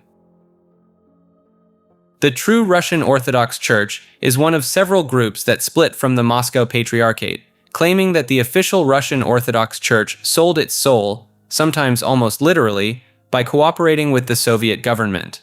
The roots of this movement go back to the 1920s and 30s, when the Bolsheviks didn't just discourage religion, they actively infiltrated and weaponized it. The Soviet secret police installed compliant clergy, turned priests into informants, and essentially turned the official church into an arm of state surveillance. A number of bishops and priests refused to go along with this, forming what became known as the Catacomb Church, underground communities of believers who conducted services in secret, often in basements, private homes, and yes, actual catacombs. These weren't just theological disagreements. Getting caught practicing outside the state-approved church could mean a trip to the Gulag or worse. After the Soviet Union collapsed in 1991, you'd think everything would just sort itself out. It did not. Several groups emerged claiming to be the legitimate continuation of the pre-Soviet Russian Orthodox tradition, and the True Russian Orthodox Church is among the most prominent. Their core argument is that the Moscow Patriarchate remains spiritually contaminated by decades of KGB collaboration, and that no amount of post-Soviet rebranding can undo that compromise. The thing is, They have receipts. Declassified KGB documents revealed that numerous high-ranking clergy in the official church, including patriarchs, had been active agents or cooperators with Soviet intelligence. We're talking code names, handler meetings, the whole operation. The true Russian Orthodox Church exists today as a collection of loosely affiliated groups rather than one unified body, which has led to its own set of internal disputes about who among them is the most authentically Orthodox. They reject ecumenism, refuse communion with the Moscow Patriarchate, and generally regard the mainstream church's post-Soviet reconciliation efforts as cosmetic at best. Their numbers are relatively small, but their existence poses an uncomfortable question that the official Russian Orthodox Church has never fully answered. How do you reclaim spiritual authority after spending 70 years as a government asset? Noahidism is a monotheistic belief system built around 7 laws that, according to the Torah, God gave to Noah after the Great Flood.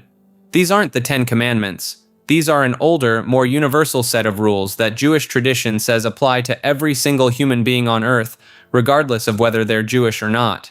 The 7 Noahide laws prohibit idolatry, blasphemy, murder, theft, sexual immorality, and eating flesh torn from a living animal, while also requiring the establishment of courts of justice.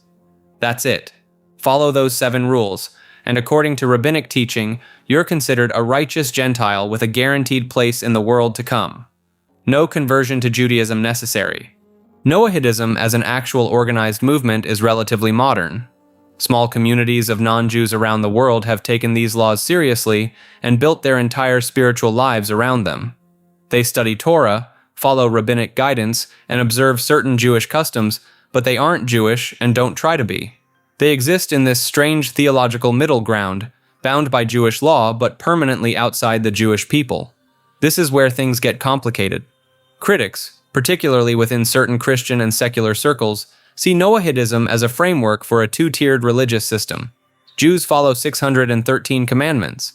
Everyone else follows 7. Some conspiracy-minded voices point to a 1991 joint resolution signed by President George H.W. Bush, known as Education Day, which explicitly referenced the 7 Noahide laws as the bedrock of civilized society. For many, a sitting U.S. president publicly endorsing a set of laws rooted in Talmudic Judaism felt deeply strange and raised questions about the relationship between religious authority and government power. Supporters argue it's the most inclusive concept in Jewish theology, essentially saying non-Jews don't need to become Jewish to be considered good and righteous.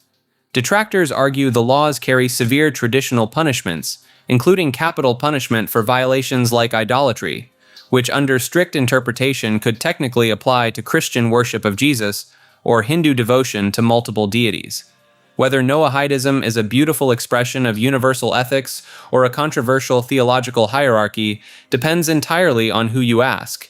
But its quiet growth around the world, from the Philippines to Nigeria to rural America, suggests it's tapping into something a lot of people are searching for. The Galilean rite refers to what some scholars and traditionalist Christians believe was the original form of worship practiced by Jesus' earliest followers in the Galilee region, before the Church of Rome standardized everything into the liturgy we recognize today. The core claim is straightforward. The apostles and first-generation Christians didn't worship anything like modern Catholics or Orthodox believers do. Their gatherings were closer to Jewish synagogue services, blended with communal meals, Aramaic prayers, and a loosely structured format that would be almost unrecognizable to anyone sitting in a cathedral today. What draws people to this concept is the implication buried underneath it. If the earliest Christians worshipped in a fundamentally different way, then centuries of Roman liturgical authority rest on a foundation that was, at best, a dramatic reinterpretation of the original intent. Some researchers point to the Didache, a first-century Christian text rediscovered in 1873, as one of the few surviving windows into these early practices. The prayers and instructions found in it don't align neatly with any modern denomination's worship format. Baptisms were preferred in cold, running water. Fasting happened on Wednesdays and Fridays specifically to differentiate from Jewish fasting days. The Eucharistic prayers reference the vine of David rather than the body and blood language that became standard later.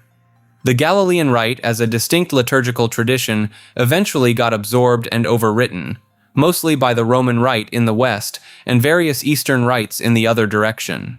By the time the medieval church had consolidated power, any trace of how a fisherman in Capernaum would have actually prayed with his community was essentially gone. For some fringe Christian movements, reconstructing or reviving this lost rite is a way to strip away what they see as layers of imperial Roman influence that turned a simple Galilean movement into a global institution. Others argue the rite never existed as a single coherent system at all, and that early Christian worship was so fragmented and localized that calling it a rite gives it far more structure than it ever actually had. Either way, the gap between what the earliest followers of Jesus were actually doing and what any modern church claims to preserve is wider than most believers are comfortable thinking about. Arnoldists were the followers of Arnold of Brescia, a 12th century Italian monk who decided that the Catholic Church had no business owning property, wielding political power, or living in luxury while preaching poverty. And he said this loudly, publicly, and repeatedly, which in medieval Europe was essentially signing your own death warrant. Arnold studied under Peter Abelard, one of the most controversial theologians of the era, and quickly developed a reputation for being a thorn in the side of church leadership. His core argument was simple. If clergy were supposed to follow Christ's example, they should give up their lands, their wealth, and their political authority. Any priest who owned property or held secular power was, in Arnold's view, living in a state of sin, and their sacraments were therefore invalid. This was not a fringe complaint. Arnold managed to build a genuine political movement in Rome during the 1140s, helping to establish a short-lived commune that stripped the Pope of his temporal authority over the city. For a brief window, Rome was essentially governed by a populist republic inspired by the old Roman Senate, with Arnold as its spiritual backbone. The Church and the Holy Roman Empire eventually decided they'd had enough. Pope Adrian IV placed all of Rome under interdict, meaning no religious services for anyone in the entire city, until the Romans handed Arnold over. Emperor Frederick Barbarossa had him seized, and Arnold was hanged, his body burned, and his ashes scattered into the Tiber River. The scattering was deliberate. Church authorities wanted to make sure there would be no remains left behind for his followers to venerate as relics. But the movement didn't die with him. His followers, the Arnoldists, continued to reject clerical wealth and church authority for decades afterward. They blended into other reform movements that were popping up across Europe, many of which carried the same basic message, that the institutional church had become exactly the kind of corrupt earthly kingdom it was supposed to stand against. Arnold's ideas kept resurfacing in various forms, feeding into later groups like the Waldensians, and arguably laying some of the earliest groundwork for the Protestant Reformation nearly 4 centuries later. Assemblies of Yahweh is a sacred name movement organization founded in 1966 by Jacob O. Meyer in Bethel, Pennsylvania. Their core belief is one that sets them apart from mainstream Christianity in a pretty fundamental way. They insist that the true name of the Creator is Yahweh, and that his Son's name is Yeshua, not Jesus. And according to them, using the correct names isn't just a preference, it's a requirement for salvation. The group teaches that centuries of translation and theological revision essentially stripped the original Hebrew names out of Scripture and replaced them with titles and substitutes. They point to passages in the book of Acts and the Hebrew prophets to argue that calling upon the sacred name is the only path to a genuine relationship with the divine. Every other label, including God, Lord, and Jesus, is treated as a pagan corruption. Meyer himself became a prominent figure in the sacred name movement through decades of radio and television broadcasting, most notably the program The Sacred Name Broadcast, which at its peak aired across hundreds of stations. He positioned the Assemblies of Yahweh as the one true congregation carrying out the faith as it was originally practiced in the 1st century.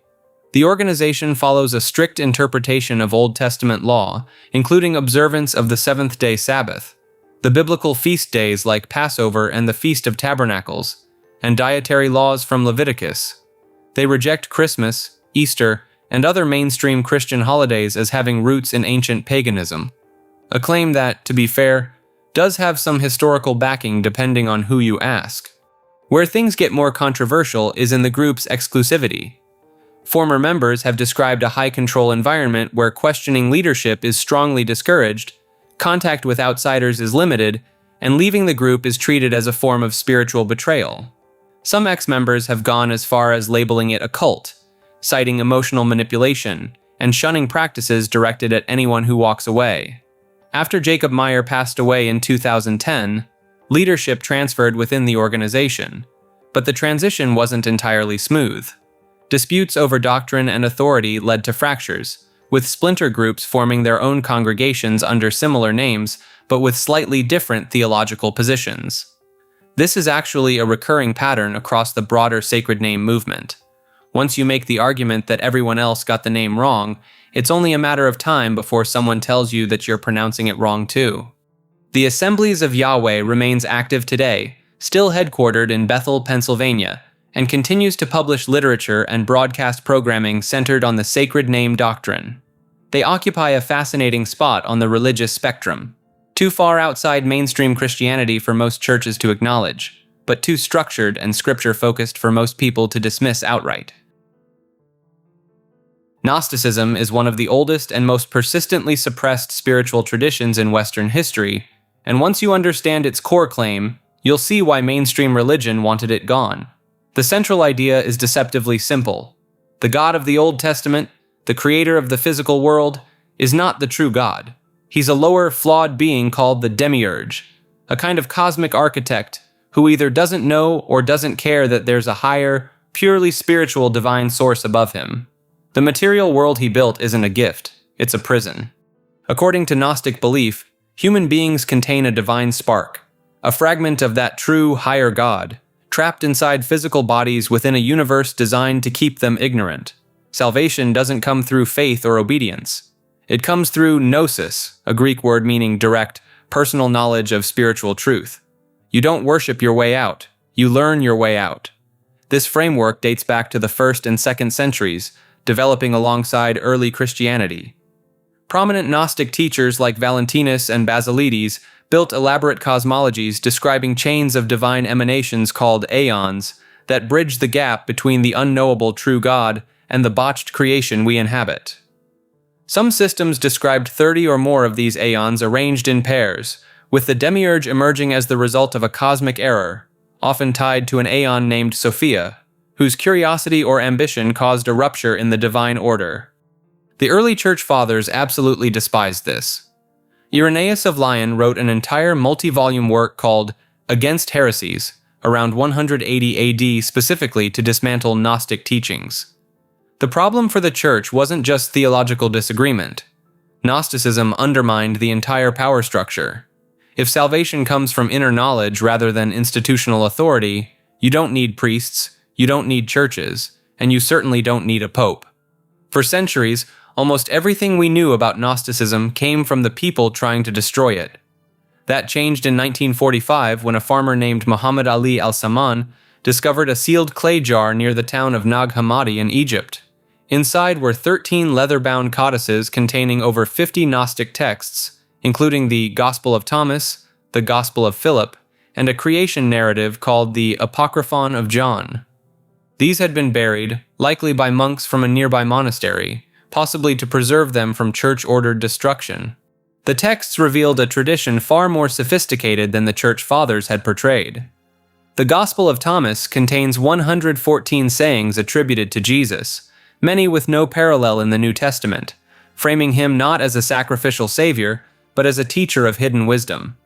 One passage reads that the kingdom of God is inside you and all around you, not in buildings of wood and stone. Gnostic ideas didn't disappear after the early church stamped them out either. They resurfaced in the Cathars of medieval southern France, who believed the material world was evil and were massacred for it during the Albigensian Crusade. They echoed through the Mandeans of Iraq, who still exist today and revere John the Baptist while viewing Jesus with suspicion. Elements show up in Kabbalah, in certain Sufi traditions, and arguably in the philosophical underpinnings of The Matrix, which is not a coincidence since the Wachowskis were directly drawing on Gnostic imagery. The lasting appeal of Gnosticism is that it reframes the fundamental question of religion. Most traditions ask how you can serve or please God. Gnosticism asks why the world seems so fundamentally broken and answers that it was built that way, on purpose, by something that doesn't have your best interests in mind. The only way out is to wake up and remember what you actually are.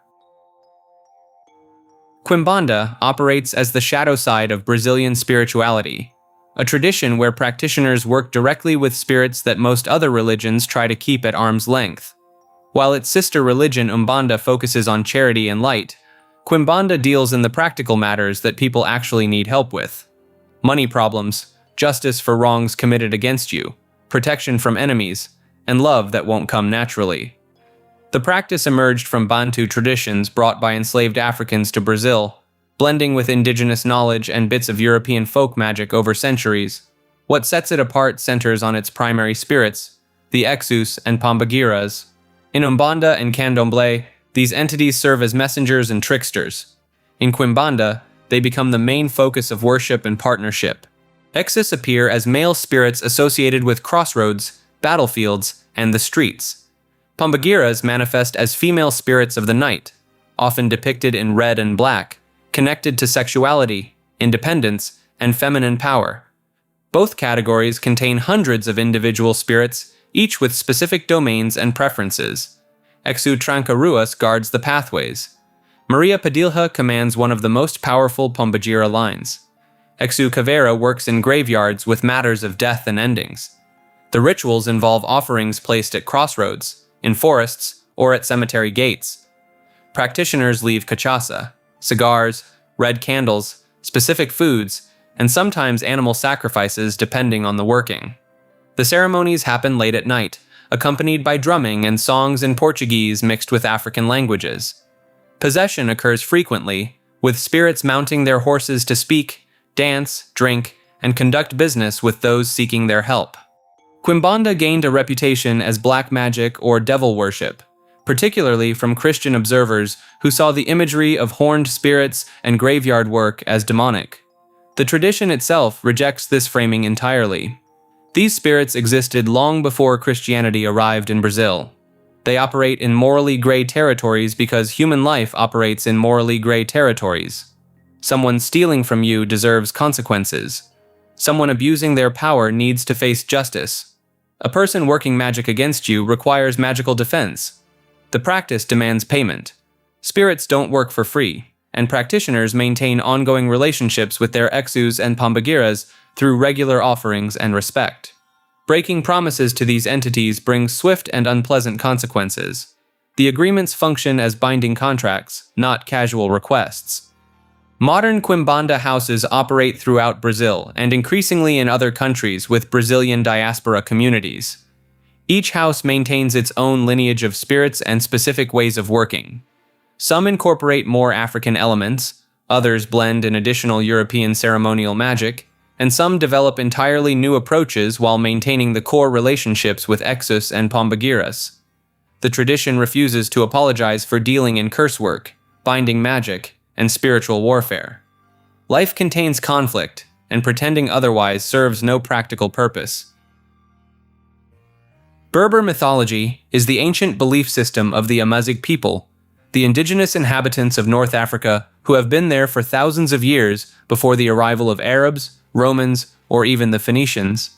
And despite centuries of pressure from Islam, Christianity, and colonial powers trying to erase it, fragments of this mythology have stubbornly survived in oral traditions, rituals, and rock art scattered across the Sahara. At the center of Berber cosmology sits a supreme god known by different names depending on the region. In many traditions, he's called Akuch or Yakuch, a sky deity who governs the universe but remains distant from human affairs.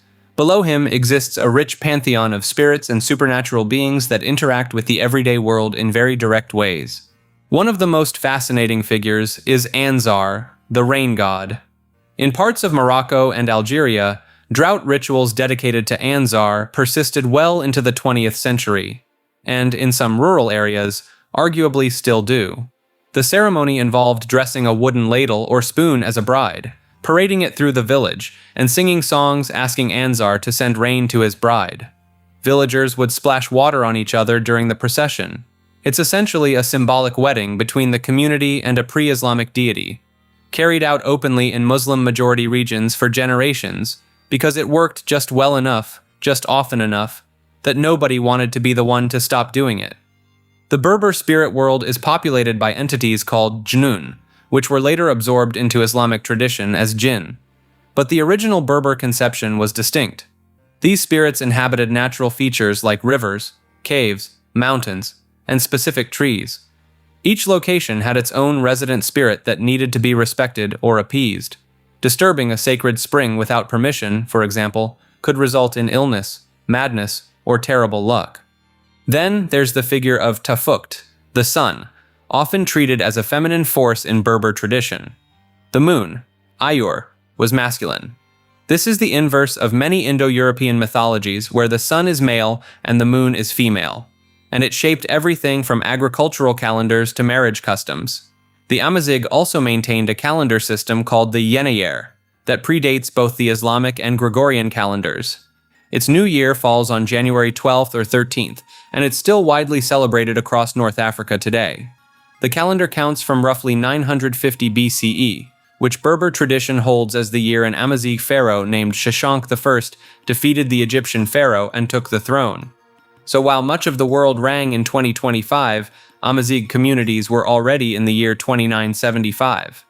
The real tragedy of Berber mythology is how much of it was lost. Because it was transmitted orally rather than written down, each generation that converted away from the old ways took irreplaceable knowledge with them. What survives today are pieces, echoes embedded in Amazigh tattoo symbolism, in the geometric patterns of their carpets, and in village rituals that locals will sometimes insist are just traditions, rather than religious practices. Whether that's genuine belief or a survival strategy developed over centuries of pressure to conform is something outsiders can only guess at. The Evangelical Lutheran Church in America, often shortened to the ELCA, is the largest Lutheran denomination in the United States, with roughly 3.5 million members. It traces its roots back to Martin Luther's Protestant Reformation in the 1500s, when Luther famously nailed his 95 Theses to a church door in Germany, essentially telling the Catholic Church that selling forgiveness for cash was, to put it mildly, not great theology. The ELCA itself wasn't formally established until 1988, when 3 separate Lutheran bodies merged into one organization. But the real reason it shows up on an iceberg like this is because of how dramatically it has split from more traditional Lutheran churches worldwide. In 2009, the ELCA voted to allow openly gay and lesbian individuals in committed relationships to serve as clergy. This was a seismic shift, and it didn't come without consequences. Hundreds of congregations left the denomination in protest, with many joining or forming more conservative Lutheran bodies like the North American Lutheran Church. The fallout cost the ELCA an estimated 600,000 members over the following decade. The denomination also ordains women, supports access to reproductive health care, and has taken official stances on climate change and racial justice, putting it firmly on the progressive end of American Christianity. Critics within broader Lutheranism, particularly the more conservative Missouri Synod and Wisconsin Synod, view the ELCA as having abandoned core scriptural authority in favor of cultural relevance. Supporters, on the other hand, argue that Luther himself was a radical reformer who challenged religious authority, and that continuing to evolve is entirely in the spirit of the Reformation. It's a fascinating case of a major Christian denomination essentially choosing modernization over unity, and watching the membership numbers respond in real time. The National Alliance was, at its peak, considered the most dangerous and well-organized white nationalist group in the United States. It was founded in 1974 by William Luther Pierce, a former physics professor who left academia to pursue full-time political extremism, which is quite the career pivot. Pierce built the National Alliance not as a loose collection of angry people with pamphlets, but as a structured, ideologically driven organization modeled after a political party. Members paid dues, attended meetings, and were expected to follow a strict chain of command. The group operated out of a compound in Hillsborough, West Virginia, which served as its national headquarters for decades. What set Pierce apart from other fringe leaders was his ability to package his ideology into media. He authored The Turner Diaries under the pen name Andrew MacDonald, a novel depicting a violent overthrow of the federal government, followed by a worldwide ethnic cleansing campaign. The book became one of the most widely circulated texts in extremist circles and was directly linked to inspiring real-world acts of domestic terrorism, most notably the 1995 Oklahoma City bombing carried out by Timothy McVeigh, who had pages of the novel on him when he was arrested. Pierce also wrote a second novel called Hunter, which depicted a lone wolf attacker targeting interracial couples, essentially a fictional instruction manual disguised as entertainment. Beyond publishing, the National Alliance owned Resistance Records, a music label that distributed white power rock and metal albums. This gave the group a direct pipeline into disaffected young people through music scenes and online distribution, long before social media radicalization became a mainstream concern. The organization also operated National Vanguard Books, a publishing house that sold extremist literature alongside selectively curated classical and philosophical texts, framing their ideology as part of a broader intellectual tradition rather than simple hatred. After Pierce passed away in 2002, the National Alliance rapidly fractured. Internal power struggles, financial mismanagement, and FBI infiltration gutted the organization within just a few years. Multiple splinter groups emerged, but none came close to replicating the infrastructure Pierce had built. The compound in West Virginia eventually fell into disrepair and was sold off. The National Alliance is often studied as a case example of how extremist movements can professionalize themselves using publishing, music, structured membership, and media outreach to build something far more resilient than a typical hate group. Its collapse after the loss of a single charismatic leader also demonstrates how fragile those structures can be when they're built around one person's vision. The African Orthodox Church is not what most people picture when they hear the word Orthodox. Founded in 1921 by George Alexander Maguire, a former Episcopal priest from Antigua, this church emerged directly out of the Marcus Garvey movement and the Universal Negro Improvement Association. Maguire had a vision, an independent black church that carried the full weight and liturgical tradition of apostolic Christianity, but completely free from white ecclesiastical control.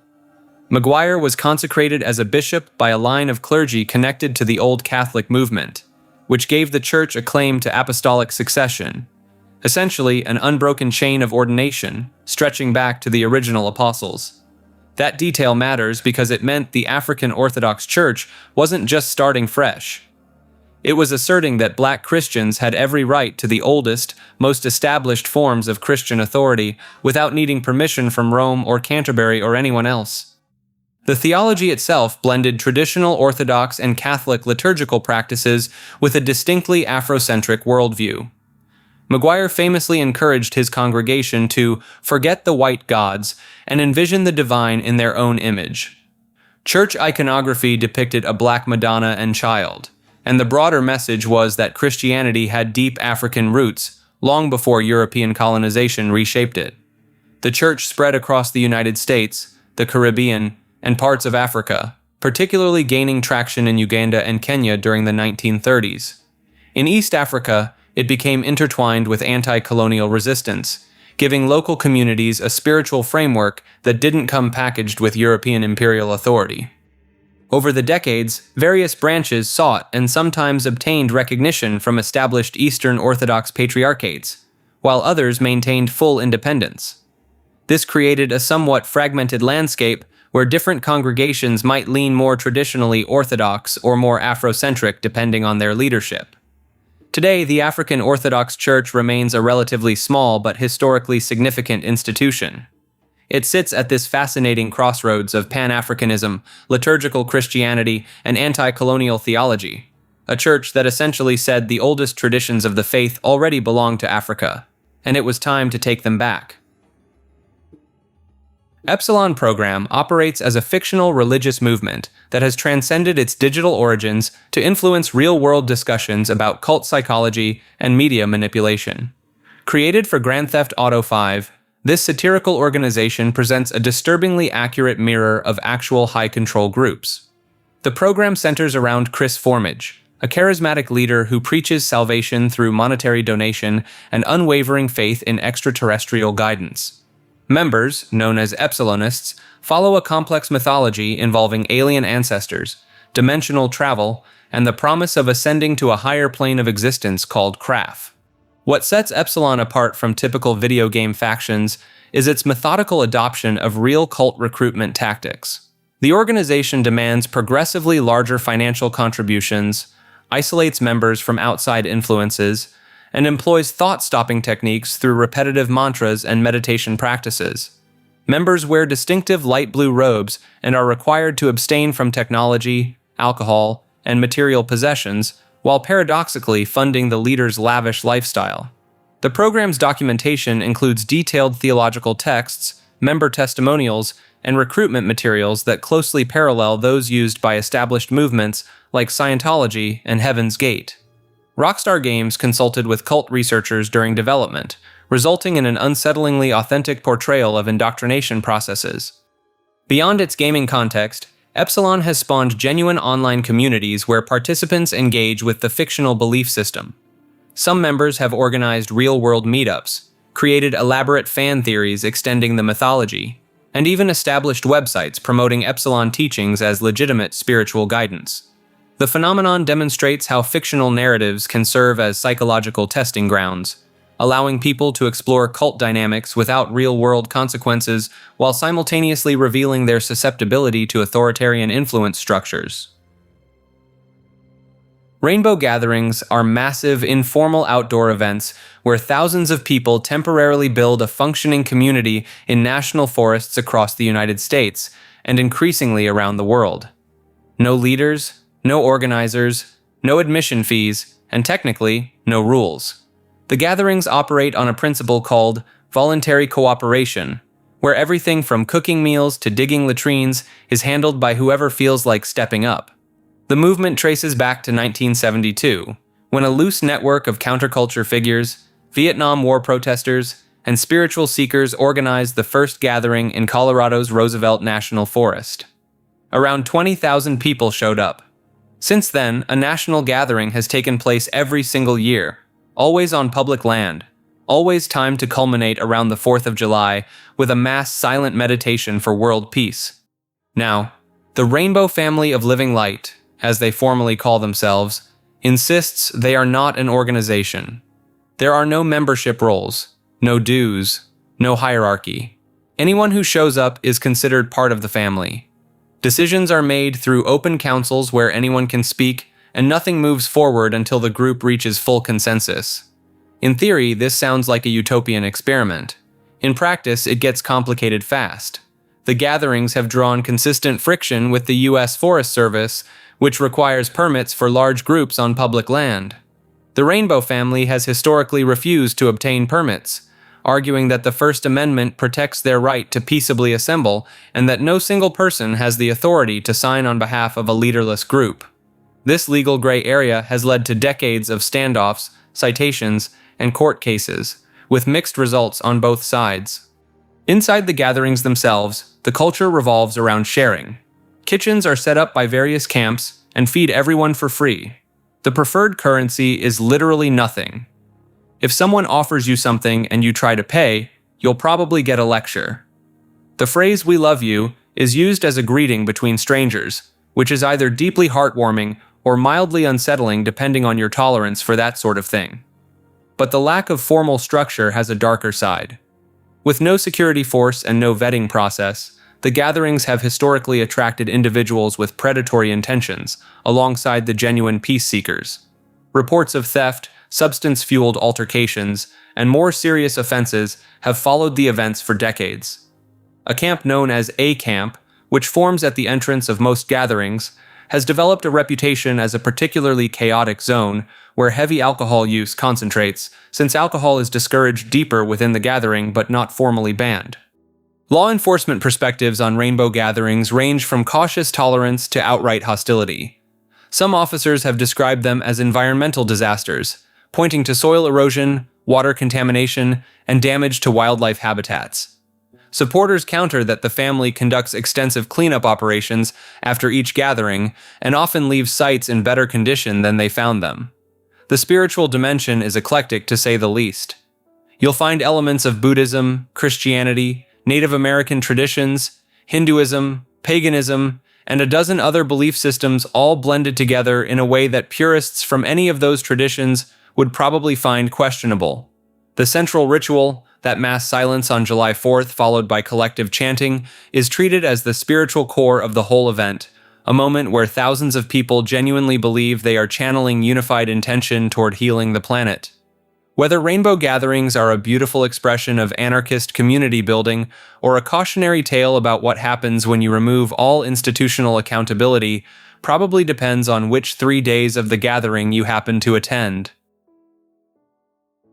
The Evangelical Orthodox Church began as a group of former Campus Crusade for Christ leaders in the late 1960s who became convinced that mainstream Protestantism had drifted too far from the original Christian church. Led by figures like Peter Gilchrist and John Braun, they formed a community called the New Covenant Apostolic Order, which eventually rebranded several times before settling on the Evangelical Orthodox Church in 1979. Their central mission was essentially to reverse engineer Christianity. They studied the early church fathers, adopted liturgical worship, episcopal hierarchy, and sacramental theology, essentially building an Orthodox church from scratch without any actual connection to historical orthodoxy. They ordained their own bishops, established parishes across North America, and operated for years as a self-constructed ancient church. The twist came in 1987, when the majority of the group, around 2,000 members and nearly 20 parishes, were formally received into the Antiochian Orthodox Christian Archdiocese of North America. Decades of independent searching had led them right back to one of the oldest institutional churches in existence. Not everyone made the jump, though.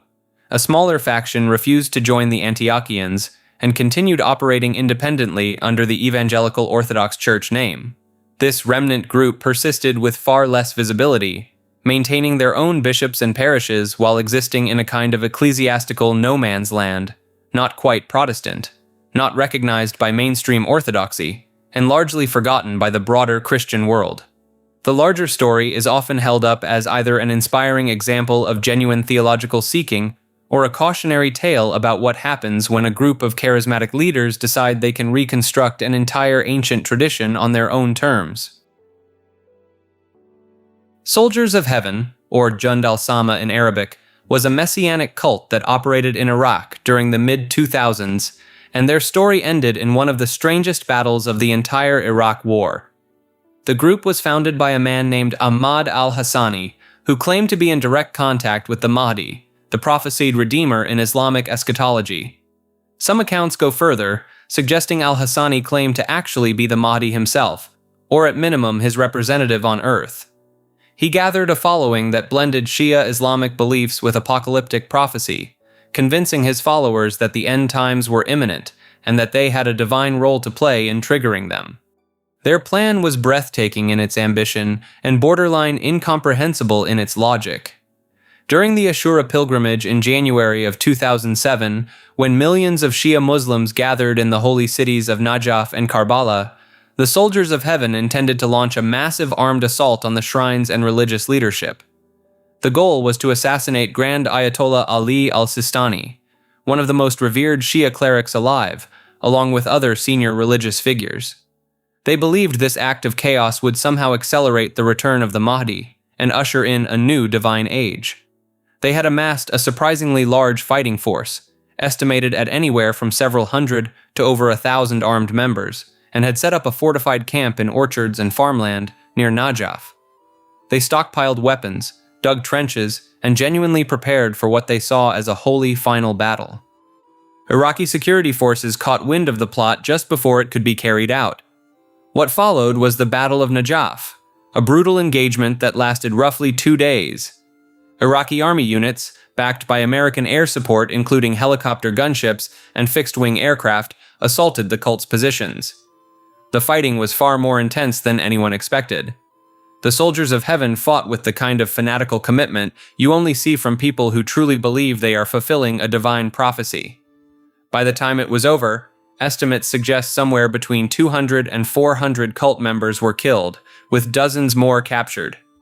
Iraqi forces also suffered significant casualties, making it one of the deadliest engagements Iraqi troops had faced up to that point. What makes the Soldiers of Heaven so unsettling in hindsight is how little warning there was. A large apocalyptic militia had organized, armed itself, and nearly carried out a catastrophic attack on one of the holiest events in Shia Islam, and almost nobody saw it coming until the last possible moment. The Ahmadi religion of peace and light emerged in 2019 out of Iraq, founded by a man named Abdullah Hashem Abba al-Sadiq, who claims to be the successor to every major religious figure you can think of. We're talking the return of Jesus, the Islamic Mahdi, the successor to the Buddha, an avatar of Vishnu, all rolled into one guy. If that sounds like an ambitious resume, that's because it is. The group positions itself as a universal faith, pulling from Islam, Christianity, Hinduism, Buddhism, and more, stitching them together under the idea that all religions were originally one truth that got fragmented over time. Abdullah Hashem claims to receive direct divine communication and says he was appointed by Imam Ahmad al-Hassan, a controversial Iraqi cleric who declared himself the successor to the hidden 12th Imam in Shia Islam back in the early 2000s. So this is essentially a splinter movement of an already fringe messianic claim. What draws people in is the group's heavy online presence. They run slick social media campaigns, professional-looking YouTube content, and actively recruit across multiple languages. Their messaging targets people who feel disillusioned with mainstream religion, offering this idea of a unified spiritual truth that transcends denominational lines. It sounds appealing on the surface, but former members and cult researchers have raised serious red flags. Ex-followers describe an environment of extreme control, where questioning leadership is treated as spiritual failure. Members are allegedly encouraged to cut ties with family and friends outside the group, donate significant portions of their income, and submit completely to the authority of Abdullah Hashem. The group has also been accused of manipulating vulnerable individuals, particularly young people searching for meaning online. Several families across Europe, North America, and the Middle East have spoken publicly about losing loved ones to the organization, describing how their family members became increasingly isolated and unrecognizable after joining. Despite branding itself with words like peace and light, the organization checks a striking number of boxes on cult identification frameworks: a singular charismatic leader claiming divine authority, isolation from outside relationships, financial exploitation, and an us versus them worldview where anyone outside the group is spiritually lost. Religious scholars from both Sunni and Shia traditions have formally denounced the movement, and it remains banned or heavily monitored in several countries. Kabbalogy is one of the internet's earliest parody religions, and it predates the World Wide Web as most people know it. Back in the early 1990s, a man named James Kibo Perry became one of the most recognizable figures on Usenet, which was essentially a massive collection of discussion forums that served as the internet's social hub before websites even existed. Kibo had a peculiar habit. He would search the entirety of Usenet for any mention of his name, and then personally reply to those posts. Keep in mind, this was an era where most people online were academics and tech enthusiasts, so having some guy magically appear every time you typed 5 letters felt almost supernatural.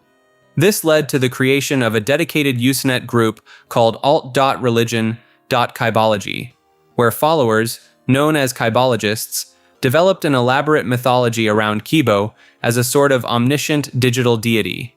They created doctrines, held mock theological debates, and engaged in absurdist humor that would later become the blueprint for internet culture as we know it. The religion had its own rival faction too. A competing group formed around a user called Shibo, leading to flame wars that mirrored real sectarian conflicts, but were entirely about who could be the most creatively ridiculous. What separates Kabbalogy from a simple inside joke is its staying power and genuine community structure. It functioned as a proto-meme religion decades before anyone used the word meme casually, predating things like the Church of the Subgenius's online presence and the Flying Spaghetti Monster by years. Kibo himself is still around, occasionally popping up online, which to the faithful only confirms what they always suspected. You can never truly escape Kibo. He will find you. Landover Baptist Church is a satirical website that has been fooling people on the internet since 1998. And honestly, the fact that it still catches people off guard says a lot about the state of online discourse. The site presents itself as the online home of a fundamentalist Baptist megachurch based in Freehold, Iowa, a town that does not exist. Every piece of content on the site is deliberately crafted to be just barely beyond the threshold of what an actual extremist church might say, which is exactly why it works so well. The church's fictional pastor, Pastor Deacon Fred, presides over a congregation that claims to be true Christians, while condemning essentially everything in modern society. We're talking about articles declaring that certain vegetables are sinful, that specific children's cartoons are tools of the devil, and that unsaved people are not welcome on the church property. The site even has a fake online store selling absurd merchandise and a members-only section for platinum tithers who donate enough money. The real creator behind Landover Baptist is Chris Harper, who launched the site as a response to what he saw as genuine extremism within certain fundamentalist communities. The brilliance of the project is that it operates entirely through Poe's law, the internet principle that states without a clear indicator of intent, it is impossible to distinguish a parody of extreme views from the real thing. And Landover has tested that law repeatedly. The site has been cited as a real church by actual news outlets and angry commenters alike. Forum threads and social media posts have gone viral with people expressing outrage over Landover's latest article, completely unaware that they are reacting to satire.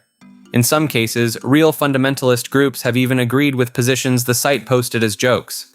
The site also operates a forum called Landover Baptist Church Forum, where users roleplay as members of the congregation, staying in character while discussing current events through the lens of absurd religious conservatism. This community aspect turned it into something more than just a website. It became a long-running collaborative performance piece. Landover Baptist sits in an interesting spot on this iceberg, because while it is entirely fictional, it has arguably done more to document and expose the rhetorical patterns of religious extremism than most serious journalism on the subject. By mimicking the tone, structure, and logic of genuine fundamentalist rhetoric so precisely, it ended up serving as a mirror that made real extreme positions harder to hide behind respectability. Last Thursdayism is the philosophical thought experiment that proposes the entire universe was created last Thursday, complete with all of your memories, every fossil in the ground, every historical record, and even the light from distant stars already in transit. Everything you think happened before last Thursday was simply placed there at the moment of creation to make it look like the universe is billions of years old. Now, the obvious response is to call this absurd, and it is. That's kind of the point. Last Thursdayism isn't really a belief system anyone holds sincerely. It emerged as a reductio ad absurdum, a logical tool designed to expose a flaw in a very specific type of argument. It directly parodies a real theological concept called omphalos hypothesis, put forward by Philip Goss in 1857. Goss argued that God created the earth with the appearance of age built in, that Adam had a belly button despite never being born, that trees in the Garden of Eden had growth rings despite never actually growing. His idea was meant to reconcile a literal reading of Genesis with the growing geological evidence that the Earth was far older than a few thousand years. Last Thursdayism takes that same logic and cranks it to its most extreme conclusion. If God can fake billions of years of history, why not fake everything before last Thursday? Or 5 minutes ago? The argument is structurally identical. There is no observable test you could run to disprove it, because any evidence against it would have also been created last Thursday. This makes it what philosophers call an unfalsifiable claim. It can't be proven wrong, but that's not a strength. It's actually the biggest red flag in epistemology. If your theory explains everything equally well no matter what happens, it effectively explains nothing. The reason last Thursdayism keeps showing up in philosophical and theological debates is because it forces a very uncomfortable question. If you accept that the universe could have been created with a false history baked in, you've essentially abandoned the idea that physical evidence means anything at all. And once you do that, you don't really have a foundation left to build any knowledge on. It's a thought experiment with no followers, no churches, and no scriptures, but it's quietly one of the most effective arguments in the philosophy of religion. Not because it's true, but because it dares you to explain why it isn't. Tarvuism is, according to its own website, one of the oldest and largest religions in the world, boasting over 1 billion followers across more than 150 countries. Its central figure, Tarvu, supposedly arrived on Earth around 3,000 years ago as a tiny baby boy weighing just 3 pounds 4 ounces, landing in the ocean where he was adopted and raised by Ubu, a holy octopus. At age 9, Tarvu swam ashore to live among humanity, and at 21, he revealed himself as the true deity at his own birthday party. This event, known as the Unveiling of Tarvu, is celebrated annually on December 25th as Tarvu's Day. The faith has an impressively detailed mythology. Tarvu created 2 universes, Universe A and Universe B. We live in Universe B, and every person has an invisible guardian from Universe A watching over them. Octopuses are considered sacred animals. Owls are also holy, but not as holy as octopuses. Eating calamari in any form is strictly forbidden, and so is drinking sparkling water, because the bubbles can supposedly spell out blasphemous phrases in Octish, the language of octopuses. Tarvuist temples are called chabernacles, and followers attend every Tuesday, which they call Tarvus Day, and Thursday, known as Tharvus Day. On 2 holy days each week, practitioners eat exclusively orange-colored food like carrots, cheddar cheese, and sweet potatoes. Their holy book is called the Tarvunti, and the core teaching of the entire religion can be summed up in 2 words: be nice. The whole thing is, of course, completely fabricated. Tarvuism was created in 2008 by British comedians Peter Serafinowicz and Robert Popper, the same duo behind the beloved BBC parody series Look Around You. They built out an entire website, a full wiki encyclopedia called Tarvupedia, promotional videos, and layers upon layers of absurdly specific lore, all designed to mimic the tone and structure of a real religious organization's online presence. The greeting among Tarvuists is simply, Hebo, and their recruitment pitch is, it's so easy to join. All you have to do is recite a short, entirely nonsensical prayer. The genius of Tarvuism is that it doesn't target any single religion. It parodies the entire concept of organized faith by replicating every familiar element: the origin myth, the dietary restrictions, the holy texts, the temples, the holidays, and then fills them all with the most absurd content possible. It's a satire so thorough that it circles back around to being oddly charming. The project gained enough traction that HBO reportedly signed Serafinowicz and Popper to develop a sitcom based on the religion, though that series never materialized. Still, Tarvuism remains one of the most elaborate parody religions ever constructed, a fully realized fake faith built entirely to prove that the scaffolding of belief systems can make almost anything sound convincing. Componism refers to the missionary church of Copimism, a Swedish religious movement that officially achieved government recognition as a legitimate religion in January 2012 after 3 separate application attempts. Founded by 19-year-old philosophy student Isak Gerson and Gustav Nipe in Uppsala, Sweden during autumn 2010. This digital age faith system centers on the sacred act of copying and distributing information. The church's name derives from "copy me," with practitioners believing that all information sharing through file downloads, uploads, and digital distribution constitutes a holy sacrament. Their core doctrine declares that copying information remains ethically righteous, while withholding knowledge through copyright restrictions violates the sacredness of information itself. Members gather at designated interaction points identified by the presence of the Holy Kopimi Pyramid, a triangular symbol containing the letter K. Spiritual leaders called operators perform initiation ceremonies where new members must share the sacred symbol and recite the phrase, "copied and seeded." These operators receive strict instructions to encrypt all virtual religious meetings due to what they term society's vicious legislative and litigious persecution of copimists. The movement emerged directly from Sweden's Pirate Byron Collective, the same group responsible for creating the Pirate Bay torrent site. This connection sparked considerable controversy when Swedish media dismissed the religious application as merely a political adventure and a devaluation of religion. Both founders maintained extensive backgrounds in online activism within Sweden's file-sharing underground. According to church doctrine, private software code and anti-piracy measures represent forms comparable to slavery. The faith promotes what members describe as cybernetic spirituality.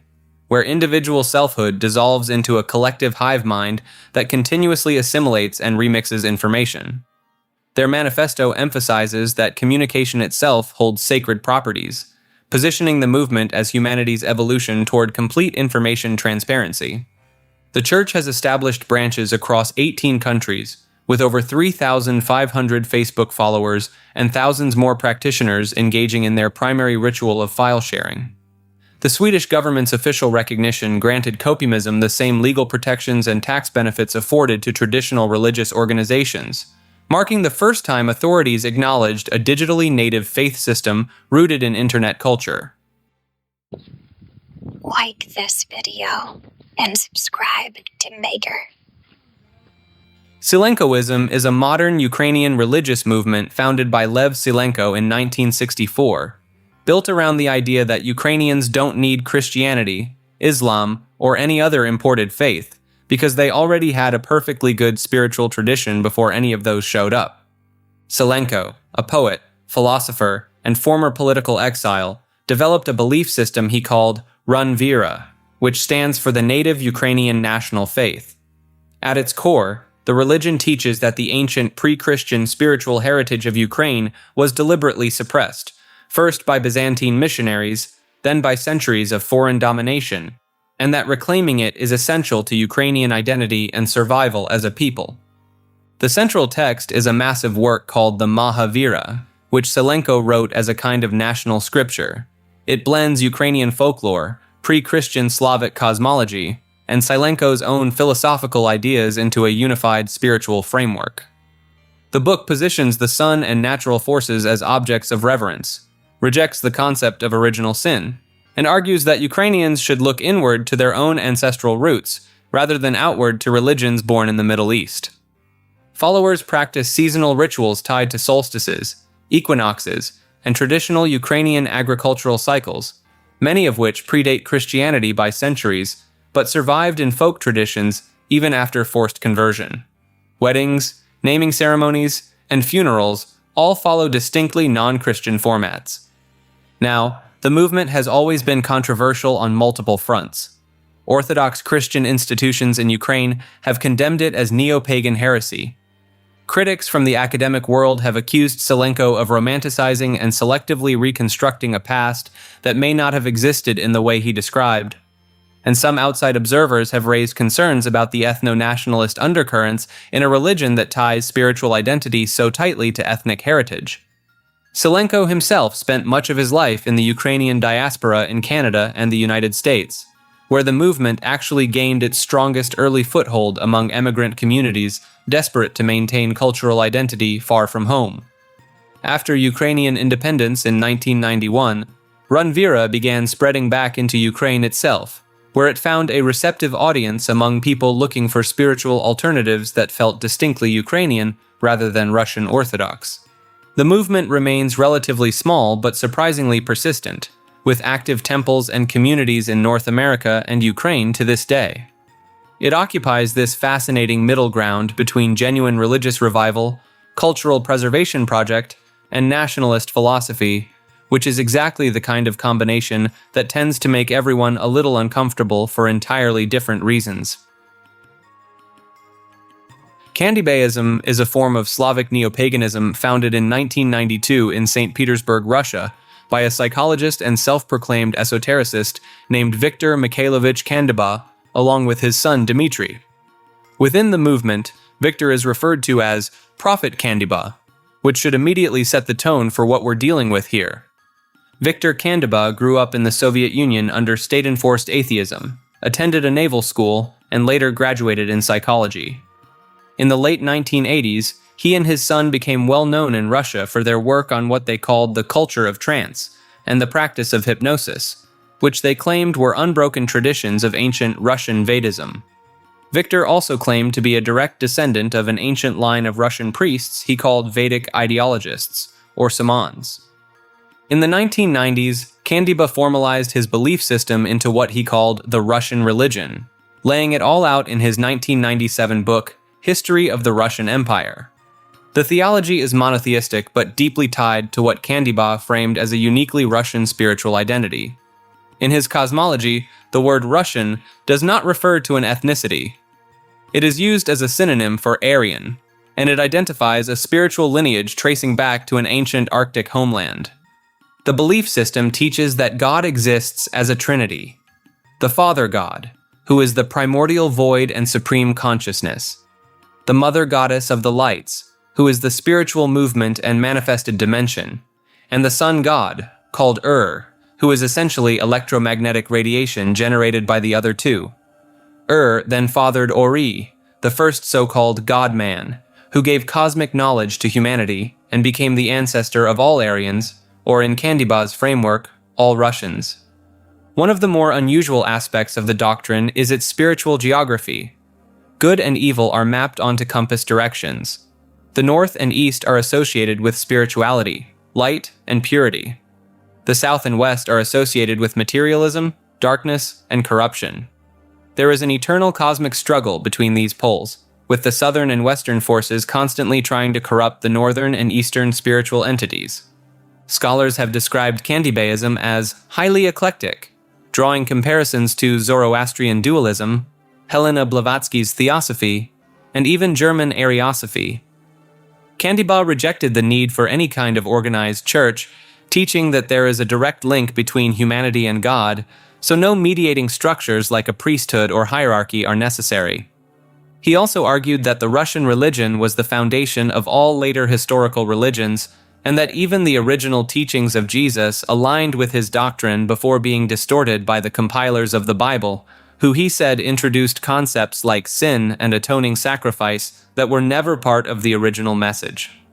So to recap, a Soviet-trained psychologist and hypnotist claims descent from ancient priests, builds a religion around the idea that Russians are a chosen spiritual people descended from god-men in the Arctic, maps morality onto a compass, and says every major religion is just a corrupted version of his.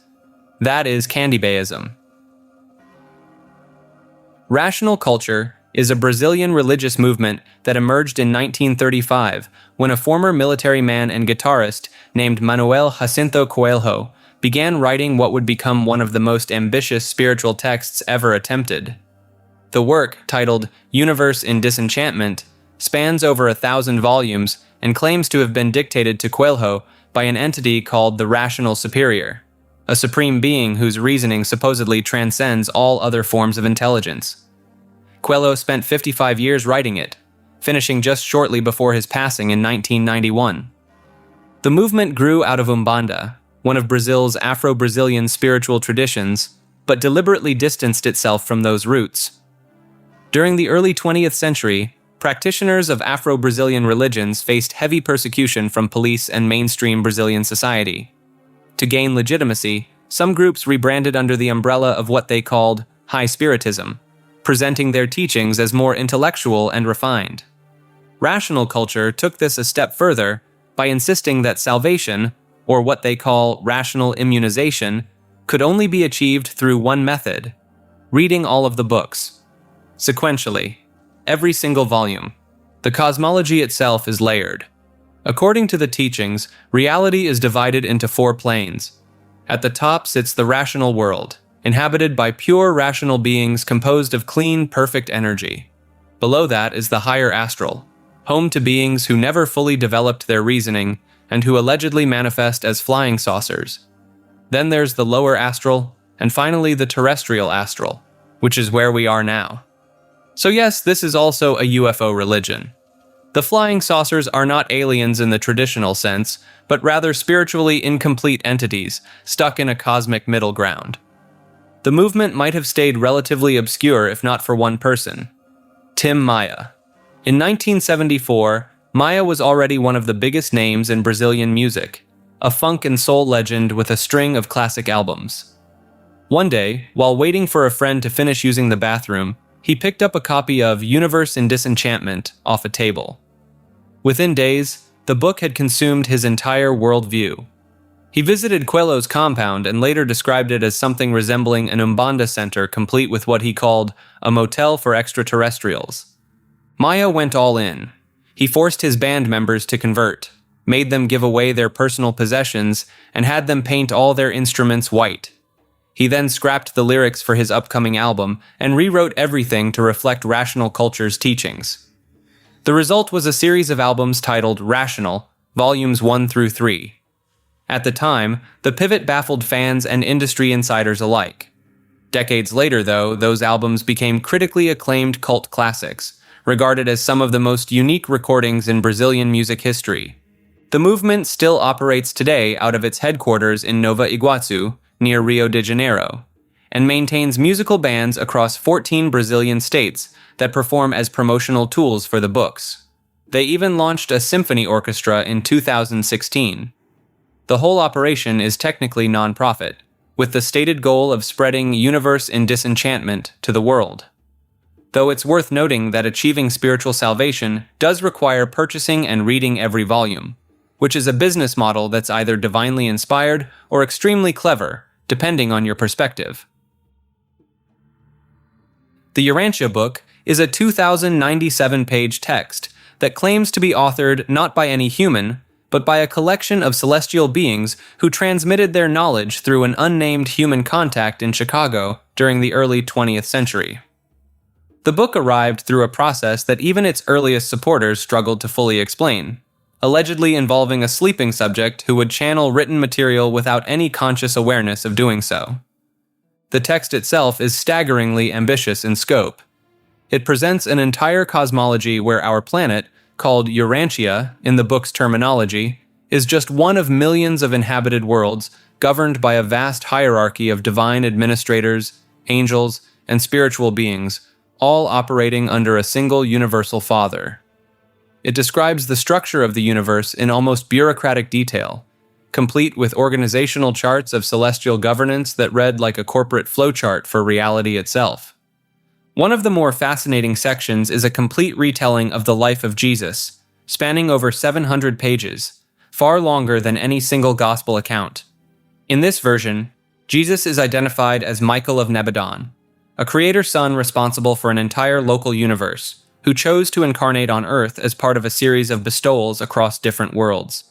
This section fills in the so-called missing years of Jesus' life with extremely specific details about his travels, his inner thoughts, and even his sense of humor. The book was brought to public attention largely through the efforts of Dr. William Sadler, a respected Chicago psychiatrist who had spent years debunking psychic phenomena before encountering the sleeping subject.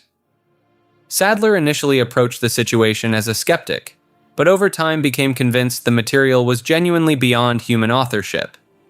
He organized a small group called the Forum, which would submit questions that the celestial authors would then answer in subsequent papers. The Urantia Foundation published the book in 1955, and it has since sold over 1 million copies. Its readers generally resist calling it a religion, preferring to see it as a revelation that enhances existing faiths rather than replacing them. There are no clergy, no churches in the traditional sense, and no required rituals. Study groups meet in living rooms around the world, quietly working through its dense cosmological framework one paper at a time. Critics have pointed out similarities between certain passages and the works of early 20th century authors, suggesting the material may have human origins after all. Supporters counter that the celestial authors openly acknowledged using human concepts and language as building blocks for higher truths. Either way, the sheer internal consistency across its thousands of pages remains one of the most genuinely puzzling aspects of the text, regardless of where you believe it came from. Haruhiism is a semi-ironic internet religion built around the worship of Haruhi Suzumiya, the titular character from the anime series The Melancholy of Haruhi Suzumiya. And to understand why anyone would build a belief system around a fictional schoolgirl, you need to understand the premise of the show itself. In the series, Haruhi Suzumiya is, for all intents and purposes, God. She has the unconscious ability to reshape reality, create closed dimensions, and potentially destroy and recreate the entire universe on a whim. The catch is, she has no idea she can do any of this. The entire plot revolves around a secret group of time travelers, espers, and aliens all working together to keep Haruhi entertained and emotionally stable, because if she ever gets bored or upset enough, she could simply unmake existence without even realizing it. Fans took this concept and ran with it, Haruhiism emerged in the mid-2000s across forums and eventually established its own dedicated communities, complete with doctrines, prayers, and a surprisingly detailed theological framework. The central tenet is simple: Haruhi Suzumiya is the one true God, and spreading awareness of her divinity is a sacred duty. Now, the obvious assumption is that this is entirely a joke, and for many participants, it absolutely is. But the line between ironic devotion and genuine spiritual practice gets blurry in ways that are hard to pin down. Some adherents have described the practice as personally meaningful, treating it as a form of meditation or a framework for thinking about consciousness and reality. Others have pointed out that if you genuinely believe the universe could be the unconscious creation of an unaware deity, the theology is no less falsifiable than plenty of established belief systems. The movement even produced its own schisms. Debates broke out over whether Haruhi should be worshipped directly or whether the focus should be on the concept she embodies: an indifferent, unknowing creator. That is a theological argument that mirrors real debates in deism and pantheism, which is either deeply impressive or deeply concerning depending on your perspective. Mbundu mythology belongs to one of the largest ethnic groups in Angola, the Mbundu people, and their traditional belief system is far more layered than most Western audiences ever get exposed to. The Mbundu cosmology centers on a supreme creator deity called Nzambi Ampungu, who sits at the top of a spiritual hierarchy but remains largely distant from human affairs. Day-to-day spiritual life instead revolves around the veneration of ancestors and a rich cast of spirits that inhabit the natural world. The ancestors aren't just remembered fondly, they're considered active participants in the lives of the living, capable of offering protection, sending warnings, or even punishing those who neglect their obligations to the family lineage. One of the most fascinating elements is the role of the Kulundu, which are spirits that can possess individuals and grant them abilities tied to divination and healing. A person chosen by a Kulundu doesn't exactly volunteer for the job. The spirit selects them, often through illness or strange behavioral changes, and the community recognizes this as a spiritual calling rather than something to be treated or suppressed. The Mbundu also have an elaborate oral tradition built around figures like Sudika Mbambi, a legendary hero born through supernatural circumstances who battles monsters and navigates the underworld. These aren't just bedtime stories. They function as encoded moral and spiritual teachings passed down across generations without ever being written down, which makes the survival of these narratives across centuries of colonialism genuinely remarkable. Portuguese colonization and the spread of Christianity hit Mbundu spiritual practices hard. Missionaries actively suppressed traditional rituals and reclassified ancestral spirits as demonic entities. But rather than disappearing entirely, many Mbundu beliefs fused with Catholic imagery and practice, creating syncretic traditions where saints doubled as stand-ins for ancestral spirits and church attendance coexisted with traditional ceremonies held in private. This blending didn't happen by accident. It was a survival strategy. And elements of Mbundu spirituality didn't just persist in Angola. They traveled across the Atlantic through the slave trade and became foundational influences on religions like Candomblé in Brazil and various other Afro-diasporic traditions throughout the Americas. So when people encounter those belief systems today, they're often engaging with echoes of Mbundu cosmology without ever realizing it. The Higher Life movement is a Christian theological tradition that emerged in the late 1800s, rooted in the idea that believers could achieve a second, deeper experience of sanctification beyond their initial conversion. Not just being saved, but reaching a state of spiritual perfection while still alive. The movement traces back to figures like William Edwin Boardman and Robert Pearsall Smith, who promoted the concept through massive religious conventions. The most famous of these was the Keswick Convention, first held in 1875 in England's Lake District, which became so influential that the theology itself is sometimes just called Keswick theology. The core claim was bold. Believers didn't have to struggle with sin for the rest of their lives. Through total surrender and faith, they could enter a higher life, where the power of sin was effectively broken. Not sinlessness exactly, but a kind of continuous victory over temptation that most mainstream Protestant churches considered, at best, wildly optimistic. Robert Pearsall Smith was actually one of the movement's biggest cautionary tales. At the height of his fame as a higher life preacher, he was quietly removed from ministry after allegations of inappropriate conduct with female followers during private spiritual counseling sessions. His wife, Hannah Whittle Smith, continued on as a respected author, but Robert essentially vanished from public life. The movement fed directly into several later developments in Christianity. The holiness movement, early Pentecostalism, and even parts of the modern charismatic tradition all borrowed heavily from higher life theology. That idea of a second blessing, a dramatic spiritual upgrade after conversion, became the template for speaking in tongues and other gifts of the Spirit in Pentecostal churches. Critics within Christianity have long argued that the higher life movement set people up for devastating spiritual crashes. If you're told total victory over sin is available right now, and you still struggle, the conclusion you're likely to reach is that something is fundamentally wrong with you rather than with the theology. Some scholars have linked this framework to cycles of extreme guilt and emotional burnout among devoted followers who simply could not live up to an impossible standard. Ghost dance refers to a spiritual movement that swept through Native American tribes in the late 1800s, and the United States government found it so threatening that it contributed directly to one of the most tragic massacres in American history. The movement began with a Paiute holy man named Wovoka, who in 1889 experienced a vision during a solar eclipse. He claimed to have been taken to the spirit world, where he received a message from the Creator.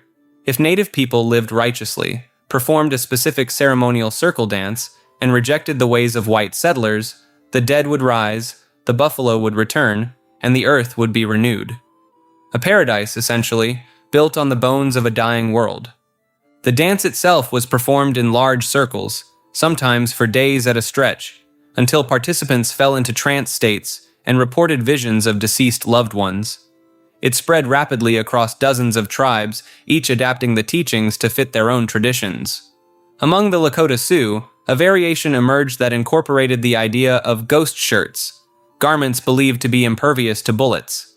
That detail alarmed federal authorities significantly. To the U.S. government and military, a religious movement promising bulletproof clothing and the resurrection of a pre-colonial world looked a lot like preparation for armed uprising. Indian agents began reporting hysteria. Newspapers ran sensational headlines. Sitting Bull, one of the most prominent Lakota leaders, was arrested in connection with the movement and killed during the confrontation. 2 weeks later, on December 29, 1890, soldiers of the 7th Cavalry Regiment intercepted a band of Lakota, led by Chief Spotted Elk, near Wounded Knee Creek in South Dakota. What began as a disarmament operation ended with somewhere between 250 and 300 Lakota men, women, and children dead in the snow. 20 soldiers received the Medal of Honor for the engagement. The ghost dance effectively died at Wounded Knee. A peaceful, prophetic religious movement had been interpreted as an existential threat, and the response was a massacre. Wovoka lived until 1932. He spent his later years largely in obscurity, occasionally visited by journalists and researchers, insisting to the end that his original message had been one of peace and that the violence was a distortion of everything he had taught. The movement has seen a quiet resurgence in modern indigenous communities, less as a literal prophecy and more as a symbol of cultural survival and resistance. The shirts are still made, the circle is still danced. Collyridianism was an ancient Christian sect that took their devotion to the Virgin Mary so far that mainstream Christianity branded them heretics. Active between the 4th and 6th centuries AD, these believers primarily operated in Arabia and Thrace, where they developed worship practices that crossed the line from veneration into outright goddess worship. The group gets its name from collyris, a type of twisted bread or small cake that formed the centerpiece of their ritual offerings. Every ceremony involved baking these special breads and presenting them to Mary as if she were a pagan deity. The practice directly mirrored how ancient cultures offered cakes and bread to goddesses like Ishtar or Astarte. What made the Collyridians particularly controversial was their treatment of Mary as a divine figure worthy of direct worship, rather than simply honoring her as the mother of Christ. They established a priesthood composed entirely of women, who would conduct elaborate ceremonies where participants would genuflect, before images of Mary, and present their bread offerings with the same reverence typically reserved for God himself. The sect found its strongest foothold in Arabian communities, where pre-Christian goddess worship traditions remained culturally embedded. Local women especially embraced Collyridianism, as it elevated feminine divinity in ways that Orthodox Christianity explicitly rejected. Church Father Epiphanius of Salamis documented their practices in his work Panarion, describing how they decorated their worship spaces with images of Mary adorned like ancient goddesses. He noted their belief that Mary deserved the same worship as the Father and Son, making her an equal member of what they essentially viewed as a divine trinity. The movement eventually died out as Byzantine Christianity consolidated power and stamped out what it considered dangerous deviations from Orthodox doctrine. Bogomilism was a medieval dualist religious movement that emerged in Bulgaria around the 10th century, and it quietly became one of the most subversive spiritual forces in the entire history of Christianity. The name itself comes from a Bulgarian priest named Bogomil, which translates roughly to "beloved of God." Whether that was his actual name or a title given to him by followers is still debated, but either way, the man managed to light a fuse that burned across Europe for centuries. At its core, Bogomilism taught that the material world was not created by the good God of the New Testament, but by a lesser evil deity, sometimes identified as Satan, sometimes as a kind of fallen divine being called Satanael. The idea was that everything physical, your body, the earth, the church building you were sitting in, was essentially a prison constructed by a malevolent force. The true God existed only in the spiritual realm, completely separate from this corrupt material creation. This put Bogomils in direct conflict with the Orthodox Church, because if the material world is evil, then the Church's rituals, its icons, its sacraments, its entire physical infrastructure are all tools of the enemy. Bogomils rejected baptism, the Eucharist, the cross, and veneration of saints. They believed the Orthodox clergy were servants of the demiurge whether they knew it or not. Their actual practices were strikingly austere. The inner circle, known as the perfect, abstained from meat, wine, marriage, and all physical pleasures. They owned nothing, traveled in pairs, and spent their time teaching.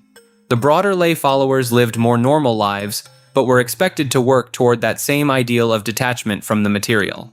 What made the movement genuinely dangerous to established power was its social dimension. Bogomils taught that secular authority, feudal lords, the boyar class, even the Bulgarian Tsar himself, derived their power from the evil principle rather than divine right. That is not a subtle political statement for the 10th century. That is a direct theological argument for why you do not have to obey your rulers. The movement spread west through the Balkans and into Byzantine territories, and its influence almost certainly fed into the Cathar movement in southern France, which the Catholic Church eventually crushed in one of the most brutal military campaigns of the Middle Ages, the Albigensian Crusade. The theological DNA is unmistakable between the two groups. Both believed in a cosmic dualism between good and evil creators. Both rejected the material world and its institutions. Both had an inner elite of the spiritually perfected, surrounded by ordinary adherents. Scholars still debate exactly how direct the transmission was, but the parallels are far too precise to be coincidence. Bogomilism was officially condemned repeatedly by church councils, and its followers were subject to persecution, exile, and execution across several centuries. Despite this, the movement persisted in Bosnia well into the 13th and 14th centuries, with Bosnian nobles using it as a kind of theological shield against both Roman Catholic and Orthodox pressure from neighboring powers. The Bosnian Church, which historians still argue about intensely, may have been a direct institutional descendant of Bogomil communities. Some of the large medieval tombstones scattered across the Bosnian countryside, called steci, are associated with this period and remain one of the more haunting physical remnants of the entire tradition. What gets overlooked is how philosophically sophisticated Bogomilism actually was. It was not just folk superstition dressed up in Christian language. It engaged seriously with the problem of evil, the nature of matter, and the reliability of institutional religion in a way that mainstream theology spent considerable energy trying to counter. The official responses to it produced some of the more interesting polemical texts of the medieval period, precisely because the questions it raised were not easy to dismiss. Melanesian mythology covers the spiritual traditions of a region that doesn't get nearly enough attention. The islands stretching from Papua New Guinea and the Solomon Islands down through Vanuatu and Fiji. What sets Melanesian belief systems apart from other mythological traditions is how intensely practical they are. These aren't abstract cosmologies about distant gods sitting in the sky. The spiritual world in Melanesian thought is immediate, present, and constantly interfering with everyday life. Ancestors don't retire after death. They stay active, influencing harvests, health, and the outcomes of conflicts. Keeping them happy isn't a metaphor. It's a survival strategy. Central to almost all Melanesian traditions is the concept of mana, a term that has unfortunately been watered down into video game slang, but originally described a very specific kind of impersonal supernatural force. Mana could reside in people, objects, or places, and its presence explained why certain individuals seem to have extraordinary luck, skill, or authority. A chief with high mana wasn't just respected. He was considered to be operating on a different energetic level than ordinary people. Spirits known as Masalai in Papua New Guinea occupy specific locations, certain trees, rivers, or stretches of coastline, and crossing into their territory without the right rituals could bring illness or misfortune. There are entire maps of these territories passed down through generations, invisible boundaries that outsiders would never know existed. One of the more striking elements is the role of secret societies, particularly in Vanuatu, where great societies like the Nimanki system required men to climb through elaborate ritual ranks over the course of their entire lives. Each rank involved increasingly esoteric knowledge, significant wealth transfers, and ceremonies that non-members were absolutely forbidden from witnessing. The mythology also contains some of the most vivid trickster figures in any world tradition. Cat, a spirit being from the Banks Islands, is credited with creating humans, animals, and even night itself, which he reportedly had to go and purchase from a neighboring island because his people had never experienced darkness before. The Prince Philip movement is one of the more unexpected religious phenomena of the 20th century. A cargo cult from the island of Tanna in Vanuatu, a small island nation in the South Pacific, whose followers came to venerate Prince Philip, Duke of Edinburgh, as a divine being. To understand how this happened, you need a little background on cargo cults in general. These are religious movements that emerged primarily in Melanesia during and after World War II, when indigenous islanders witnessed massive quantities of goods, food, weapons, medicine, machinery, arriving seemingly from nowhere via foreign ships and aircraft. Many islanders concluded that these goods were gifts from ancestral spirits, and that the Europeans had somehow intercepted them. Cargo cults developed rituals designed to attract these goods directly, sometimes building mock airstrips or warehouses to invite the bounty. The people of Tanna already had a tradition tied to this framework, a belief in a pale-skinned son of their mountain spirit deity, who had traveled across the seas, married a powerful woman, and would one day return. When word spread of the British royal family, and specifically of Prince Philip, a tall, fair man who had indeed sailed the world and married the most powerful woman in Britain, the pieces clicked together in a way that felt, to the villagers of Iakana, completely coherent. The movement grew through the 1960s and strengthened after a royal visit to Vanuatu in 1974, during which villagers reportedly caught a distant glimpse of Philip aboard a ship. This was enough. British officials, aware of the belief, quietly arranged for Philip to receive a traditional pig-killing club called a nal nal from the community. Philip was photographed holding it, and the photo was sent back to Tanna. The villagers then sent back a photo of their own, requesting one of Philip holding the club. He obliged. This exchange of photographs became something close to sacred correspondence. The movement's most prominent elder, a man named Chief Jack Naiva, claimed to have paddled out to meet the royal yacht during that 1974 visit, locking eyes with Philip and knowing immediately that this was their man. When Philip passed away in April 2021, the community mourned deeply.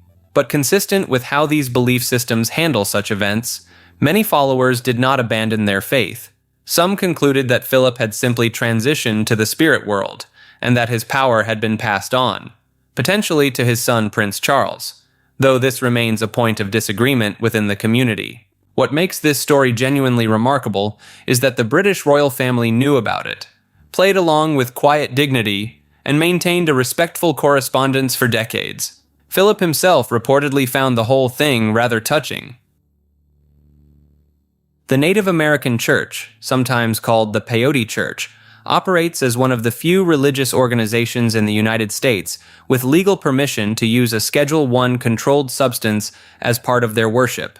The substance in question is peyote, a small spineless cactus containing the psychoactive compound mescaline. Formally incorporated in 1918, the church blends traditional indigenous spiritual practices with elements of Christianity. Members consume peyote buttons during all-night prayer ceremonies, believing the plant serves as a divine sacrament that facilitates direct communication with the Creator. The church faced decades of legal battles before the American Indian Religious Freedom Act amendments of 1994 specifically protected their ceremonial use of peyote, though only for enrolled members of federally recognized tribes. The typical ceremony follows a structured format led by a roadman, sometimes called a road chief, who guides participants through the ritual. These gatherings begin at sunset and continue until sunrise, taking place inside a teepee arranged around a crescent-shaped earthen altar. Participants sit in a circle while the roadman tends a sacred fire, passes a staff and feather for prayers, and distributes peyote buttons throughout the night. Drumming, singing, and contemplative silence fill the hours between doses. Membership requirements remain strict. The church limits participation to individuals who can prove Native American ancestry and membership in recognized tribes, though some chapters have faced internal debates about these boundaries. The estimated membership ranges between 250,000 and 400,000 people across North America. The peyote itself comes primarily from a small region of southern Texas and northern Mexico, where the cactus grows naturally. Harvesters, called peyoteros, carefully cut the crowns while leaving the roots intact for regrowth. Supply concerns have emerged in recent years as wild peyote populations decline from overharvesting and habitat loss. Remuva is the ancient polytheistic religion of the Baltic peoples, and it carries the distinction of being connected to what was arguably the last stronghold of paganism in all of medieval Europe. While most of the continent had long since converted to Christianity, Lithuania held on to its pre-Christian traditions well into the late 14th century, making it a genuine anomaly in the historical record. At the heart of the faith was a sacred sanctuary, also called Romuva, believed to have existed in what is now the Kaliningrad region of modern Russia. Ancient sources describe it as a site of enormous spiritual significance, centered around a massive oak tree that served as the axis of the entire cosmos. Within that sanctuary burned an eternal flame, tended by a dedicated class of priestesses known as the Vitalutes, figures that bear a striking resemblance to the Vestal Virgins of ancient Rome. That parallel is not accidental. Both traditions appear to draw from very old Indo-European roots. The religious structure itself revolved around a divine triad: Dievas, the sky god; Perkunas, the god of thunder and storms; and Velnius, the lord of the underworld and the dead. These three governed different aspects of existence and were reportedly represented by a single three-faced idol at the sanctuary, presided over by a high priest called the Krivis. The Teutonic Knights, a Catholic military order operating under the banner of the Northern Crusades, made it their mission to bring Christianity to the Baltic region by force. The Prussian Balts were largely conquered and absorbed by the 13th century. The Lithuanians proved far more resistant, and it wasn't until 1387 that the Grand Duchy of Lithuania formally adopted Christianity, with the ruling class leading the conversion. The folk traditions never fully disappeared, though. Elements of Remuva quietly embedded themselves into Lithuanian and Latvian cultural memory, surviving through folk songs, seasonal festivals, and rural customs that the church never managed to fully stamp out. The 20th century brought an organized revival, a movement called Romuva, founded in Lithuania in the 1960s under ethnologist Jonas Trinkūnas, worked to reconstruct the religion from historical sources, folklore, and comparative mythology. After Lithuanian independence, the movement gained formal state recognition as an official religion in 1992, making it one of the very few reconstructed indigenous European faiths to achieve that status anywhere in the world. Today, practitioners observe seasonal festivals tied to the agricultural and astronomical calendar, maintain sacred fires at gatherings, and venerate the same divine figures their ancestors did over 1,000 years ago. It sits in a genuinely rare category, a pre-Christian European tradition, with an unbroken cultural thread, a documented historical foundation, and a living community practicing it right now. Middewiwin, also known as the Grand Medicine Society, is one of the most sacred and secretive spiritual institutions in North American indigenous tradition, practiced primarily among the Ojibwe, Odawa, and other Anishinaabe peoples of the Great Lakes region. At its core, Middewiwin is a ceremonial healing society, but calling it simply a medicine society undersells it significantly. Membership is earned through rigorous initiation, years of instruction, and a genuine spiritual calling. Initiates progress through a series of degrees, each one unlocking deeper layers of knowledge, ceremony, and responsibility. The number of degrees varies by community, but 4 is the most commonly cited base, with some traditions extending to 8 or beyond. The society's knowledge is encoded in a remarkable and often overlooked form of record-keeping: birch bark scrolls. These scrolls contain maps of the spirit world, healing instructions, migration histories, and ceremonial songs written in a pictographic script. Some of these scrolls are centuries old and are among the oldest surviving indigenous texts in North America. The scrolls aren't decorative. They are functional, living documents that trained members can read and interpret. Central to Middewiwin ceremony is the concept of the midday shell, a small cowrie shell that plays a role in the initiation ritual. According to tradition, during certain rites, a shell is symbolically shot into the body of the initiate by senior members, representing the transmission of sacred power and the granting of a new spiritual life. Initiates fall, then rise again. The symbolism of death and rebirth is intentional. Practitioners are entrusted with extensive botanical and medicinal knowledge passed down through oral instruction and the scrolls themselves.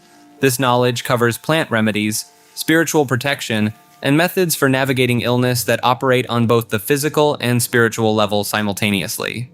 What makes Middewiwin particularly notable in a broader context is its resilience. During the colonial period, the society operated quietly and deliberately underground. Ceremonies were suppressed, practitioners were targeted, and for a long stretch of history, the tradition was practiced in secrecy just to survive. The fact that the scrolls were preserved at all is a testament to how seriously the keepers of this knowledge took their obligation. Today, Middewiwin is experiencing a revival, with communities actively reclaiming ceremony, language, and the scroll traditions.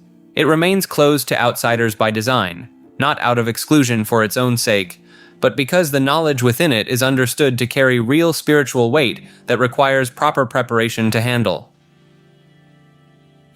Kemetism is the modern revival of ancient Egyptian religion, and when we say revival, we mean people today are genuinely worshipping Ra, Osiris, Anubis, and the full pantheon as living, active spiritual forces, not historical curiosities. The name comes from Kemet, the ancient Egyptian word for their own land, meaning the Black Land, a reference to the dark, fertile soil left by the Nile's flooding. Practitioners use this name deliberately to distance themselves from the Hollywood version of Egypt and connect with something far older and more specific. The religion began formally re-emerging in the 1970s, with a major turning point coming in 1988, when a group called the Fellowship of Isis gained traction, though the most structured modern form came through an organization called the Kemetic Orthodox Faith, founded by a woman known as Tamara Siuda, who took the title of Nisut, essentially a modern pharaoh. She underwent a formal coronation ritual in 1993 and still leads the faith today through an institution called the House of Nature. What makes Kemetism genuinely unusual compared to other modern pagan revivals is the level of reconstructionist rigor involved. Followers don't just light candles and call it a day. There are formal initiation processes, ritual purity requirements, specific liturgical calendars tied to ancient Egyptian feast days, and a concept called Senut, a daily personal shrine ritual performed at home. The theology centers on a principle called Ma'at, which represents cosmic order, truth, and balance. Practitioners believe that maintaining Ma'at in daily life is a genuine spiritual obligation, not a metaphor. There's also significant internal debate within Kemetism about how literally to interpret ancient texts, how much Greco-Roman influence to accept or reject, and whether the gods are literal beings, archetypes, or something in between. Different branches have very different answers to these questions, which has led to a fragmented but surprisingly active global community with thousands of dedicated practitioners. La Luz del Mundo, which translates to the Light of the World, is a Mexico-based megachurch that has grown from a small regional movement into one of the largest homegrown religious organizations in the Western Hemisphere, with an estimated 5 to 12 million followers spread across 50 countries. The church was founded in 1926 in Guadalajara, Mexico, by a man named Evaristo Romero, who later renamed himself Aaron Joaquin Gonzalez.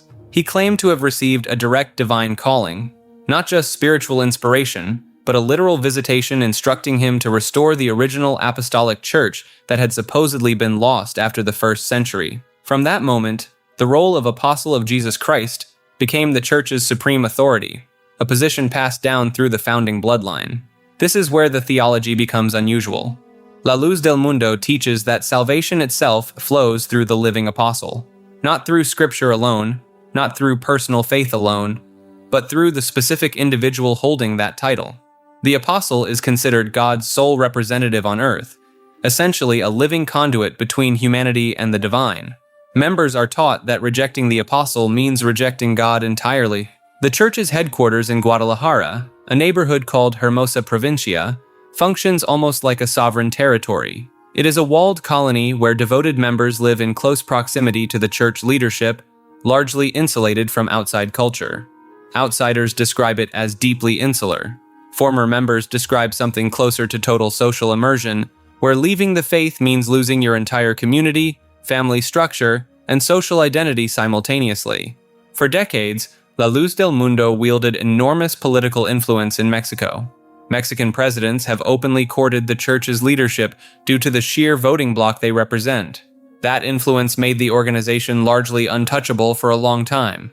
That changed dramatically in 2019, when the third apostle, Nason Joaquin Garcia, was arrested in Los Angeles on charges that included human trafficking and the exploitation of minors.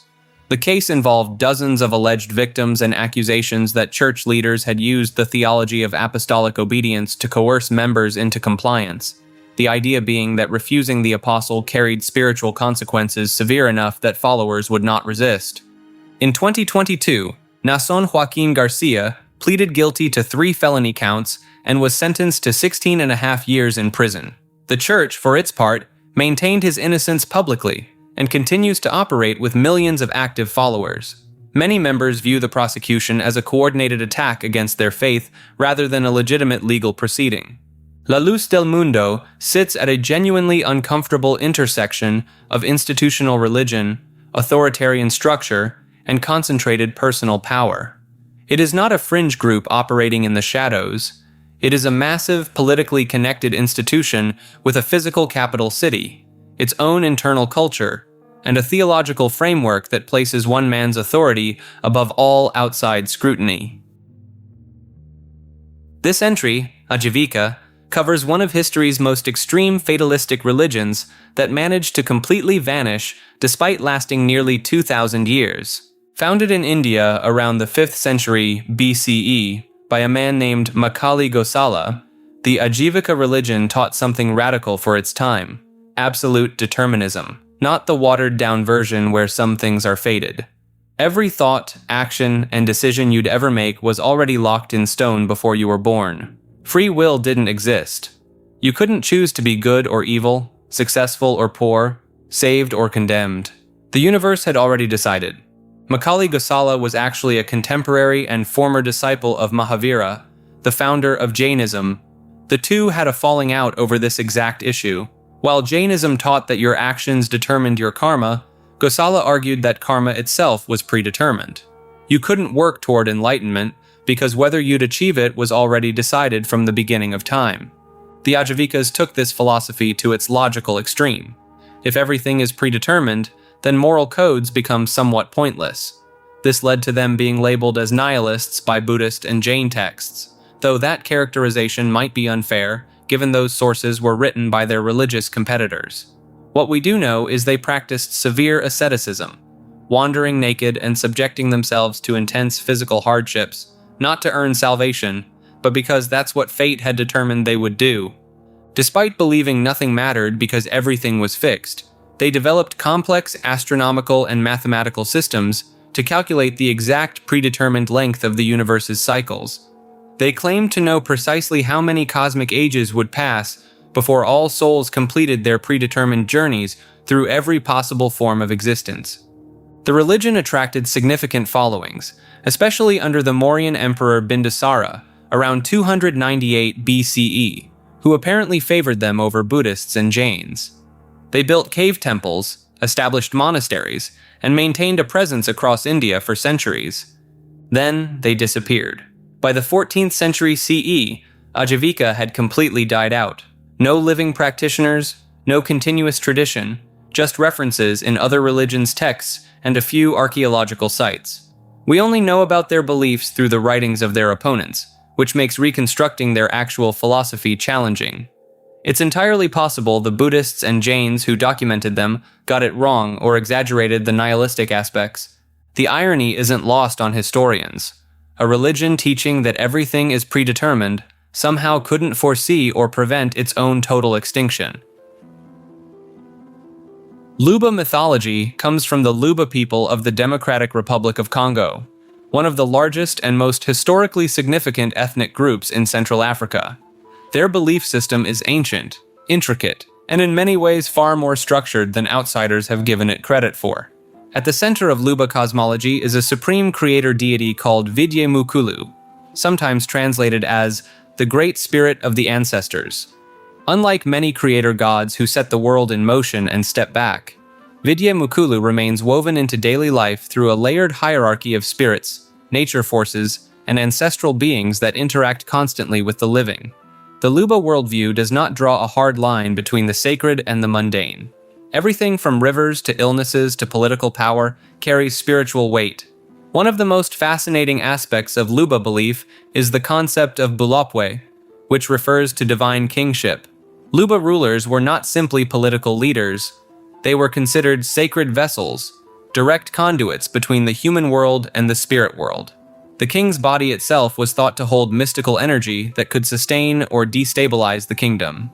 If a ruler became ill or weak, it was interpreted as a sign of cosmic imbalance, not just personal misfortune. This gave rise to some striking practices. Certain kings were reportedly removed from power and ritually ended when they were deemed too frail to carry the sacred energy any longer. The logic being that a weakened vessel endangered everyone, not just the individual inside it. The Luba also developed an extraordinary memory technology called the Lukasa, a handheld wooden board covered in beads, shells, and carved symbols. On the surface, it looks like a piece of decorative art. In practice, it functioned as a mnemonic device used by memory specialists called Mbudi to encode and recall entire histories, genealogies, mythological narratives, and royal secrets. Only initiated members of the Mbudi society could read a Lukasa correctly, and different readers could draw out different layers of meaning from the same board depending on their level of initiation. This is essentially an encrypted oral archive built into a physical object, centuries before the concept had a name in Western scholarship. Luba mythology also features a rich cast of culture heroes and origin figures. Mbidi Kiluwe is one of the most prominent, a mysterious hunter-king figure associated with the moon and considered a civilizing ancestor who introduced refined social customs, sacred kingship rituals, and proper codes of behavior to the Luba people. His son Kalala Ilunga is credited with founding the Luba Empire itself, and his story reads like a full mythological epic, complete with betrayal, supernatural ability, and a destined rise to power. What separates Luba mythology from many better-known African belief systems is how deeply it is tied to political legitimacy. Myth and governance were inseparable. The stories were not just spiritual narratives, they were constitutional documents in oral form, encoding who had the right to rule, why that right existed, and what obligations came with it. Despite the scale and sophistication of the Luba Empire, which at its height in the 18th and 19th centuries controlled a vast region of Central Africa, their mythology remains relatively obscure in mainstream discourse. Much of what is known today survived through the work of researchers like Mary Nutter Roberts, whose studies of the Lukasa and Mbudi society in the late 20th century helped bring serious academic attention to just how layered this tradition really is.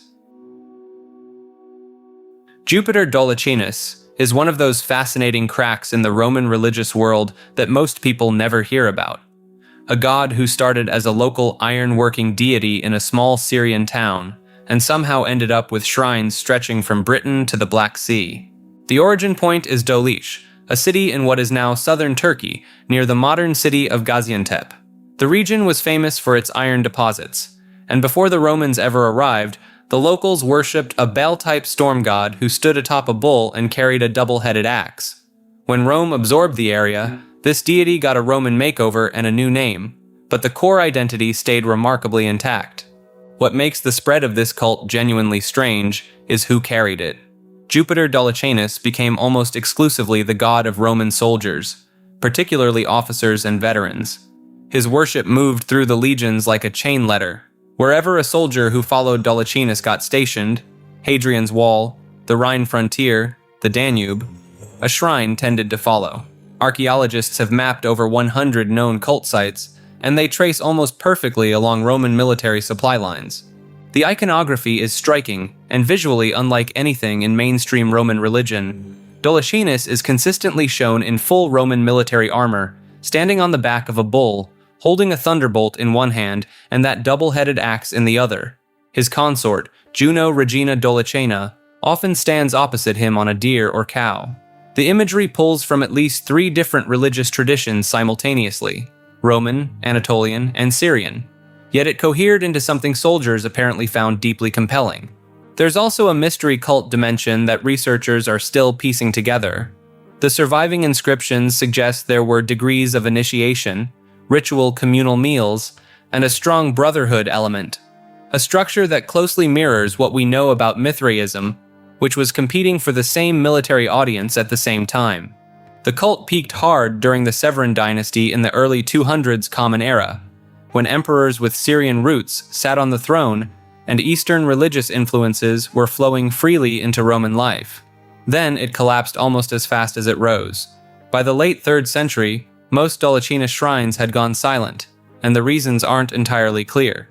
The economic instability of the crisis of the 3rd century likely disrupted the military networks that had spread the cult, effectively cutting off its lifeblood. What gets left behind is a god who existed almost entirely within a specific subculture, rose to empire-wide significance through a very deliberate social network, and then vanished so completely that his name barely registers outside of archaeological circles today. Sabazios was a sky and horseman deity originating from ancient Phrygia and Thrace, regions that today make up parts of Turkey and the Balkans. His cult eventually spread across the Greek and Roman world, and what made it stand out was its classification as a mystery religion, meaning its full rituals and deeper teachings were reserved strictly for initiated members. The initiation ritual alone is one of the more striking details on record. Ancient sources describe a rite in which a live snake was passed through the clothing of the initiate, against the skin, as a symbol of divine presence entering the body. The Roman writer Clement of Alexandria documented this practice with visible distaste, framing it as evidence of the cult's dangerous, transgressive nature. Whether taken literally or symbolically, it left an impression on outsiders. Sabazios himself was frequently blended with other major deities, most notably Zeus, Jupiter, and Dionysus, reflecting a common ancient tendency to merge foreign gods with familiar ones. This syncretism gave the cult a kind of theological flexibility that helped it spread across vastly different cultures, while still retaining its distinctly ecstatic, emotionally charged worship style. Loud music, wine, and nighttime ceremonies were central to practice.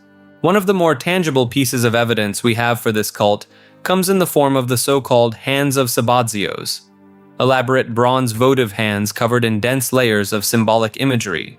Serpents, pine cones, frogs, lizards, and figures of deities are all crammed onto these objects, which were likely used in ritual or displayed at shrines. Dozens of them survive in museums today, and scholars still debate exactly how they were used. The cult also had a complicated relationship with Roman authorities. In 139 BCE, a praetor named Gnaeus Cornelius Scipio Hispanus issued an expulsion order targeting followers of Sabazios from the city of Rome, lumping them together with Jewish residents in what appears to have been a broader crackdown on foreign religious influence. This moment is historically significant because it represents one of the earliest documented cases of Roman authorities taking formal action against a mystery cult on the grounds of social disruption. The worship of Sabazios lingered well into the later Roman imperial period, eventually fading as Christianity gained dominance, though certain scholars have pointed to possible overlaps between Sabazios imagery and early Christian iconography, particularly around the use of the raised hand gesture in blessing, which appears in both traditions in strikingly similar forms. The cult of Trophonius was an ancient Greek mystery religion built around one of the most psychologically brutal oracle experiences in the ancient world. While Delphi gets most of the attention when it comes to Greek prophecy, Trophonius operated on a completely different level, one that left its visitors visibly, permanently changed. Trophonius himself was a semi-divine architect, credited in myth with helping to build the Temple of Apollo at Delphi. According to legend, he was eventually swallowed alive by the earth at a site near Lebedia in Boeotia, central Greece, where he then became an oracle spirit consulted from below the ground. The Greeks had a phrase for someone who looked haunted, pale, and unable to smile. They said he had visited Trophonius. That should tell you everything about the reputation this place carried. The process of consulting the oracle was nothing like sitting across from a priestess and asking your question. It was a multi-day ordeal. Seekers would spend several days in a sacred space near the oracle site, following a strict regimen of ritual purification, bathing in the local river, eating only sacrificial meat, and being anointed with oil by attendants called hermai. On the final night, they were brought to 2 springs and made to drink from both, one called Lethe, meaning forgetting, and one called Mnemosyne, meaning memory. The idea being that you would forget your ordinary life and remember only what the oracle revealed. Then came the descent.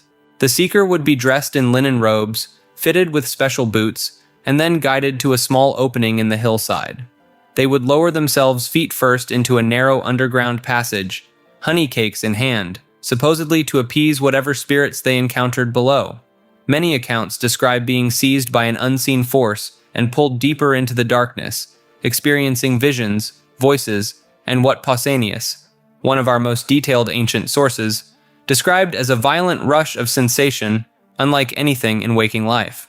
The Greek writer Pausanias actually documented the entire process in the 2nd century in his work, Description of Greece, giving us one of the most detailed first-hand accounts of any ancient mystery rite. He went through it himself. When visitors were pulled back out, assuming they came back at all, they were reportedly unable to laugh for days. Some accounts describe individuals who emerged catatonic or raving. Priests would sit the returning seeker on a special chair called the Throne of Memory and ask them to recount what they had seen while their mind was still in that altered state. The experience was so consistently destabilizing that the sanctuary developed an entire support system just for the aftermath. What makes this cult particularly fascinating from a historical standpoint is the location. The oracle site at Lebedia sat over natural cave formations, and researchers have speculated that the underground passages may have produced hallucinogenic gases, disorienting sensory deprivation, or both, similar to theories about the oracle at Delphi and its geological fissures. The narrow passage, the darkness, the sleep deprivation from the preparatory days, and the psychological priming through ritual would have created a genuinely altered mental state without any additional help. The cult persisted well into the Roman period and retained its fearsome reputation throughout. It was never a popular tourist oracle the way Delphi was. Visiting Trophonius was something you did when you were desperate for an answer, and you accepted that the price of that answer was a piece of your peace of mind. Kejawen is a spiritual belief system rooted in the island of Java, Indonesia, and it is one of the more quietly influential yet rarely discussed traditions in the world. While it draws from Hinduism, Buddhism, Islam, and animism, Kejawen is not simply a blend of those things. It is its own living system, built around a concept called Sangkan Paraning Dumadi, the idea that all existence flows from a single divine source and will ultimately return to it. The goal of a Kejawen practitioner is not salvation in the conventional religious sense, but a state of inner harmony called slamet, and a deeper union with the divine called Manunggaling Kawulagusti, meaning the merging of the self with God. What sets Kejawen apart is how it handles the invisible world. Practitioners believe Java itself is spiritually active. Its volcanoes, rivers, forests, and coastlines are inhabited by powerful spirits called danyang, each one acting as a kind of guardian over a specific place. The most famous of these is Ni Roro Kidul, the Queen of the Southern Sea, who is said to rule over the Indian Ocean from her underwater palace. She is not a minor folk figure. Javanese royalty, particularly the sultans of Yogyakarta, have maintained a ritual relationship with her for centuries. There is a dedicated chamber in the Kraton Palace specifically reserved for her visits, and offerings are still made to her to this day. The royal connection runs deep throughout Kejawen. The Javanese concept of wahyu describes a divine radiance or mandate that descends upon a chosen ruler, legitimizing their authority not through law or bloodline alone, but through spiritual selection. Losing one's wahyu was considered a real and serious crisis, a sign that a ruler's time was ending, often accompanied by natural disasters or social unrest interpreted as cosmic confirmation. Kejawen also places enormous weight on Javanese numerology and the traditional calendar system, which runs two simultaneous weekly cycles, a 7-day week and a 5-day week called the Pasaran, together forming a 35-day cycle. Each combination of days carries its own spiritual character and is consulted for everything from marriages and business openings to medical decisions and the timing of rituals. This is not a fringe practice. Millions of Javanese people, including many who also identify as Muslim, still observe it. That dual identity is one of the more fascinating tensions within Kejawen. The majority of its practitioners call themselves Muslim, yet the practices often fall far outside Orthodox Islamic teaching.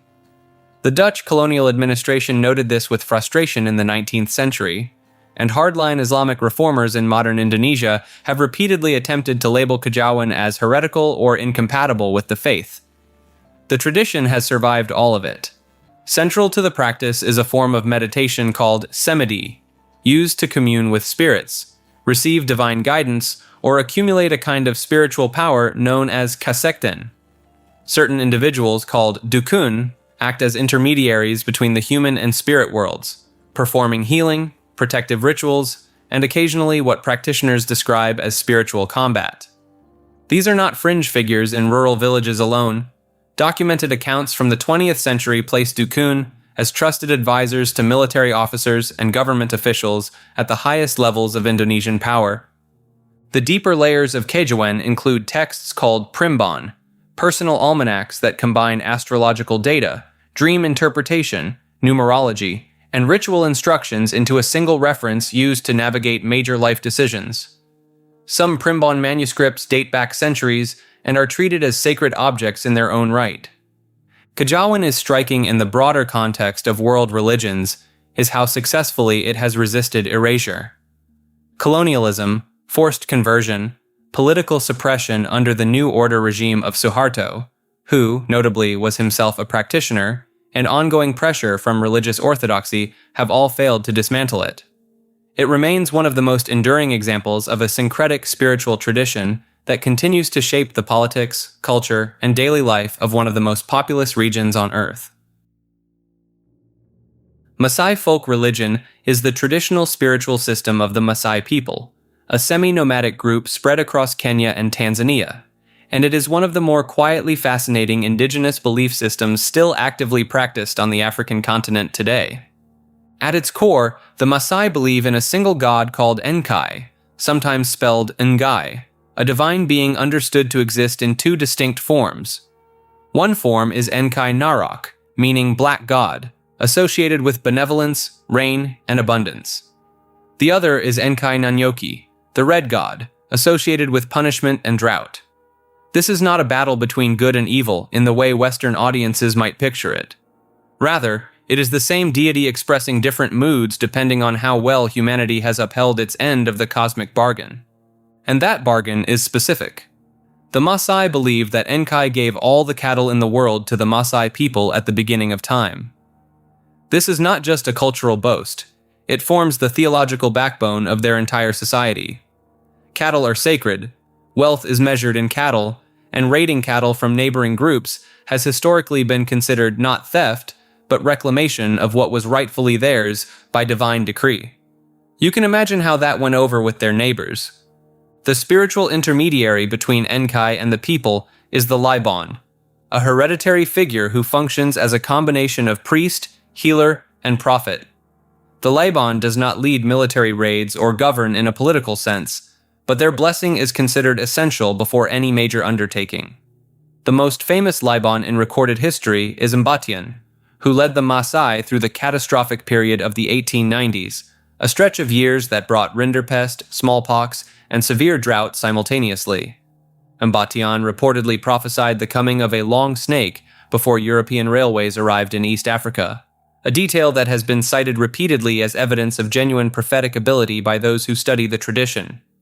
Ritual life for the Maasai is organized heavily around a system of age sets, called Ilkiama, which move through stages from boyhood to junior warrior to elder. Each transition involves ceremony, and the spiritual dimension of these ceremonies is inseparable from the social one. The most well-known of these is the Unoto ceremony, where young warriors known as Ilmaran shave their long ochre-stained hair and transition into senior warrior status. It marks not just a social change, but a shift in one's relationship with Enkai and with the community's spiritual obligations. The Maasai also maintain a strong belief in the spiritual power of nature itself. Mountains, particularly Oldoinyo Lengai in northern Tanzania, hold deep sacred significance. Oldoinyo Lengai translates directly to Mountain of God, and it remains an active volcano. The fact that it periodically erupts has only reinforced its status as a place where Enkai makes his presence known in an unmistakable way. Despite over a century of pressure from Christian missionaries and significant conversion rates in some regions, the core of Maasai folk religion has shown remarkable durability. Many Maasai today practice a blended faith, holding Christian beliefs alongside the older traditions without seeing a contradiction, which puts them in company with a long list of cultures across the world who found that new religion and old spirituality are not mutually exclusive. Enkai, it seems, is patient. Papuan mythology is one of the most fragmented and least documented belief systems on Earth, and that's largely by circumstance. Papua New Guinea is home to over 800 distinct languages, making it the most linguistically diverse nation in the world. That diversity extends directly into its spiritual traditions, meaning there is no single unified Papuan mythology. There are hundreds of them, many of which were never written down and exist only in oral tradition passed between generations in isolated villages. What binds many of these traditions together are certain recurring themes that appear across different groups with little contact between them. Chief among these is the concept of spirit beings tied directly to the natural world. Mountains, rivers, and forests are not just landscapes, but inhabited by powerful entities that require respect, ritual, and in many cases, appeasement. One of the most well-documented figures across multiple Papuan traditions is the Dema, a primordial being whose death is what gives rise to the world as it exists. The Dema doesn't just die, it is typically sacrificed or killed, and from its body grows the food that sustains humanity. This places violence at the center of creation itself, not as something evil, but as a necessary and sacred act. The anthropologist Adolf Ellegard Jensen spent considerable time studying these traditions in the mid-20th century and identified the Dema deity concept as central to what he called archaic horticulturalists, early farming societies who built their spiritual lives around cultivation and the death and renewal cycle of crops. The Marind Unum people of southern Papua are perhaps the most studied group in this context. Their mythology centers on the Dema as ancestral spirits who existed before humans and whose actions during a mythic time shaped the present world. Crucially, the Marind Anum held elaborate ritual ceremonies tied to these beliefs, some of which involved practices that horrified Western missionaries and colonial administrators who encountered them in the early 20th century. These ceremonies were attempts to ritually reenact the mythic time of the Dema, to literally bring that sacred period back into contact with the present. Another recurring element across Papuan traditions is the cargo worldview, which predates and feeds into the more famous cargo cult phenomenon. Many Papuan groups believed that material abundance, food, tools, wealth, had a spiritual origin and could be accessed through correct ritual behavior. When European goods began arriving in large quantities through colonial trade, this existing framework made sense of it in spiritual terms rather than economic ones, which is exactly how cargo cults emerged. The Huli people of the Highland region carry their own distinct mythological tradition centered on Ibagia, a sky world above the physical one, populated by beings called Dhamma, who interact with humans through dreams and trance states. Huli ritual specialists, known as Huli wigmen, named for their elaborate wigs made from their own hair, served as intermediaries between these worlds. The wig itself was a sacred object, grown out over years and shaped into a specific form that reflected spiritual status. What makes Papuan mythology particularly difficult to catalog is the secrecy built into many of these systems.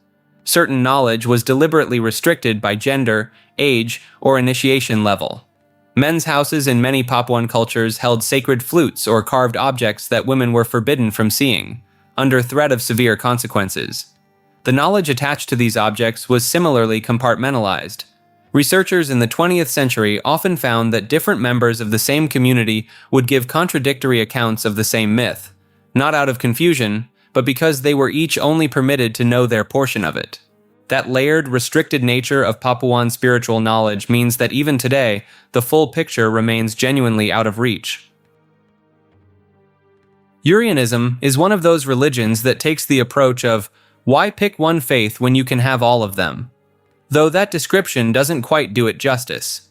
Founded in 1993, Urianism is a syncretic, monotheistic, and mystical religion that draws from Judaism, Christianity, Islam, Gnosticism, and ancient mystery schools like Mithraism and Orphism. Its followers, called Urians, which literally translates to from heavenists, believe that God is a singular entity who has simply revealed himself throughout history wearing different masks. Figures like Anu, Yahweh, Allah, and even the Sumerian sky god are all considered the same divine presence, viewed from different cultural lenses across time. The religion was built around a sacred text called the Elyon, also known as the Ahye, which is said to have been channeled and transcribed by a human scribe known as Uriah, following a series of near-death experiences, divine visions, and automatic writing sessions that began in 1993. The text itself spans hundreds of paragraphs, covering everything from monotheism and mysticism to ecology and the goal of eventually establishing a global Urian empire. That last part is, understandably, a talking point. One of the more striking elements of Urian theology is its view on the afterlife. Rather than a singular heaven or hell, Urians believe in a place called Prismia, referred to as the prism plane, or the mansion of Uriel. This is described as a dimension where dreams, fiction, and imagination are literally made real. The idea goes further by proposing that each major monotheistic religion gets its own separate heavenly realm governed by its own corresponding archangel, and that souls reside there between cycles of reincarnation. Reincarnation is something Urianism frames not as a blessing but as a trap. The entire spiritual goal of a Urian is to break free from the cycle of rebirth altogether. Followers are required to practice 7 daily devotions to build a direct personal relationship with both God and their own spirit, which is treated as a distinct part of the self. The religion also incorporates what it calls holy magic, or theurgy, a practice of ritualistic divine magic performed by an ordained Urian priesthood. Mainstream religious institutions have been less than enthusiastic about this particular feature. The founder's belief system took a notable turn in 2005 after he underwent something described as a rite of death and resurrection, a ritual that reportedly brought him to the brink of death and fundamentally changed the direction of the religion's teachings. Earlier texts like the Zyana from 2005 to 2010 were described as considerably harsher in tone, later being replaced with a more moderate framework. Perhaps one of the more unusual claims from Urianism's early period was the founder's conviction that the World Wide Web was the prophesied image of the beast, and that the letters www corresponded to the number 666 through their Hebrew numerical equivalents. He reportedly sent a warning about this to the World Council of Churches before the internet became mainstream. Whether Urianism is a genuine new religious movement or an elaborate philosophical exercise, its scope is difficult to dismiss outright. It attempts to unify not just theology, but cosmology, politics, mysticism, and eschatology under a single framework, and it has been doing so quietly since the early 1990s. The Southeastern Ceremonial Complex is the name given to a vast and poorly understood network of religious practices, symbols, and ritual objects that spread across much of the eastern United States, somewhere between 700 and 1600 Common Era. Archaeologists originally called it the Southern Cult, though that label has largely fallen out of favor because it implied a single organized religion, which is almost certainly not what this was. What it actually was is harder to define, and that ambiguity is part of what makes it so fascinating. The complex encompasses dozens of Native American cultures, from the Mississippian mound builders of the interior to coastal peoples along the Gulf and Atlantic shores. Despite being separated by hundreds of miles, these groups were producing strikingly similar ceremonial objects, burying their dead with the same kinds of symbolic items, and apparently sharing a set of spiritual beliefs that transcended tribal boundaries. The iconography is where things get genuinely strange. Recurring imagery includes a figure known as the Birdman, a being depicted as part human, part raptor, often shown in a posed warrior stance. There are weeping eyes, hands with eyes embedded in the palms, cross-in-circle motifs, and a cosmic geography dividing the universe into an upper world, a this world, and an underworld. These weren't decorative choices. They appear consistently across copper plates, shell gorgets, ceramic vessels, and engraved bones recovered from ceremonial sites across the entire region. The Birdman figure in particular has drawn enormous scholarly attention. At Cahokia, the massive mound city near present-day St. Louis, Illinois, a burial known as Mound 72 contained a man laid atop a bed of thousands of shell beads arranged in the shape of a falcon.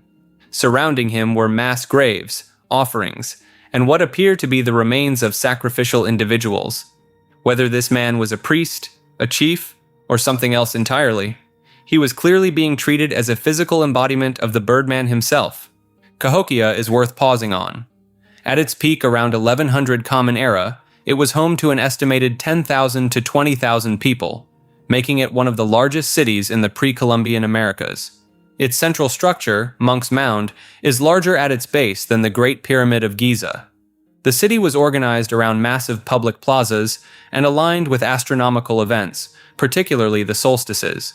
The scale of the place alone suggests a level of centralized religious authority that archaeologists are still trying to fully account for. The copper trade is another thread worth pulling. Ceremonial copper objects associated with the complex have been found far outside the Mississippi Valley, turning up in places like Florida, Georgia, and the Ohio River region. This wasn't purely economic exchange. Copper, in this context, carried deep spiritual weight associated with the upper world, the sun, and divine power. The fact that these objects moved across such vast distances points to something more like a pilgrimage network or a shared religious economy than simple trade. One of the more provocative theories surrounding the complex is whether it spread through active missionary activity, or whether it emerged somewhat independently across multiple cultures responding to shared cosmological ideas. The honest answer is that nobody knows for certain. The absence of a written record means researchers are working almost entirely from material culture, burial practices, and comparative mythology. What is clear is that when European contact disrupted these societies in the 1500s, the complex began to fragment rapidly. Diseases, warfare, and forced displacement shattered the population centers that had sustained it. Some researchers argue that echoes of the complex survive in the ceremonial traditions of later southeastern tribes like the Cherokee, Choctaw, and Muskogee, though drawing direct lines is complicated by centuries of upheaval. The southeastern ceremonial complex represents one of the largest and most sophisticated religious traditions to have flourished in North America, and it remains only partially understood. Given how little survives and how recently serious academic attention has been paid to it, there is almost certainly more buried in the ground and more to be learned than current scholarship reflects. Taino mythology is the spiritual and cosmological belief system of the Taino people, the indigenous inhabitants of the Caribbean islands who were among the first to encounter Christopher Columbus when he arrived in 1492. The Taino were not a small or scattered group. At their peak, they numbered in the hundreds of thousands across Cuba, Hispaniola, Puerto Rico, Jamaica, and the Bahamas. Their mythology was deeply sophisticated, and much of what we know about it survives only in fragments, preserved through early Spanish colonial records and the oral traditions of communities who fought to keep it alive. At the center of Taino belief was a supreme creator figure called Yukahu, whose full name, Yukahu Maorokoti, roughly translates to Spirit of Cassava and the Sea. Cassava was the cornerstone crop of Taino survival, so tying their highest deity directly to it tells you a lot about how their spirituality was grounded in the physical world around them. His counterpart was Arabe, the goddess of fresh water, fertility, and the moon, and she is considered his mother, one of the earliest recorded examples in the Americas of a divine feminine figure sitting at the very top of a cosmological hierarchy. The Taino understood the universe as being shaped by two opposing forces: Huracan, the god of chaos, wind and storms, and the more ordered, life-giving powers associated with Yukahu. That word, Huracan, is where the English word hurricane directly comes from. Every time a meteorologist says it on the evening news, they are unknowingly invoking a Taino deity. Central to Taino religious practice was the concept of zemis. These were sacred objects and spiritual entities simultaneously. A zemi could be a carved stone figure, a wooden idol, a shell, even a human skull, and each one was believed to house a living spiritual force. Taino priests, called bohiques, acted as intermediaries between the community and these spirits, conducting rituals that often involved a ceremonial inhaled powder called cohoba, derived from the seeds of the Anadenanthera peregrina tree. Participants would use a forked inhaler to draw the powder through their nostrils, inducing powerful visions they believed were direct communication with the Zemi world. The Taino creation story describes humanity emerging from caves. Two caves in particular, Katsibajagua and Amayauna, are described in their oral tradition as the birthplace of people. The sun and moon also emerged from caves, according to their cosmology. It paints a picture of a people who saw the earth itself as a kind of womb from which all things were born. One of the most haunting aspects of Taino mythology is how abruptly it was nearly erased. Within 50 years of Columbus's arrival, the Taino population of Hispaniola alone had collapsed from an estimated several 100,000 to just a few thousand due to disease, forced labor, and violence. Spanish missionaries worked systematically to destroy Zemi figures and suppress traditional ceremonies, viewing them as tools of the devil. For a long time, the Taino were even declared culturally extinct by mainstream historians. That classification has since been challenged and rejected by communities in Puerto Rico and the broader Caribbean who have maintained Taino heritage, language fragments, and spiritual practices through generations of careful preservation. DNA studies conducted in the 2000s confirmed what these communities had been saying all along. Taino ancestry is present and measurable in a significant portion of modern Caribbean populations. The mythology never fully died. It just went underground for a few centuries. Umoto is a Japanese religious movement that began in 1892 under circumstances that were, to put it mildly, difficult to ignore. Its founder, Nao Deguchi, was an illiterate peasant woman living in poverty when she claimed to be suddenly and forcefully possessed by a deity known as Ushitora no Konjin, a god associated with the northeast direction, traditionally considered an unlucky quarter in Japanese cosmology. She began writing divine messages by hand, scratching out thousands of pages of scripture despite having almost no formal education.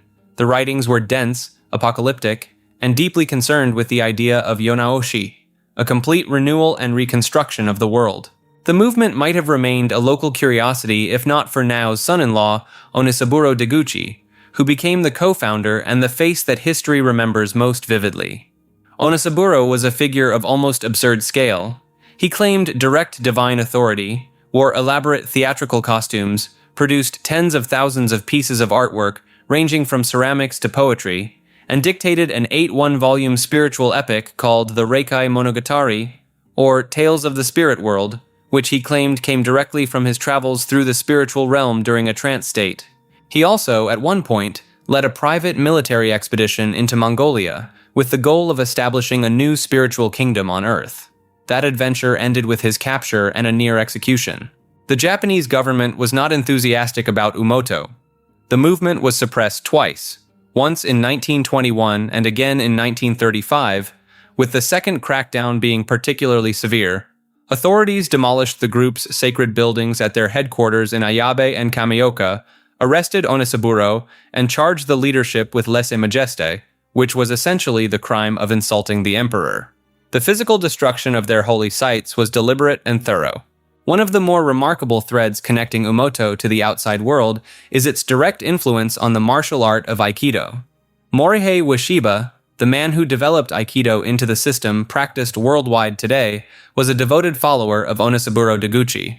He trained under him, accompanied him on the Mongolian expedition, and credited Umoto's spiritual framework as foundational to Aikido's philosophy of harmony and non-resistance. Without Umoto, Aikido as we know it very likely does not exist.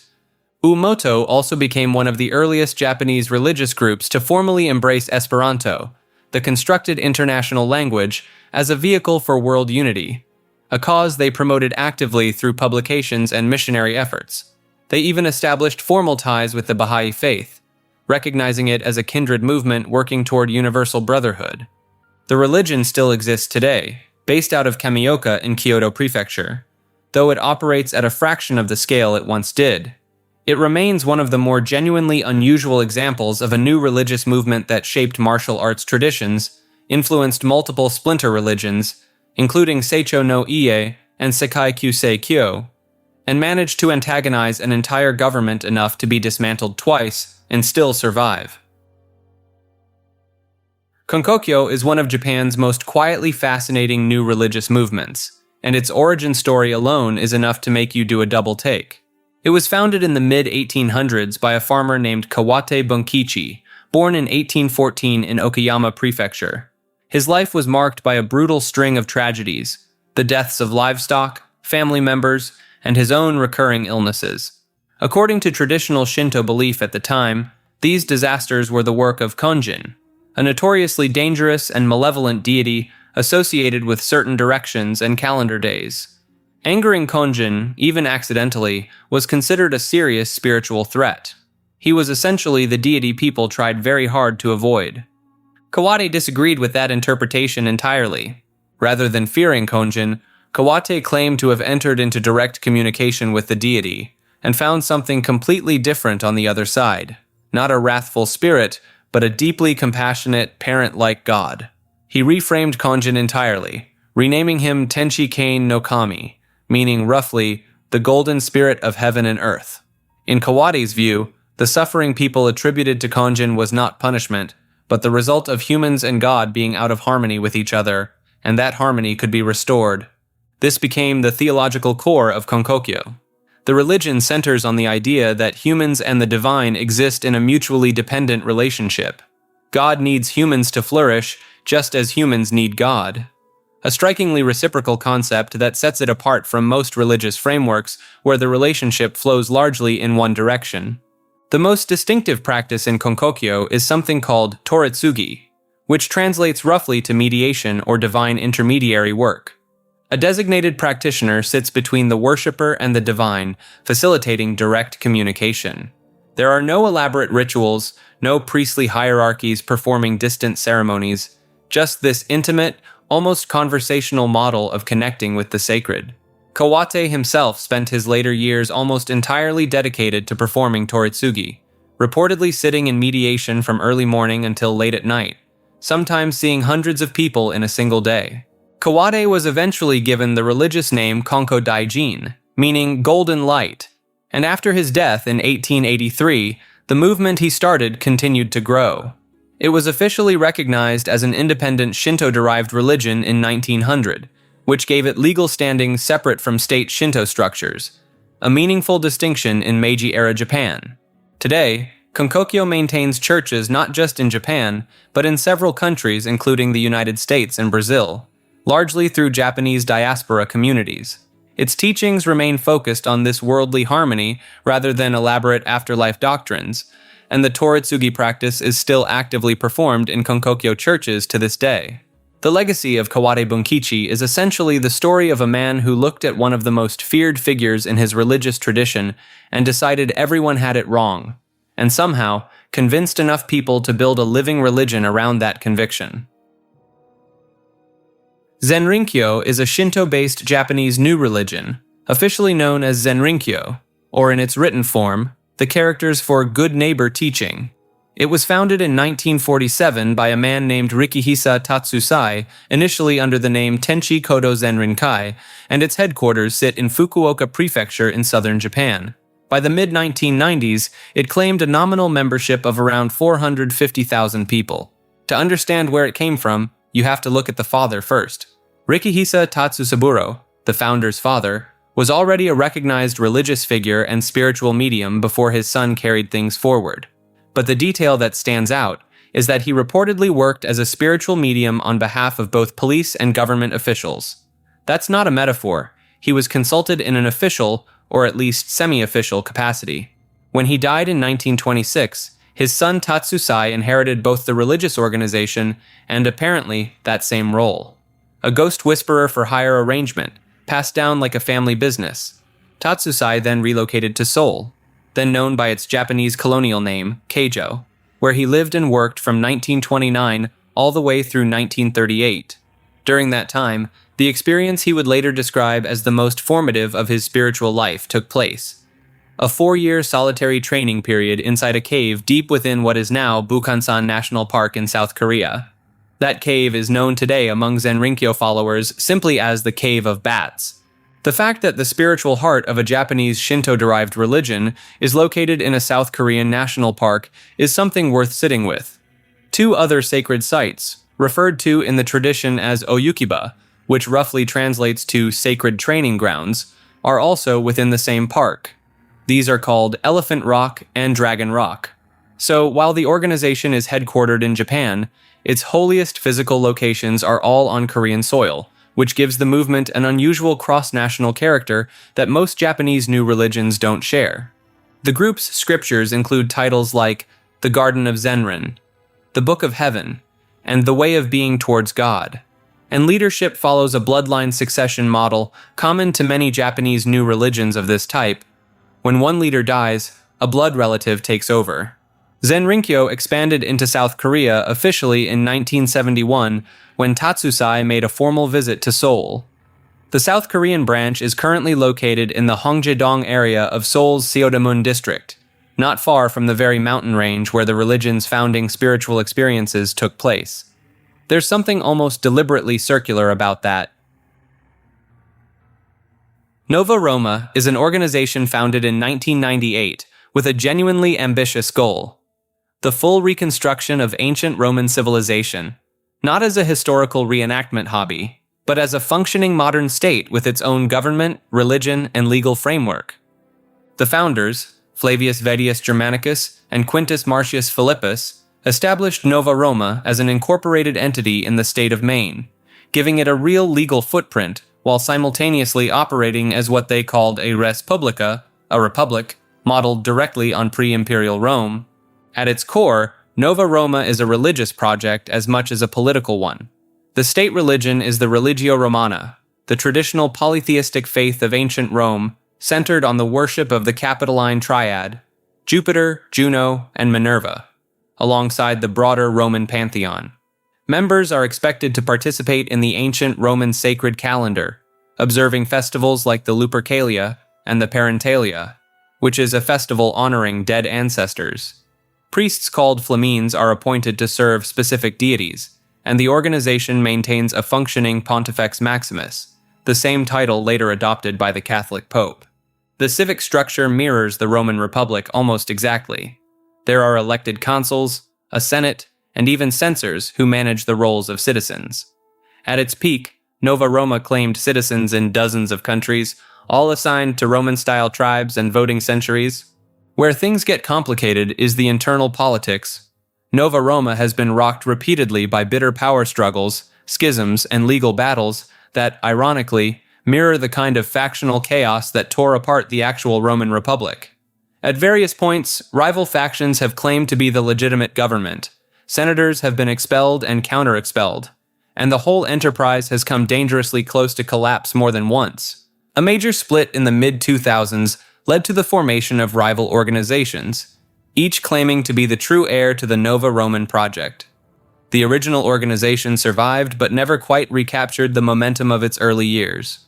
What makes Nova Roma genuinely worth paying attention to, beyond the spectacle of it all, is that it represents one of the more serious attempts at reconstructionist paganism embedded inside a functioning civic structure. It isn't just people dressing up in togas on weekends. The theological work put into reconstructing Roman religious practice is taken seriously by scholars of ancient religion, even if the political theater surrounding it tends to overshadow that work entirely. The native Polish church, known in Polish as the Rodzimy Kościół Polski, is one of the oldest continuously existing Slavic neo-pagan organizations in the world, and its history is far stranger and more turbulent than its relatively quiet modern presence might suggest. Founded in 1921 by Władysław Kołodziej, it predates the broader modern pagan revival by decades. The church centers on the reconstruction of pre-Christian Slavic religion, venerating a pantheon of gods including Perun, the god of thunder and storms, and Swarodzik, a solar deity associated with fire and the forge. These are not fringe mythological figures within Slavic tradition. They are the closest equivalents the region has to Zeus or Thor, figures who commanded genuine widespread worship before Christianity swept through Eastern Europe and effectively buried them. What makes the church's story particularly striking is its survival record.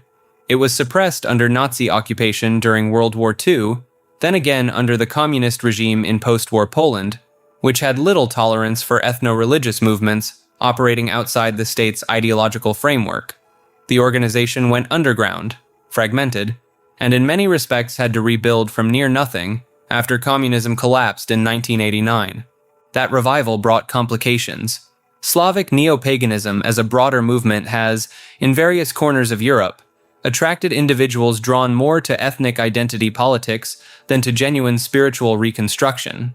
The native Polish church has worked to position itself as a religious institution rather than a political one, but the line between ethnic heritage, cultural identity, and nationalist ideology gets blurry in this space, and the church has not been entirely immune to that tension.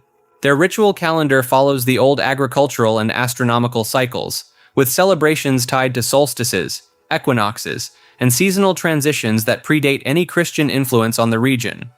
These observances are called Słowiańskie Święta, or Slavic Holy Days, and they draw on fragmentary historical sources, folk traditions, and a fair amount of careful reconstruction, since the Christianization of Poland in 966 AD was thorough enough to erase or absorb most of what came before it. The church remains small but legally recognized in Poland, which itself is a notable achievement given how dominant Roman Catholicism is in Polish cultural and political life. Practicing pre-Christian Slavic religion openly in one of the most Catholic nations in Europe is not exactly an easy path, and the fact that this institution has existed in some form for over a century speaks to a persistent thread of indigenous religious identity that never fully disappeared. Fraternitas Saturni translates to the Brotherhood of Saturn, and this German occult lodge has maintained one of the most openly Luciferian practices in Western esotericism since 1926. Founded by Eugen Grosche, who went by the magical name Gregorius, this order emerged from a split with Aleister Crowley's Thelemic movement after disagreements over magical philosophy. The group centers their entire system around Saturn as both planet and deity, viewing this celestial body as the key to unlocking forbidden knowledge and personal transformation.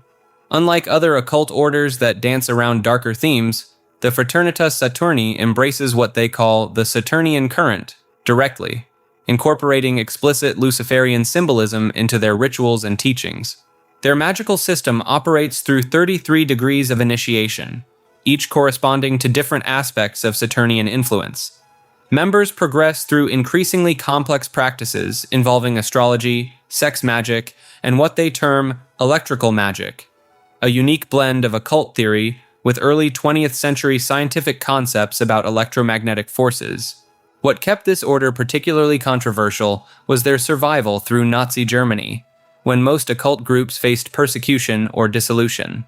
The Fraternitas Saturni managed to continue operating underground, with some members allegedly maintaining connections to German intelligence networks, though the exact nature of these relationships remains disputed among researchers.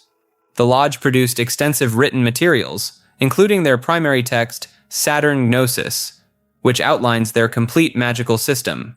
Modern practitioners still follow Gregorius's original frameworks, making this one of the few occult orders to maintain consistent practices across nearly a century of operation.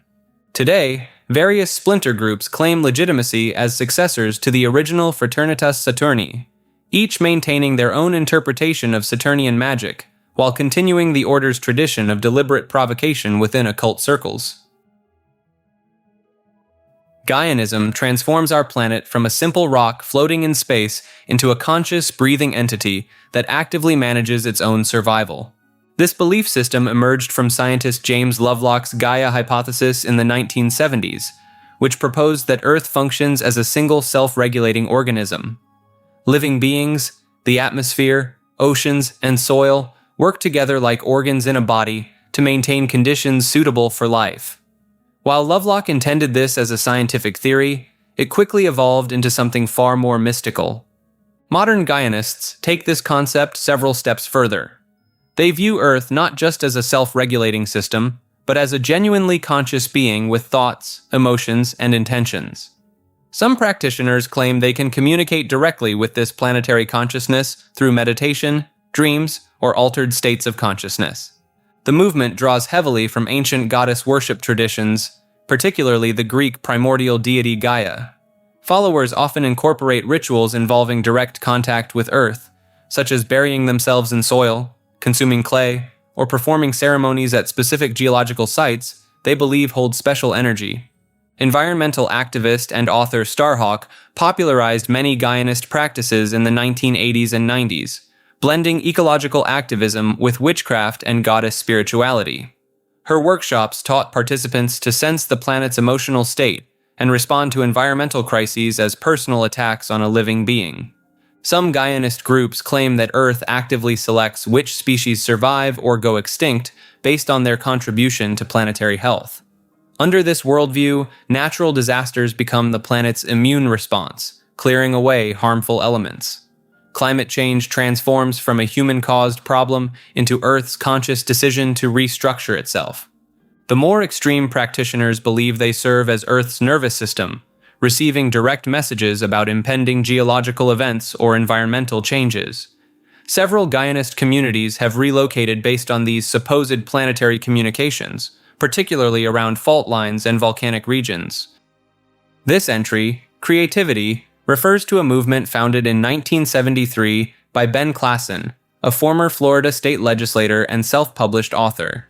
The organization originally called itself the World Church of the Creator, though it later shortened the name to simply the Creativity Movement after legal challenges over trademark disputes. Klassen developed what he termed a racial religion, built around a text he wrote called Nature's Eternal Religion. The core philosophy centers on what adherents call racial holy war, and promotes the survival and advancement of what they define as the white race above all other considerations. Members refer to themselves as creators, and the belief system explicitly rejects all traditional theistic religions, including Christianity, Judaism, and Islam, viewing them as harmful to their stated goals. The movement gained attention in the 1990s under the leadership of Matthew Hale, who rebranded himself as Pontifex Maximus and attempted to legitimize the organization through legal channels and media appearances. Hale's tenure ended when he was convicted in 2005 for soliciting the murder of a federal judge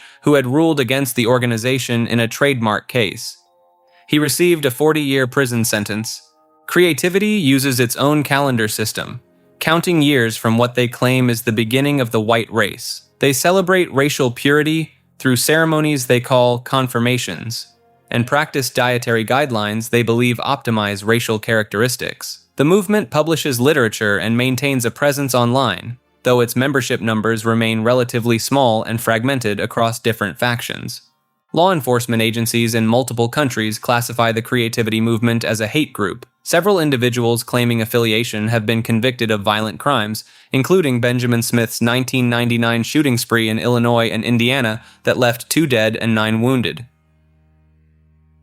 This entry, Eastern Lightning, also known as the Church of Almighty God, centers on a belief that Jesus Christ returned to Earth in 1991 as a Chinese woman. The movement emerged from underground Christian house churches in Henan Province, China, founded by a former physics teacher named Zhao Weishan. The central figure, however, is Yang Xiangbin, a woman Zhao proclaimed to be the incarnation of God Almighty.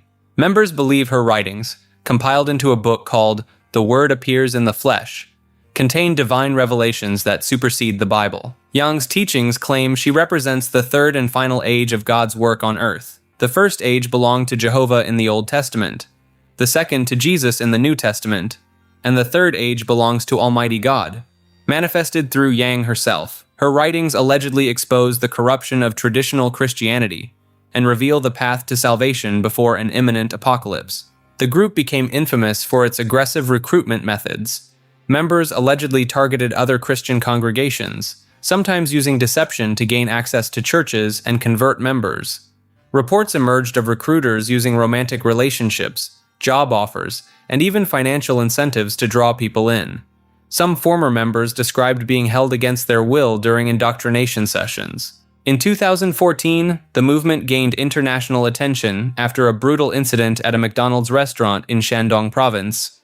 6 Eastern Lightning members beat a woman to death after she refused to provide her phone number for recruitment purposes. The attackers claimed she was a demon. 5 members received death sentences or life imprisonment. The Chinese government designated Eastern Lightning as a dangerous cult and launched extensive crackdowns. Thousands of members were arrested, and the leadership fled the country. Zhao Weishan and Yang Xiangbin relocated to the United States, where they established a headquarters in New York. The organization claims over 4 million followers worldwide, though independent verification remains difficult. The movement operates with military-level organization. Members use code names, encrypted communications, and counter-surveillance techniques. They produce professional propaganda materials, including films, books, and social media content, translated into dozens of languages. Their recruitment has expanded into South Korea, Taiwan, the United States, and various Southeast Asian countries. Former members describe a hierarchical structure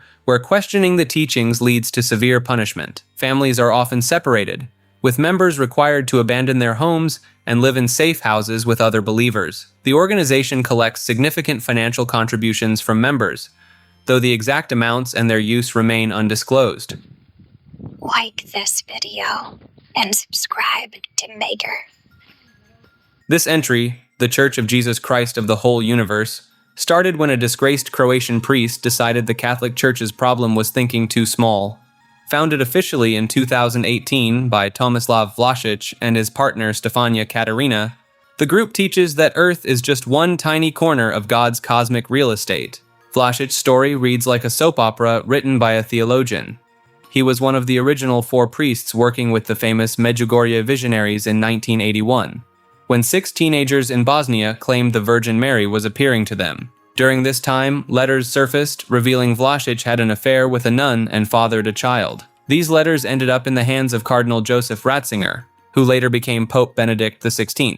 By 1987, Vlasic left Medjugorje, officially to start a new community in Italy, but also because everyone knew about the scandal. In 1994, he met Stefania Katarina, who joined his group and claims to be a seer herself. The two retreated into isolation in 2007, where they say archangels and apostles gave them direct revelations about God's master plan. They published these revelations in 2008 in a book called Beyond the Great Barrier. The core teaching splits existence into 3 separate universes: the high universe, middle universe, and low universe. Each one contains humans created in God's image. According to their doctrine, God didn't just create Adam and Eve. He created many couples who formed small nations across multiple universes. When Lucifer rebelled, God showed these couples the choice between serving him or the devil, and different groups answered differently. The group believes Jesus came to Earth specifically because this is where humanity needs the most help, but his mission extends far beyond our planet. They teach that countless humans exist throughout the universe who don't know about Jesus yet, and Earth's church has a responsibility to eventually reach them. Their theology hinges on something they call the central nucleus. Vlasic and Katarina claim they're part of a group of exactly 50 people chosen by God to save humanity across all universes. After the Great Jubilee in 2000, they say God accelerated his timeline for a new creation. and asked the official Catholic Church to recognize the existence of extraterrestrial humans. When the Vatican refused, God supposedly activated 3 extraordinary instruments in 2004: the central nucleus, the angels, and what they call the brothers faithful to God in the universe. The Catholic Church did not take kindly to any of this. Between 2008 and 2009, the Congregation for the Doctrine of the Faith, essentially the Vatican's theology police, slapped Vlasic with restrictions and prohibitions. He was dismissed from the community he founded and left the Franciscan order entirely. The Church stripped him of his ability to function as a priest within Catholicism. None of this stopped him. On May 20th, 2018, Vlasic and Katerina formally established their Church of Jesus Christ of the Whole Universe. They registered it as a non-profit organization in Italy the following year. Their stated goal, printed plainly on their official website, is to save the whole universe. They operate several house sanctuaries, which function as prayer centers and meeting locations. These exist in Medjugorje itself, despite Vlasic's complicated history there, plus locations in Gati and Finale Liger in Italy, and somewhere in the Czech Republic. Followers can visit these sanctuaries to learn about the church's programs and receive what they call spiritual formation. The group positions itself as a continuation of Mary's plan at Medjugorje. They claim that if the Catholic Church had simply recognized those apparitions and followed Mary's teachings, a powerful, unified church spanning the entire universe would have emerged quickly. Since that didn't happen, they present themselves as Plan B, the faithful remnant who will accomplish God's cosmic goals without official church approval. Messages from Mary published on their website express disappointment that the Church of the Earth failed to recognize the truth. These channeled communications describe a new people on Earth, who believe in universal brothers and sisters and want to unite with them. The tone suggests insider knowledge and special divine favor, classic markers of groups that see themselves as spiritually elite. Their theology blends Catholic imagery with science fiction concepts: interplanetary humans, multiple universes, direct angelic contact, and a countdown to new creation. It takes the Medjugorje phenomenon, already controversial within Catholicism, and launches it into literal outer space. For a church founded by a man who lost his priesthood over personal scandals and unauthorized revelations, they've built an impressively elaborate cosmology where they're central to God's universal redemption plan. Laestadianism covers a Lutheran revival movement that took root in northern Scandinavia during the 1840s and quietly grew into one of the most demanding Christian denominations still practicing today. Lars Levi Laestadius, a Swedish Sami preacher working in the isolated mining towns of Lapland, sparked this movement after witnessing the devastating effects of alcoholism on indigenous Sami communities. His solution became a form of Christianity so strict that it makes most evangelical denominations look permissive by comparison. The movement's stance on birth control puts them in a category almost entirely their own among Protestant groups. Laestadianism forbids all forms of contraception, viewing each act of intimacy as a direct invitation for God to create life. The practical result shows up in their communities immediately. Families with 8, 10, or 12 children remain common, with some households reaching 15 or more. In regions of northern Minnesota and the Upper Peninsula of Michigan, where Laestadian communities established themselves among Finnish immigrants, you can still find entire church congregations where the average family has 9 children. The technology restrictions extend beyond what most conservative Christians practice. Televisions were banned until recently in the strictest congregations. Musical instruments in worship remain forbidden. Dancing, even at weddings, breaks the rules. The internet presents an ongoing debate within different Laestadian factions, with the most conservative groups treating smartphones like portals to corruption. Their practice of absolution separates them from mainstream Lutheranism in a fundamental way. Any baptized Laestadian can absolve another person's sins, a power that traditional Christianity reserves exclusively for ordained clergy or, in Protestant theology, for God alone through personal faith. This creates a system where public confession happens regularly, and ordinary community members pronounce forgiveness over each other. Critics point out how this gives tremendous social power to lay people within these tight-knit groups. The movement split into multiple factions over the decades, each claiming to preserve Laestadius's true teachings. The Old Apostolic Lutherans, the firstborn Laestadians, and the conservative Laestadians maintain distinct identities, with the level of strictness varying between them. The Old Apostolic Lutheran Church, the largest faction in North America, runs its own construction companies and logging operations, creating insular economic systems where members work almost exclusively with each other. Education in Laestadian communities stops at practical necessity for many families. While they don't explicitly forbid higher education the way some groups do, the culture strongly discourages it. Young adults pursuing university degrees often face subtle and not-so-subtle pressure about worldly corruption and pride. The result leaves many communities with limited professional diversity, though their skilled trades workers and construction crews built a strong reputation. Former members describe the psychological weight of the community's boundaries.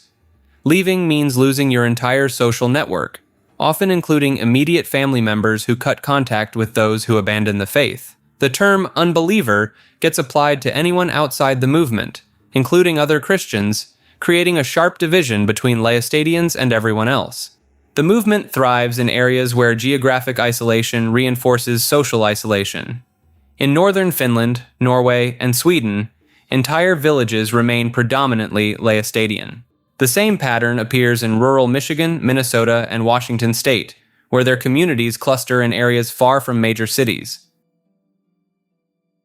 This entry, Pent I, refers to the Ethiopian evangelical movement that emerged as one of the most persecuted yet fastest-growing religious groups in East Africa. The name comes from the Amharic pronunciation of Pentecostal, though the movement encompasses various Protestant evangelical denominations beyond just Pentecostalism. Starting in the early 20th century, missionaries from Sweden and other Western nations introduced evangelical Christianity to Ethiopia, a country that had practiced Orthodox Christianity since the 4th century. The Ethiopian Orthodox Church viewed these newcomers as heretics attempting to corrupt the ancient faith. The government shared this hostility. Between 1975 and 1991, during the communist Derg regime, Pent I believers faced systematic persecution that included imprisonment, torture, and execution. Church buildings were destroyed, pastors were arrested, and congregations were forced to meet in homes, forests, and caves to avoid detection.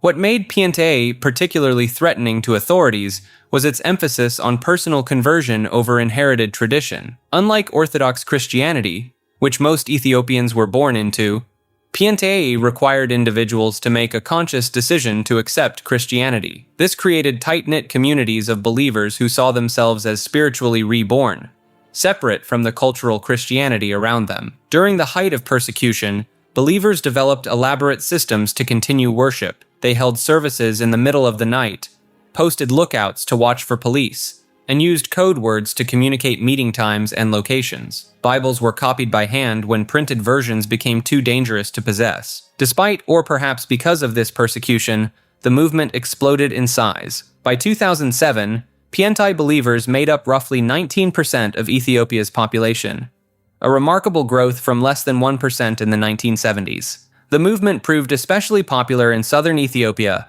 and among urban youth who felt disconnected from Orthodox traditions. Today, Pent I churches in Ethiopia feature energetic worship services with contemporary music, speaking in tongues, faith healing, and marathon prayer sessions that can last through the night.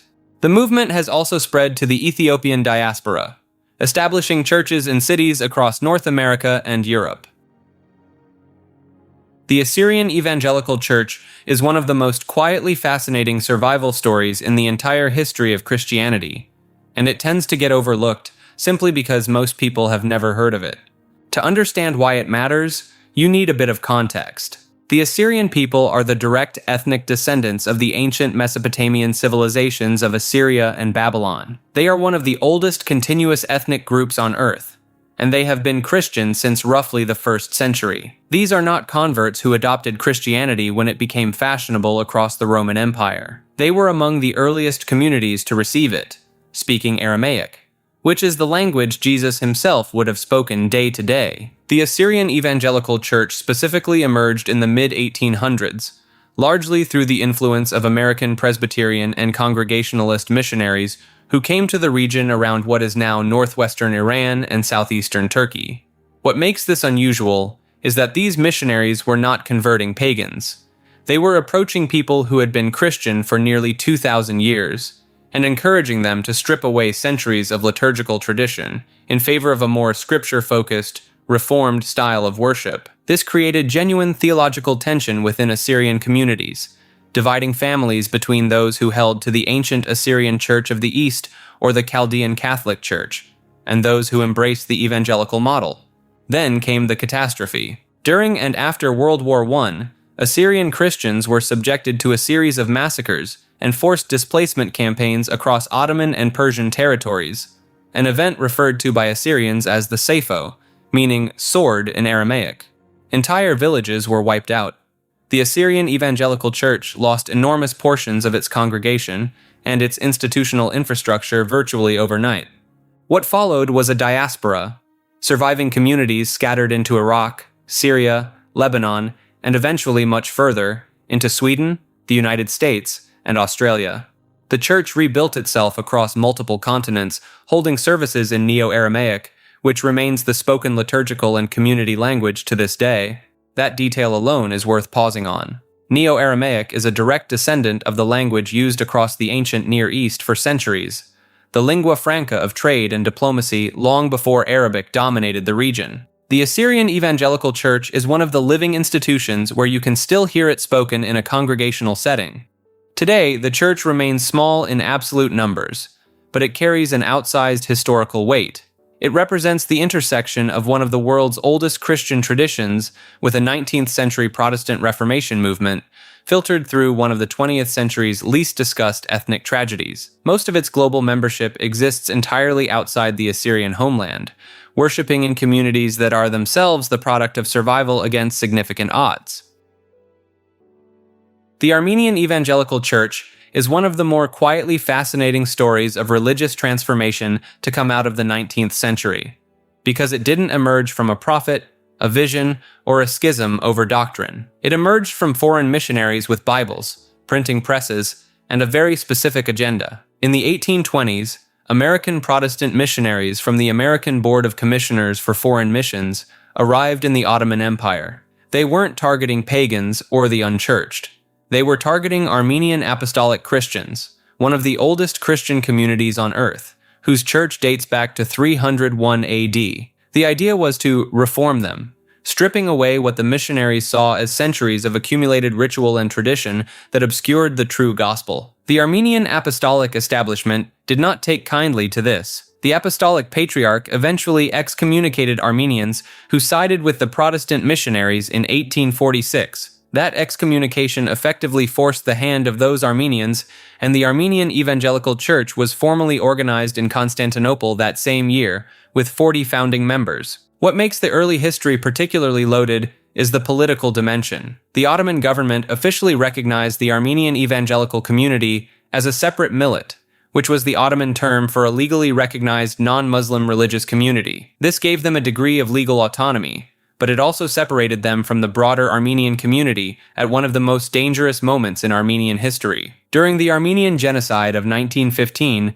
the community was devastated alongside every other Armenian denomination. The genocide scattered Armenian evangelicals across the globe, and this is a major reason why today the church exists primarily in the diaspora rather than in its historical homeland. Significant congregations took root in Lebanon, Syria, the United States, and South America. The theological profile of the church sits comfortably within mainline Protestant Christianity, emphasizing scripture, personal conversion, and congregational governance, rather than the hierarchical episcopal structure of the Apostolic Church. Services are conducted in Armenian, which has served as a cultural anchor for diaspora communities trying to maintain language and identity across generations. There's an ongoing tension in the community that never fully resolved.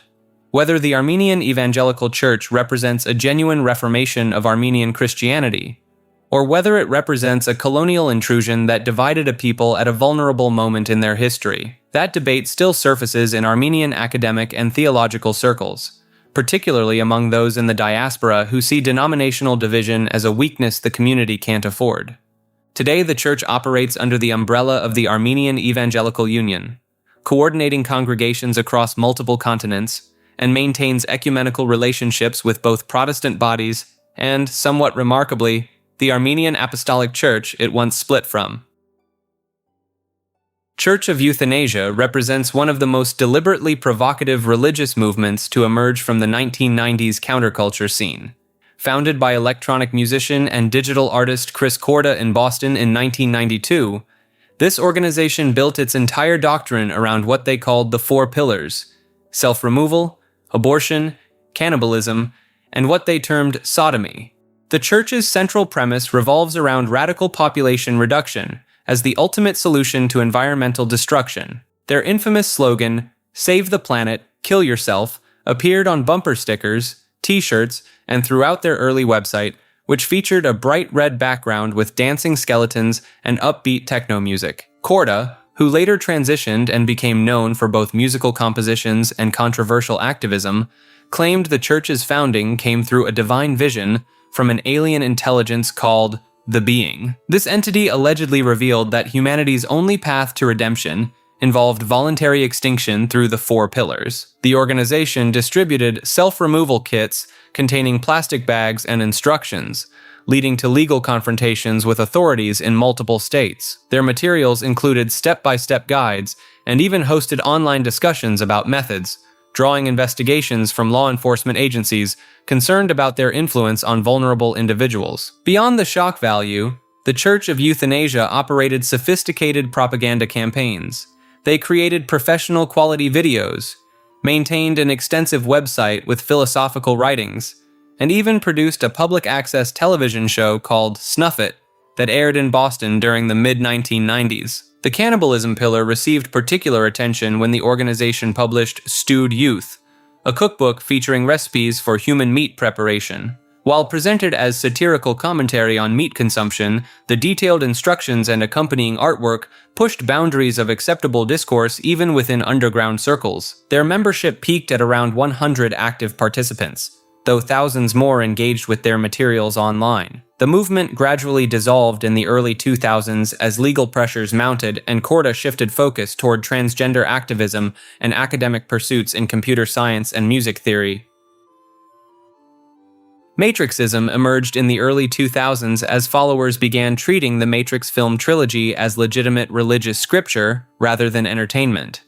These practitioners view the movies as allegorical texts revealing fundamental truths about the nature of reality and human consciousness. The central doctrine revolves around the concept that our perceived reality functions as a complex simulation or illusion, with most humans trapped in a state of unconscious acceptance. Matrixists interpret Neo's journey as a metaphor for spiritual awakening, with the red pill representing the choice to pursue uncomfortable truths over comfortable delusions. Several organized groups formed around these beliefs, including the Church of Matrixism and various online communities that developed their own interpretations of the trilogy's symbolism. Some practitioners incorporated elements from Gnostic Christianity, Buddhism, and Hindu concepts about Maya or illusion, creating hybrid belief systems that used the films as a modern framework for ancient spiritual concepts. The movement gained particular attention when some adherents began applying for religious recognition from government authorities. In 2005, members attempted to register Matrixism as an official religion in New Zealand, arguing that their beliefs deserved the same legal protections as traditional faiths. Matrixist practices often involve meditation techniques aimed at awakening consciousness, along with study groups that analyze the films frame by frame for hidden meanings. Some communities developed elaborate interpretations connecting the trilogy's themes to conspiracy theories about social control, media manipulation, and the nature of technological dependence. The philosophy extends beyond simple movie appreciation into genuine lifestyle changes, with some practitioners adopting minimalist approaches to material possessions and questioning mainstream narratives about politics, economics, and social structures. United Church of Bacon stands as one of the most successful satirical religious movements in modern America, founded by John Whiteside in Las Vegas around 2010. This organization uses Bacon worship as a vehicle to expose contradictions in how society treats religious institutions. The church ordains thousands of ministers worldwide who can legally perform weddings in most states. Their ordination process costs $9 and includes an official certificate declaring the recipient a Bacon minister. These ministers have successfully conducted hundreds of real, legally binding marriages across the United States, often incorporating bacon-themed elements into traditional ceremonies. Whiteside designed the organization to challenge religious tax exemptions and special privileges. The church applied for federal tax-exempt status, forcing the IRS to evaluate whether bacon worship qualifies as legitimate religious practice. Their application included detailed theological arguments about bacon's role as a unifying force in human culture, citing its presence across multiple cuisines and its ability to bring people together. The church operates physical locations, including their original Las Vegas chapel, where couples can get married surrounded by bacon-themed decorations and imagery. They offer wedding packages that include bacon-flavored elements, though the ceremonies themselves follow standard legal requirements for marriage. Their activism extends beyond marriage services. Church representatives have challenged prayer policies at government meetings by requesting to offer bacon-themed invocations. When city councils open sessions with Christian prayers, bacon ministers request equal time to deliver speeches about the spiritual significance of pork products. The organization maintains detailed religious doctrine, including the 8 Awesome Teachings, which promote concepts like praise for bacon, skepticism toward dogma, and the importance of critical thinking. They've created hymns, ceremonial practices, and even bacon-themed religious artwork that adorns their facilities. Legal challenges have tested the boundaries of their recognition. Several states initially rejected their ministers' authority to perform marriages, leading to court battles that the church has generally won by demonstrating their compliance with standard religious organization requirements. Ringing Cedar's Anastasianism stems from a series of books by Russian businessman Vladimir Maigret, beginning with Anastasia in 1996. Maigret claimed these weren't fiction, but autobiographical accounts of his encounters with a mystical woman living alone in the Siberian wilderness. According to Maigret's narrative, Anastasia possessed telepathic abilities and could communicate directly with plants, animals, and the natural world. She allegedly demonstrated powers including healing through touch, predicting future events, and projecting her consciousness across vast distances. The woman supposedly lived without modern amenities, surviving Siberian winters through her connection to nature and ancient knowledge passed down through generations. The movement centers around Anastasia's supposed revelation that humanity's salvation lies in family homesteads of exactly 1 hectare, about 2.5 acres. Followers believe these plots, when cultivated with love and intention, become living ecosystems that provide everything a family needs, while healing both the land and the inhabitants' souls. Cedar trees play a central role in the belief system. Anastasia claimed these trees emit beneficial energy frequencies, the ringing that gives the movement its name. Practitioners often sleep on cedar shavings, burn cedar incense, and construct homes using cedar wood to harness these supposed vibrations. The book sparked the creation of hundreds of eco-villages across Russia, Ukraine, and other former Soviet states. Residents attempt to recreate Anastasia's lifestyle, growing their own food, homeschooling children according to natural principles, and rejecting modern technology and medicine. Critics point to the movement's cult-like characteristics, including followers' devotion to Maigret's increasingly elaborate claims about Anastasia's powers, and the rigid adherence to specific agricultural and lifestyle practices outlined in the books. Aliran Kepercayaan encompasses hundreds of indigenous belief systems across Indonesia that exist in a peculiar legal twilight zone. These spiritual movements fall outside the country's 6 officially recognized religions, yet millions of Indonesians practice them daily. The Indonesian government created this classification in 1965 as a way to acknowledge these beliefs without granting them full religious status. Practitioners cannot register their faith on identity cards and face constant pressure to convert to an approved religion. Many choose to list themselves as Muslim or Christian while secretly maintaining their traditional practices. These movements blend ancient animistic traditions with elements borrowed from Islam, Christianity, and Hinduism. Kejawen, practiced primarily in Java, combines Javanese mysticism with Islamic concepts. Followers believe in spiritual energy called tenaga dalam, and practice meditation techniques that supposedly grant supernatural abilities. Sunda Wiwitan adherents in West Java worship at sacred sites, and maintain that their faith predates Islam's arrival. They face regular harassment from Islamic groups, who view them as primitive holdovers from the pre-Islamic era. The Dayak peoples of Borneo practice kaharingan, which involves elaborate funeral rites where the deceased journey to the afterlife via carved wooden boats. The Indonesian government pressured them to register as Hindu, creating the bizarre situation where animistic Dayak shamans officially count as Hindu priests. Some groups have adapted by incorporating Islamic terminology into their rituals while maintaining traditional practices. Others operate underground networks, passing down secret teachings through family lines. The government estimates over 12 million Indonesians belong to these unrecognized faiths, though the true number likely exceeds this significantly. Modern technology has created unexpected survival strategies. WhatsApp groups coordinate ceremonies across islands, while YouTube channels spread traditional chants to younger generations who might otherwise abandon their ancestral beliefs.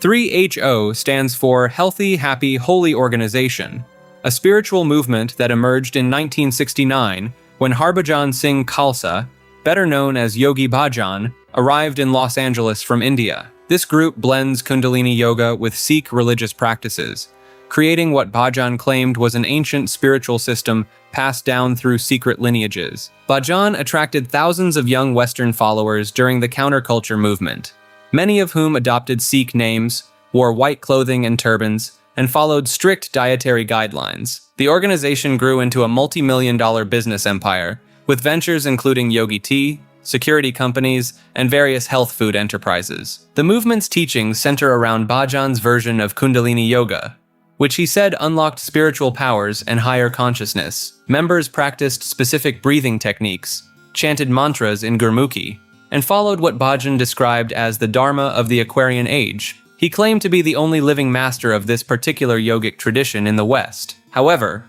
former members and Sikh scholars have challenged many of Bhajan's claims about authenticity. Research suggests he created much of the spiritual system himself, rather than preserving ancient practices. The Sikh religious establishment in India largely rejected 3HO's interpretations and innovations to traditional Sikh practices.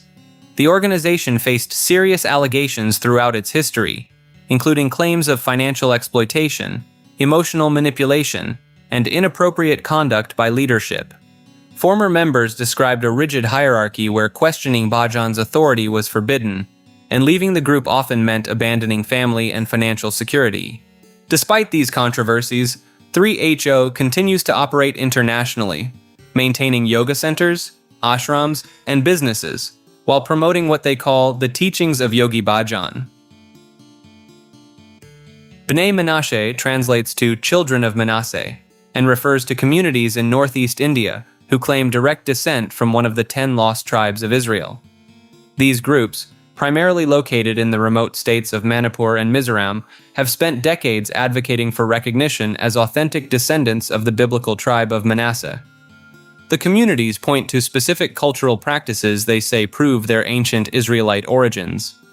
They cite traditional songs mentioning crossing a great body of water, dietary restrictions that mirror kashrut laws, and ritual practices involving animal sacrifice that they claim predate any Christian missionary contact.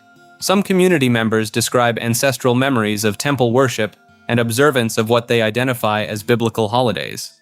Rabbi Eliyahu Avichail became the primary advocate for their cause in the 1980s after visiting the region and documenting their customs. He founded the organization Amishav specifically to research and support communities claiming lost tribe ancestry.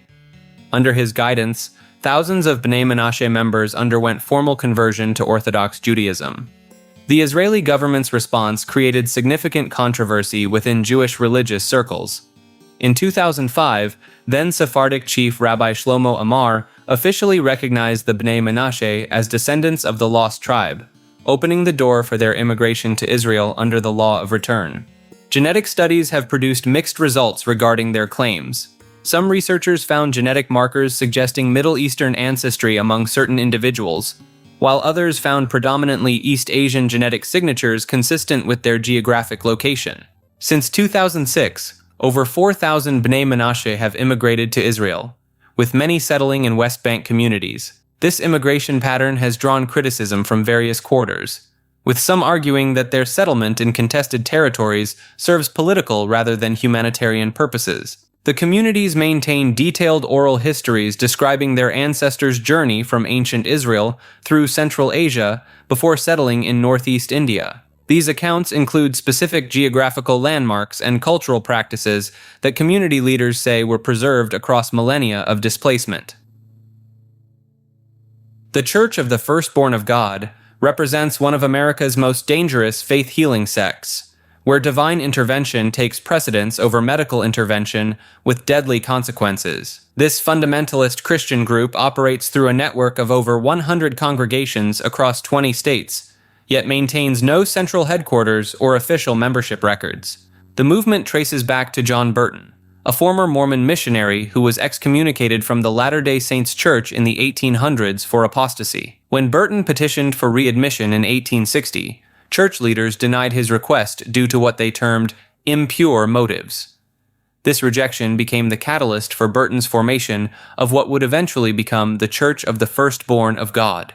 Members embrace an extreme interpretation of James 5:14, which speaks of healing through prayer and anointing with oil. The doctrine prohibits conventional medical treatment, viewing it as a demonstration of weak faith or outright sin against God. Former members report that those who seek medical care face shunning from the community, treated as spiritual failures who have betrayed divine trust. The consequences prove fatal with disturbing regularity. Legal documents from 1996 court cases reveal a pattern of preventable deaths, particularly among children whose parents refuse medical intervention for treatable conditions. Defense attorneys representing church members have had to argue cases involving faith-healing deaths, highlighting the group's willingness to let family members perish rather than compromise their beliefs. Critics familiar with the organization have documented a particularly telling hypocrisy. Some members will call veterinarians for sick animals, while simultaneously refusing medical care for their own children and spouses. This selective application of healing philosophy exposes the contradictions within their theological framework. The church operates under various names including Burtonites, faith preachers, and true followers, but members historically called themselves the followers of Christ. Their decentralized structure makes tracking membership difficult, though estimates in the 1970s suggested around 6,000 adherents. Each congregation operates autonomously under local elders, creating a network of isolated communities bound by shared dangerous practices.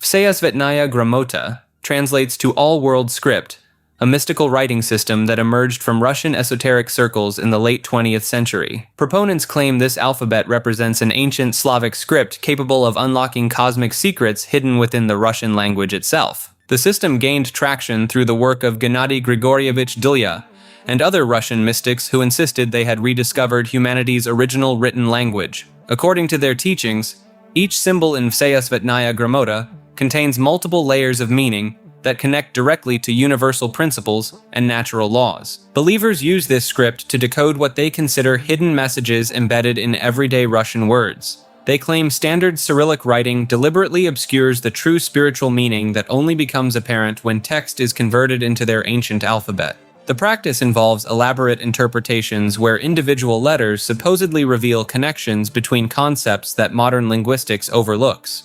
For instance, practitioners might analyze a simple word and extract complex philosophical meanings by breaking it down into Vseyasvetnaya Gramota components. This system became particularly popular among Russian nationalist groups who embraced the idea that ancient Slavic civilization possessed advanced spiritual knowledge that was systematically suppressed. The script fits neatly into broader narratives about lost Aryan wisdom and the superiority of pre-Christian Slavic culture. Modern linguistic analysis reveals Vseyasvetnaya Gramota as a 20th century invention rather than an archaeological discovery. However, its followers dismiss such criticism as part of the same conspiracy that allegedly buried the original script. The movement continues to attract Russians seeking spiritual alternatives to both Orthodox Christianity and Western New Age practices, offering them what feels like an authentically Slavic path to enlightenment. Adadam emerged from the teachings of Franklin Jones, a spiritual teacher who later proclaimed himself as Adi da Samraj, claiming to be the literal divine incarnation for this age. Jones established this movement in the 1970s after studying under various gurus and developing what he called the radical understanding. The core teaching centers around Adida's assertion that he represents the divine person appearing in human form. Followers, known as devotees, engage in intensive spiritual practices designed around complete surrender to their teacher. This includes long periods of meditation, strict dietary restrictions, and participation in elaborate ceremonial gatherings. What sets Adidam apart from typical new religious movements is its founders' explicit claims of divinity combined with highly unconventional methods. Adida taught that traditional spiritual seeking actually reinforces the ego, and that only direct transmission from a realized being could produce genuine awakening. The movement operates primarily from retreat locations in California, Hawaii, and Fiji, where devotees can live in close proximity to their teacher. The Fijian sanctuary, known as Adidam Samrajashram, served as Adida's primary residence until his death in 2008. Former members have described intense psychological pressure within the community, including financial demands that left families impoverished and social isolation from outside relationships. The organization required substantial monetary contributions, with some devotees reportedly giving their entire life savings. Adida produced over 70 books outlining his spiritual philosophy, often written in dense, repetitive prose that devotees study extensively. The movement continues operating today under the leadership of his appointed successors, maintaining the same devotional structure despite their teacher's physical absence. The group's secluded nature and demanding lifestyle requirements have kept membership relatively small, though exact numbers remain undisclosed by the organization. Kimbangism stands as one of Africa's most significant religious movements, yet most people outside the continent have never heard of it, despite counting over 12 million followers today. The movement began in 1921, when Simon Kimbangu, a Baptist catechist in the Belgian Congo, claimed to receive divine visions instructing him to heal the sick and spread a new Christian message. Within months, thousands of Congolese were traveling hundreds of kilometers to witness his alleged miraculous healings in the village of Nkamba. Belgian colonial authorities quickly realized the political threat this presented. Kimbangu preached that Africans were equal to Europeans in God's eyes and prophesied the eventual end of colonial rule. After just 5 months of public ministry, he was arrested, tried, and sentenced to death. King Albert of Belgium commuted this to life imprisonment, and Kimbangu spent the next 30 years in prison until his death in 1951. The colonial government banned the movement entirely, but this only strengthened its underground spread. Followers were deported, imprisoned, and forced to practice in secret. The church developed a complex network of hidden communities across Central Africa, passing down Kimbangu's teachings through oral tradition and clandestine gatherings. After Congolese independence in 1960, Kimbanguism emerged from the shadows and gained official recognition. The movement established its headquarters at Nkamba, now renamed New Jerusalem, where Simon Kimbangu's tomb has become a pilgrimage site drawing hundreds of thousands annually. The church combines Orthodox Christian doctrine with distinctive African theological interpretations. They recognize Jesus Christ as Savior, but also venerate Simon Kimbangu as a prophet sent specifically to Africa. The movement maintains strict behavioral codes including prohibitions on alcohol, tobacco, and polygamy, setting it apart from both traditional Christianity and local cultural practices. Today, the Kimbanguist Church operates schools, hospitals, and even its own university in the Democratic Republic of Congo. Its current leader, Papa Simon Kimbangu Kiangani, claims direct descent from the founder and maintains spiritual authority over congregations spanning multiple African nations. Builders of the Aditum operates as one of the most secretive Western occult schools still functioning today, built around a foundation story that reads like something from an esoteric thriller novel.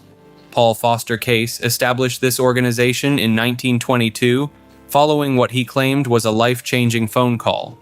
The voice on the other end identified himself as Master R, allegedly the same spiritual guide who had been instructing Case telepathically for years.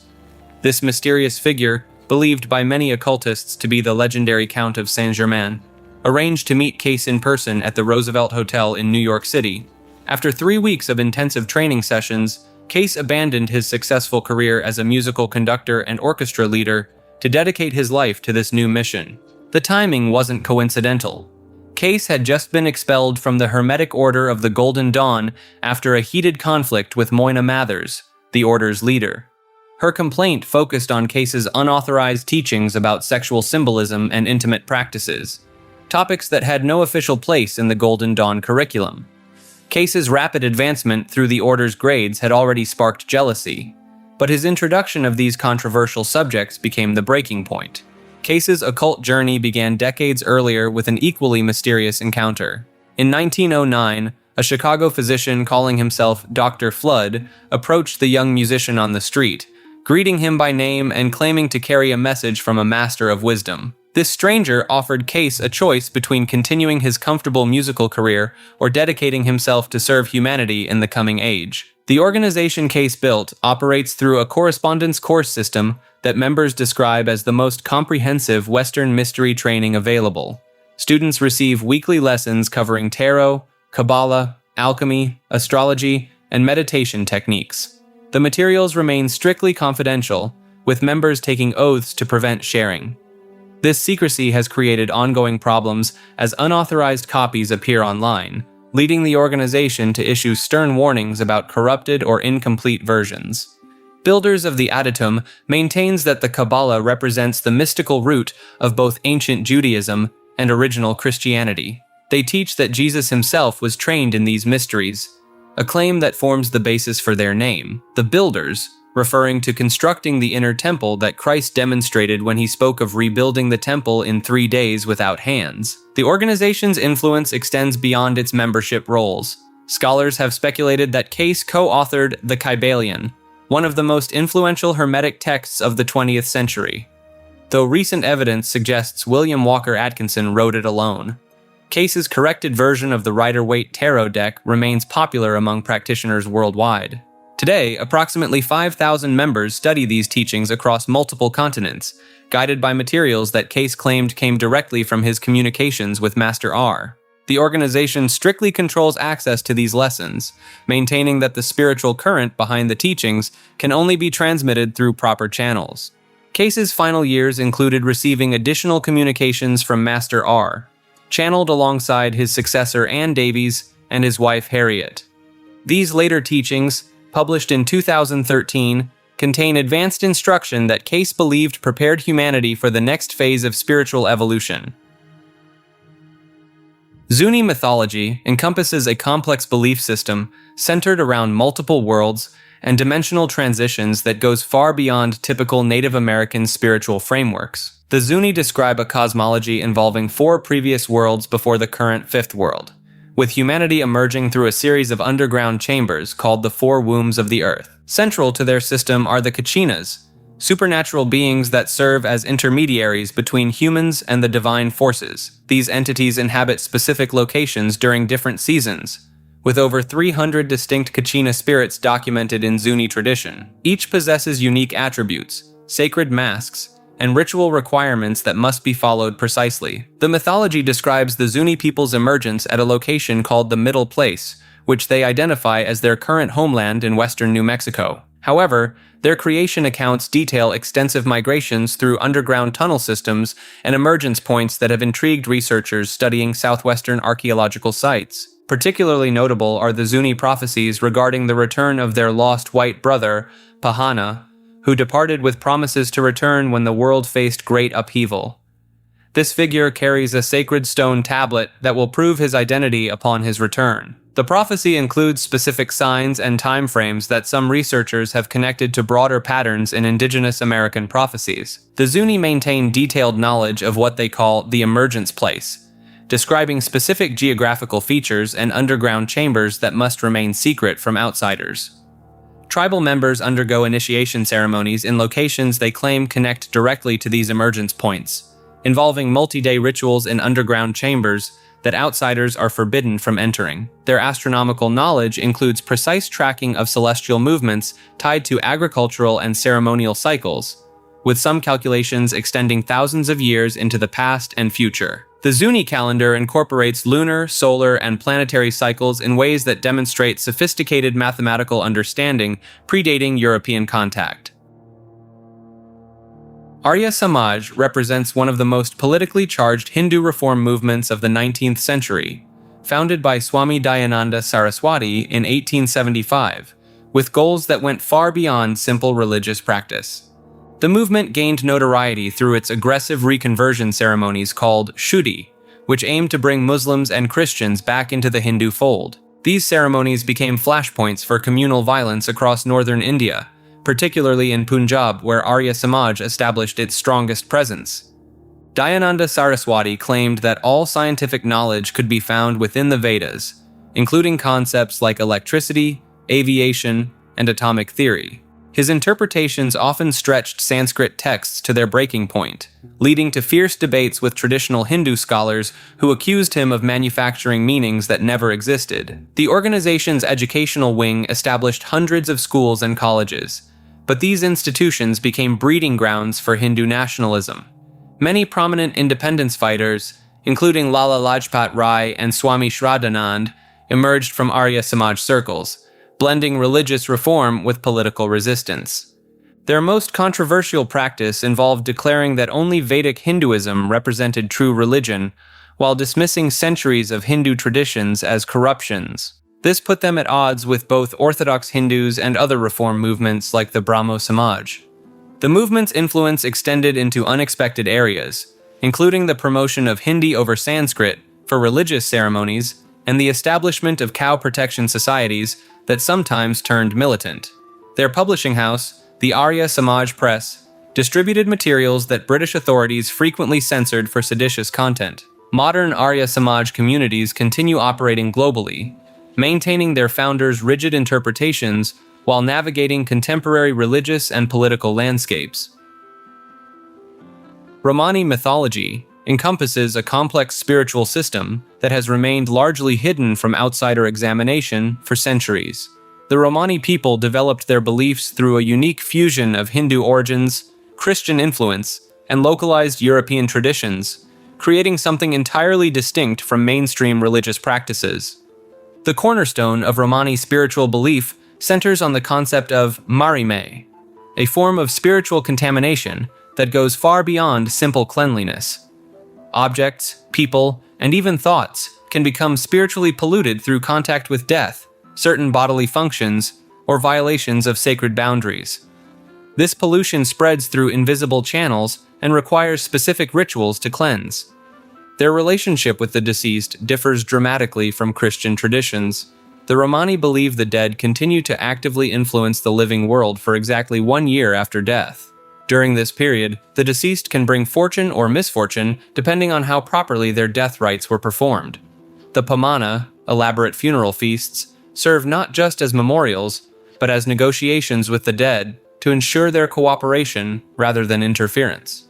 Romani divination practices include dukkering, a form of fortune-telling that combines palmistry with dream interpretation and the reading of natural signs. Certain Romani women, known as drabarni, hold hereditary positions as healers and spiritual intermediaries. These women possess knowledge of herb lore, curse removal, and communication with spirits that outsiders rarely glimpse. The belief system includes Del, a supreme deity concept that absorbed Christian elements while maintaining distinctly Romani characteristics. Below Del exists a hierarchy of spirits including the mule, dangerous ghosts of the improperly buried and protective ancestral spirits who guide family decisions. Romani mythology also features the Beng, malevolent spiritual forces that can possess individuals or locations. These entities require specific countermeasures involving iron objects, salt circles, and spoken charms passed down through family lines. The knowledge of these protective measures remains closely guarded within Romani communities. Their creation myths speak of the Romani people receiving special gifts from God, including the ability to see the future and communicate with the spirit world, but also bearing a curse of eternal wandering as payment for these abilities. Shingon Buddhism emerged in 9th century Japan as one of the most secretive and ritualistic branches of Buddhist practice. Founded by the monk Kukai, also known as Kobo Daishi, this esoteric school centers around the concept of Mikyo, literally meaning secret teachings, that can only be transmitted directly from master to student. Unlike other Buddhist traditions that view enlightenment as a lengthy process spanning multiple lifetimes, Shingon practitioners believe they can achieve Buddhahood within their current physical body through specific esoteric techniques. These practices involve complex combinations of mantras, mudras, and mandala visualizations that must be performed with precise timing and intention. The tradition incorporates elements from Tantric Buddhism, including the controversial use of sexual imagery and symbolism in certain advanced practices. Practitioners work with detailed mandalas, cosmic diagrams that map the universe according to Shingon cosmology. The most important of these, the Diamond and Womb Realm mandalas, contain hundreds of Buddhist deities arranged in intricate patterns that practitioners must memorize and visualize during meditation. Mount Koya in Japan serves as the sect's spiritual headquarters, where monks still practice many of the same rituals established over 1,000 years ago. The mountain houses Kukai's mausoleum, where followers believe he remains in eternal meditation rather than having died, waiting to guide the future Buddha Maitreya. Shingon ritual involves the three mysteries: coordinated actions of body, speech, and mind through mudras, mantras, and meditation. Advanced practitioners learn to manipulate these elements simultaneously while visualizing themselves as specific Buddhist deities, a practice that some critics argue crosses into magical thinking rather than traditional Buddhist philosophy. The tradition's influence extends beyond religious practice into Japanese arts, literature, and even modern popular culture, with many of its symbols and concepts appearing in contemporary media without most people recognizing their Shingon origins. Nichiren Buddhism emerged in the 13th century Japan through a monk who took an unusually aggressive stance that would make even the most devout practitioners of other Buddhist schools uncomfortable. Unlike the peaceful meditation-focused Buddhism most people know, Nichiren openly declared war on every other Buddhist school in Japan, calling them heretical and predicting national catastrophe if the country didn't abandon these false teachings. The core practice revolves around repetitive chanting of a specific phrase, Nam Myoho Renge Kyo, which translates to devotion to the Lotus Sutra. Practitioners believe this single sutra contains all of Buddha's essential teachings, making other Buddhist texts essentially worthless. Nichiren himself spent years in exile after authorities grew tired of his relentless criticism of established religious institutions. What sets this tradition apart is its confrontational evangelism. While most Buddhist schools emphasize inner peace and non-attachment, Nichiren Buddhism actively encourages practitioners to challenge other belief systems and convert others through debate and argument. Nichiren wrote extensively about how practicing inferior forms of Buddhism would lead practitioners straight to hell. Modern derivatives like Soka Gakkai International have carried this militant approach into contemporary times, combining rapid-fire chanting sessions with aggressive recruitment techniques. The organization has faced scrutiny in multiple countries for its intense pressure on members and its political ambitions. In Japan, Soka Gakkai essentially runs its own political party and has been accused of operating more like a corporate empire than a religious movement. The practice itself involves chanting sessions that can last hours, often performed in front of elaborate altars called gohonzon. Members frequently report dramatic life changes, financial windfalls, and miraculous healings attributed to their chanting practice. Pure Land Buddhism represents one of the most controversial developments in Buddhist history, fundamentally challenging the religion's core emphasis on personal enlightenment through meditation and ethical conduct. This school promises immediate salvation through simple faith in Amitabha Buddha, creating what critics call a Buddhist version of evangelical Christianity. The practice centers on the Nembutsu, a repetitive chanting of Namo Amitabha Buddha that supposedly guarantees rebirth in the Pure Land paradise after death. What sets this apart from traditional Buddhism is the complete reliance on other power, rather than personal spiritual development. Practitioners believe that simply calling Amitabha's name with sincere faith, even once, ensures salvation regardless of their actions or moral standing. This radical departure sparked the self-power versus other power debate that divided Buddhist communities for centuries. Traditional monks argued that Pure Land teachings undermined the fundamental Buddhist principle of personal responsibility for karma and enlightenment. Pure Land advocates countered that their path offered hope to ordinary people who couldn't dedicate their lives to monastic practice. The most extreme Pure Land sects developed into highly centralized organizations with hereditary leadership structures. Japan's Jodo Shinshu sect, founded by Shinran, abolished monastic celibacy and created a lineage of married priest patriarchs who accumulated significant political and economic power. By the medieval period, these temple networks functioned more like feudal territories than religious institutions. Some Pure Land communities developed messianic expectations around their leaders, particularly during Japan's turbulent medieval period. The Iko-Iki uprisings saw Pure Land followers forming armed religious communes that challenged samurai authority, believing their faith made them spiritually invincible in battle. Modern Pure Land Buddhism continues to attract controversy through its prosperity gospel elements, where devotion to Amitabha is promised to bring worldly benefits alongside spiritual salvation. Bhagavatism centers on an intensely personal relationship with the divine that goes far beyond conventional worship. This Hindu devotional tradition focuses specifically on Vishnu and his earthly forms, particularly Krishna, through practices designed to cultivate overwhelming love and emotional surrender. The tradition gained significant momentum through Chaitanya Mahaprabhu, a 16th century Bengali mystic who claimed to be Krishna himself in disguise. Chaitanya would enter such intense spiritual states that witnesses described him as literally transforming, his skin changing color, his voice altering, and his entire personality shifting to match what followers believed was direct divine possession. Bhagavatism distinguishes itself through the concept of rasa, which translates to divine flavors or emotional relationships with the deity. Practitioners don't simply worship Krishna, they adopt specific emotional roles. Some approach him as a child would a parent, others as a friend, and some take on the role of romantic lover, particularly modeling themselves after the cowherd girls who were said to be infatuated with Krishna. The Bhagavata Purana, the tradition's central text, contains detailed accounts of Krishna's supernatural abilities and romantic escapades that push the boundaries of conventional religious literature. These stories include shape-shifting, time manipulation, and intimate relationships with multiple partners simultaneously through divine multiplication of his form. Modern expressions like the International Society for Krishna Consciousness, commonly known as the Hare Krishna movement, emerged from these ancient practices. Members engage in marathon chanting sessions designed to induce altered states of consciousness, often continuing for hours while dancing and playing instruments until participants report experiencing direct communication with Krishna. The tradition's emphasis on complete emotional surrender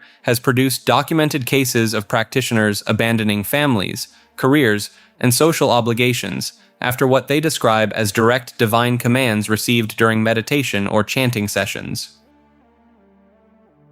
Gaudiya Vaishnavism emerged in the 16th century Bengal through the mystical experiences of Chaitanya Mahaprabhu, who claimed to be the combined incarnation of both Krishna and his consort Radha. This wasn't merely a theological position.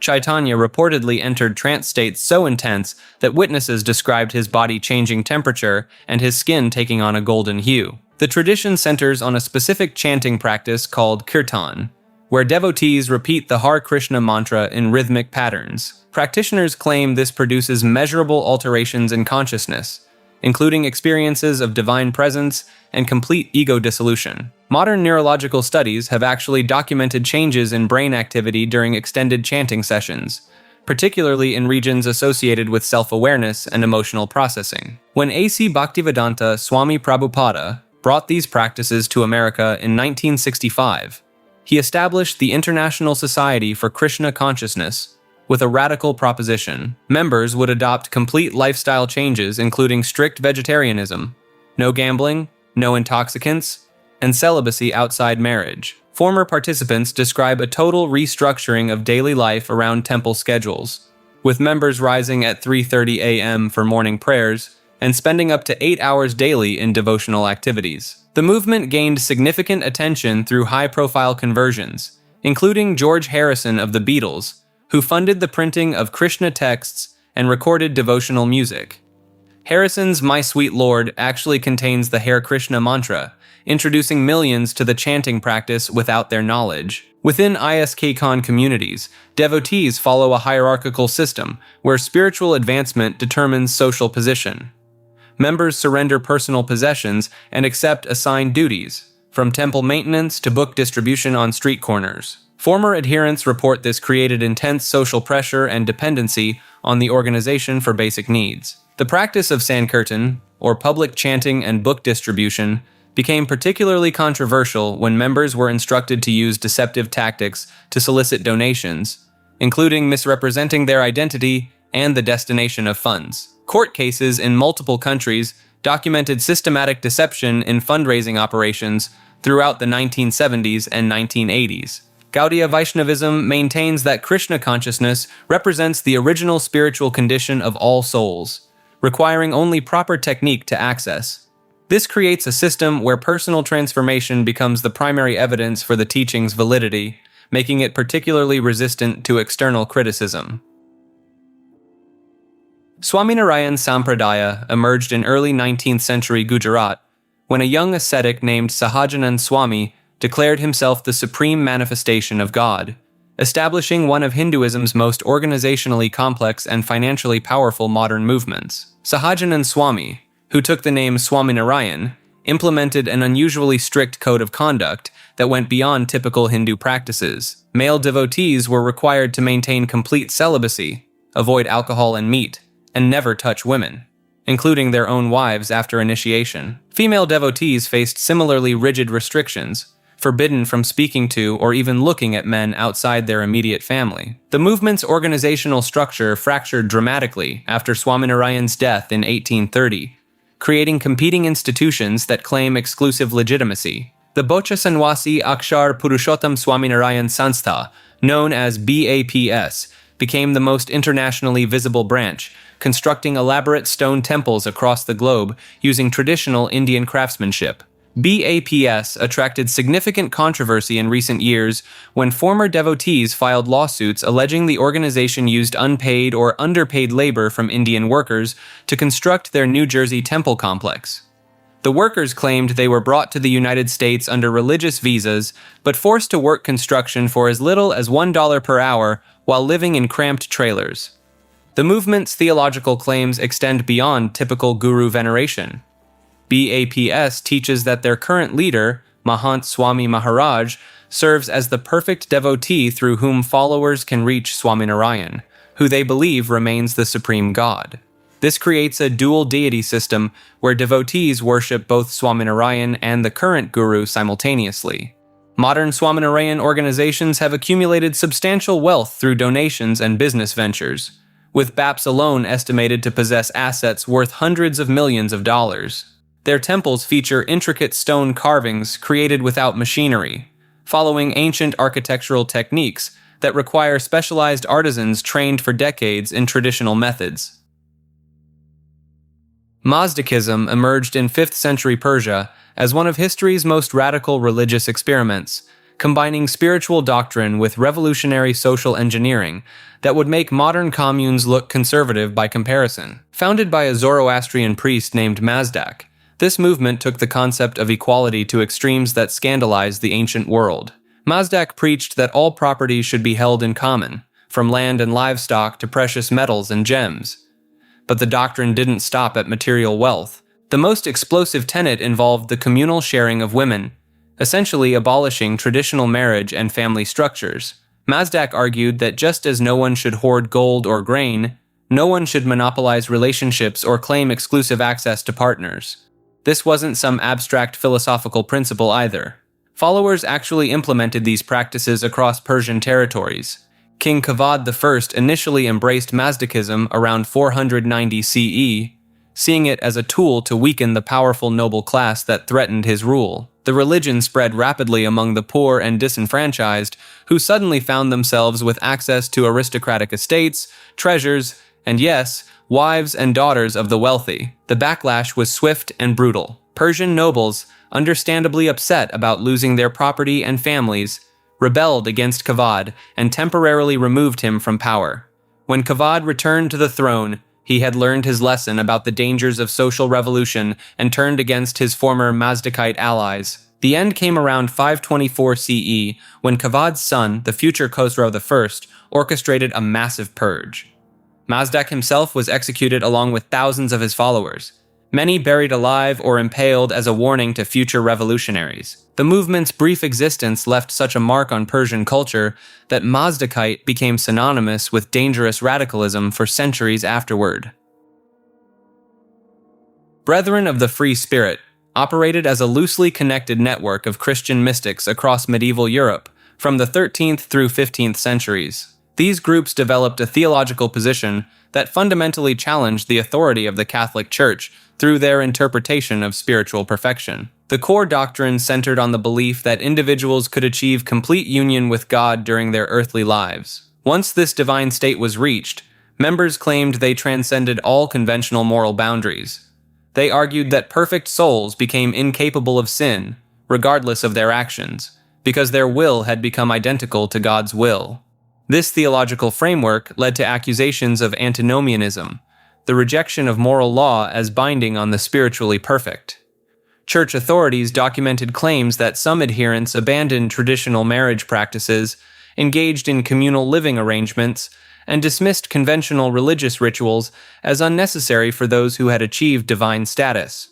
The movement gained particular notoriety in the Low Countries, Germany, and parts of France. Marguerite Porete, a French mystic executed in 1310, authored The Mirror of Simple Souls, which became associated with free spirit theology despite scholarly debate over direct connections. The Catholic Church responded with systematic persecution, declaring the movement heretical through papal bulls and inquisitorial proceedings. The Council of Vienne in 1311 specifically condemned their teachings, particularly the claim that humans could achieve such perfection that they no longer needed divine grace or church sacraments. Records from church trials reveal that some groups allegedly practiced nudity as a symbol of returning to pre-fall innocence, rejected private property as inconsistent with spiritual perfection, and claimed direct revelation superseded biblical authority. The movement's influence extended beyond its active period, with historians identifying theological parallels in later groups,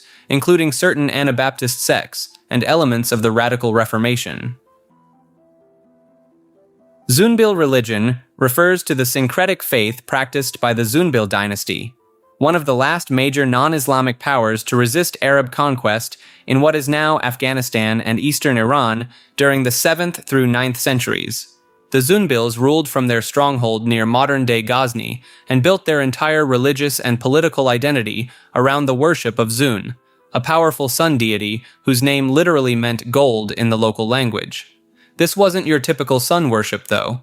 The Zunbils had created a fascinating religious fusion that blended elements of Zoroastrianism, Buddhism, Hinduism, and ancient local traditions into something entirely unique.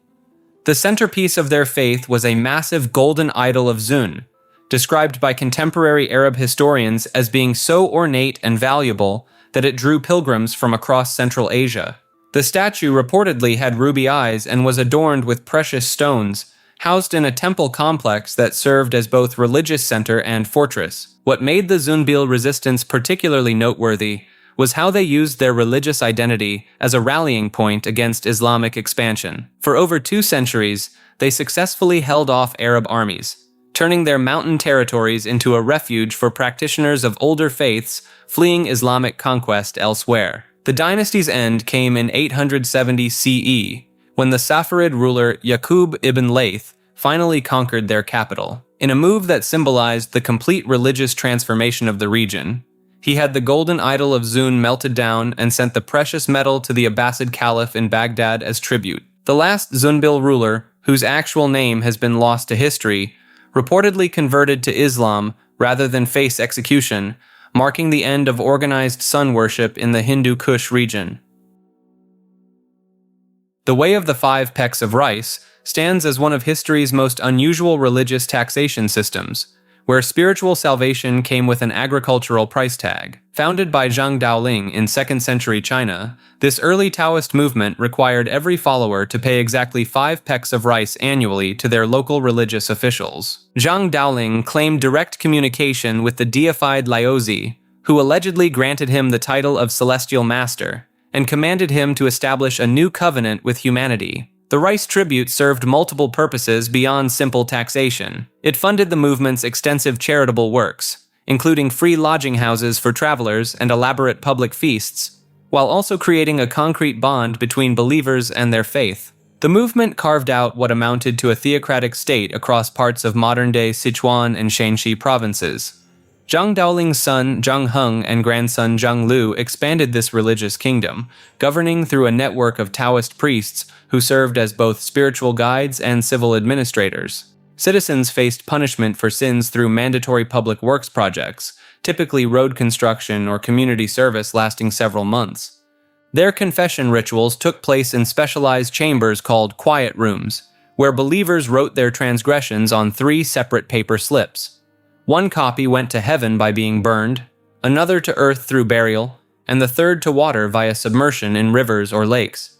This 3-way confession process supposedly ensured that no sin could hide from divine justice.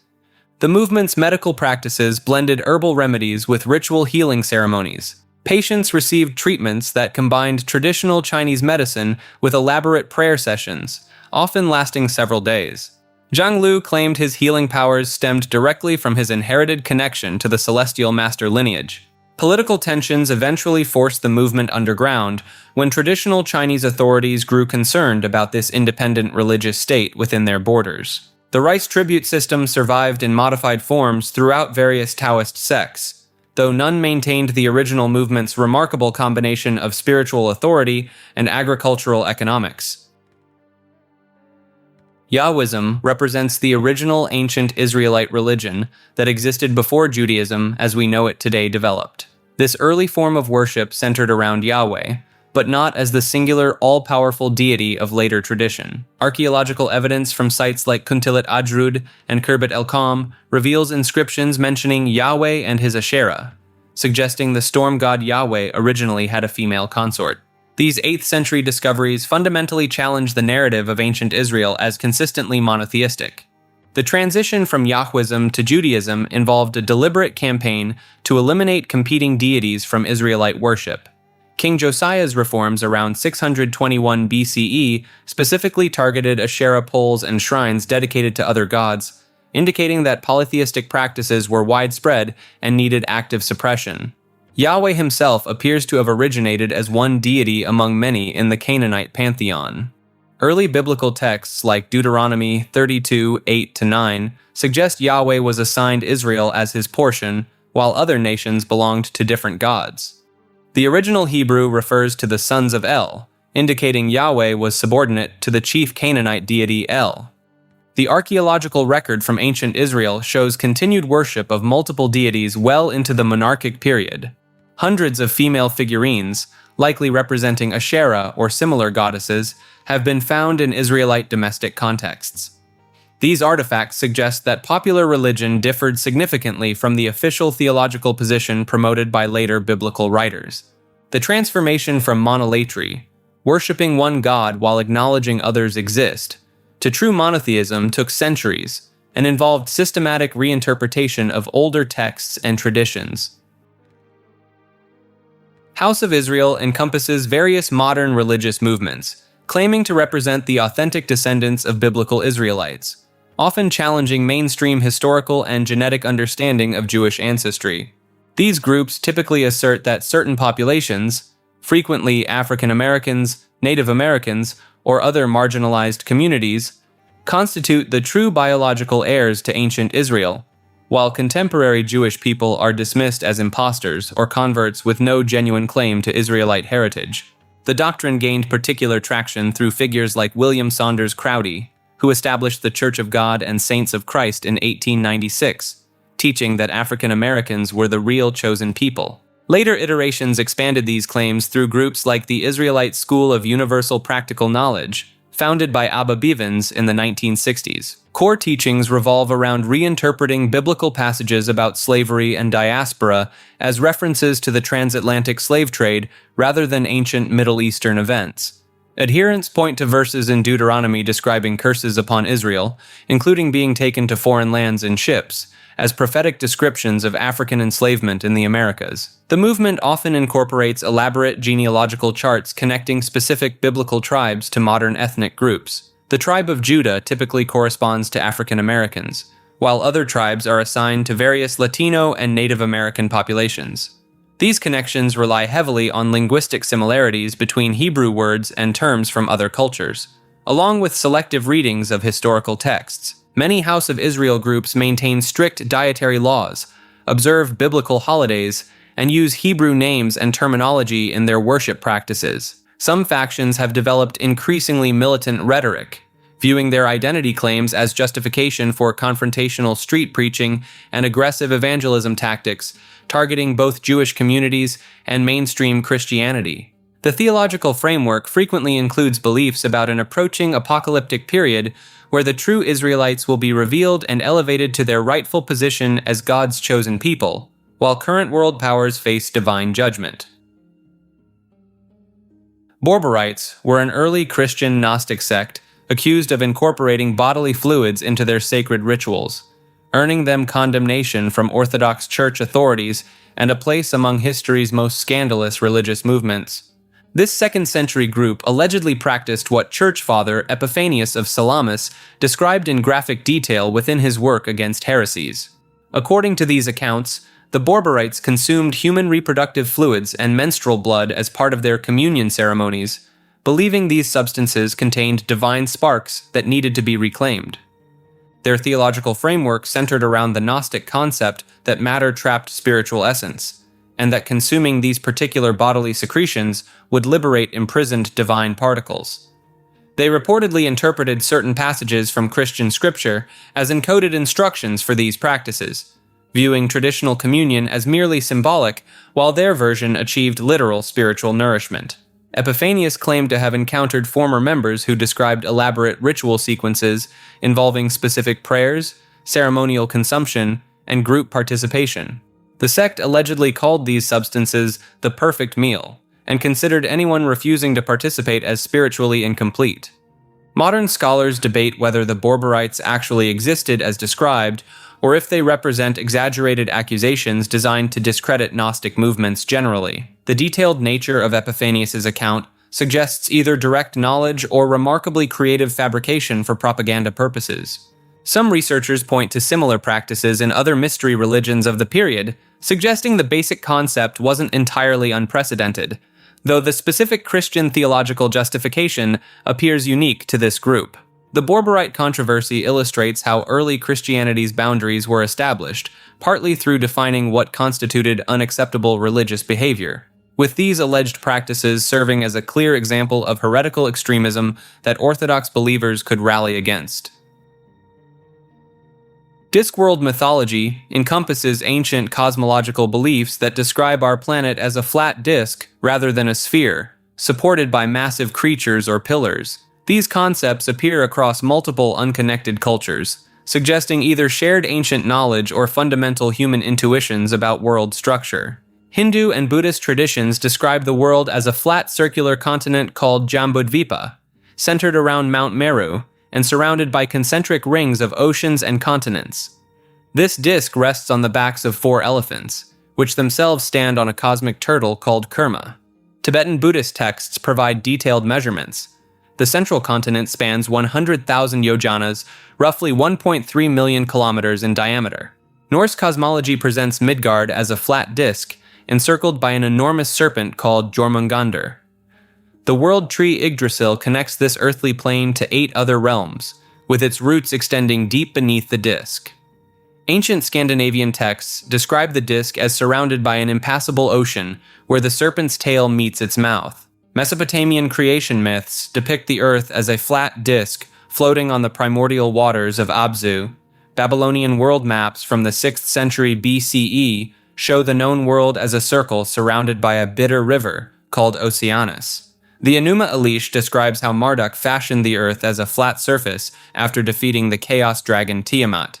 Egyptian mythology portrays the world as a flat disk with the Nile running through its center. The goddess Nut arches over this disk as the sky, while the earth god Geb lies flat beneath. The sun god Ra travels across Nut's body in his solar bark, disappearing into the underworld each night to battle the serpent Apophis. Modern adherents of these ancient models argue that consistent disk imagery across isolated cultures indicates suppressed knowledge about our planet's true shape. They point to the fact that Terry Pratchett's popular fantasy series, while fictional, draws directly from these genuine mythological traditions that predate modern astronomy by millennia. Archaeological evidence shows that flat Earth disk models dominated human understanding for thousands of years before Greek philosophers proposed spherical alternatives. Stone carvings, temple layouts, and religious texts from diverse civilizations consistently depict disc-shaped cosmologies with supporting creatures or structures beneath. Illuminates of Thanateros stands as one of the most influential magical orders to emerge from the chaos magic movement of the late 20th century. Founded in 1978 by occultists Peter Carroll and Ray Sherwin, this organization took a radically different approach to magical practice than traditional ceremonial orders. The group's name combines illuminates, referencing enlightenment, with Thanateros, a fusion of the Greek gods Thanatos, representing death, and Eros, representing life and desire. This duality became central to their magical philosophy, embracing both creative and destructive forces as necessary components of effective sorcery. Carroll and Sherwin developed what they called the magical paradigm, which rejected the rigid hierarchies and elaborate rituals of groups like the Golden Dawn. Instead, members practiced paradigm shifting, deliberately adopting different belief systems temporarily to achieve magical results. A practitioner might invoke Hindu deities one day, work with quantum physics metaphors the next, then shift to comic book characters as magical entities. The order's structure operates through colored sections representing different magical approaches. The black section focuses on traditional sorcery and divination. The blue section explores healing and beneficial magic. The orange section deals with what they term illumination, expanded consciousness, and mystical experiences. Members advance through degrees marked by practical magical achievements, rather than academic study. Their most notorious practice involves achieving altered states of consciousness they call gnosis through various extreme methods. These techniques range from exhaustive physical exercise and sensory overload to deliberate confusion and contradiction of normal thought patterns. The goal involves bypassing rational mind filters to access what chaos magicians believe are deeper magical currents. The organization gained particular notoriety for their Liber Null manual, which Carroll authored as a practical guide to chaos magic techniques. This text introduced concepts like sigil magic to wider audiences, where practitioners encode their desires into abstract symbols, charge them with emotional energy, then deliberately forget their original intention to allow the unconscious mind to manifest the result. By the 1990s, internal disputes led to fractures within the organization. Different factions emerged with varying interpretations of Carroll's original teachings, though local groups continue operating worldwide under the Illuminates of Thanateros banner. Nuwaubian Nation began as a black supremacist religious movement in the 1970s, but morphed into something far stranger under the leadership of Dwight York, a man who claimed dozens of different identities throughout his career. York presented himself as everything from an ancient Egyptian pharaoh to an extraterrestrial being from the planet Rizq. His followers knew him by names like Maliki Z, York, Isa al-Hadi al-Mahdi, and Dr. York. The movement's theology shifted constantly, incorporating elements from Islam, Christianity, ancient Egyptian religion, and UFO beliefs into an ever-changing doctrine that kept followers perpetually off balance. The group established a 476-acre compound called Tama-Re in Putnam County, Georgia, complete with pyramid structures and Egyptian-style buildings. York claimed this location sat on a sacred energy vortex and would serve as a landing pad for the mothership from his home planet. The compound featured a bookstore, recording studio, and living quarters for hundreds of followers who dressed in elaborate Egyptian-inspired costumes. York's prolific writing output included over 450 books and pamphlets, covering topics from black nationalism to alien abduction narratives. His literature claimed that black people were the original inhabitants of Earth, that white people were created through genetic experiments by an evil scientist named Yaqub, and that the government was run by shape-shifting reptilian beings. He taught that the year 2003 would bring about the end of the world, with only his followers surviving aboard UFOs. The movement generated millions of dollars through book sales, donations, and various business ventures. Followers surrendered their possessions and worked without pay at York's enterprises, while he lived lavishly, wearing expensive jewelry and driving luxury vehicles. Law enforcement began investigating the group in 2002 following reports of inappropriate conduct with minors. York was arrested and eventually convicted on federal charges related to the mistreatment of children within the community. He received a 135-year prison sentence in 2004, effectively ending the movement's organized activities. The Nubian nation demonstrates how charismatic leaders can exploit spiritual seeking and racial grievances to build powerful control systems, using constantly shifting beliefs to maintain psychological dominance over followers. Zurvanism emerged as a radical reinterpretation of Zoroastrian theology that placed time itself as the supreme deity. Rather than accepting Ahura Mazda as the ultimate creator, Zurvanite priests taught that an primordial entity called Zurvan, literally meaning infinite time, served as the source from which both good and evil emerged. The central myth describes Zurvan as an androgynous deity who doubted during a 1,000-year sacrifice intended to produce a son. This moment of doubt created Ahriman, the destructive force, while the intended offspring became Ahura Mazda, the creative force. Both beings emerged as twins from Zurvan's cosmic womb, making good and evil co-eternal rather than evil being a later corruption. This theological framework gained significant traction within the Sassanid Empire between the 4th and 6th centuries, particularly among court magi and intellectuals. The appeal stemmed from its elegant solution to the problem of evil's origin while maintaining cosmic dualism. High-ranking Zoroastrian priests like Cartier actively opposed these teachings, viewing them as dangerous corruptions of orthodox doctrine. Zurvanite cosmology operated on predetermined time cycles spanning 12,000 years, during which the cosmic battle between opposing forces would play out according to Zurvan's decree. This deterministic approach attracted followers who found comfort in the idea that even cosmic struggle followed a divine schedule. The movement's influence extended beyond Persia through trade routes and diplomatic contact.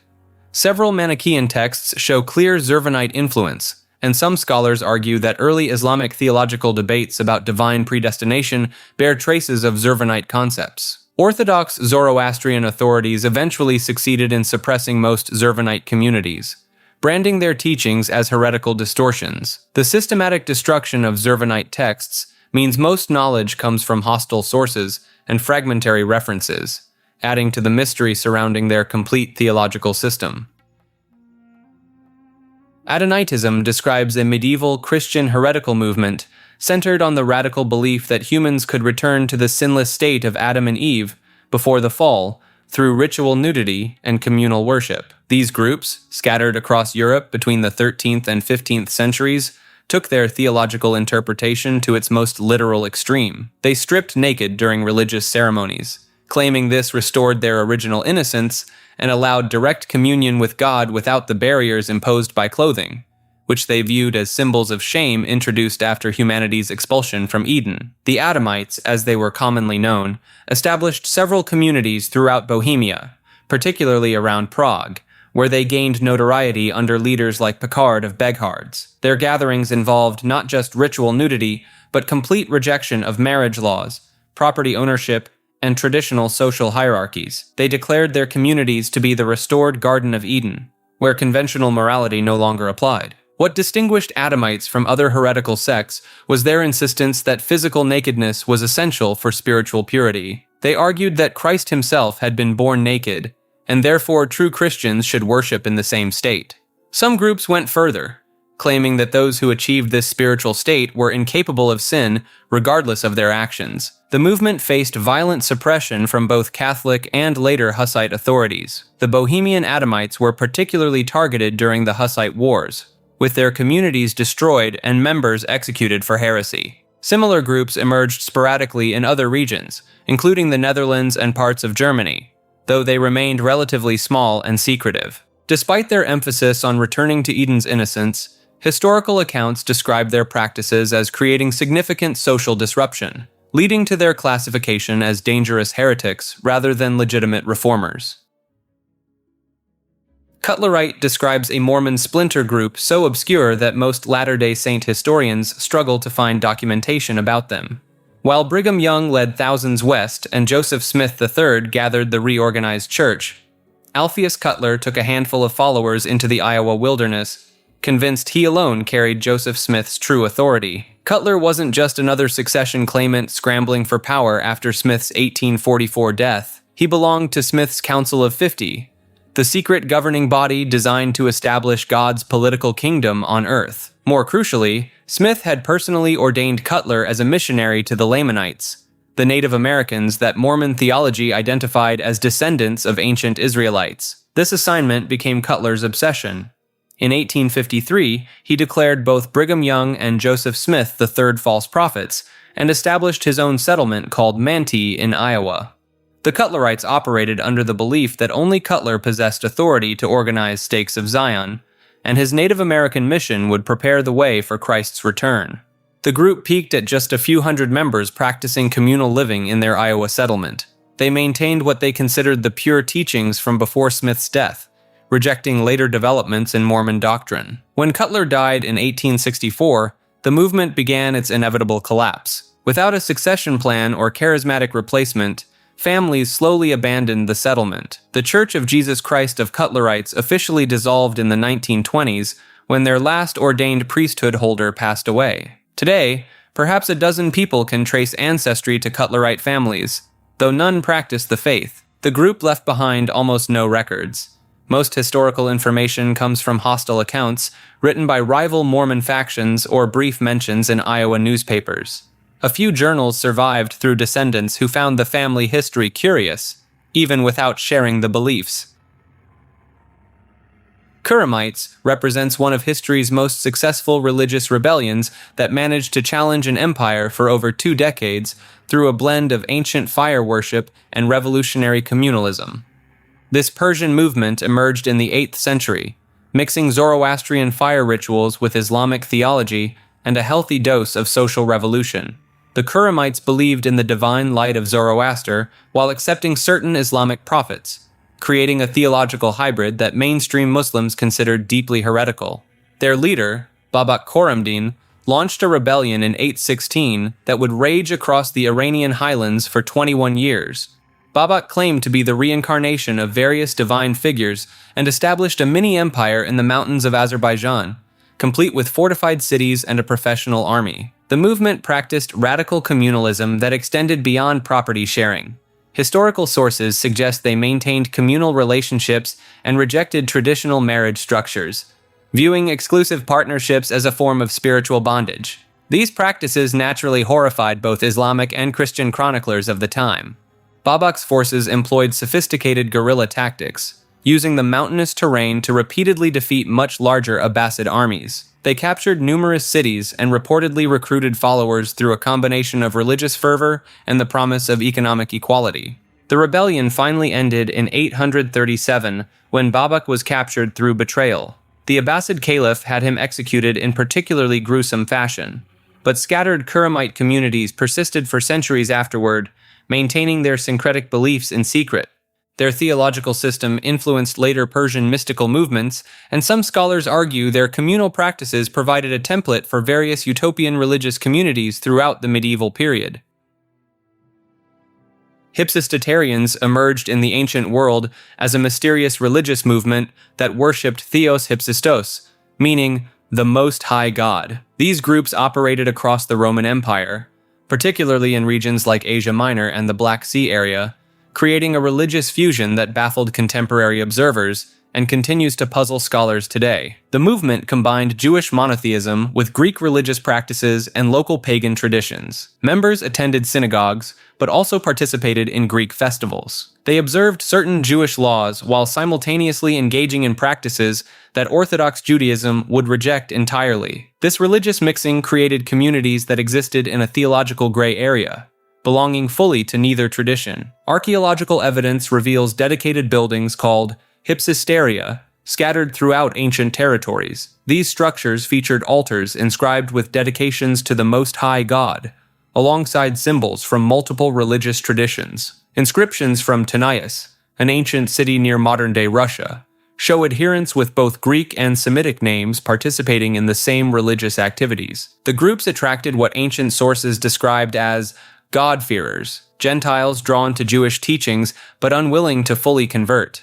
Hypsistotarians offered these individuals a middle path that allowed them to worship the Jewish God without circumcision or complete adherence to Jewish law. This accessibility made the movement particularly appealing in cosmopolitan Roman cities where different cultures intersected. Roman authorities found the movement difficult to categorize or control. Unlike established religions with clear hierarchies and defined practices, Hypsistotarian communities operated with fluid boundaries and localized variations. Some groups leaned more heavily toward Jewish practices, while others incorporated significant pagan elements, creating a religious landscape that shifted depending on geographic location and local influences.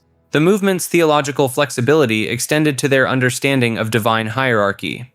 Rather than rejecting other gods entirely, many Hypsistotarian communities position Theos Hypsistos as the supreme deity ruling over lesser divine beings. This approach allowed them to maintain relationships with traditional Greek and local religious practices while asserting the primacy of their chosen god. Historical records suggest the movement faced opposition from multiple directions. Jewish communities viewed them as diluting pure monotheism, while traditional Greek religious authorities saw them as undermining established cult practices. Early Christian writers also criticized the groups for creating confusion about proper religious observance. Mohammedanism refers to a secretive Islamic sect that emerged in late 15th century India, built around one man's audacious claim to be the prophesied savior of the end times. In 1495, a scholar named Syed Muhammad Jaunpuri stood before his followers and declared himself to be the Mahdi, the guided one who Islamic tradition says will appear before the day of judgment to cleanse the world of evil. His timing was deliberate and calculated.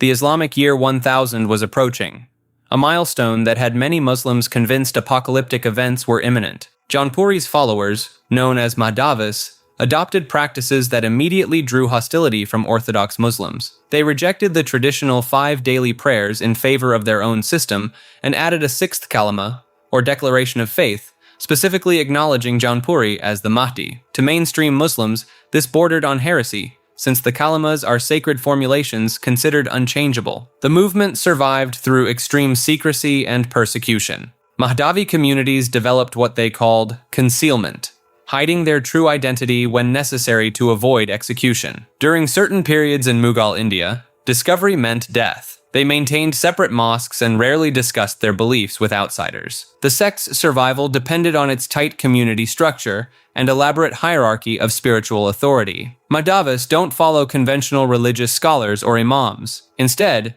they follow a succession of spiritual guides called khalifas, who trace their authority directly back to Jaunpuri himself. These khalifas interpret the founder's teachings and maintain strict discipline within the community. Mahdavi mosques, called domes or deras, feature distinctive circular or octagonal designs rather than rectangular layouts typical of most mosques. Inside, worshippers sit in concentric circles during prayer sessions, symbolizing equality before God and shared devotion to the Mahdi's teachings. Modern Mahdavi communities exist primarily in Hyderabad, India, and Karachi, Pakistan, though exact population numbers remain difficult to verify given their culture of discretion. The sect continues facing discrimination and occasional violence from mainstream Muslims who view their beliefs as deviant. Their centuries-long practice of concealment has allowed them to persist as one of Islam's most secretive surviving sects.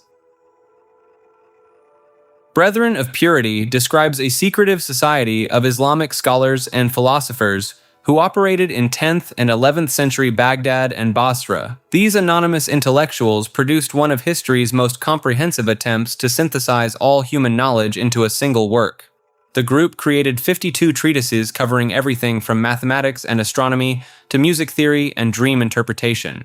Their encyclopedia, known as the Epistles of the Brethren of Purity, blended Islamic theology with Greek philosophy, Pythagorean numerology, and Hermetic traditions in ways that mainstream Islamic scholars found deeply controversial. The society organized itself into 4 distinct levels of initiation, each corresponding to different ages and stages of spiritual development. Members progressed from craftsmen and merchants at the lowest level to rulers and prophets at the highest. They believed that true knowledge could only be achieved through this gradual ascent, combining rational study with mystical insight. What makes the Brethren particularly fascinating is how successfully they maintained their anonymity. Despite producing works that influenced centuries of Islamic thought, historians can only identify a handful of probable members. The group deliberately obscured their identities, referring to themselves only by symbolic names and maintaining strict secrecy about their meetings and rituals. Their influence extended far beyond the Islamic world. Medieval Christian scholars like Albertus Magnus and Roger Bacon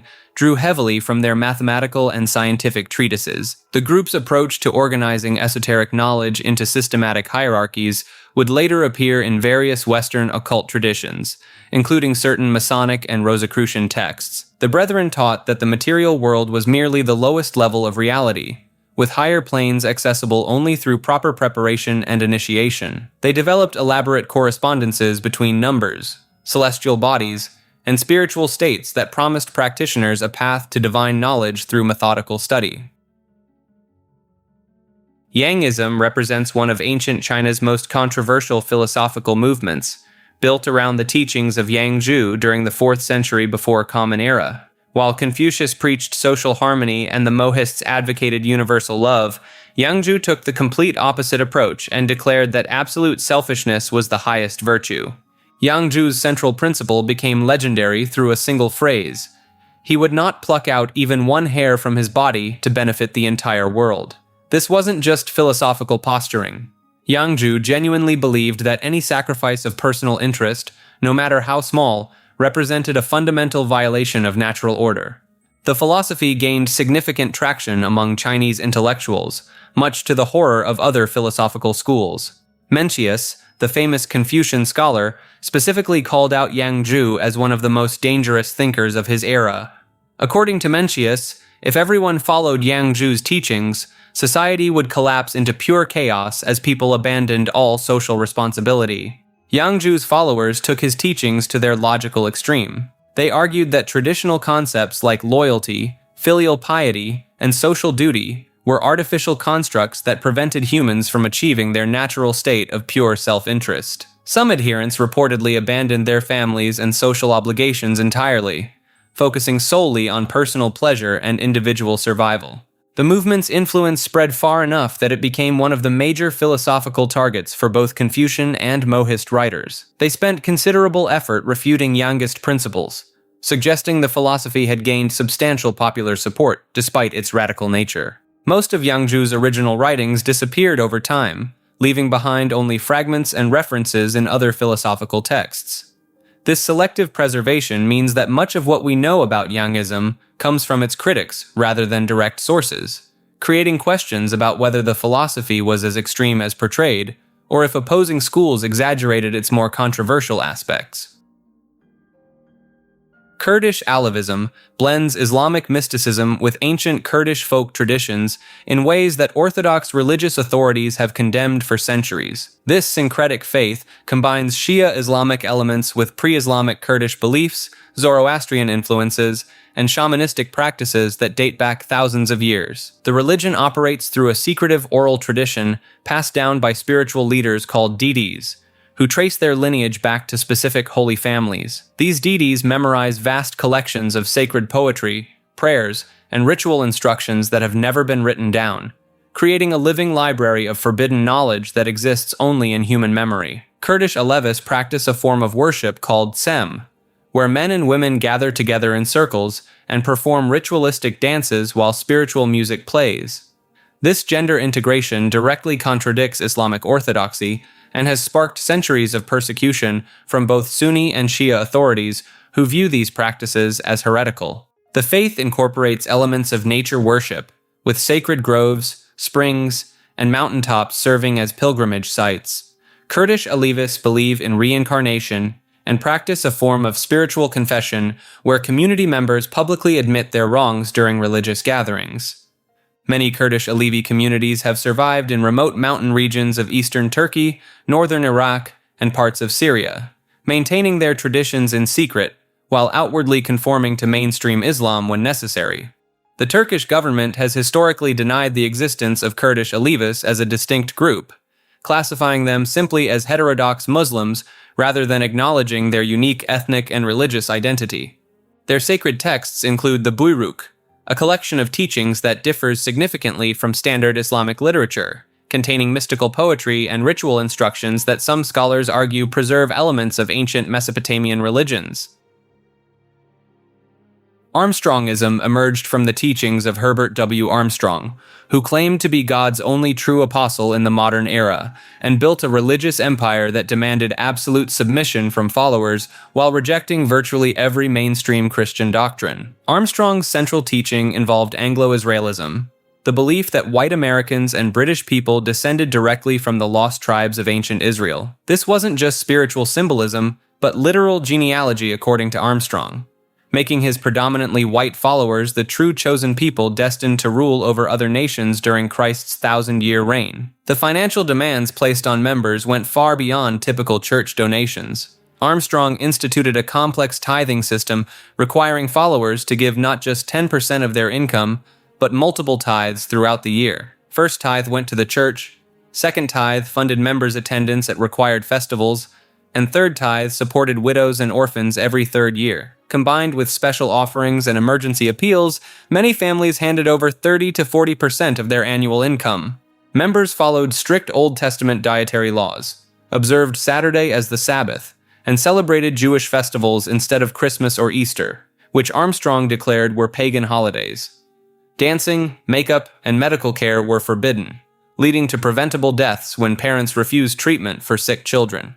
Armstrong proclaimed himself the end-times Elijah, predicting Christ would return in 1975, then later pushing the date to the 1980s. When these prophecies failed, he claimed the timeline had been misunderstood rather than admitting error. The worldwide Church of God operated like a totalitarian state, with Armstrong's word considered direct revelation from God. Members who questioned doctrine faced disfellowshipping, cutting them off from family and friends within the organization. Armstrong lived lavishly on member donations while preaching against materialism, owning multiple homes and traveling in private jets. After Armstrong's death in 1986, his successor, Joseph Tkach Jr., gradually dismantled the organization's core teachings, eventually aligning with mainstream evangelical Christianity. This transformation shattered the movement, spawning dozens of splinter groups led by former ministers who claimed to preserve Armstrong's original message. Hanafi represents the most widespread school of Islamic jurisprudence on the planet, yet its founder never actually wrote down his own legal opinions. Abu Hanifa, the 8th century scholar behind this system, relied entirely on oral instruction and debate with his students, who later compiled his teachings into what became the dominant legal framework for over half the world's Muslims. The school operates on a principle called istihsan, or juristic preference, which essentially allows judges to bypass strict analogical reasoning when it would lead to harsh or impractical outcomes. This flexibility made Hanafi law particularly appealing to diverse populations across the Ottoman Empire, Central Asia, and the Indian subcontinent. Abu Hanifa himself spent 2 years in prison rather than accept a government position as chief judge, believing that state involvement corrupted religious law. His refusal to collaborate with the Abbasid authorities led to his death in custody, making him something of a martyr for judicial independence. The Hanafi approach produces some notably different rulings compared to other Islamic schools. They permit the consumption of horse meat, allow women to marry without a guardian's permission, and consider small amounts of alcohol permissible if used for medical purposes. These positions often put Hanafi scholars at odds with more conservative interpretations. Modern Hanafi institutions wield enormous influence through organizations like Turkey's Diyanet, which employs over 120,000 religious officials and controls mosque construction across dozens of countries. This bureaucratic reach extends the school's interpretations far beyond traditional geographic boundaries, shaping Islamic practice for millions who may never realize they're following specifically Hanafi rulings. Underground church refers to Christian congregations that operate in secret to avoid government persecution, imprisonment, or execution. In countries where practicing Christianity can result in decades of hard labor, or worse, millions of believers meet in basements, abandoned buildings, and private homes with covered windows and posted lookouts. China's underground Catholic Church, loyal to the Vatican rather than the state-approved Chinese Patriotic Catholic Association, operates an entire shadow hierarchy complete with bishops ordained in secret ceremonies. These bishops face constant surveillance, with some spending years under house arrest or in re-education camps. The government deploys facial recognition technology and informants to identify attendees, leading congregations to change meeting locations weekly and communicate through coded messages. North Korea takes enforcement further. Owning a Bible carries a minimum sentence of 15 years in a political prison camp, and 3 generations of the offender's family can face punishment under the country's collective responsibility system. Despite this, estimates suggest tens of thousands of Christians practice in absolute secrecy, memorizing scripture since physical copies would guarantee discovery during random home inspections. Iran's underground church grew significantly after the 1979 revolution made converting from Islam to Christianity punishable by death. Converts, called apostates under Sharia law, meet in constantly rotating house churches, using encrypted messaging apps and never discussing their faith outside trusted circles. Former Muslims who lead these gatherings face the highest risk, with some disappearing into Evin prison for insulting Islamic sanctities. The phenomenon isn't new. Early Christians met in Roman catacombs during empire-wide persecutions, and Soviet believers continued gathering throughout 70 years of state atheism, developing elaborate systems of coded hymns and smuggled religious texts printed on cigarette paper. Christian identity represents one of the most disturbing theological mutations to emerge from fringe American Christianity. This movement takes traditional Christian doctrine and twists it into a racial supremacist ideology that bears little resemblance to mainstream faith. The core claim sounds almost absurd until you realize how many people have embraced it. Christian identity adherents believe that white Europeans, particularly those of Anglo-Saxon descent, are the actual chosen people of the Bible. According to their interpretation, modern white Americans and Europeans are the true descendants of the lost tribes of Israel. This belief system emerged from an earlier movement called British Israelism, which gained traction in 19th century England. British Israelism made the less extreme claim that the British were descendants of the 10 lost tribes, but Christian identity took this concept and weaponized it with racial hatred. The movement's most toxic doctrine involves what they call the two-seed theory. This teaching claims that Eve had relations with both Adam and Satan, producing 2 distinct bloodlines. According to this twisted narrative, Abel represents the pure Adamic white race, while Cain represents the satanic bloodline that supposedly produced the Jewish people. Wesley Swift became the primary architect of modern Christian identity during the 1940s and 1950s. Operating out of California, Swift developed the theological framework that would influence decades of extremist groups. His student Richard Butler later founded the Aryan Nations compound in Idaho, creating a physical headquarters for the movement. The practical implications of these beliefs became tragically evident through various incidents. The Order, a terrorist group active in the 1980s, drew heavily from Christian identity theology while conducting armed robberies and targeted eliminations. Randy Weaver, whose family was involved in the Ruby Ridge standoff, had connections to Christian identity circles. Christian identity congregations typically operate as small, isolated communities led by self-appointed pastors who lack formal theological training. These groups often blend religious services with militia training and survivalist preparation. The movement appeals particularly to rural white Americans who feel economically displaced or culturally marginalized. The theology includes bizarre interpretations of biblical genealogies, claiming that various Old Testament figures were actually white Europeans. They argue that modern Palestinians and Middle Easterners are imposters who have stolen the Holy Land from its rightful white owners. Modern Christian identity has adapted to internet culture while maintaining its core racist messaging. Online forums and podcasts continue spreading these ideas, often disguised as biblical scholarship or historical research. Latter Rain emerged from a small Bible school in North Battleford, Saskatchewan in 1948, promising to restore the exact spiritual powers described in the New Testament. The movement claimed that God was pouring out a final wave of miraculous gifts before the end times, but their methods sparked immediate controversy across Christian denominations. The Sharon Orphanage and schools became ground zero for practices that seemed to blur the line between spiritual experience and human manipulation. Leaders like George Houghton and Herrick Holt developed a technique called laying on of hands, where they would physically touch students and visitors, claiming to transfer specific spiritual gifts directly from person to person. Witnesses described people suddenly speaking in unknown languages, prophesying detailed future events, and experiencing what appeared to be supernatural healing. The movement's approach to church authority proved even more divisive. Traditional Pentecostal churches operated with standard pastoral structures, but latter-rain adherents insisted that God was restoring the original New Testament offices of apostles and prophets. These modern apostles claimed direct divine revelation that superseded written scripture and traditional church governance. William Branham, though not officially part of the movement, became closely associated with latter-rain circles. His healing campaigns drew massive crowds who witnessed apparent miraculous healings and detailed prophetic revelations about strangers' personal lives. Branham's followers documented instances where he would call out specific names, addresses, and medical conditions of people he had never met.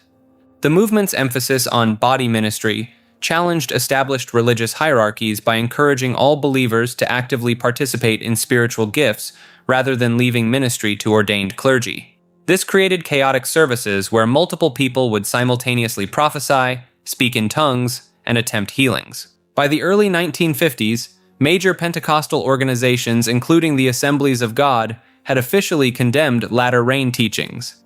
Critics pointed to authoritarian leadership structures, financial exploitation, and psychological manipulation disguised as spiritual discipline. Several prominent leaders faced accusations of using their claimed apostolic authority to control followers' personal decisions, including marriages and career choices. Despite institutional rejection, latter-rain concepts spread through independent churches and eventually influenced later movements like the New Apostolic Reformation and various prosperity gospel teachings that continue operating today. The Source family operated as both a spiritual commune and the force behind one of Hollywood's most influential health food restaurants during the 1970s counterculture explosion.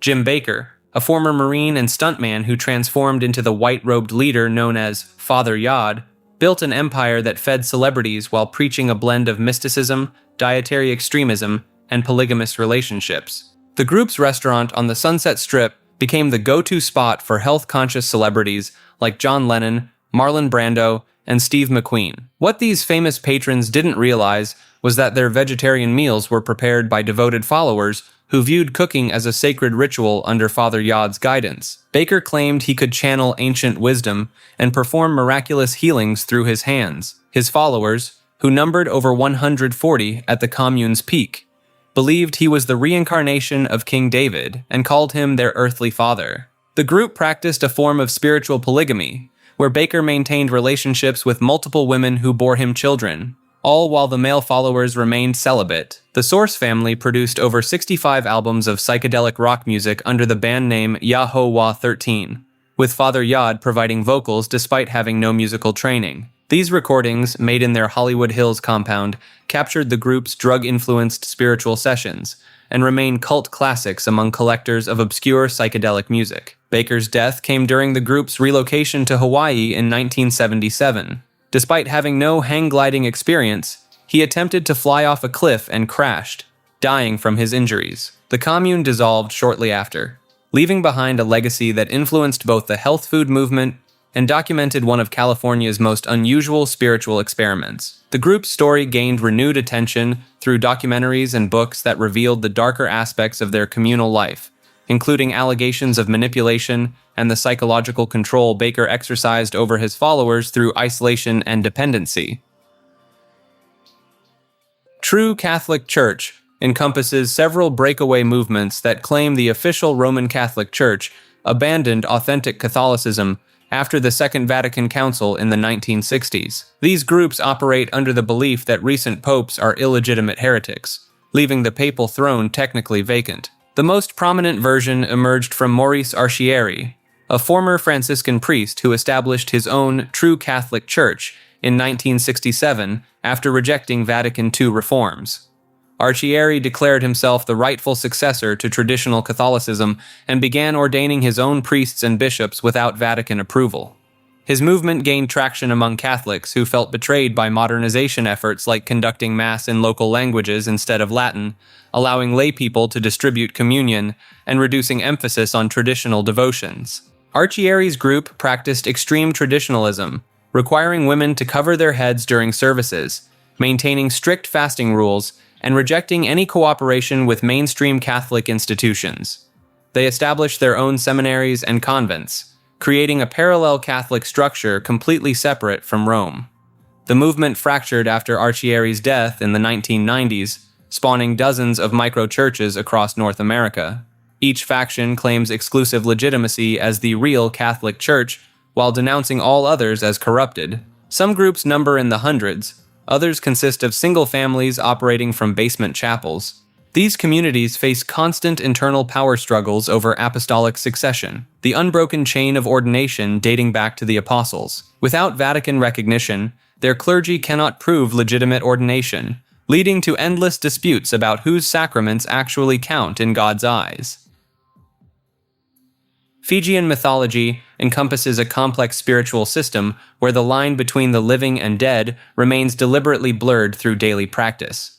Traditional Fijian beliefs center around the Bos Lavu, powerful ancestral spirits who actively intervene in modern affairs through a network of appointed mediums called Bait. The most distinctive aspect involves the practice of solevu, ritualistic feasting that historically included consuming defeated enemies to absorb their spiritual power or mana.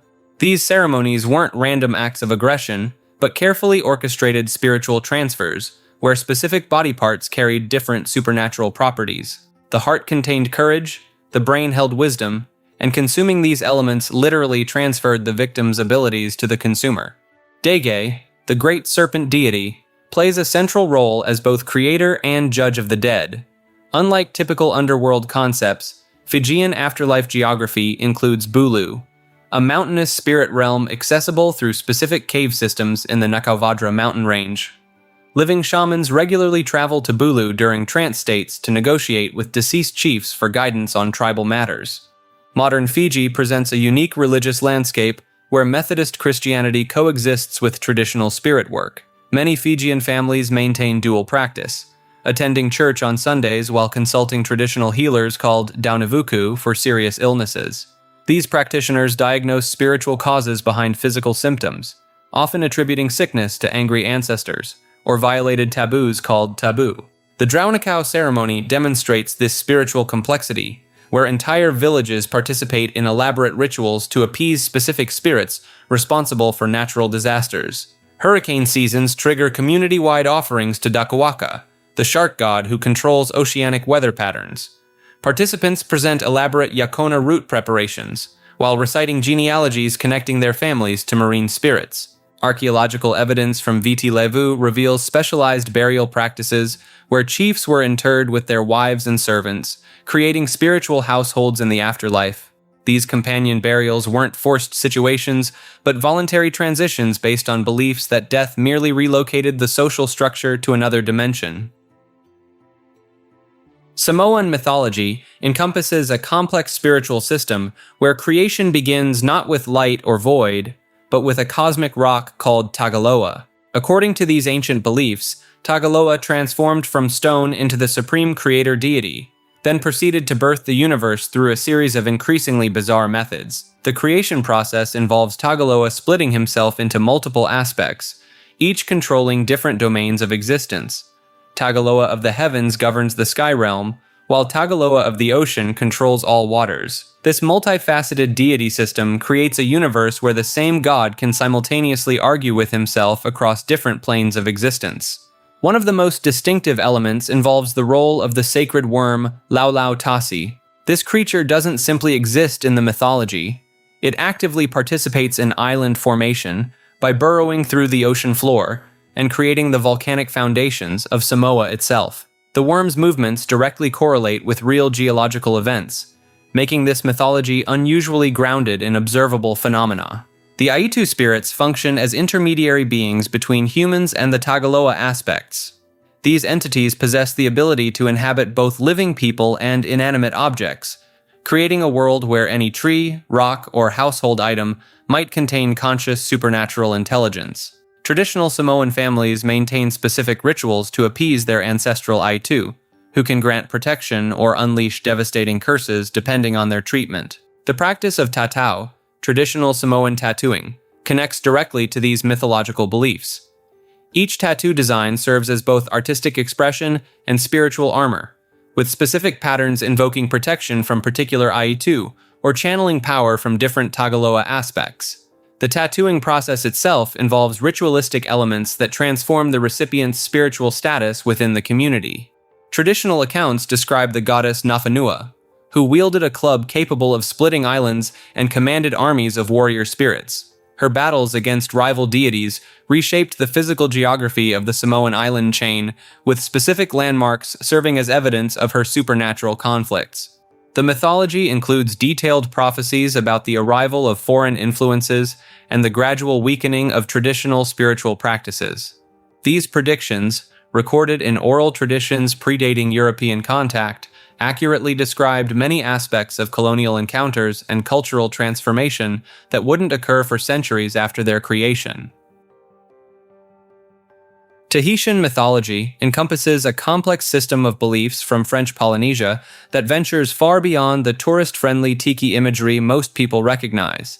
The spiritual framework centers around powerful deities who demanded brutal offerings and operated through elaborate systems of taboo and sorcery. The most significant figure, Oro, served as the god of war and fertility, requiring human sacrifices during major ceremonies. Priests would select victims through divination rituals, often choosing children or prisoners of war. These offerings took place at marae, stone temple complexes where the boundaries between the physical and spirit worlds dissolved. Tahitian spiritual practice relied heavily on mana, a supernatural force that could be accumulated, stolen, or weaponized through specific rituals. Kahuna, the priestly class, wielded this energy to curse enemies, heal the sick, or communicate with ancestral spirits. They maintained strict oral traditions that kept the most potent incantations secret from common people. The concept of varua, or soul projection, allowed skilled practitioners to send their spirits out of their bodies to spy on distant locations or attack enemies in their sleep. This astral travel required extensive preparation and carried significant risks, as the soul could become lost or captured by malevolent entities during the journey. Tahitian creation myths describe multiple cosmic destructions where the gods periodically wiped out humanity through floods, earthquakes, and divine wrath. These cyclical apocalypses served as warnings about maintaining proper relationships with the spirit world, emphasizing that divine favor could be withdrawn at any moment. The mythology includes detailed descriptions of Po, the underworld realm where souls face judgment based on their adherence to taboo, the sacred laws that governed every aspect of daily life. Breaking these prohibitions could result in spiritual contamination that affected entire communities, making enforcement a matter of collective survival. Tuvalu mythology encompasses the traditional spiritual beliefs of one of the world's smallest nations, a chain of 9 coral atolls scattered across the central Pacific Ocean. These creation stories and supernatural frameworks developed in complete isolation from outside religious influence for centuries. The mythology centers around Tagaloa, a supreme creator deity who shaped the islands from primordial waters. According to traditional accounts, Tagaloa sent his daughter down from the heavens, and where her footprints touched the ocean floor, land rose up to form the atolls. This origin story carries particular weight, given Tuvalu's precarious position barely above sea level. Tuvalu's spiritual landscape includes numerous Aitu, ancestral spirits that inhabit specific locations across the islands. These entities control everything from fishing success to weather patterns. The Aitu of Funafuti Atoll, for example, demand specific ritual offerings before major voyages or construction projects. Traditional practitioners maintain that certain lagoons serve as gateways between the physical and spirit worlds. The blue holes found in several atolls function as sacred sites, where communication with deceased ancestors occurs during specific lunar cycles. The mythology includes detailed genealogies connecting every family line back to original divine ancestors, creating a comprehensive spiritual hierarchy that governed traditional Tuvaluan society. These genealogies determine fishing rights, land ownership, and ceremonial responsibilities that persist even today. Modern Tuvalu faces complete submersion due to rising sea levels within decades, making this mythology particularly poignant. Traditional beliefs hold that the islands will transform rather than disappear, with the Aitu relocating the spiritual essence of Tuvalu to new realms beneath the waves. Lithuanian mythology stands as one of Europe's most remarkably preserved pagan belief systems, surviving well into the 14th century, when most of the continent had already converted to Christianity. This Baltic tradition maintained its ancient Indo-European roots with an intensity that scholars find almost unprecedented. The thunder god Perkunus commanded particular reverence, wielding not just lightning, but serving as the protector of sacred oaks. Lithuanian pagans would maintain eternal flames in his honor, and archaeological evidence suggests these fires burned continuously for centuries in hidden forest sanctuaries. When Christian missionaries arrived, they discovered entire groves where no tree had ever been cut, protected by beliefs so deeply held that even the threat of execution couldn't convince locals to violate them. Jamina, the earth goddess, required blood offerings mixed directly into soil during planting seasons. Farmers would make small cuts on their hands, letting drops fall onto seeds before burial. This practice persisted in rural areas well into the 1800s, disguised as folk customs that Catholic authorities failed to recognize as ancient religious rites. The mythology includes Velnias, often mistranslated as a devil figure, but actually functioning as a trickster god who taught humans agriculture and metalworking. Unlike Christian devils, Velnias helped mortals become self-sufficient, which created theological headaches for medieval church authorities trying to demonize him. Lithuanian mythology preserved creation stories involving cosmic eggs and world trees that mirror traditions found in ancient India and Persia, suggesting these beliefs maintained links to Proto-Indo-European religion spanning thousands of years.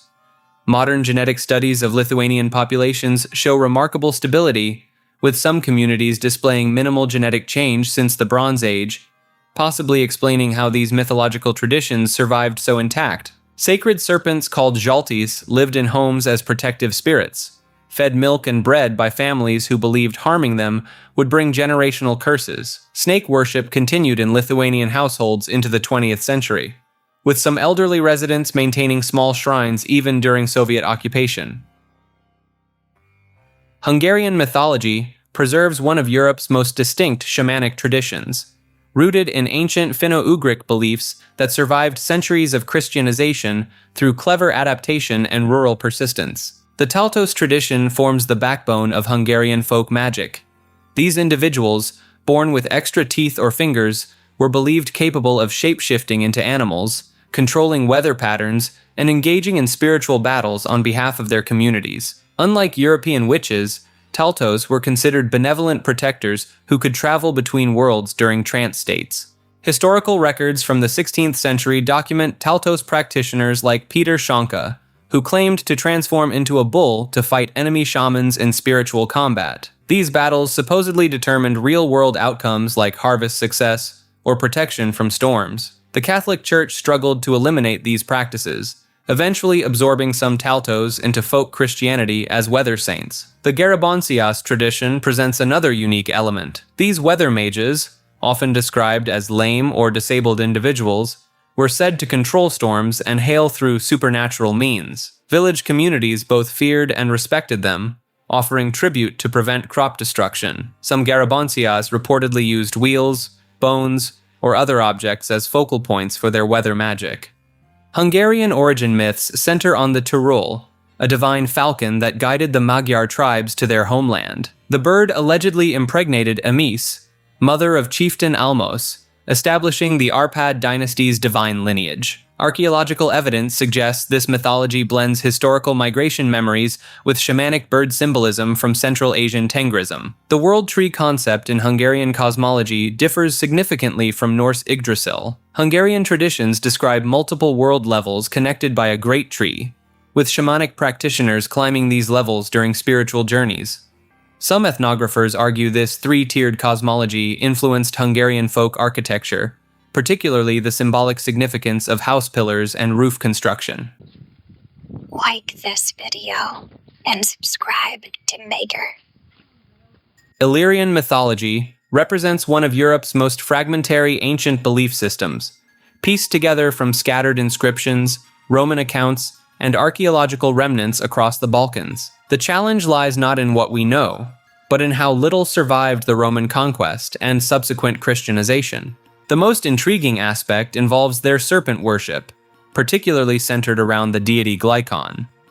Unlike typical snake symbolism found elsewhere, Illyrian serpent reverence appears tied to underground water sources and cave systems throughout modern-day Albania, Bosnia, and Croatia. Archaeological excavations have uncovered bronze serpent figurines in deliberate arrangements around natural springs, suggesting these weren't just decorative but functional ritual objects. Their storm god, reconstructed as Dei Patos or Sky Father, bears striking similarities to both Thracian and Celtic thunder deities, but with a unique twist.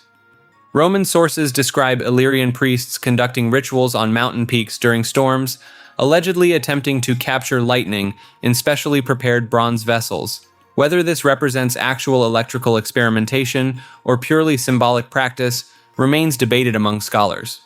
The death cult of Bindus presents another mystery. Fragmentary inscriptions from Apollonia describe elaborate funeral rites, where the deceased were buried with their weapons pointing downward into the earth, supposedly to fight the underground demons.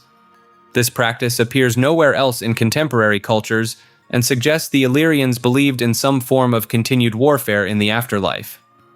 Modern attempts to reconstruct Illyrian paganism have emerged in Albania and surrounding regions, though these movements work with extremely limited source material. They've had to fill significant gaps with educated guesswork, creating what some critics call designer mythology, rather than authentic revival. The most compelling evidence comes from the Grapcheva cave in Croatia, where researchers discovered what appears to be a ritual chamber with deliberate acoustic properties. Sound tests reveal that specific tones create resonance effects that early practitioners might have interpreted as divine communication.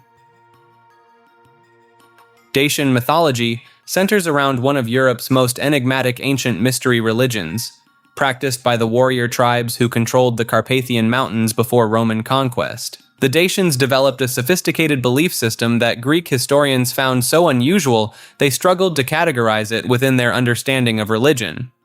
The core figure was Zalmoxis, a god-king who supposedly lived among the Dacians as a man before ascending to divinity. Unlike typical ancient deities, Zalmoxis promised genuine immortality to his followers through a specific ritual process.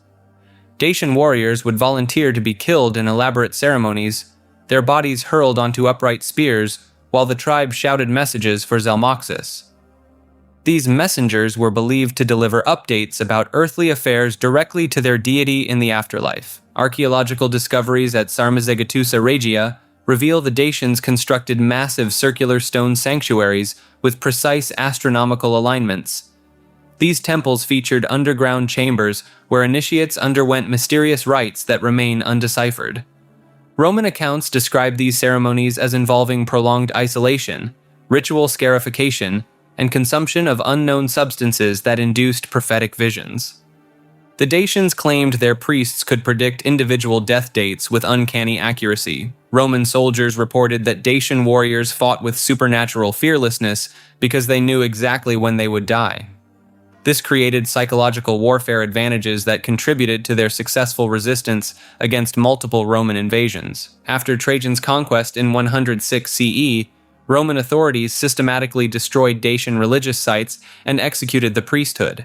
However, elements of Dacian mythology survived in Romanian folklore, particularly beliefs about strigoi and the ability of certain individuals to communicate with the dead. Modern archaeological work continues uncovering evidence of practices that Roman chroniclers dismissed as primitive superstition, but appear to have involved sophisticated understanding of psychology and social control.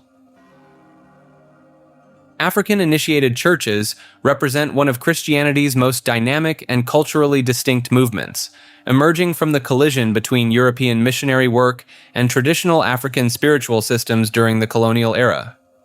These religious movements arose when African leaders began establishing their own Christian denominations, often after experiencing prophetic visions or dreams that directed them to break away from European-controlled missions. The Ethiopian church movement, which began in South Africa in the 1890s, became one of the earliest examples when Mangina Mokoni founded the Ethiopian Church after growing frustrated with racial discrimination in Methodist missions. The Zion Christian Church, established by Enganas Lekanyane in 1910 following a series of prophetic dreams, now claims over 15 million members across southern Africa. Lekanyane's movement introduced distinctive practices like the use of blessed papers, tea, and water for healing, while maintaining strict behavioral codes including prohibitions on pork, alcohol, and tobacco. What distinguishes these churches is their integration of traditional African spiritual practices with Christian theology. River baptisms conducted in white robes, the acceptance of polygamy among church leaders,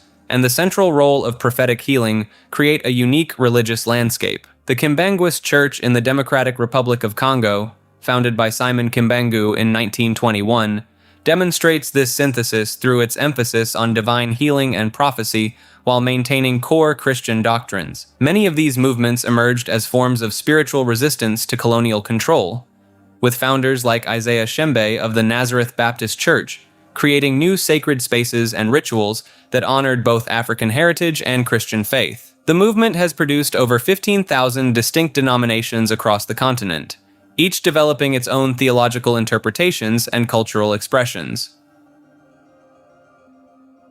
Cherubim and seraphim represent some of the most misunderstood beings in biblical literature, bearing almost no resemblance to the chubby-cheeked baby angels adorning Renaissance paintings. These entities emerge from the Hebrew Bible as bizarre, multi-dimensional guardians that would fit better in a science fiction horror film than a Sunday school classroom. The biblical cherubim appear as composite creatures with 4 faces: human, lion, ox, and eagle, along with 4 wings and wheels covered in eyes. Ezekiel's detailed account describes them as living machines of divine surveillance, their wings creating thunderous sounds as they move in perfect synchronization. These aren't benevolent protectors, but rather cosmic enforcers stationed at the gates of Eden with flaming swords, ensuring humanity's permanent exile from paradise. Seraphim take an even more alien form, described as 6-winged beings literally on fire, constantly burning yet never consumed. Isaiah's vision depicts them hovering above God's throne, using 2 wings to cover their faces, 2 to cover their feet, and 2 for flight while continuously chanting, "Holy, holy, holy." The Hebrew root seraph means to burn, connecting these entities to ancient Near Eastern traditions of fiery serpent deities. Medieval Jewish mysticism through Merkabah texts expanded these descriptions into elaborate hierarchies of throne world inhabitants. The Sefer Yetzirah and other Kabbalistic sources describe cherubim as living repositories of divine knowledge, their multiple faces allowing them to perceive reality from all possible angles simultaneously. Archaeological evidence from ancient Mesopotamia reveals striking parallels between biblical cherubim and Assyrian lamassu, winged bulls with human heads that guarded palace entrances. This cultural overlap suggests the Hebrew authors adapted existing mythological frameworks rather than receiving entirely original revelations. The transformation of these terrifying cosmic entities into cute infant angels occurred during the Hellenistic period, when Greek artistic sensibilities sanitized Hebrew scripture for broader appeal. Early Christian art gradually softened their appearance until by the Renaissance, cherubim had become the pudgy-faced putti we recognize today, a complete inversion of their original biblical descriptions as fearsome guardians of divine mysteries. Albanian mythology encompasses a collection of pre-Christian beliefs that survived centuries of conquest and conversion, creating one of Europe's most resilient pagan traditions. These ancient stories persisted through Roman occupation, Byzantine Christianity, and Ottoman rule, hiding in plain sight within Albanian mountain communities. The Striga stands as perhaps the most feared creature in this pantheon. Unlike typical vampires, the Striga appears as an elderly woman who feeds on the life force of children and livestock. She can transform into a flying insect, typically a bee or fly, to enter homes undetected. Albanian families traditionally hung garlic and made the sign of the cross over cradles, but the Striga could only be permanently destroyed if caught in her insect form and beaten with a specially blessed stick. Mountain spirits called Zana control Albania's rugged landscape. These female entities inhabit specific peaks, forests, and water sources, appearing as beautiful women dressed in white. The Zana protect their territories fiercely, blessing those who show proper respect while cursing anyone who damages their domain. Hunters and shepherds developed elaborate rituals to appease them, including leaving offerings of bread and wine at mountain shrines. Each person supposedly receives an aura at birth, a protective spirit that appears as their exact double. The aura guides major life decisions and warns of danger through dreams or sudden intuitions. When someone dies unexpectedly or violently, locals often blame their aura for abandoning them. This concept influenced modern Albanian expressions about luck and fate that people still use today without realizing their mythological origins. The mythology includes detailed explanations for natural phenomena through supernatural means. Thunder comes from the battles between Drang, winged warriors who protect humanity, and Kulshedra, massive serpent-like creatures that bring drought and plague. These cosmic battles determine weather patterns, with summer storms representing the Drang's victories over the forces of chaos. Albanian oral tradition preserved these stories through a complex system of professional storytellers called rhapsody, who memorized thousands of verses and could recite epic tales for days. The communist government attempted to suppress these practices as backward superstition, but the stories survived in rural communities and among diaspora populations who maintained the old ways in secret. Elkosites refers to a mysterious early Christian sect that emerged in the 2nd century, founded by a figure named Elkosai, who claimed to receive direct revelations from enormous angelic beings. These angels supposedly stood 96 miles tall and 16 miles wide, delivering a sacred book that contained the true path to salvation. The group practiced repeated baptisms as their central ritual, believing that immersion in water could wash away any sin committed after conversion. Unlike mainstream Christianity's single baptism, Elkosites would baptize members multiple times throughout their lives whenever they fell into serious transgression. They performed these ceremonies in natural water sources like rivers and springs, considering the living water essential for the ritual's effectiveness. Elkosai taught that Christ was not divine, but rather a recurring spiritual force that had appeared multiple times throughout history in different human forms.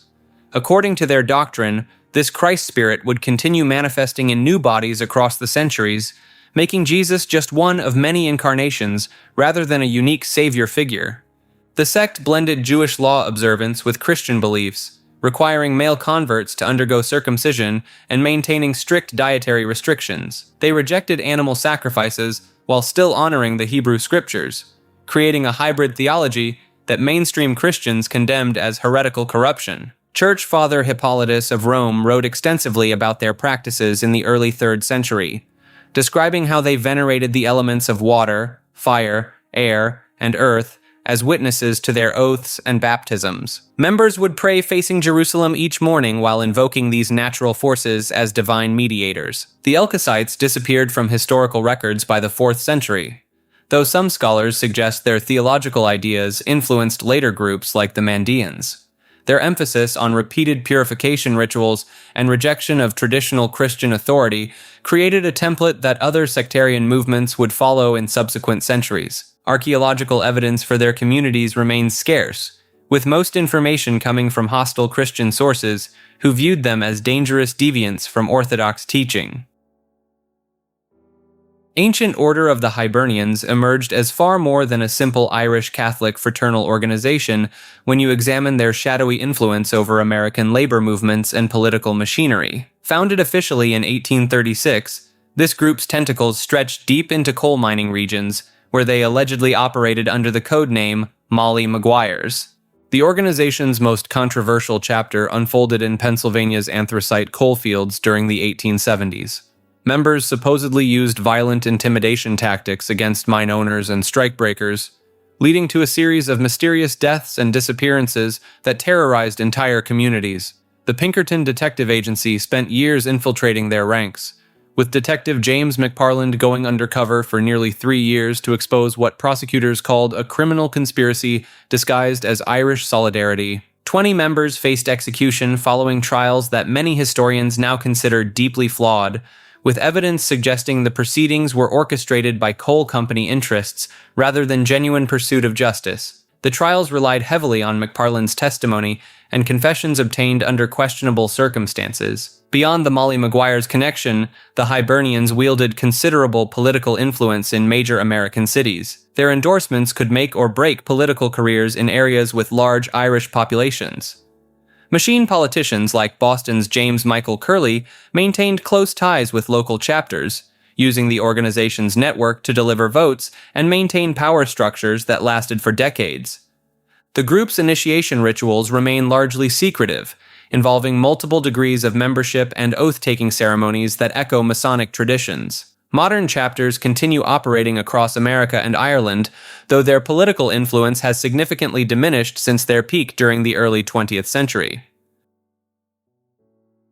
Zos Kia Cultus emerged from the mind of Austin Osman Spare, a British occultist and artist whose magical system challenged conventional ceremonial magic in the early 1900s. Spare developed this practice around two core concepts: Zos, meaning the physical body and its instincts, and Kia, referring to the atmospheric self or consciousness that exists beyond ordinary awareness. The system centers on accessing what Spare called atavistic resurgence, a method of reaching backward through evolutionary memory to tap into primordial consciousness states. Practitioners use specific techniques involving sexual energy redirection, automatic drawing, and sigil creation to bypass the rational mind entirely. Spare's approach to sigil magic became foundational to later chaos magic traditions. His method involved writing out a desire, removing duplicate letters, then arranging the remaining letters into an abstract symbol. The practitioner would then enter a state of vacuity, essentially mental emptiness, while focusing on the sigil until achieving what Spare termed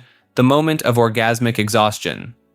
The neither-neither principle forms another crucial element where practitioners reject both conventional religious dogma and materialist skepticism, instead occupying a liminal space between belief systems. Spare claimed this position allowed access to what he called the atmospheric eye, a consciousness state where individual will could directly influence reality. His artistic background influenced the practice significantly. Spare created elaborate drawings while in trance states, claiming these automatic artworks contained embedded magical formulae. Many of these pieces featured grotesque hybrid creatures that he insisted were genuine manifestations of atavistic forces rather than mere imagination. The sexual component of Zos Kia Cultus involves redirecting physical arousal energy toward magical purposes rather than physical release. Spare believed this technique could generate sufficient psychic force to manifest desired outcomes in the material world. Soto represents one of Japan's two primary Zen Buddhist schools, but beneath its reputation for peaceful meditation lies a tradition marked by fierce doctrinal disputes and modern controversy. The school's defining practice involves shikantaza, or just sitting, a form of meditation where practitioners abandon all goals, techniques, and mental efforts.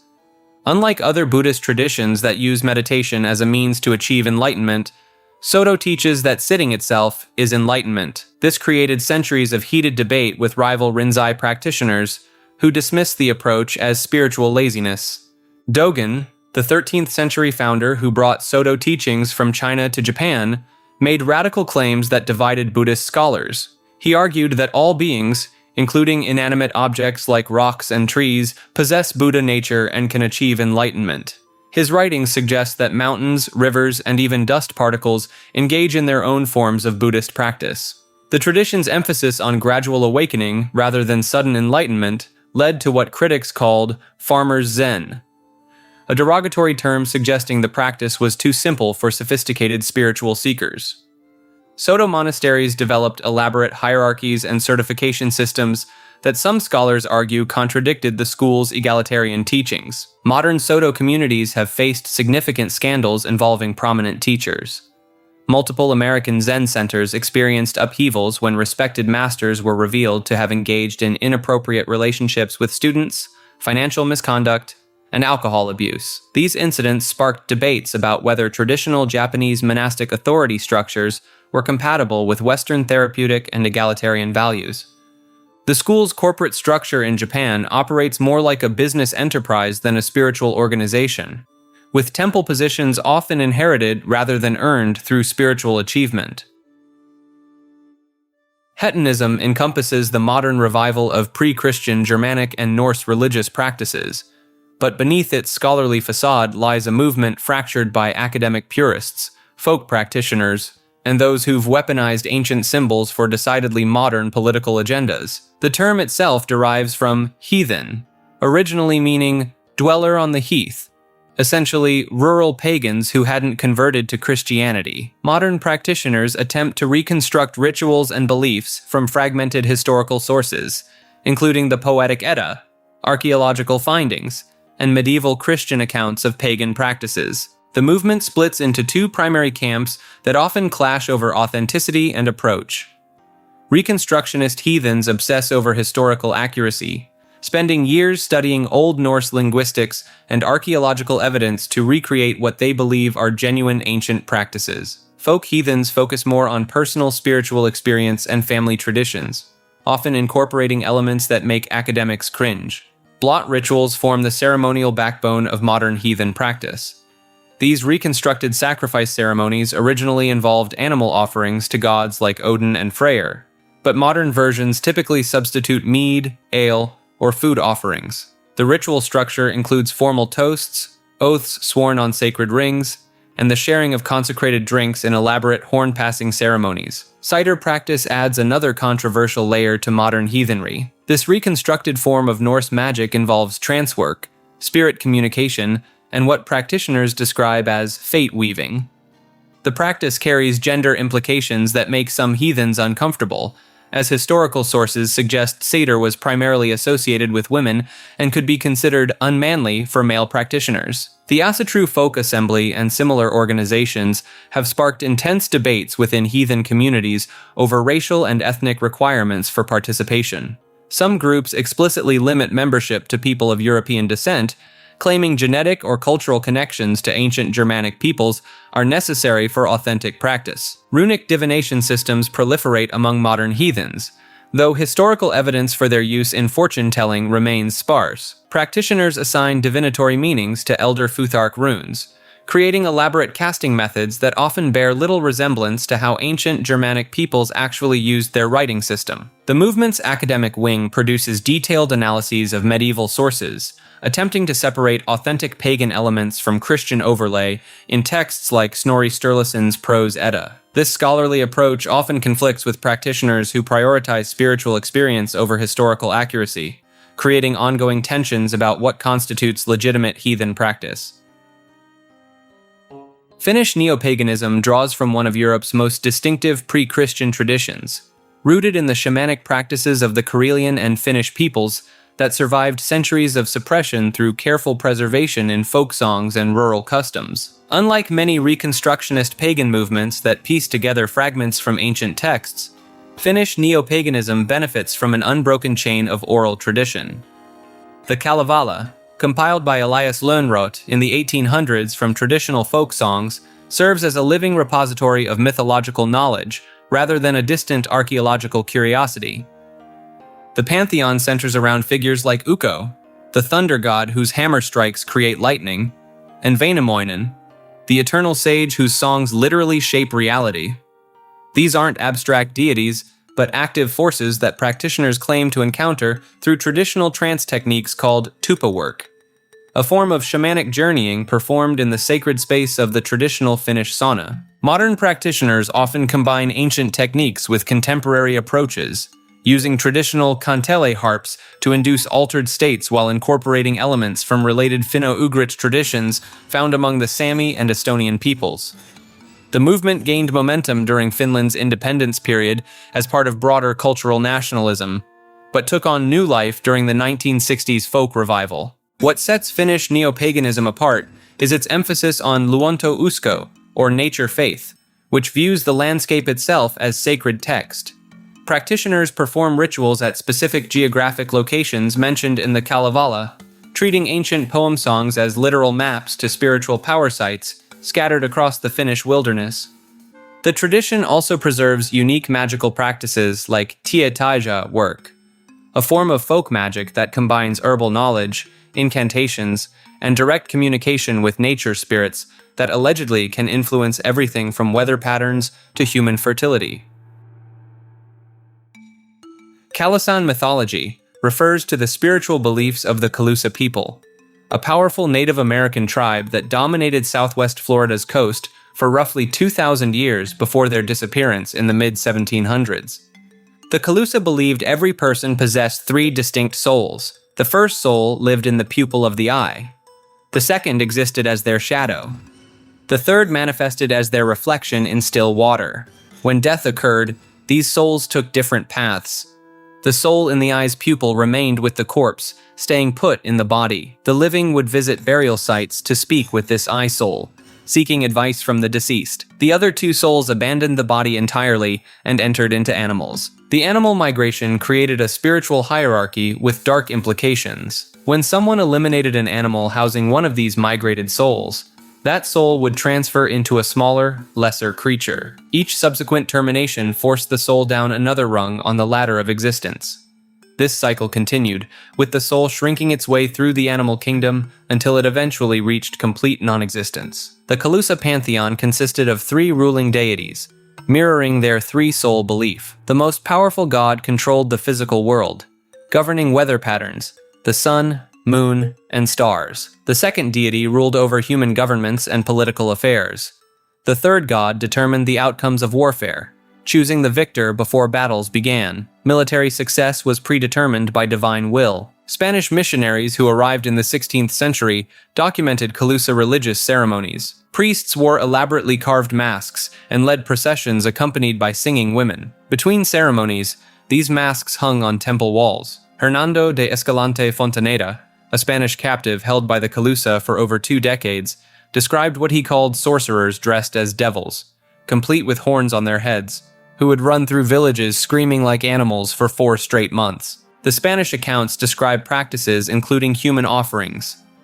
When a chief's child passed away, inhabitants would reportedly offer up their own sons or daughters to accompany the deceased. When the chief himself passed, his servants faced mass termination. One account claims the Calusa terminated a Christian captive annually to feed their idol, which supposedly consumed eyes specifically.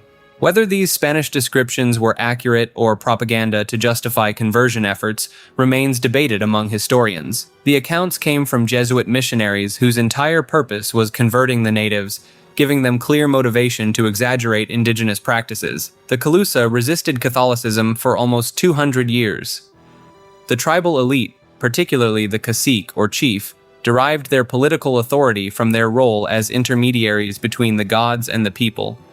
Conversion to Christianity would have eliminated the source of their legitimacy. The cacique required intricate knowledge of spiritual matters because religion and political authority were completely intertwined. The Calusa built their civilization on fishing and maritime resources rather than agriculture, unusual for such a complex hierarchical society. They constructed massive shell mounds, some towering 10 meters high, using millions of oyster, clam, and other mollusk shells.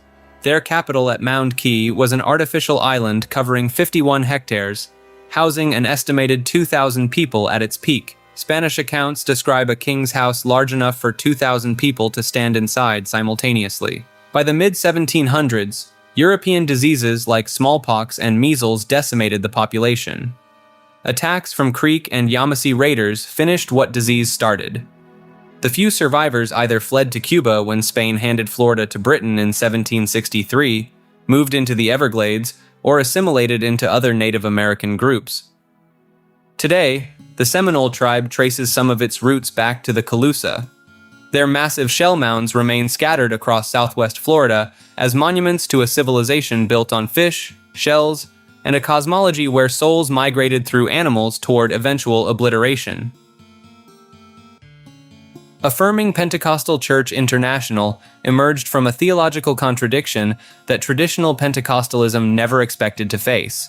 Within a movement built on biblical literalism and conservative social teachings, these churches attempt to reconcile charismatic worship with full acceptance of LGBTQ+ members and clergy. The tension runs deeper than simple theological disagreement. Traditional Pentecostal denominations like the Assemblies of God have expelled entire congregations for adopting affirming stances. Pastor Danny Cortez of New Heart Community Church in La Mirada, California, discovered this firsthand when his Southern Baptist congregation voted to become affirming in 2014, leading to their removal from the denomination and subsequent alignment with affirming Pentecostal networks. These congregations maintain core Pentecostal practices, including speaking in tongues, divine healing, and prophetic ministry, while rejecting traditional interpretations of biblical passages used to condemn homosexuality. They argue that the same Holy Spirit who grants spiritual gifts also affirms diverse sexual orientations and gender identities. The Pentecostal Coalition for Human Rights, founded in 2011, represents dozens of these churches across North America. Their theological framework reinterprets passages from Leviticus and Romans through cultural and historical context rather than literal application. This approach creates friction with mainstream Pentecostal institutions that view such interpretations as compromising biblical authority. Financial and social consequences follow these theological positions. Affirming Pentecostal churches lose access to denominational resources, face property disputes, and experience congregation splits. The International Fellowship of Christian Assemblies, one network supporting these churches, reports that over 60% of newly affirming congregations lose at least 30% of their membership within the first year. The movement's growth occurs primarily through existing Pentecostal congregations changing positions rather than new church plants, creating ongoing institutional conflicts within the broader Pentecostal world. Washat native religion emerged in the 1850s when a Wanapum prophet named Smahala began receiving vivid dreams that would reshape native resistance across the Pacific Northwest. Smahala claimed that the Earth Mother herself spoke to him in these visions, instructing him to reject all aspects of white civilization and return to traditional ways of life. The religion's core belief centered on the idea that the earth was a living, sacred mother who should never be cut, plowed, or disturbed. Smahala taught that farming was a sin against the Earth Mother, famously declaring that his people should not tear up and destroy the earth, because it would be like tearing up and destroying their own mother's breast. What set the Washat apart from other native movements was its specific ritual structure built around the Washat dance, performed in longhouses during 7-day ceremonies. Participants would dance in circular patterns, while drummers maintained rhythms that Smahala claimed came directly from his prophetic dreams. The religion spread rapidly among Columbia River tribes, particularly the Yakama, Umatilla, and Warm Springs peoples. Smahala's followers became known as dreamers because of their leader's emphasis on prophetic visions as divine communication. Government officials viewed the movement as particularly dangerous because it explicitly rejected the reservation system and encouraged native peoples to refuse farming, schooling, and other assimilation efforts. Indian agents repeatedly arrested Smahala, but his influence continued growing throughout the 1870s and 1880s. The Washat incorporated elements that would later appear in the ghost dance movement, including prophecies of white disappearance and the restoration of traditional lands. Unlike other movements, however, it maintained a strictly nonviolent approach while still fundamentally challenging colonial authority through spiritual resistance. Indian Shaker Church emerged in 1881 when John Slocum, a member of the Squaxin Island tribe in Washington, reportedly died from illness and returned to life 3 days later with a divine message. Slocum claimed he had visited heaven and been sent back to establish a new religious movement that would save native peoples from destruction. The church combines Christian symbolism with traditional Native American spiritual practices in ways that alarmed both government officials and mainstream Christian denominations. Worshippers engage in ritualistic trembling and shaking during ceremonies, which practitioners believe channels divine power for healing and spiritual cleansing. The physical shaking can become so intense that participants fall to the ground or require support from other members. Central to their practice is the use of bells, candles, and wooden crosses during healing ceremonies. Members believe the shaking motion, combined with these sacred objects, can cure physical ailments, addiction, and spiritual corruption. The church developed its own unique prayers and songs, often delivered in native languages while incorporating Christian terminology. Government agents and Bureau of Indian Affairs officials repeatedly attempted to suppress the movement throughout the late 1800s and early 1900s, viewing it as a threat to forced assimilation policies. Traditional Christian missionaries also opposed the church, considering its practices heretical and its blend of traditions dangerous to proper conversion efforts. Despite decades of suppression, the Indian Shaker Church survived and continues operating primarily in Washington, Oregon, and Northern California. Modern practitioners maintain the original healing focus while adapting to contemporary legal and social challenges. The church remains legally recognized and operates several active congregations, though membership numbers stay relatively small compared to its early growth period. Landmarkism represents one of the most ambitious attempts to rewrite Christian history, claiming an unbroken chain of Baptist churches stretching back nearly 2,000 years. This 19th century movement insisted that legitimate Christianity survived only through a secret succession of Baptist-like congregations hidden from mainstream history. The doctrine emerged through James Robinson Graves, a Tennessee preacher who developed what he called the Trail of Blood theory in the 1850s. Graves argued that true Christians operated underground throughout history, passing through groups like the Waldenses in medieval Europe, the Anabaptists during the Reformation, and various persecuted sects across different centuries. Landmark Baptists rejected the validity of all non-Baptist baptisms and communion services. They viewed other Protestant denominations as false churches, claiming exclusive authority as the only legitimate Christian institutions on earth. This created a theological island where landmark congregations refused fellowship with virtually every other Christian group. The movement's historical claims stretched credibility to breaking points. Landmark historians traced their lineage through the Donatists of North Africa, the Paulicians of Armenia, and the Bogomils of Bulgaria. They presented these diverse groups as proto-Baptists, despite significant theological differences and centuries of separation. Graves published Old Landmarkism, What Is It? In 1880, codifying the movement's core principles. He insisted that Christ established only one type of church organization, and that Baptist churches alone maintained apostolic succession through persecution and secrecy. The doctrine gained particular traction in the American South, where it merged with regional identity and suspicion of outside authority. Some landmark churches developed elaborate genealogies showing their direct descent from New Testament times, complete with names and dates spanning nearly 20 centuries. Modern scholarship has thoroughly debunked these historical claims, showing that many of the groups cited by landmark historians held beliefs fundamentally incompatible with Baptist theology. The movement nonetheless persists in certain regions, maintaining its claims of exclusive Christian legitimacy. Lenape religion centers around a complex spiritual system practiced by the indigenous people originally inhabiting areas from New York to Delaware, extending west into Pennsylvania and New Jersey. The tradition revolves around the concept that all living beings possess spiritual essence, creating an interconnected web of consciousness that most Western observers completely missed during early colonial encounters. The most striking element involves Mising, powerful forest beings described as half-human, half-animal entities that govern woodland areas.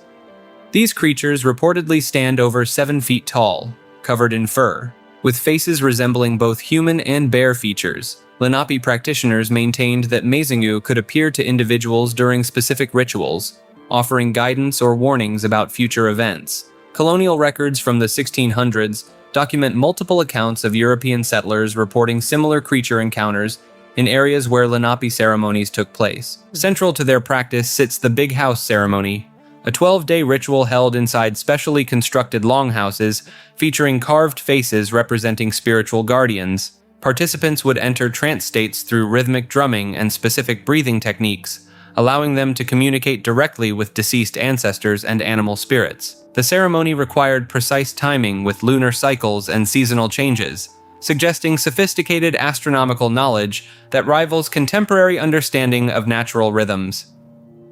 Their creation mythology describes the world forming on the back of a massive turtle, with the first humans emerging from underground realms through sacred caves. These origin points, known as emergent sites, were considered active portals between spiritual dimensions. Several of these locations in Pennsylvania and New Jersey continue to demonstrate unusual electromagnetic readings and unexplained phenomena, according to modern paranormal investigators. The tradition also emphasized prophetic dreaming as a primary method of receiving spiritual guidance. Dream interpreters, known as vision keepers, underwent years of training to decode symbolic messages and predict future events. Historical documents record instances where Lenape leaders accurately predicted colonial movements, disease outbreaks, and natural disasters based solely on dream interpretations. Longhouse religion centers on the spiritual teachings revealed to Seneca prophet Handsome Lake in 1799, forming the backbone of modern Haudenosaunee religious practice. Also known as the Gaiweo or Good Word, These revelations came to Handsome Lake during a series of visions while he lay near death from alcoholism. The religion emerged during a critical period when Haudenosaunee communities faced devastating cultural disruption from European colonization. Handsome Lake's visions provided a synthesis of traditional Haudenosaunee beliefs with selected Christian elements, creating a uniquely indigenous response to colonial pressure. Central to the practice are the longhouses themselves, not just buildings, but sacred spaces where the Creator's presence dwells most strongly. These structures must face east-west, with men sitting on the south side and women on the north, maintaining cosmic balance during ceremonies. The Thanksgiving address opens every gathering, acknowledging all elements of creation from the earth beneath to the Creator above. The religion maintains strict seasonal ceremonies tied to agricultural cycles. The midwinter ceremony spans several days in January, featuring the sacred bowl game where wooden paddles determine the cosmic struggle between the Creator's forces and those of his evil twin brother. The winner influences the coming year's fortune for all humanity. What sets this apart from other indigenous religions is its explicit moral code delivered through Handsome Lake's visions. The code condemns alcohol, gambling, and domestic violence while promoting traditional gender roles and seasonal ceremonies. Unlike Christianity's emphasis on sin and salvation, the Gaiweo focuses on maintaining harmony between humans, nature, and the spirit world. Modern practitioners, called traditionalists, reject federal recognition and maintain that their sovereignty comes directly from the Creator, not government documents. They issue their own passports and refuse to participate in democratic elections, viewing such systems as violations of their spiritual obligations. The religion spread beyond its Seneca origins to other Haudenosaunee nations, with active longhouses operating across New York, Ontario, and other regions today. Each community maintains its own ceremonial leaders called faith keepers, who preserve the oral traditions passed down since Handsome Lake's time. Shakers officially called themselves the United Society of Believers in Christ's Second Appearing, and they built their entire religious movement around one uncompromising principle that guaranteed their own extinction: complete celibacy for all members, forever. Founded by Mother Ann Lee in 18th century England, the Shakers believed the second coming of Christ had already occurred through Lee herself. She claimed direct divine revelation and taught that sexual desire represented the root of all human corruption. This wasn't just personal abstinence. Married couples joining the community had to separate permanently and live as spiritual siblings. The name comes from their distinctive worship services where members would shake, dance, whirl, and speak in tongues during intense spiritual experiences. These ceremonies could last hours, with participants entering trance-like states while receiving what they believed were messages from the deceased and divine beings. Their communities operated as highly organized communes where property belonged to everyone, and gender roles were remarkably progressive for the 1700s. Women held leadership positions equal to men, and Mother Ann Lee's female successors continued running the sect long after her death in 1784. The Shakers became legendary craftsmen, particularly known for furniture that emphasized simplicity and function over decoration. Their motto, "Beauty rests on utility," produced pieces now worth tens of thousands of dollars at auction. They also invented the flat broom, the circular saw, and an improved washing machine. Without biological reproduction, Shakers relied entirely on converts and adopted children to sustain their numbers. They peaked at about 6,000 members across multiple states during the mid-1800s, but the celibacy requirement proved mathematically impossible to maintain long-term. Today, only one active Shaker community remains in Sabbath Day Lake, Maine, with just 2 elderly members left. They still practice the original beliefs, still maintain celibacy, and still hope for new converts to join their nearly 250-year-old faith that chose spiritual purity over biological survival. Ho-Chunk mythology encompasses the spiritual beliefs of a Native American nation originally centered around the Great Lakes region, containing some of the most intricate and violent cosmological narratives found in indigenous traditions. The centerpiece involves an eternal cosmic war between the thunderbirds above and the underwater panthers below, with humans caught directly in the middle of this supernatural conflict.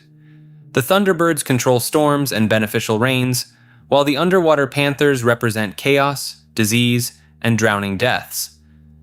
This isn't just symbolic, Ho-Chunk traditions describe specific battles where these entities physically manifest and tear each other apart across the landscape. The Red Horn cycle stands out as particularly intense among Native American hero narratives. Red Horn, also called "he who wears human heads as earrings," literally decorates himself with the severed heads of his enemies. The stories detail his competitions involving ritualized violence, including a lacrosse game where the stakes are death, and the field becomes littered with corpses. His sons inherit supernatural abilities and continue the cycle of cosmic violence. Ho-Chunk tradition includes detailed accounts of shapeshifting that go beyond typical transformation stories. Clan members reportedly inherited the ability to take on their animal forms completely, not just spiritually, but physically. The Bear Clan could become actual bears, the Eagle Clan could transform into eagles, and witnesses described seeing tribal members mid-transformation, caught between human and animal states. The 4-day journey of the dead involves specific geographical landmarks that the deceased must navigate. Souls travel westward along a spirit trail, encountering guardian spirits who test them at each stage. Those who fail these tests face what the traditions describe as spiritual dissolution rather than punishment, complete erasure from existence rather than an afterlife. The trickster figure Wakjunkaga differs significantly from other tribal trickster characters through his complete lack of moral boundaries. His stories involve graphic sexual content, extreme violence, and psychological manipulation that extends to torturing other spirits for entertainment. These weren't cautionary tales, but detailed accounts of how chaos spirits operate in the world. Heritage International Ministries operates on the literal ruins of one of the most spectacular financial frauds in American religious history. This evangelical conference center in Fort Mill, South Carolina, sits exactly where Heritage USA once stood, a theme park that was the third most visited destination in the United States during the 1980s, pulling in nearly 6 million visitors annually. Only Walt Disney World and Disneyland attracted more guests. The original complex sprawled across 2,300 acres, with a 501-room luxury hotel, water park, shopping areas, and amphitheaters. Jim Bakker and Tammy Faye built this empire through their PTL television network, reaching 13 million households at its peak. They preached prosperity gospel, suggesting faith and donations would bring financial blessings, a message that generated over $1 million per week in contributions. The entire operation collapsed through Bakker's lifetime partnerships scheme. Starting in 1984, donors sent $1,000 for annual 3-night hotel stays for life. Bakker promised on television he would cap partnerships at $25,000 to ensure availability. Postal inspectors discovered he had actually sold 165,000 partnerships, more than 6 times what the facilities could accommodate. Even with every hotel room reserved exclusively for lifetime partners, the math was impossible. Bakker pocketed over $158 million through this overselling. The fraud investigation intensified after the Charlotte Observer revealed Bakker had wired $279,000 in ministry funds to former church secretary Jessica Hahn. She claimed Bakker and another PTL employee had drugged and assaulted her in 1980. The hush money became the thread that unraveled everything. Jerry Falwell initially stepped in when Bakker resigned, even going down the Typhoon water slide in a full suit for fundraising. He quickly turned on Bakker, calling him the greatest scab and cancer on the face of Christianity in 2,000 years of church history. Jimmy Swaggart declared Bakker a cancer in the body of Christ on CNN, though Swaggart would face his own scandal months later. A federal grand jury convicted Bakker on all 24 counts of mail fraud, wire fraud, and conspiracy in October 1989.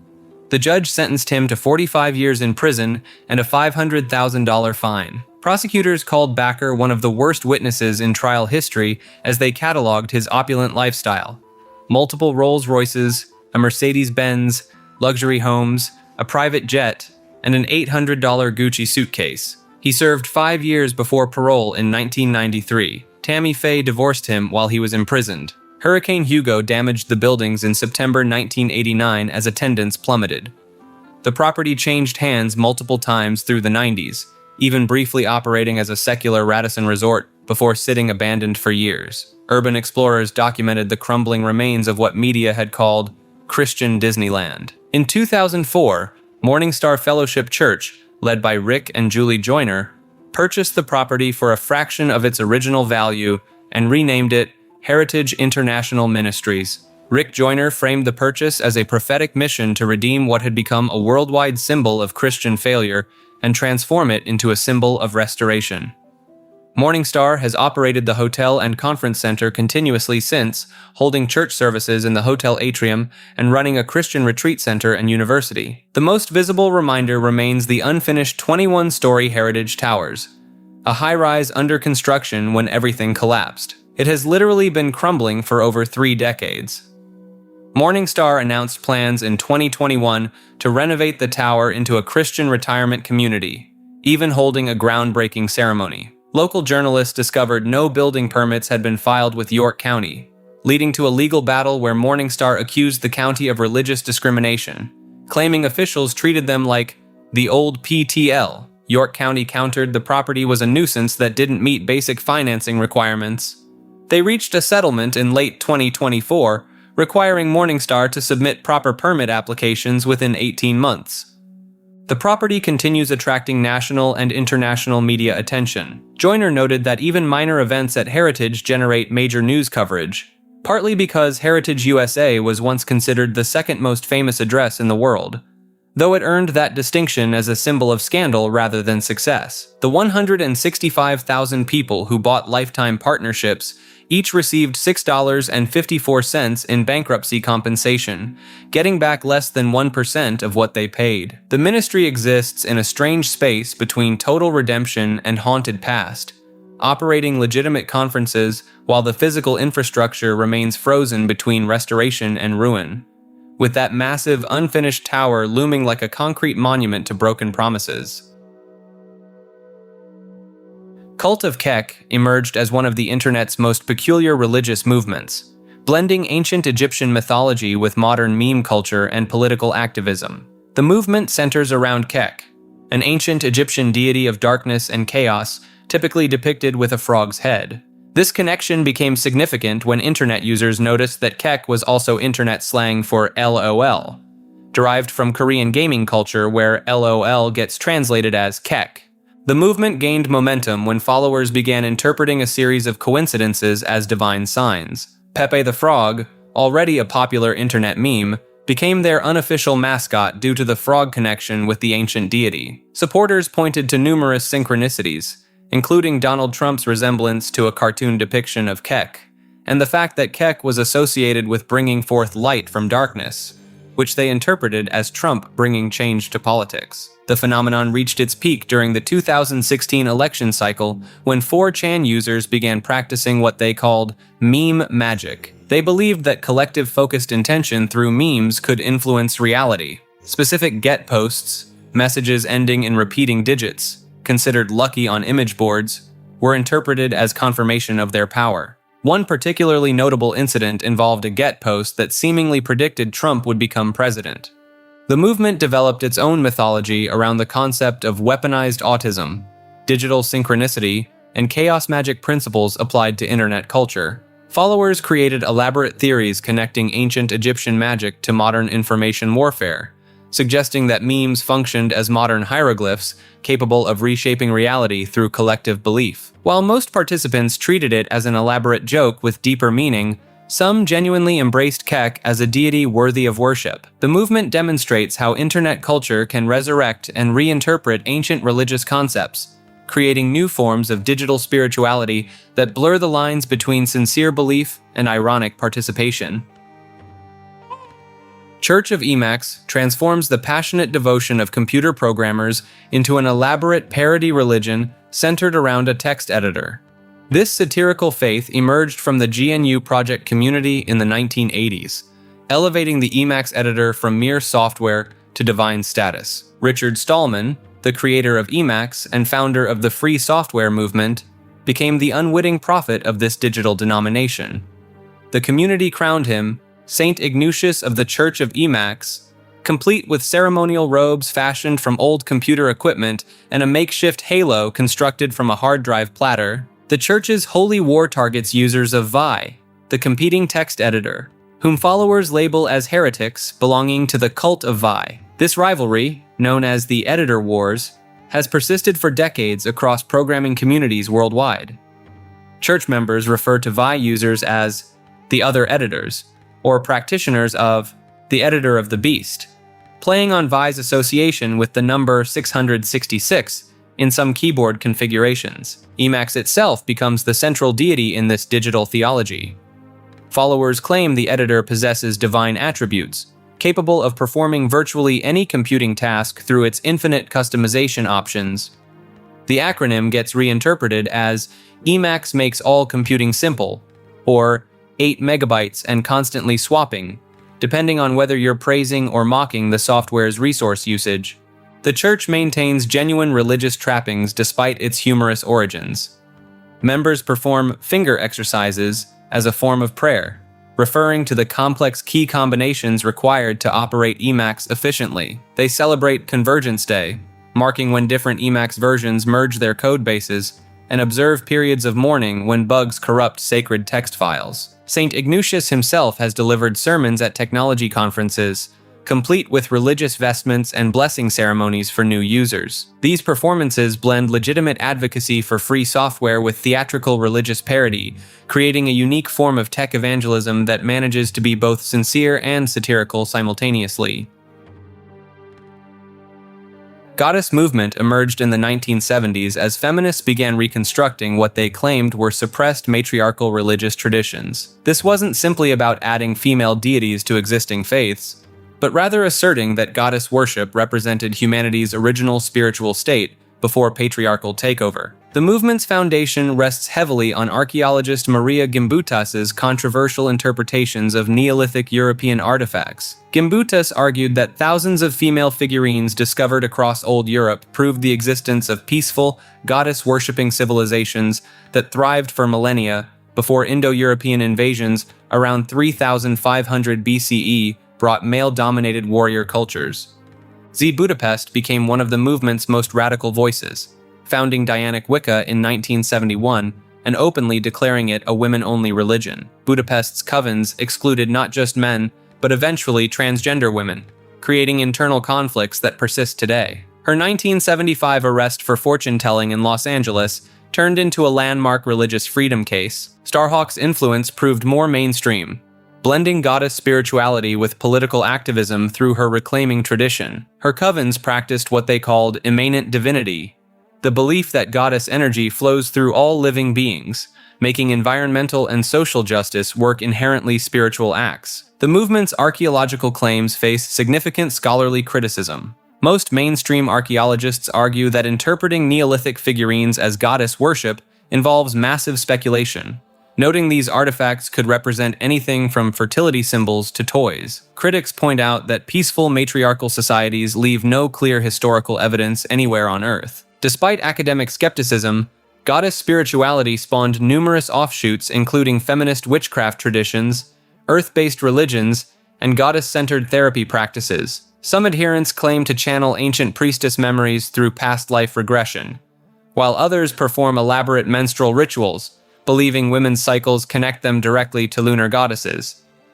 The political dimensions remain contentious, with some branches promoting female supremacy rather than equality, arguing that thousands of years of patriarchy require active reversal rather than balance.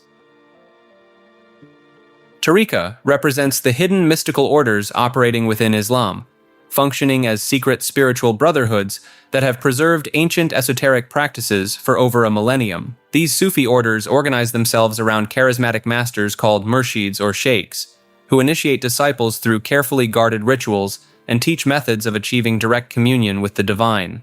The most recognizable tariqa to outsiders might be the Mevlevi order, whose members perform the famous whirling dance that sends practitioners into ecstatic trance states. But this theatrical element masks the deeper reality of tariqa practice. Members undergo years of spiritual conditioning through repetitive chanting called dhikr, breath control techniques, and meditation practices designed to dissolve the boundaries of individual consciousness.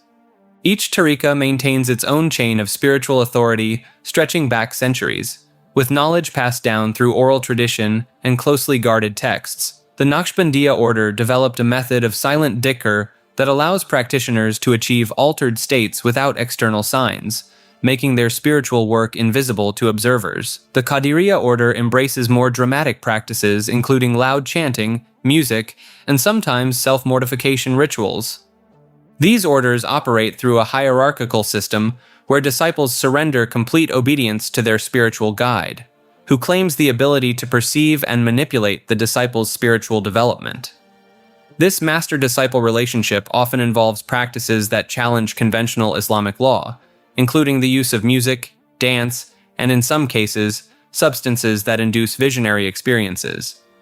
Orthodox Islamic authorities have repeatedly condemned many tariqa practices as heretical innovations that corrupt pure Islamic worship. Several modern Islamic governments have banned or severely restricted tariqa activities, viewing them as threats to both religious orthodoxy and political stability. Despite this persecution, these orders continue operating through underground networks, preserving mystical traditions that predate organized Islam itself.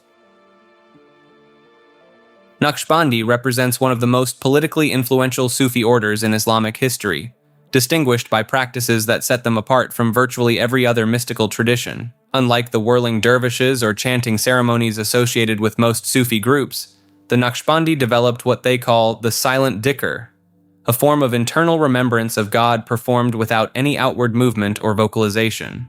Founded in 14th century Central Asia by Baha'u'ddin Naqshband, this order became notorious for producing leaders who would shape the political landscape across multiple continents. The Naqshbandi adherents operated under a principle called solitude in the crowd, maintaining their spiritual practices while fully engaging in worldly affairs, including warfare and governance. Their political involvement reached extraordinary levels throughout the Ottoman Empire, where Naqshbandi sheikhs served as advisors to sultans and sometimes orchestrated palace coups.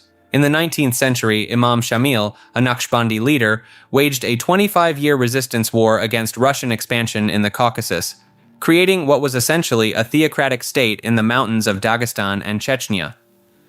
The order's influence extended into modern times through figures like Said Nursi in Turkey, whose followers faced decades of government persecution, and various Naqshbandi networks that operated across Central Asia during Soviet rule.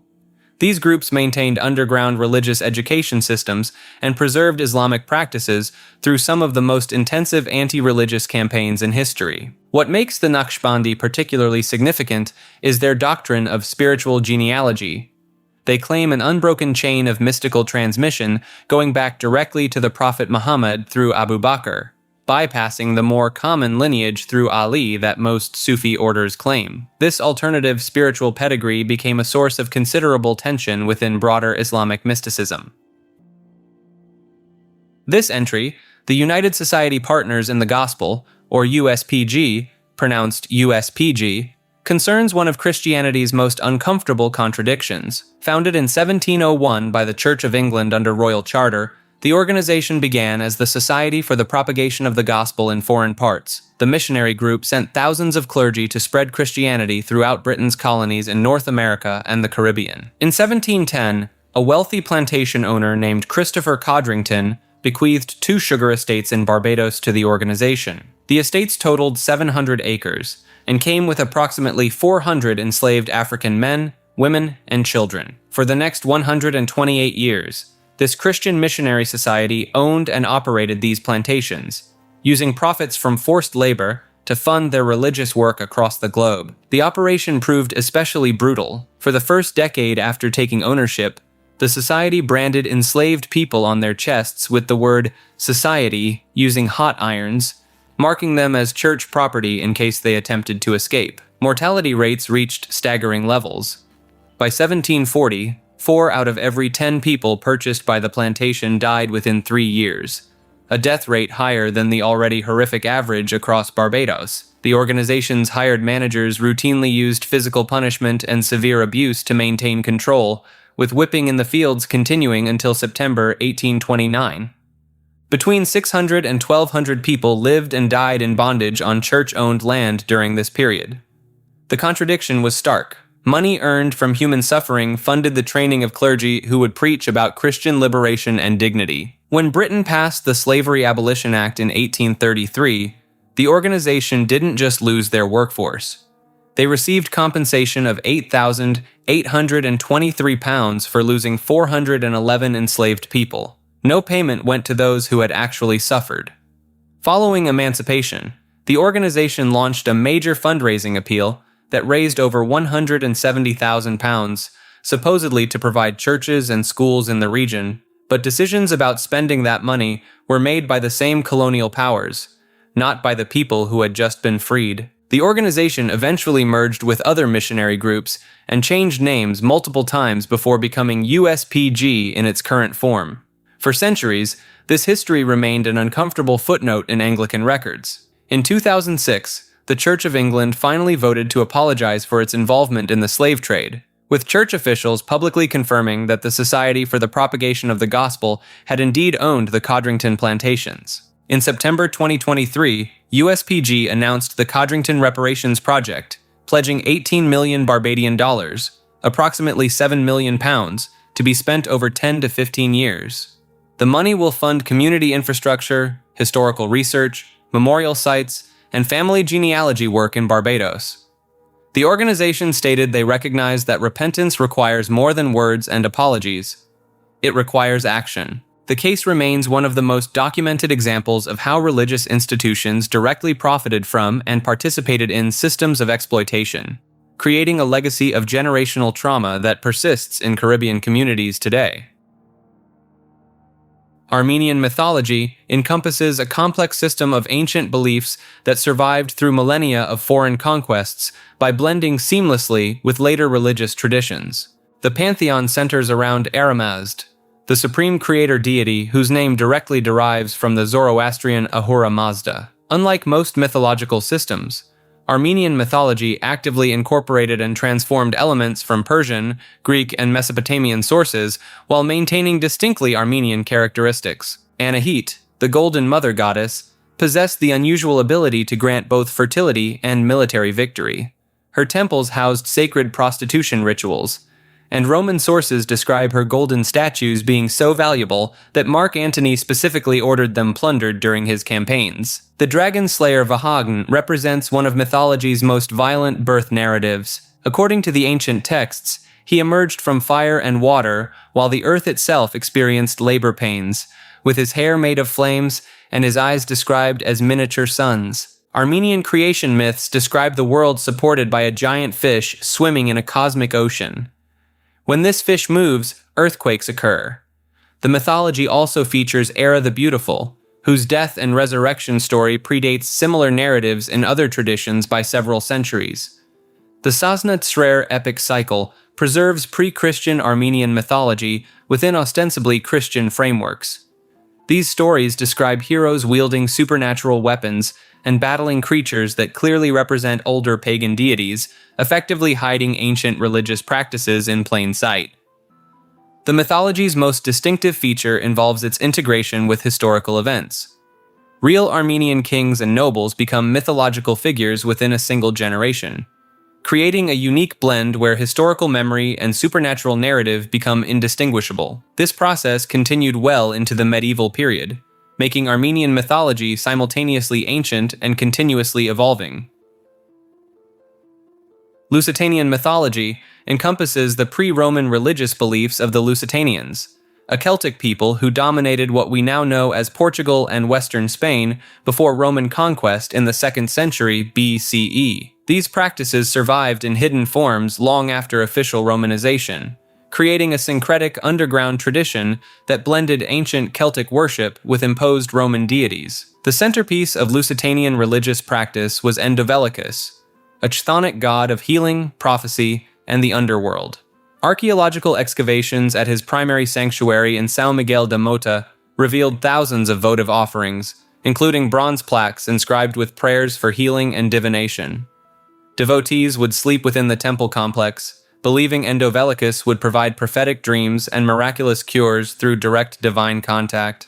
Lusitanian priests conducted elaborate divination rituals using captured enemies. Roman historian Strabo documented how they would examine the entrails of prisoners, interpreting the fall of the victim and the patterns of blood flow as omens for military campaigns and tribal decisions. These practices horrified Roman observers, who used them as justification for cultural suppression. The pantheon included Rune Sosicius, a war deity associated with javelins and mountain peaks, and Trebaruna, a goddess of households and protection. Unlike other Celtic mythologies, Lusitanian religion placed unusual emphasis on sacred geography. Specific mountains, rivers, and groves held divine significance, with elaborate rituals performed to maintain cosmic balance between the physical landscape and spiritual realm. Roman integration forced these beliefs underground, where they merged with mystery cults and local folk practices. Some scholars argue that certain Portuguese folk traditions, particularly those involving mountain pilgrimages and water blessing ceremonies, preserve elements of original Lusitanian worship disguised as Christian practice. Church of God and Saints of Christ stands as one of the earliest and most enduring Black Hebrew Israelite movements in American religious history. Founded by William Saunders Crowdy in 1896, this organization emerged from a series of divine visions Crowdy claimed to receive while working as a railroad cook in Kansas. Crowdy's revelations told him that African Americans were the true descendants of the biblical Israelites, and that mainstream Christianity had obscured this fundamental truth.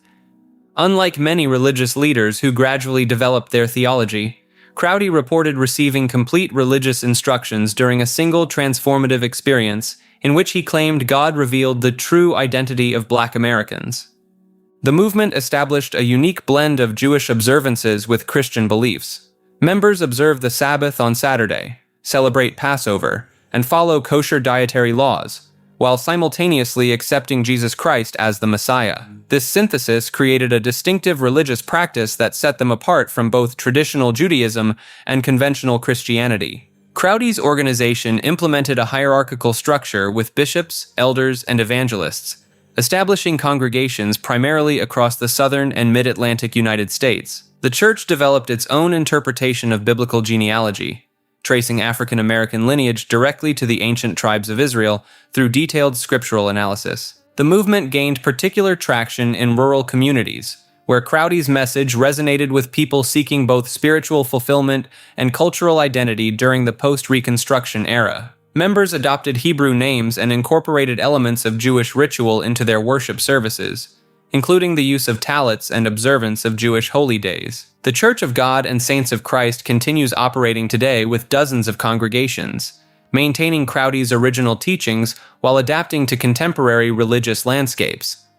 Their headquarters in Belleville, Virginia, serves as the central authority for doctrine and organizational structure across their network of affiliated churches. Commandment Keepers emerged from 1930s Harlem as one of America's first organized Black Hebrew Israelite congregations, founded by a charismatic Caribbean immigrant named Wentworth Arthur Matthew. Matthew, who had no formal rabbinical training, simply declared himself Rabbi Matthew and established the Commandment Keepers Ethiopian Hebrew congregation on West 123rd Street. He taught that African Americans were the true biblical Israelites, stolen from their homeland and stripped of their authentic identity through centuries of oppression. The congregation followed a unique blend of Jewish practices and Matthew's own interpretations. Members observed the Sabbath, kept kosher dietary laws, and celebrated Jewish holidays. But Matthew added his own twist by incorporating elements he claimed were from ancient Ethiopian Jewish traditions. He created elaborate ceremonies involving colorful robes and invented Hebrew-sounding titles for his followers. Matthew's most audacious move involved ordaining his own rabbis and establishing what he called the Ethiopian Hebrew Rabbinical College. He issued official-looking certificates and even created a lineage chart connecting his movement directly to King Solomon and the Queen of Sheba. The congregation grew to several hundred members who genuinely believed they were practicing the most authentic form of Judaism. What made Matthew particularly effective was his ability to provide both spiritual answers and practical community support during the Great Depression. The Commandment Keepers ran their own businesses, maintained strict moral codes, and offered their members a sense of dignity and ancient heritage that mainstream society denied them. Matthew's influence extended far beyond his own congregation. He mentored several students who later founded their own Black Hebrew Israelite groups, creating a network that would eventually spread across the country and evolve into the more militant movements seen today. Mazdaznan emerged in early 20th century America as one of the more peculiar religious movements to gain mainstream popularity, blending ancient Zoroastrian concepts with modern health fads and racial theories that attracted thousands of followers across Europe and the United States. The movement centered around Ottoman Tsar Adusht Hanish, a man who claimed direct descent from ancient Persian priests, but whose actual background remained suspiciously vague. Hanish promoted a system that combined Zoroastrian fire worship with specific breathing exercises called galama, and strict dietary regulations that promised to transform both body and soul. What made Mazdaznan particularly striking was its emphasis on internal fire cultivation through controlled breathing patterns practiced at dawn while facing east.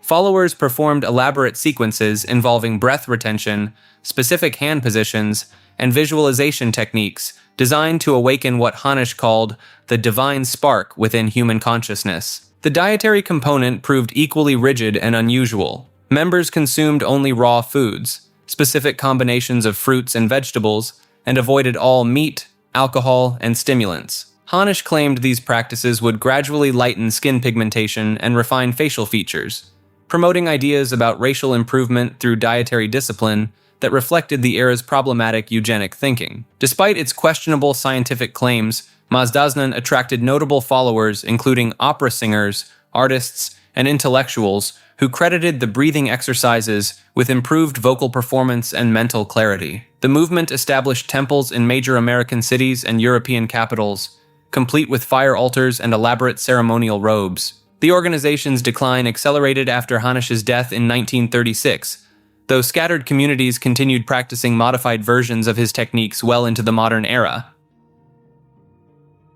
Mahdawi describes followers of individuals who claim to be the Mahdi, the prophesied final guide in Islamic eschatology, who will appear before the end times to restore justice to the world. These movements consistently emerged throughout Islamic history, often during periods of political upheaval or foreign occupation, creating some of the most dramatic and violent episodes in modern Middle Eastern history. The most successful Mahdawi movement occurred in Sudan during the 1880s, when Muhammad Ahmad declared himself the Mahdi and established a theocratic state that lasted over a decade. Ahmad's followers, known as Ansar, believed their leader possessed divine guidance and supernatural powers. They developed elaborate rituals around his pronouncements and claimed he could communicate directly with the Prophet Muhammad through visions.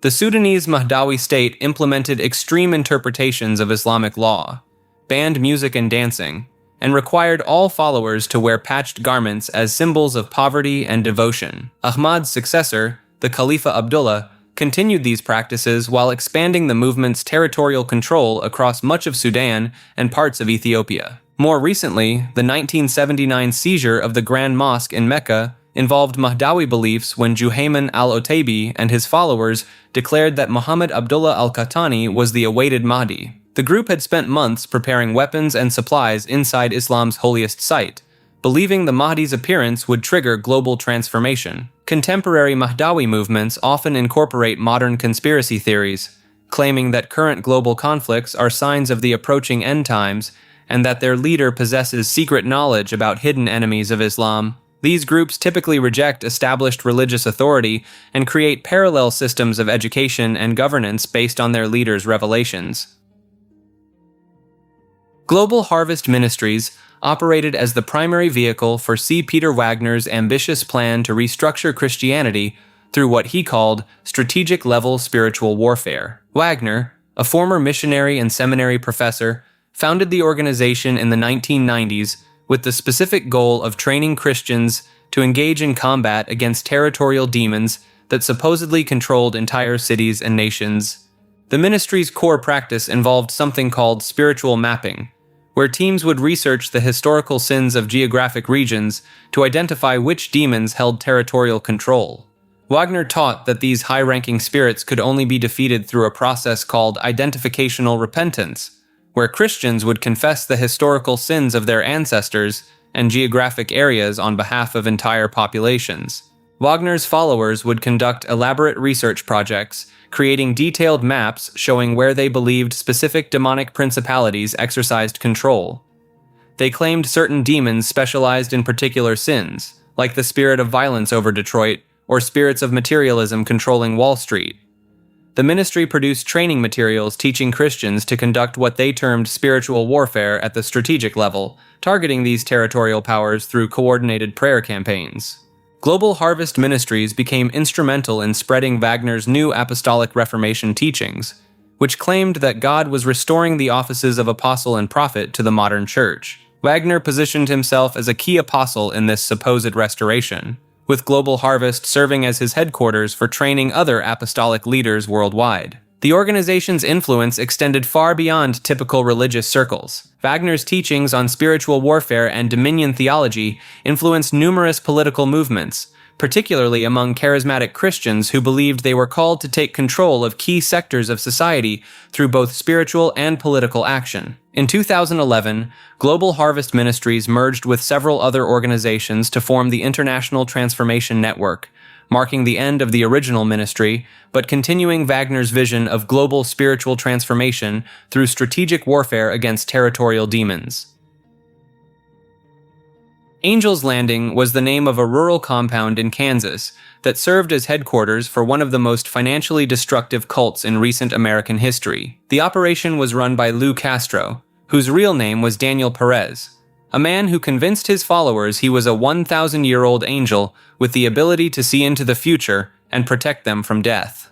Castro established his commune in the early 2000s, drawing in families through promises of financial security and spiritual enlightenment. He told members that terrible disasters would befall anyone who left the group, and that only by staying close to him could they avoid harm. The angel persona wasn't just spiritual theater. Castro used these claims to justify increasingly controlling behavior over every aspect of his followers' lives. The compound operated as a complex insurance fraud scheme disguised as a religious community. Castro would identify members who had substantial life insurance policies, then orchestrate their deaths in ways that appeared accidental. Between 2003 and 2015, at least 7 members died under suspicious circumstances, generating over $4 million in insurance payouts that flowed directly into Castro's control. One of the most documented cases involved Patricia Hughes, who died in 2003 when a car she was working under mysteriously fell and crushed her. The accident occurred just months after Castro had convinced her to increase her life insurance coverage. Another member, Brian Hughes, Patricia's husband, died in 2006 when he was electrocuted while working in a swimming pool at the compound.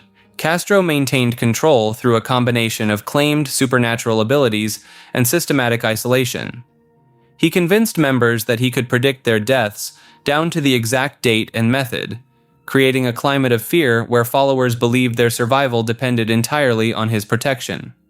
He also engaged in inappropriate relationships with multiple female members, including minors, justifying these actions as part of his angelic nature. The scheme unraveled when one former member, who had escaped the compound years earlier, came forward with detailed accounts of the operation. Law enforcement investigation revealed the pattern of convenient deaths, insurance fraud, and Castro's complete fabrication of his supernatural identity. In 2015, Daniel Perez was convicted on multiple charges including first-degree murder and sentenced to life in prison without the possibility of parole.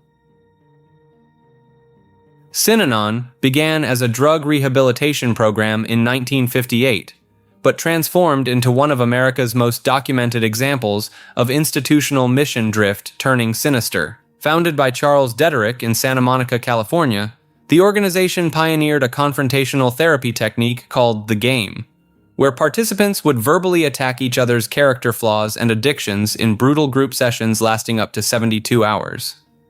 The program initially showed promise with addiction recovery, attracting celebrities and government funding. However, Dederick gradually shifted Synanon from treatment facility to permanent residential community, then to what authorities would later classify as a dangerous cult. Members surrendered their possessions, children, and decision-making autonomy to the organization. Synanon's descent accelerated when Dederick declared himself a religious leader and instituted increasingly bizarre policies.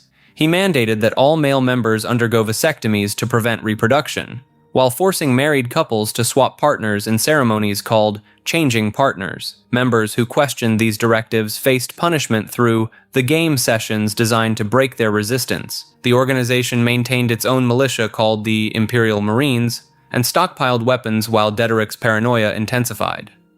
In 1978, Synanon members placed a 4.5-foot rattlesnake in the mailbox of attorney Paul Morantz, who had been representing people trying to leave the group.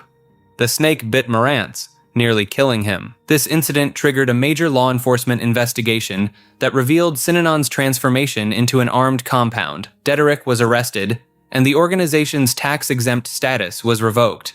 The group finally dissolved in 1991, but its legacy influenced modern understanding of how legitimate therapeutic communities can evolve into coercive environments when accountability structures disappear.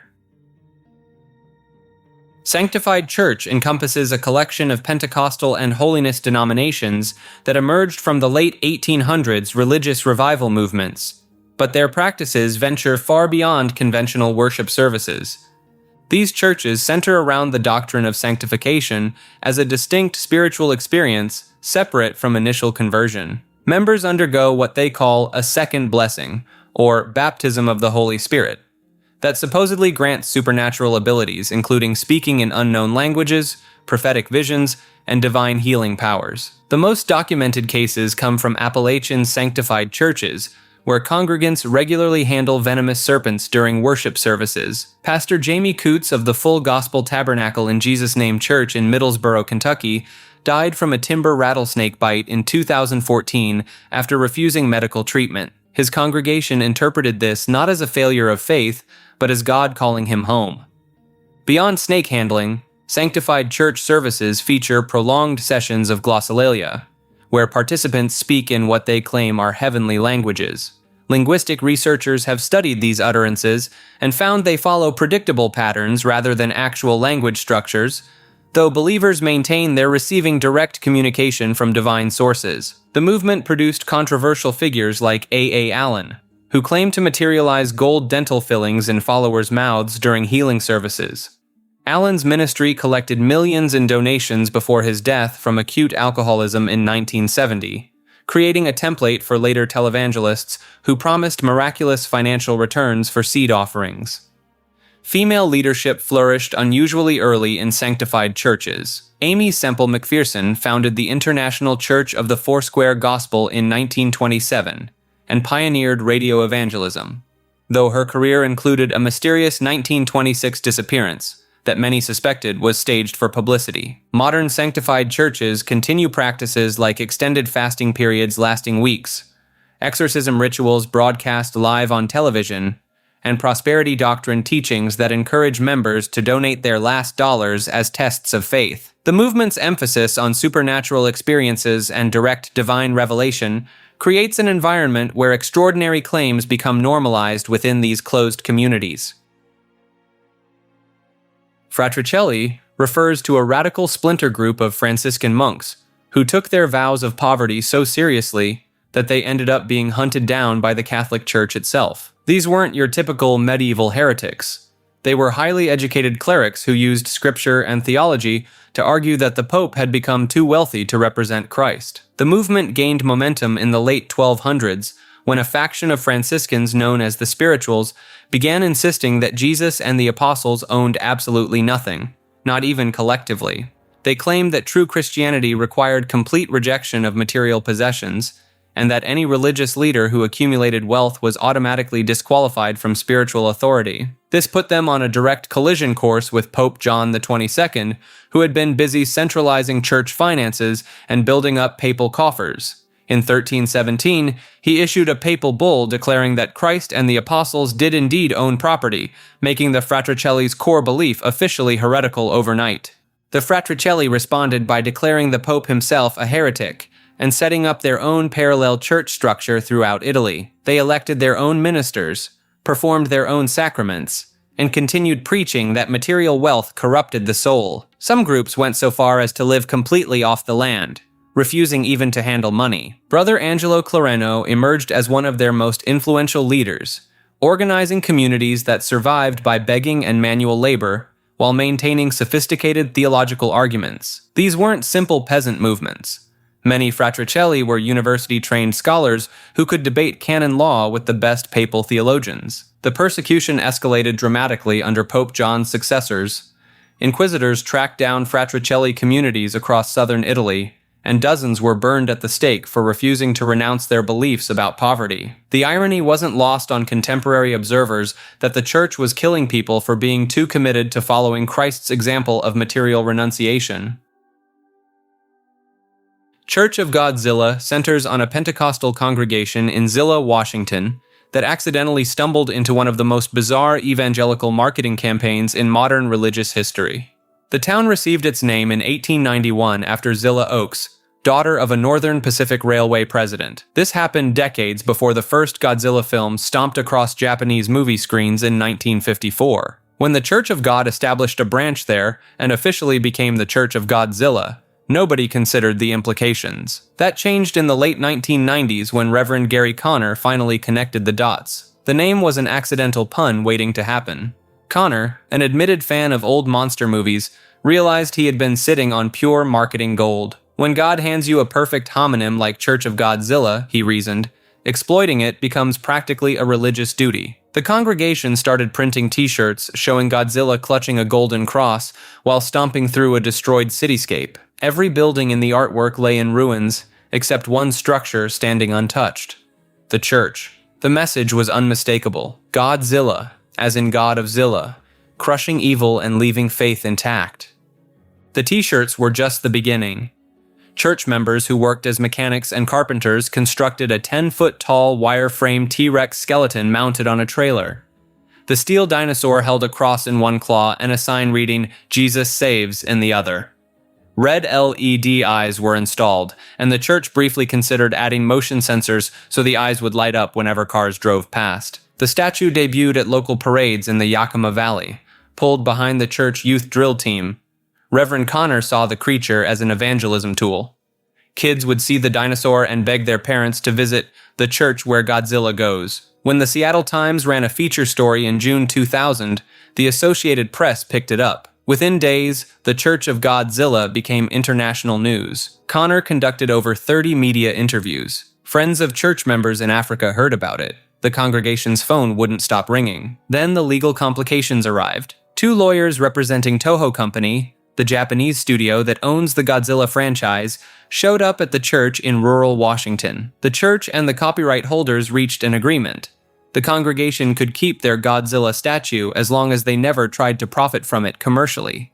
The publicity surge brought curious visitors from around the country. Some came for photos, some stayed for services. The church, which officially goes by Christian Worship Center, used the attention exactly as Conner intended, turning roadside curiosity into an opportunity to spread their message. The statue still sits behind the church building on Cheney Road, though it hasn't made a parade appearance in years. The wireframe remains uncovered, never receiving the promised reptilian skin. The red eyes may or may not still function. The promotional frenzy died down after the initial wave, reduced to occasional tourists stopping by every few weeks for photos. Critics, particularly from more conservative Christian circles, viewed the whole enterprise as gimmicky and disrespectful. Some argued the Bible should be compelling enough without needing movie monsters as bait. Others saw it as harmless fun that got people through the door. The Church of Godzilla occupies a peculiar space in religious Americana, somewhere between sincere evangelism and knowing camp. A small Pentecostal congregation in farm country Washington accidentally discovered their name was a pun, built a giant monster to advertise it, attracted global media coverage, negotiated with Japanese copyright lawyers, and used a B-movie icon to bring people to Sunday services. Ravidasya emerged as a distinct religious identity that split from Sikhism in one of the most contentious religious separations in recent Indian history. This movement centers around the 15th century Saint Guru Ravidas, whose followers declared independence from Sikh religious authority in 2009 following a violent incident at a temple in Vienna, Austria. The catalyst came when members of a radical Sikh group attacked Ravidasya spiritual leaders at the Guru Ravidas temple, resulting in serious injuries and one death. This attack stemmed from disputes over religious autonomy and the use of separate religious symbols. The injured saint, Sant Niranjan Das, returned to India and declared Ravidasyas a separate religion entirely, rejecting any connection to Sikhism. What makes this particularly significant lies in the caste dynamics at play. Guru Ravidas belonged to the Chamar community, traditionally leather workers who faced severe social discrimination. His teachings specifically addressed caste oppression, making him a powerful figure for Dalit communities across North India.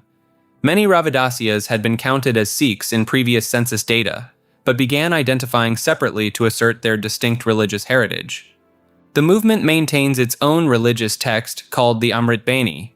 Separate from Sikh scriptures, Ravidasya temples feature distinct architectural elements and religious practices, including the veneration of Guru Ravidas as the primary spiritual authority rather than the Sikh Guru lineage. Political tensions in Punjab intensified as the separation gained momentum.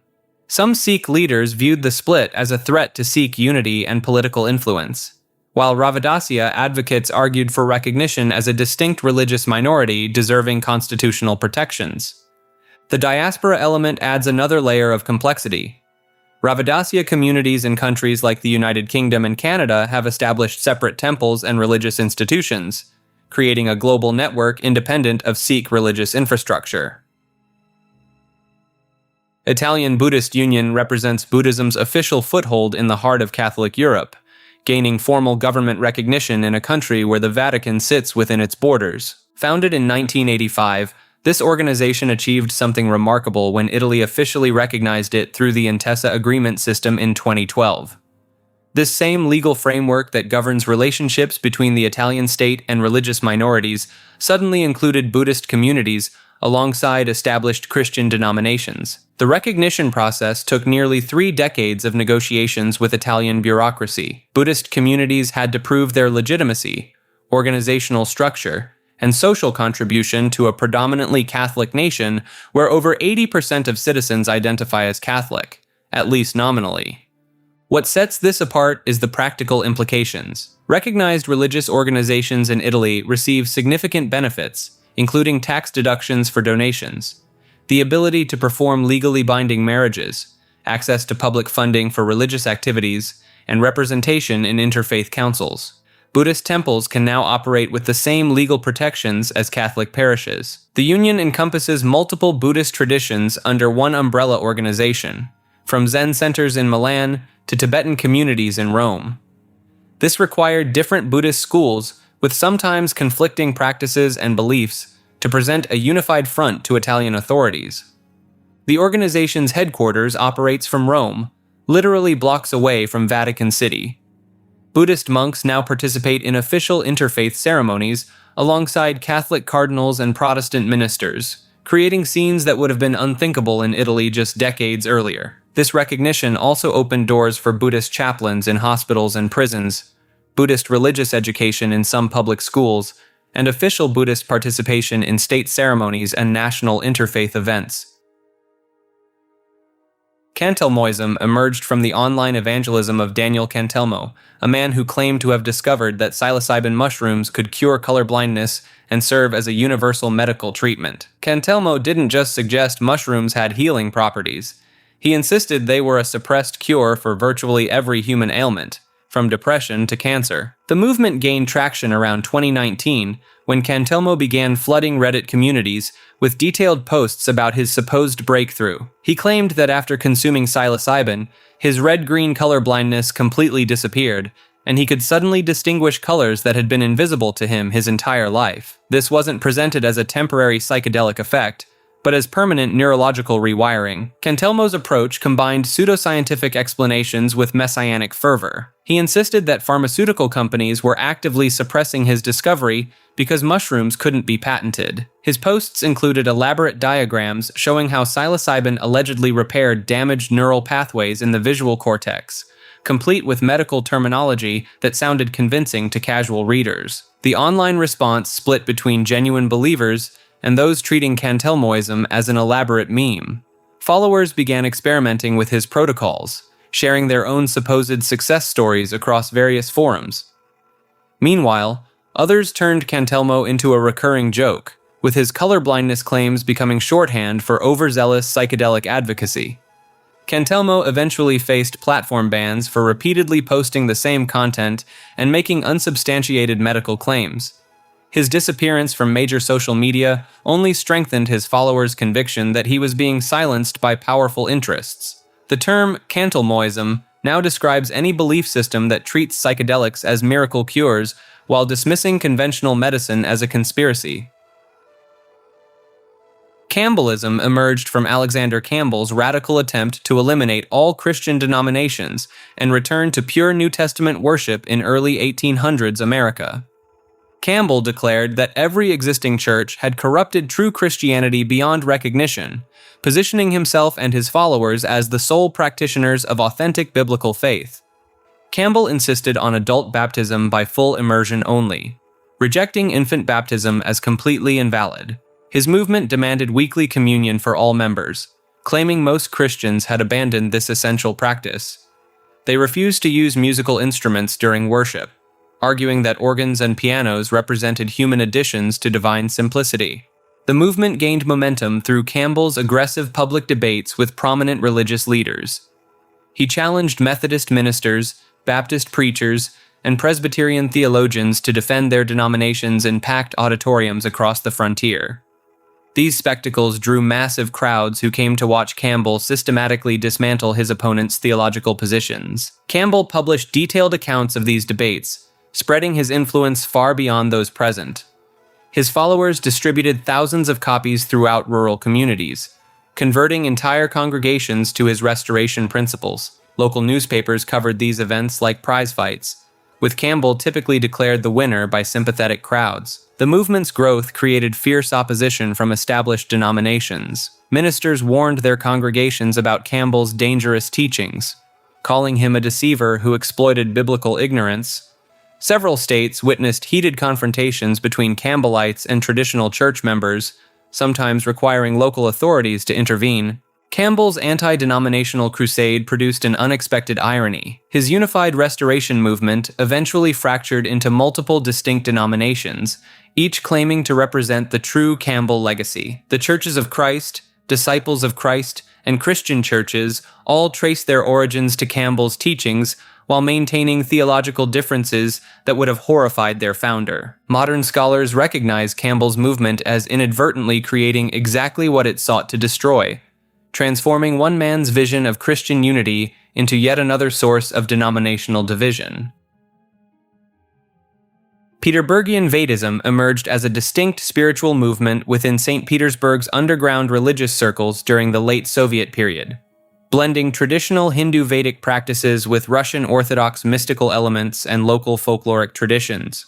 Unlike mainstream Hindu movements that spread throughout Russia, this particular strain developed its own interpretations of Vedic texts, incorporating Slavic mythology and Orthodox Christian symbolism into traditional Sanskrit mantras and rituals. The movement gained traction among intellectuals and artists in Leningrad's counterculture scene, who saw it as both spiritual rebellion and cultural preservation during the restrictive Brezhnev era. The practice centered around modified fire ceremonies conducted in communal apartments, where participants would burn offerings while chanting adapted Sanskrit verses that included references to Russian saints and pre-Christian Slavic deities. These gatherings often lasted entire nights, with practitioners claiming to experience visions that merged Hindu cosmology with Russian spiritual imagery. Key figures included Dmitry Volkov, a former Hermitage Museum curator who translated Vedic texts into Russian while inserting Orthodox theological concepts, and Marina Svetlova, who developed a system of yoga poses specifically designed around Orthodox prayer positions. Their teachings spread through underground networks, with handwritten copies of their modified scriptures circulating among trusted followers. The movement faced increased scrutiny in the 1980s, when authorities discovered that some practitioners had established what they called Vedic communes in abandoned buildings throughout the city. These communities attempted to live according to their hybrid belief system, growing their own food and manufacturing traditional Russian crafts while maintaining strict adherence to modified caste systems that incorporated Soviet social hierarchies. After the fall of the Soviet Union, many adherents either returned to traditional Hinduism or converted to Russian Orthodoxy, though small pockets of practitioners reportedly continued their syncretic traditions well into the 2000s. The Reformed Church of Google emerged in 2004 as a satirical religious movement that takes the concept of technological worship to its logical extreme. Founded by programmer Matt McPherson, This tongue-in-cheek organization treats the search engine giant as an omniscient deity worthy of genuine religious devotion. The church operates with surprising theological sophistication, complete with formal doctrines and religious practices. According to their official canon, Google possesses divine attributes including omniscience through its vast data collection, omnipresence across the internet, and near omnipotence in its ability to answer any query.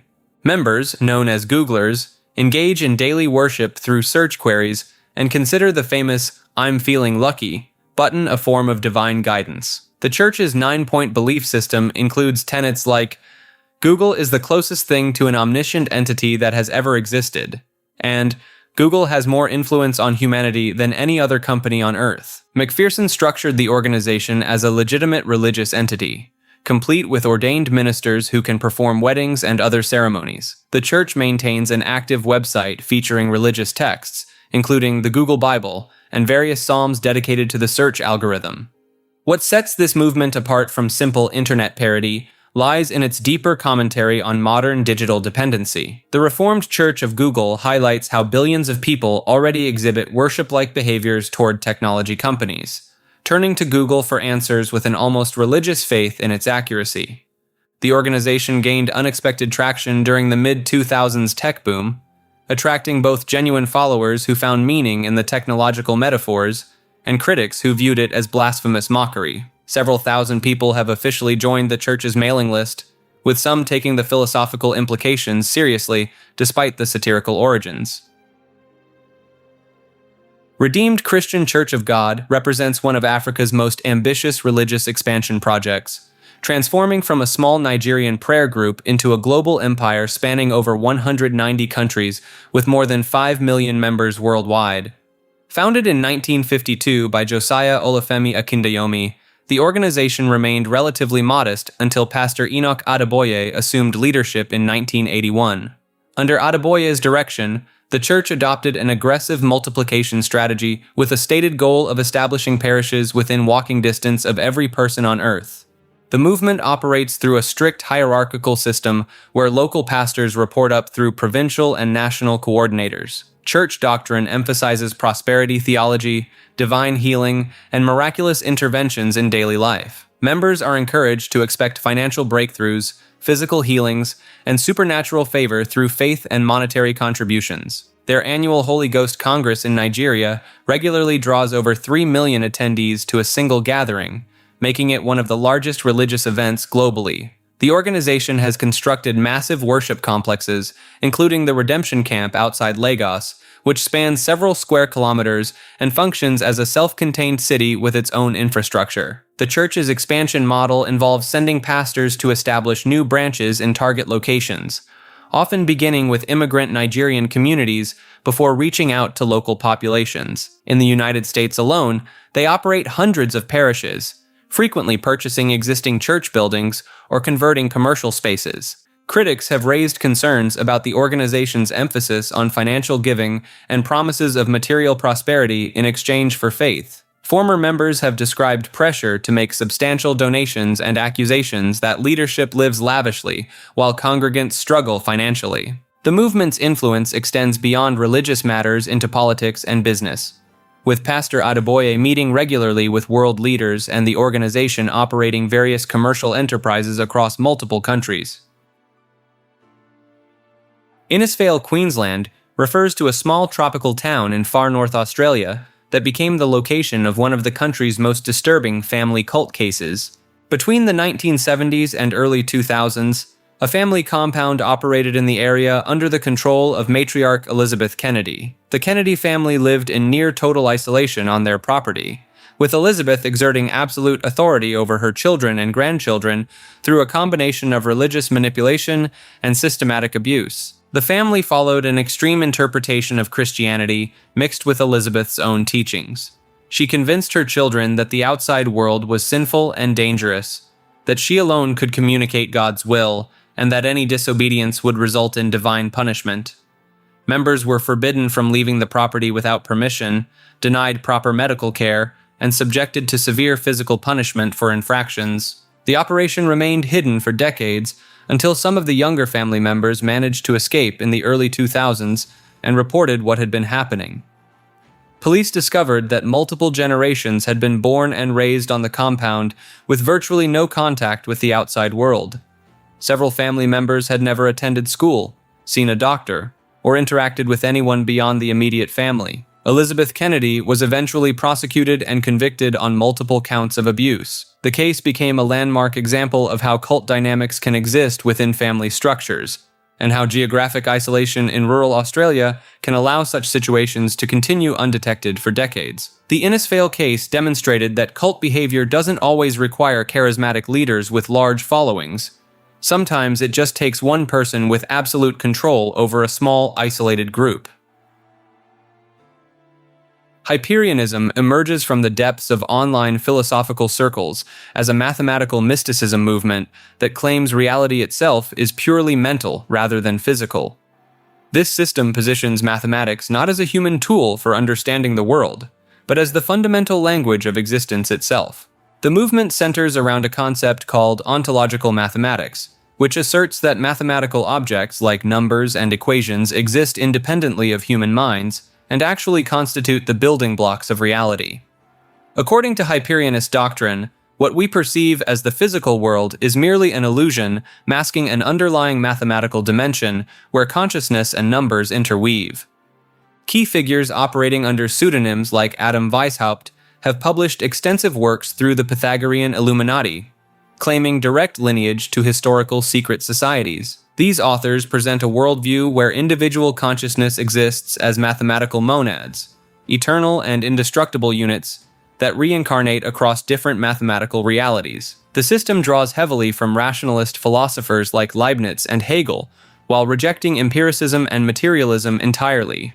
Hyperionists argue that mainstream science has led humanity astray by focusing on observable phenomena rather than the mathematical truths that supposedly govern existence behind the scenes. Their online presence spans dozens of websites and hundreds of published texts, creating an intricate web of interconnected concepts that blend Gnostic spirituality with complex mathematical theories. The movement attracts individuals seeking alternatives to both traditional religion and conventional scientific materialism. Hyperianism presents itself as the ultimate synthesis of reason and spirituality, promising followers a path to understanding reality's true mathematical nature and achieving what they term ontological awakening through rigorous study of their philosophical system.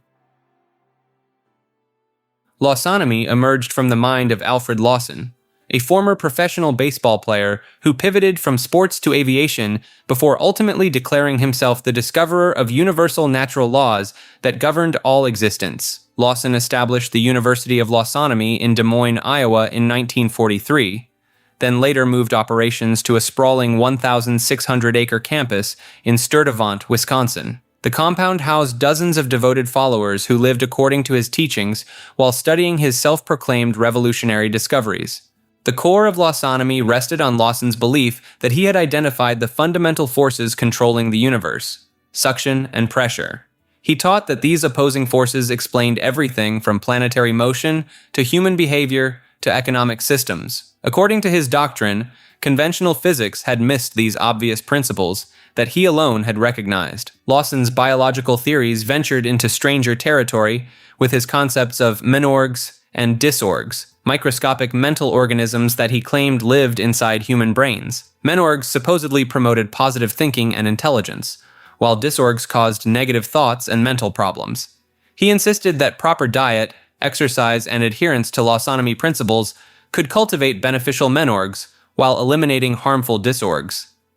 The economic component of Lawsonomy rejected both capitalism and socialism in favor of what Lawson called direct credits, a system where the government would issue currency based on actual production rather than traditional banking methods. He viewed conventional economics as a conspiracy designed to enslave humanity through artificial scarcity. Students at the University of Lawsonomy followed strict dietary rules, performed manual labor on the grounds, and attended lectures where Lawson expounded on topics ranging from physics to philosophy. The aging founder lived in relative luxury while his followers maintained the property and studied his extensive writings, which filled dozens of volumes covering his complete worldview.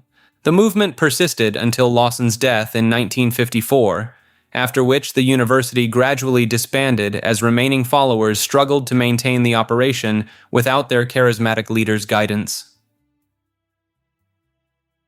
Workers' Institute of Marxism-Leninism Mao Zedong Thought was a secretive far-left cult operating out of a terraced house in Brixton, South London, led by Aravindan Balakrishnan, known to followers simply as Comrade Bala. Balakrishnan formed the group in 1974 after his expulsion from the Communist Party of England, Marxist-Leninist. What began as a radical political collective quickly evolved into something far more sinister. By the 1980s and beyond, a small group of women were living in the house under conditions of complete psychological captivity, forbidden from leaving, monitored constantly, and subjected to sustained abuse.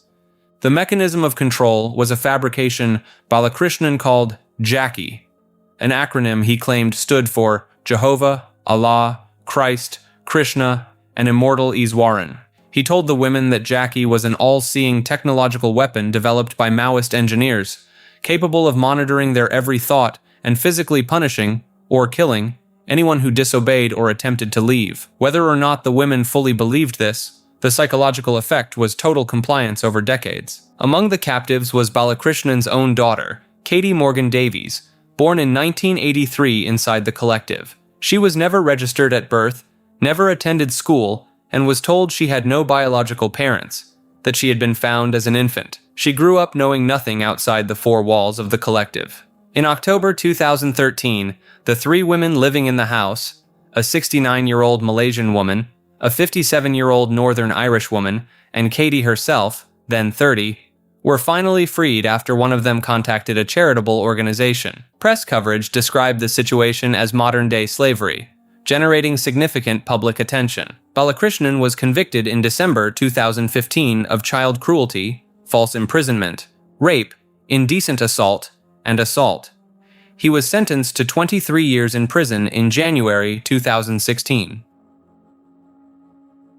First Church of the Last Laugh operates as San Francisco's longest-running parody religion, founded by Ed Holmes, who goes by Bishop Joey, in 1979. This anti-establishment movement built itself around a single core principle. Stupidity serves as the universal bond uniting all humanity across race, creed, and nationality. The church maintains exactly one holy day each year, April 1st, celebrated through the St. Stupid's Day Parade that winds through San Francisco's financial district. Holmes, a former submarine mechanic turned performance artist with the SF Mime Troupe, designed the entire operation as both religious satire and anti-capitalist protest. The parade follows a specific ritual structure called the Stations of Stupid. Participants gather at the Embarcadero carrying socks, pennies, and losing lottery tickets as sacred offerings. At the stock exchange, marchers perform a sock exchange while chanting, "No more chanting." Outside the Federal Reserve Building, they hurl lottery tickets skyward and throw pennies at bankers. The crowd repeatedly shouts profanity at various financial institutions throughout the route. Holmes branded his creation as the world's fastest-growing snack religion, featuring 150% less dogma than traditional faiths. The church's website maintained intentionally terrible formatting with uncorrected spelling errors, creating an aesthetic that mocked both religious authority and internet culture. The movement draws connections to historical traditions like the medieval Feast of Fools and European carnival celebrations, where social hierarchies temporarily reversed through sanctioned chaos. Holmes incorporated elements from the Church of the Subgenius and San Francisco's Cacophony Society, creating a hybrid of performance art, religious commentary, and street theater. Participants dress in elaborate costumes, ranging from giant anatomical displays to political figures, with Holmes traditionally opening ceremonies by exposing his posterior from a float decorated with oversized dachshund heads honoring the defunct Doggy Diner restaurant chain. The church's doctrine centers on humanity's collective foolishness as both unifying force and spiritual truth, positioning stupidity not as failure, but as the authentic human condition deserving celebration rather than shame. Gadgetology presents itself as an ancient religious movement centered around the worship of technological artifacts and the belief that electronic devices possess spiritual consciousness. The supposed faith claims that gadgets, from smartphones to washing machines, contain divine essence, and can communicate with believers through subtle electromagnetic signals. The movement's elaborate mythology describes a pantheon of device deities, with the Great Processor as the supreme being and various household appliances serving as minor gods. Practitioners allegedly perform daily rituals involving the careful arrangement of their electronic devices, specific charging patterns, and meditation while holding their phones or tablets. Gadgetology was entirely fabricated as an internet experiment by a digital artist known as Marcus Webb in 2019. Webb created an intricate web of fake websites, social media accounts, testimonial videos, and even mock academic papers discussing the religion's supposed ancient origins in Silicon Valley garages of the 1970s. The hoax included detailed fake histories claiming that Steve Jobs and other tech pioneers were secret gadgetologists who embedded mystical properties into their creations. Webb even produced counterfeit archaeological evidence showing ancient circuit board-like artifacts supposedly discovered in California caves. The experiment successfully attracted genuine followers who began practicing the invented rituals and spreading the beliefs across social platforms. Several technology blogs and fringe spirituality websites covered gadgetology as a legitimate emerging religion before Webb revealed the elaborate deception. Webb's stated goal was demonstrating how readily people accept alternative spiritual movements when presented with convincing documentation and testimonials, particularly when the beliefs align with existing cultural anxieties about technology's role in modern life. Our Lady of Perpetual Exemption began as a satirical experiment on HBO's Last Week Tonight that accidentally became one of the most successful demonstrations of religious tax loopholes in American history. Host John Oliver established this fake televangelism church in 2015 to expose how easily religious organizations can obtain tax-exempt status. The church operated exactly like the prosperity gospel ministries Oliver was criticizing, complete with requests for seed donations and promises of divine financial returns. What started as comedy quickly turned serious when the Internal Revenue Service granted the church official tax-exempt status. Oliver had created a legitimate religious organization by simply filling out the proper paperwork and meeting basic requirements. No extensive review process, no theological examination, just bureaucratic forms. The church received over $80,000 in donations from viewers who understood the joke, but participated anyway. People sent cash, checks, and unusual items including a bag of actual seeds, random household objects, and even a McDonald's Happy Meal. One viewer donated a significant portion of their Social Security check, forcing Oliver to return the money personally. The seed faith concept became central to the church's operations. Televangelists teach that small donations planted like seeds will grow into massive financial blessings through divine multiplication. Oliver's church promised the same returns while openly acknowledging the absurdity of the practice. The experiment revealed how prosperity gospel ministries operate without meaningful oversight. These organizations collect millions in donations while their leaders live in luxury, all protected by religious freedom laws and tax exemptions designed for legitimate charitable work. Oliver eventually dissolved Our Lady of Perpetual Exemption after 3 months when donations exceeded expectations and created genuine ethical concerns. The remaining funds went to Doctors Without Borders, an actual charitable organization. The church's brief existence highlighted the contradiction between televangelism's massive wealth accumulation and traditional religious teachings about material detachment. Many prosperity preachers own private jets, multiple mansions, and luxury cars while requesting donations from financially struggling followers.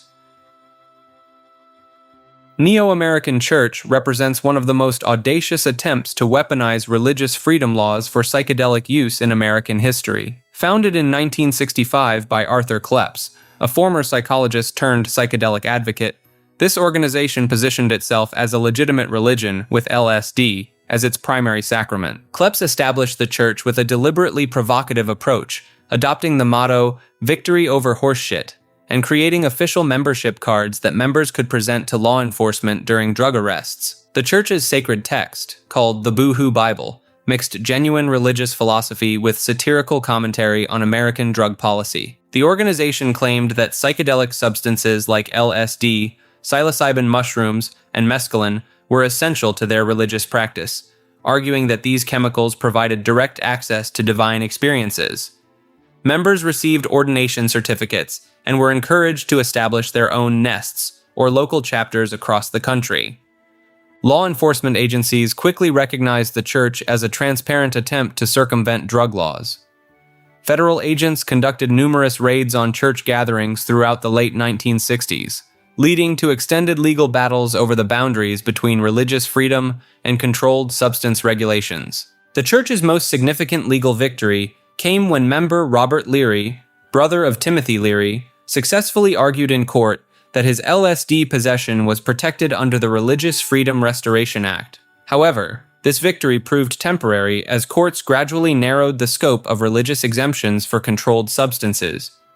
Kleps himself faced multiple arrests and spent considerable time in federal prison, though he continued advocating for the church's legitimacy until his death in 1999. The organization technically still exists today, though with minimal active membership and no legal recognition of their sacramental practices.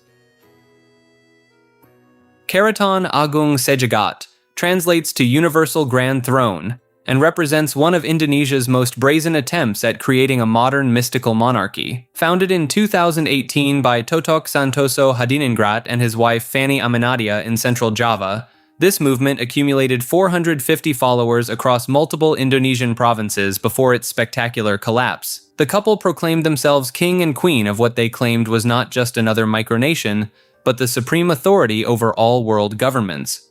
Santoso declared that every nation on earth operated under their sovereignty, demanding that world leaders pledge fealty and surrender assets to their palace in Purworejo Regency. Their justification centered on an alleged 500-year lease agreement from 1518, where Javanese rulers supposedly ceded global sovereignty to Portuguese colonial powers.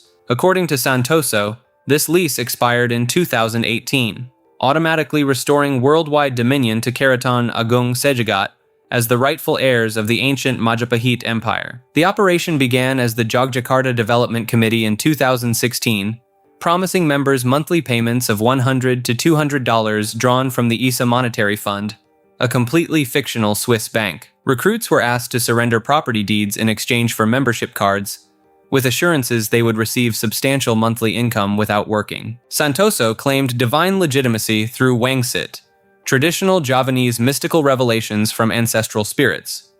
He insisted that King Sanjaya, a legendary ruler from the ancient Mataram dynasty, had commanded him to establish the kingdom in the specific location of Pogong village, where the name itself supposedly derived from meeting an ancestor beneath a sacred tree. The movement's downfall came in January 2020 when they performed a Wilujenggan ceremony, a traditional Javanese ritual involving offerings and ceremonial cloth wrappings around sacred objects. Local residents, particularly those with strong Islamic beliefs, reported the activities to police as disturbing and inappropriate. Within days of the viral ceremony footage, Indonesian authorities arrested both founders. Under interrogation, Santoso admitted the entire operation was fabricated. Historians quickly debunked his claims, noting that the Majapahit Empire had actually collapsed in 1478, making his 1518 Portuguese treaty chronologically impossible. Both founders received prison sentences in September 2020.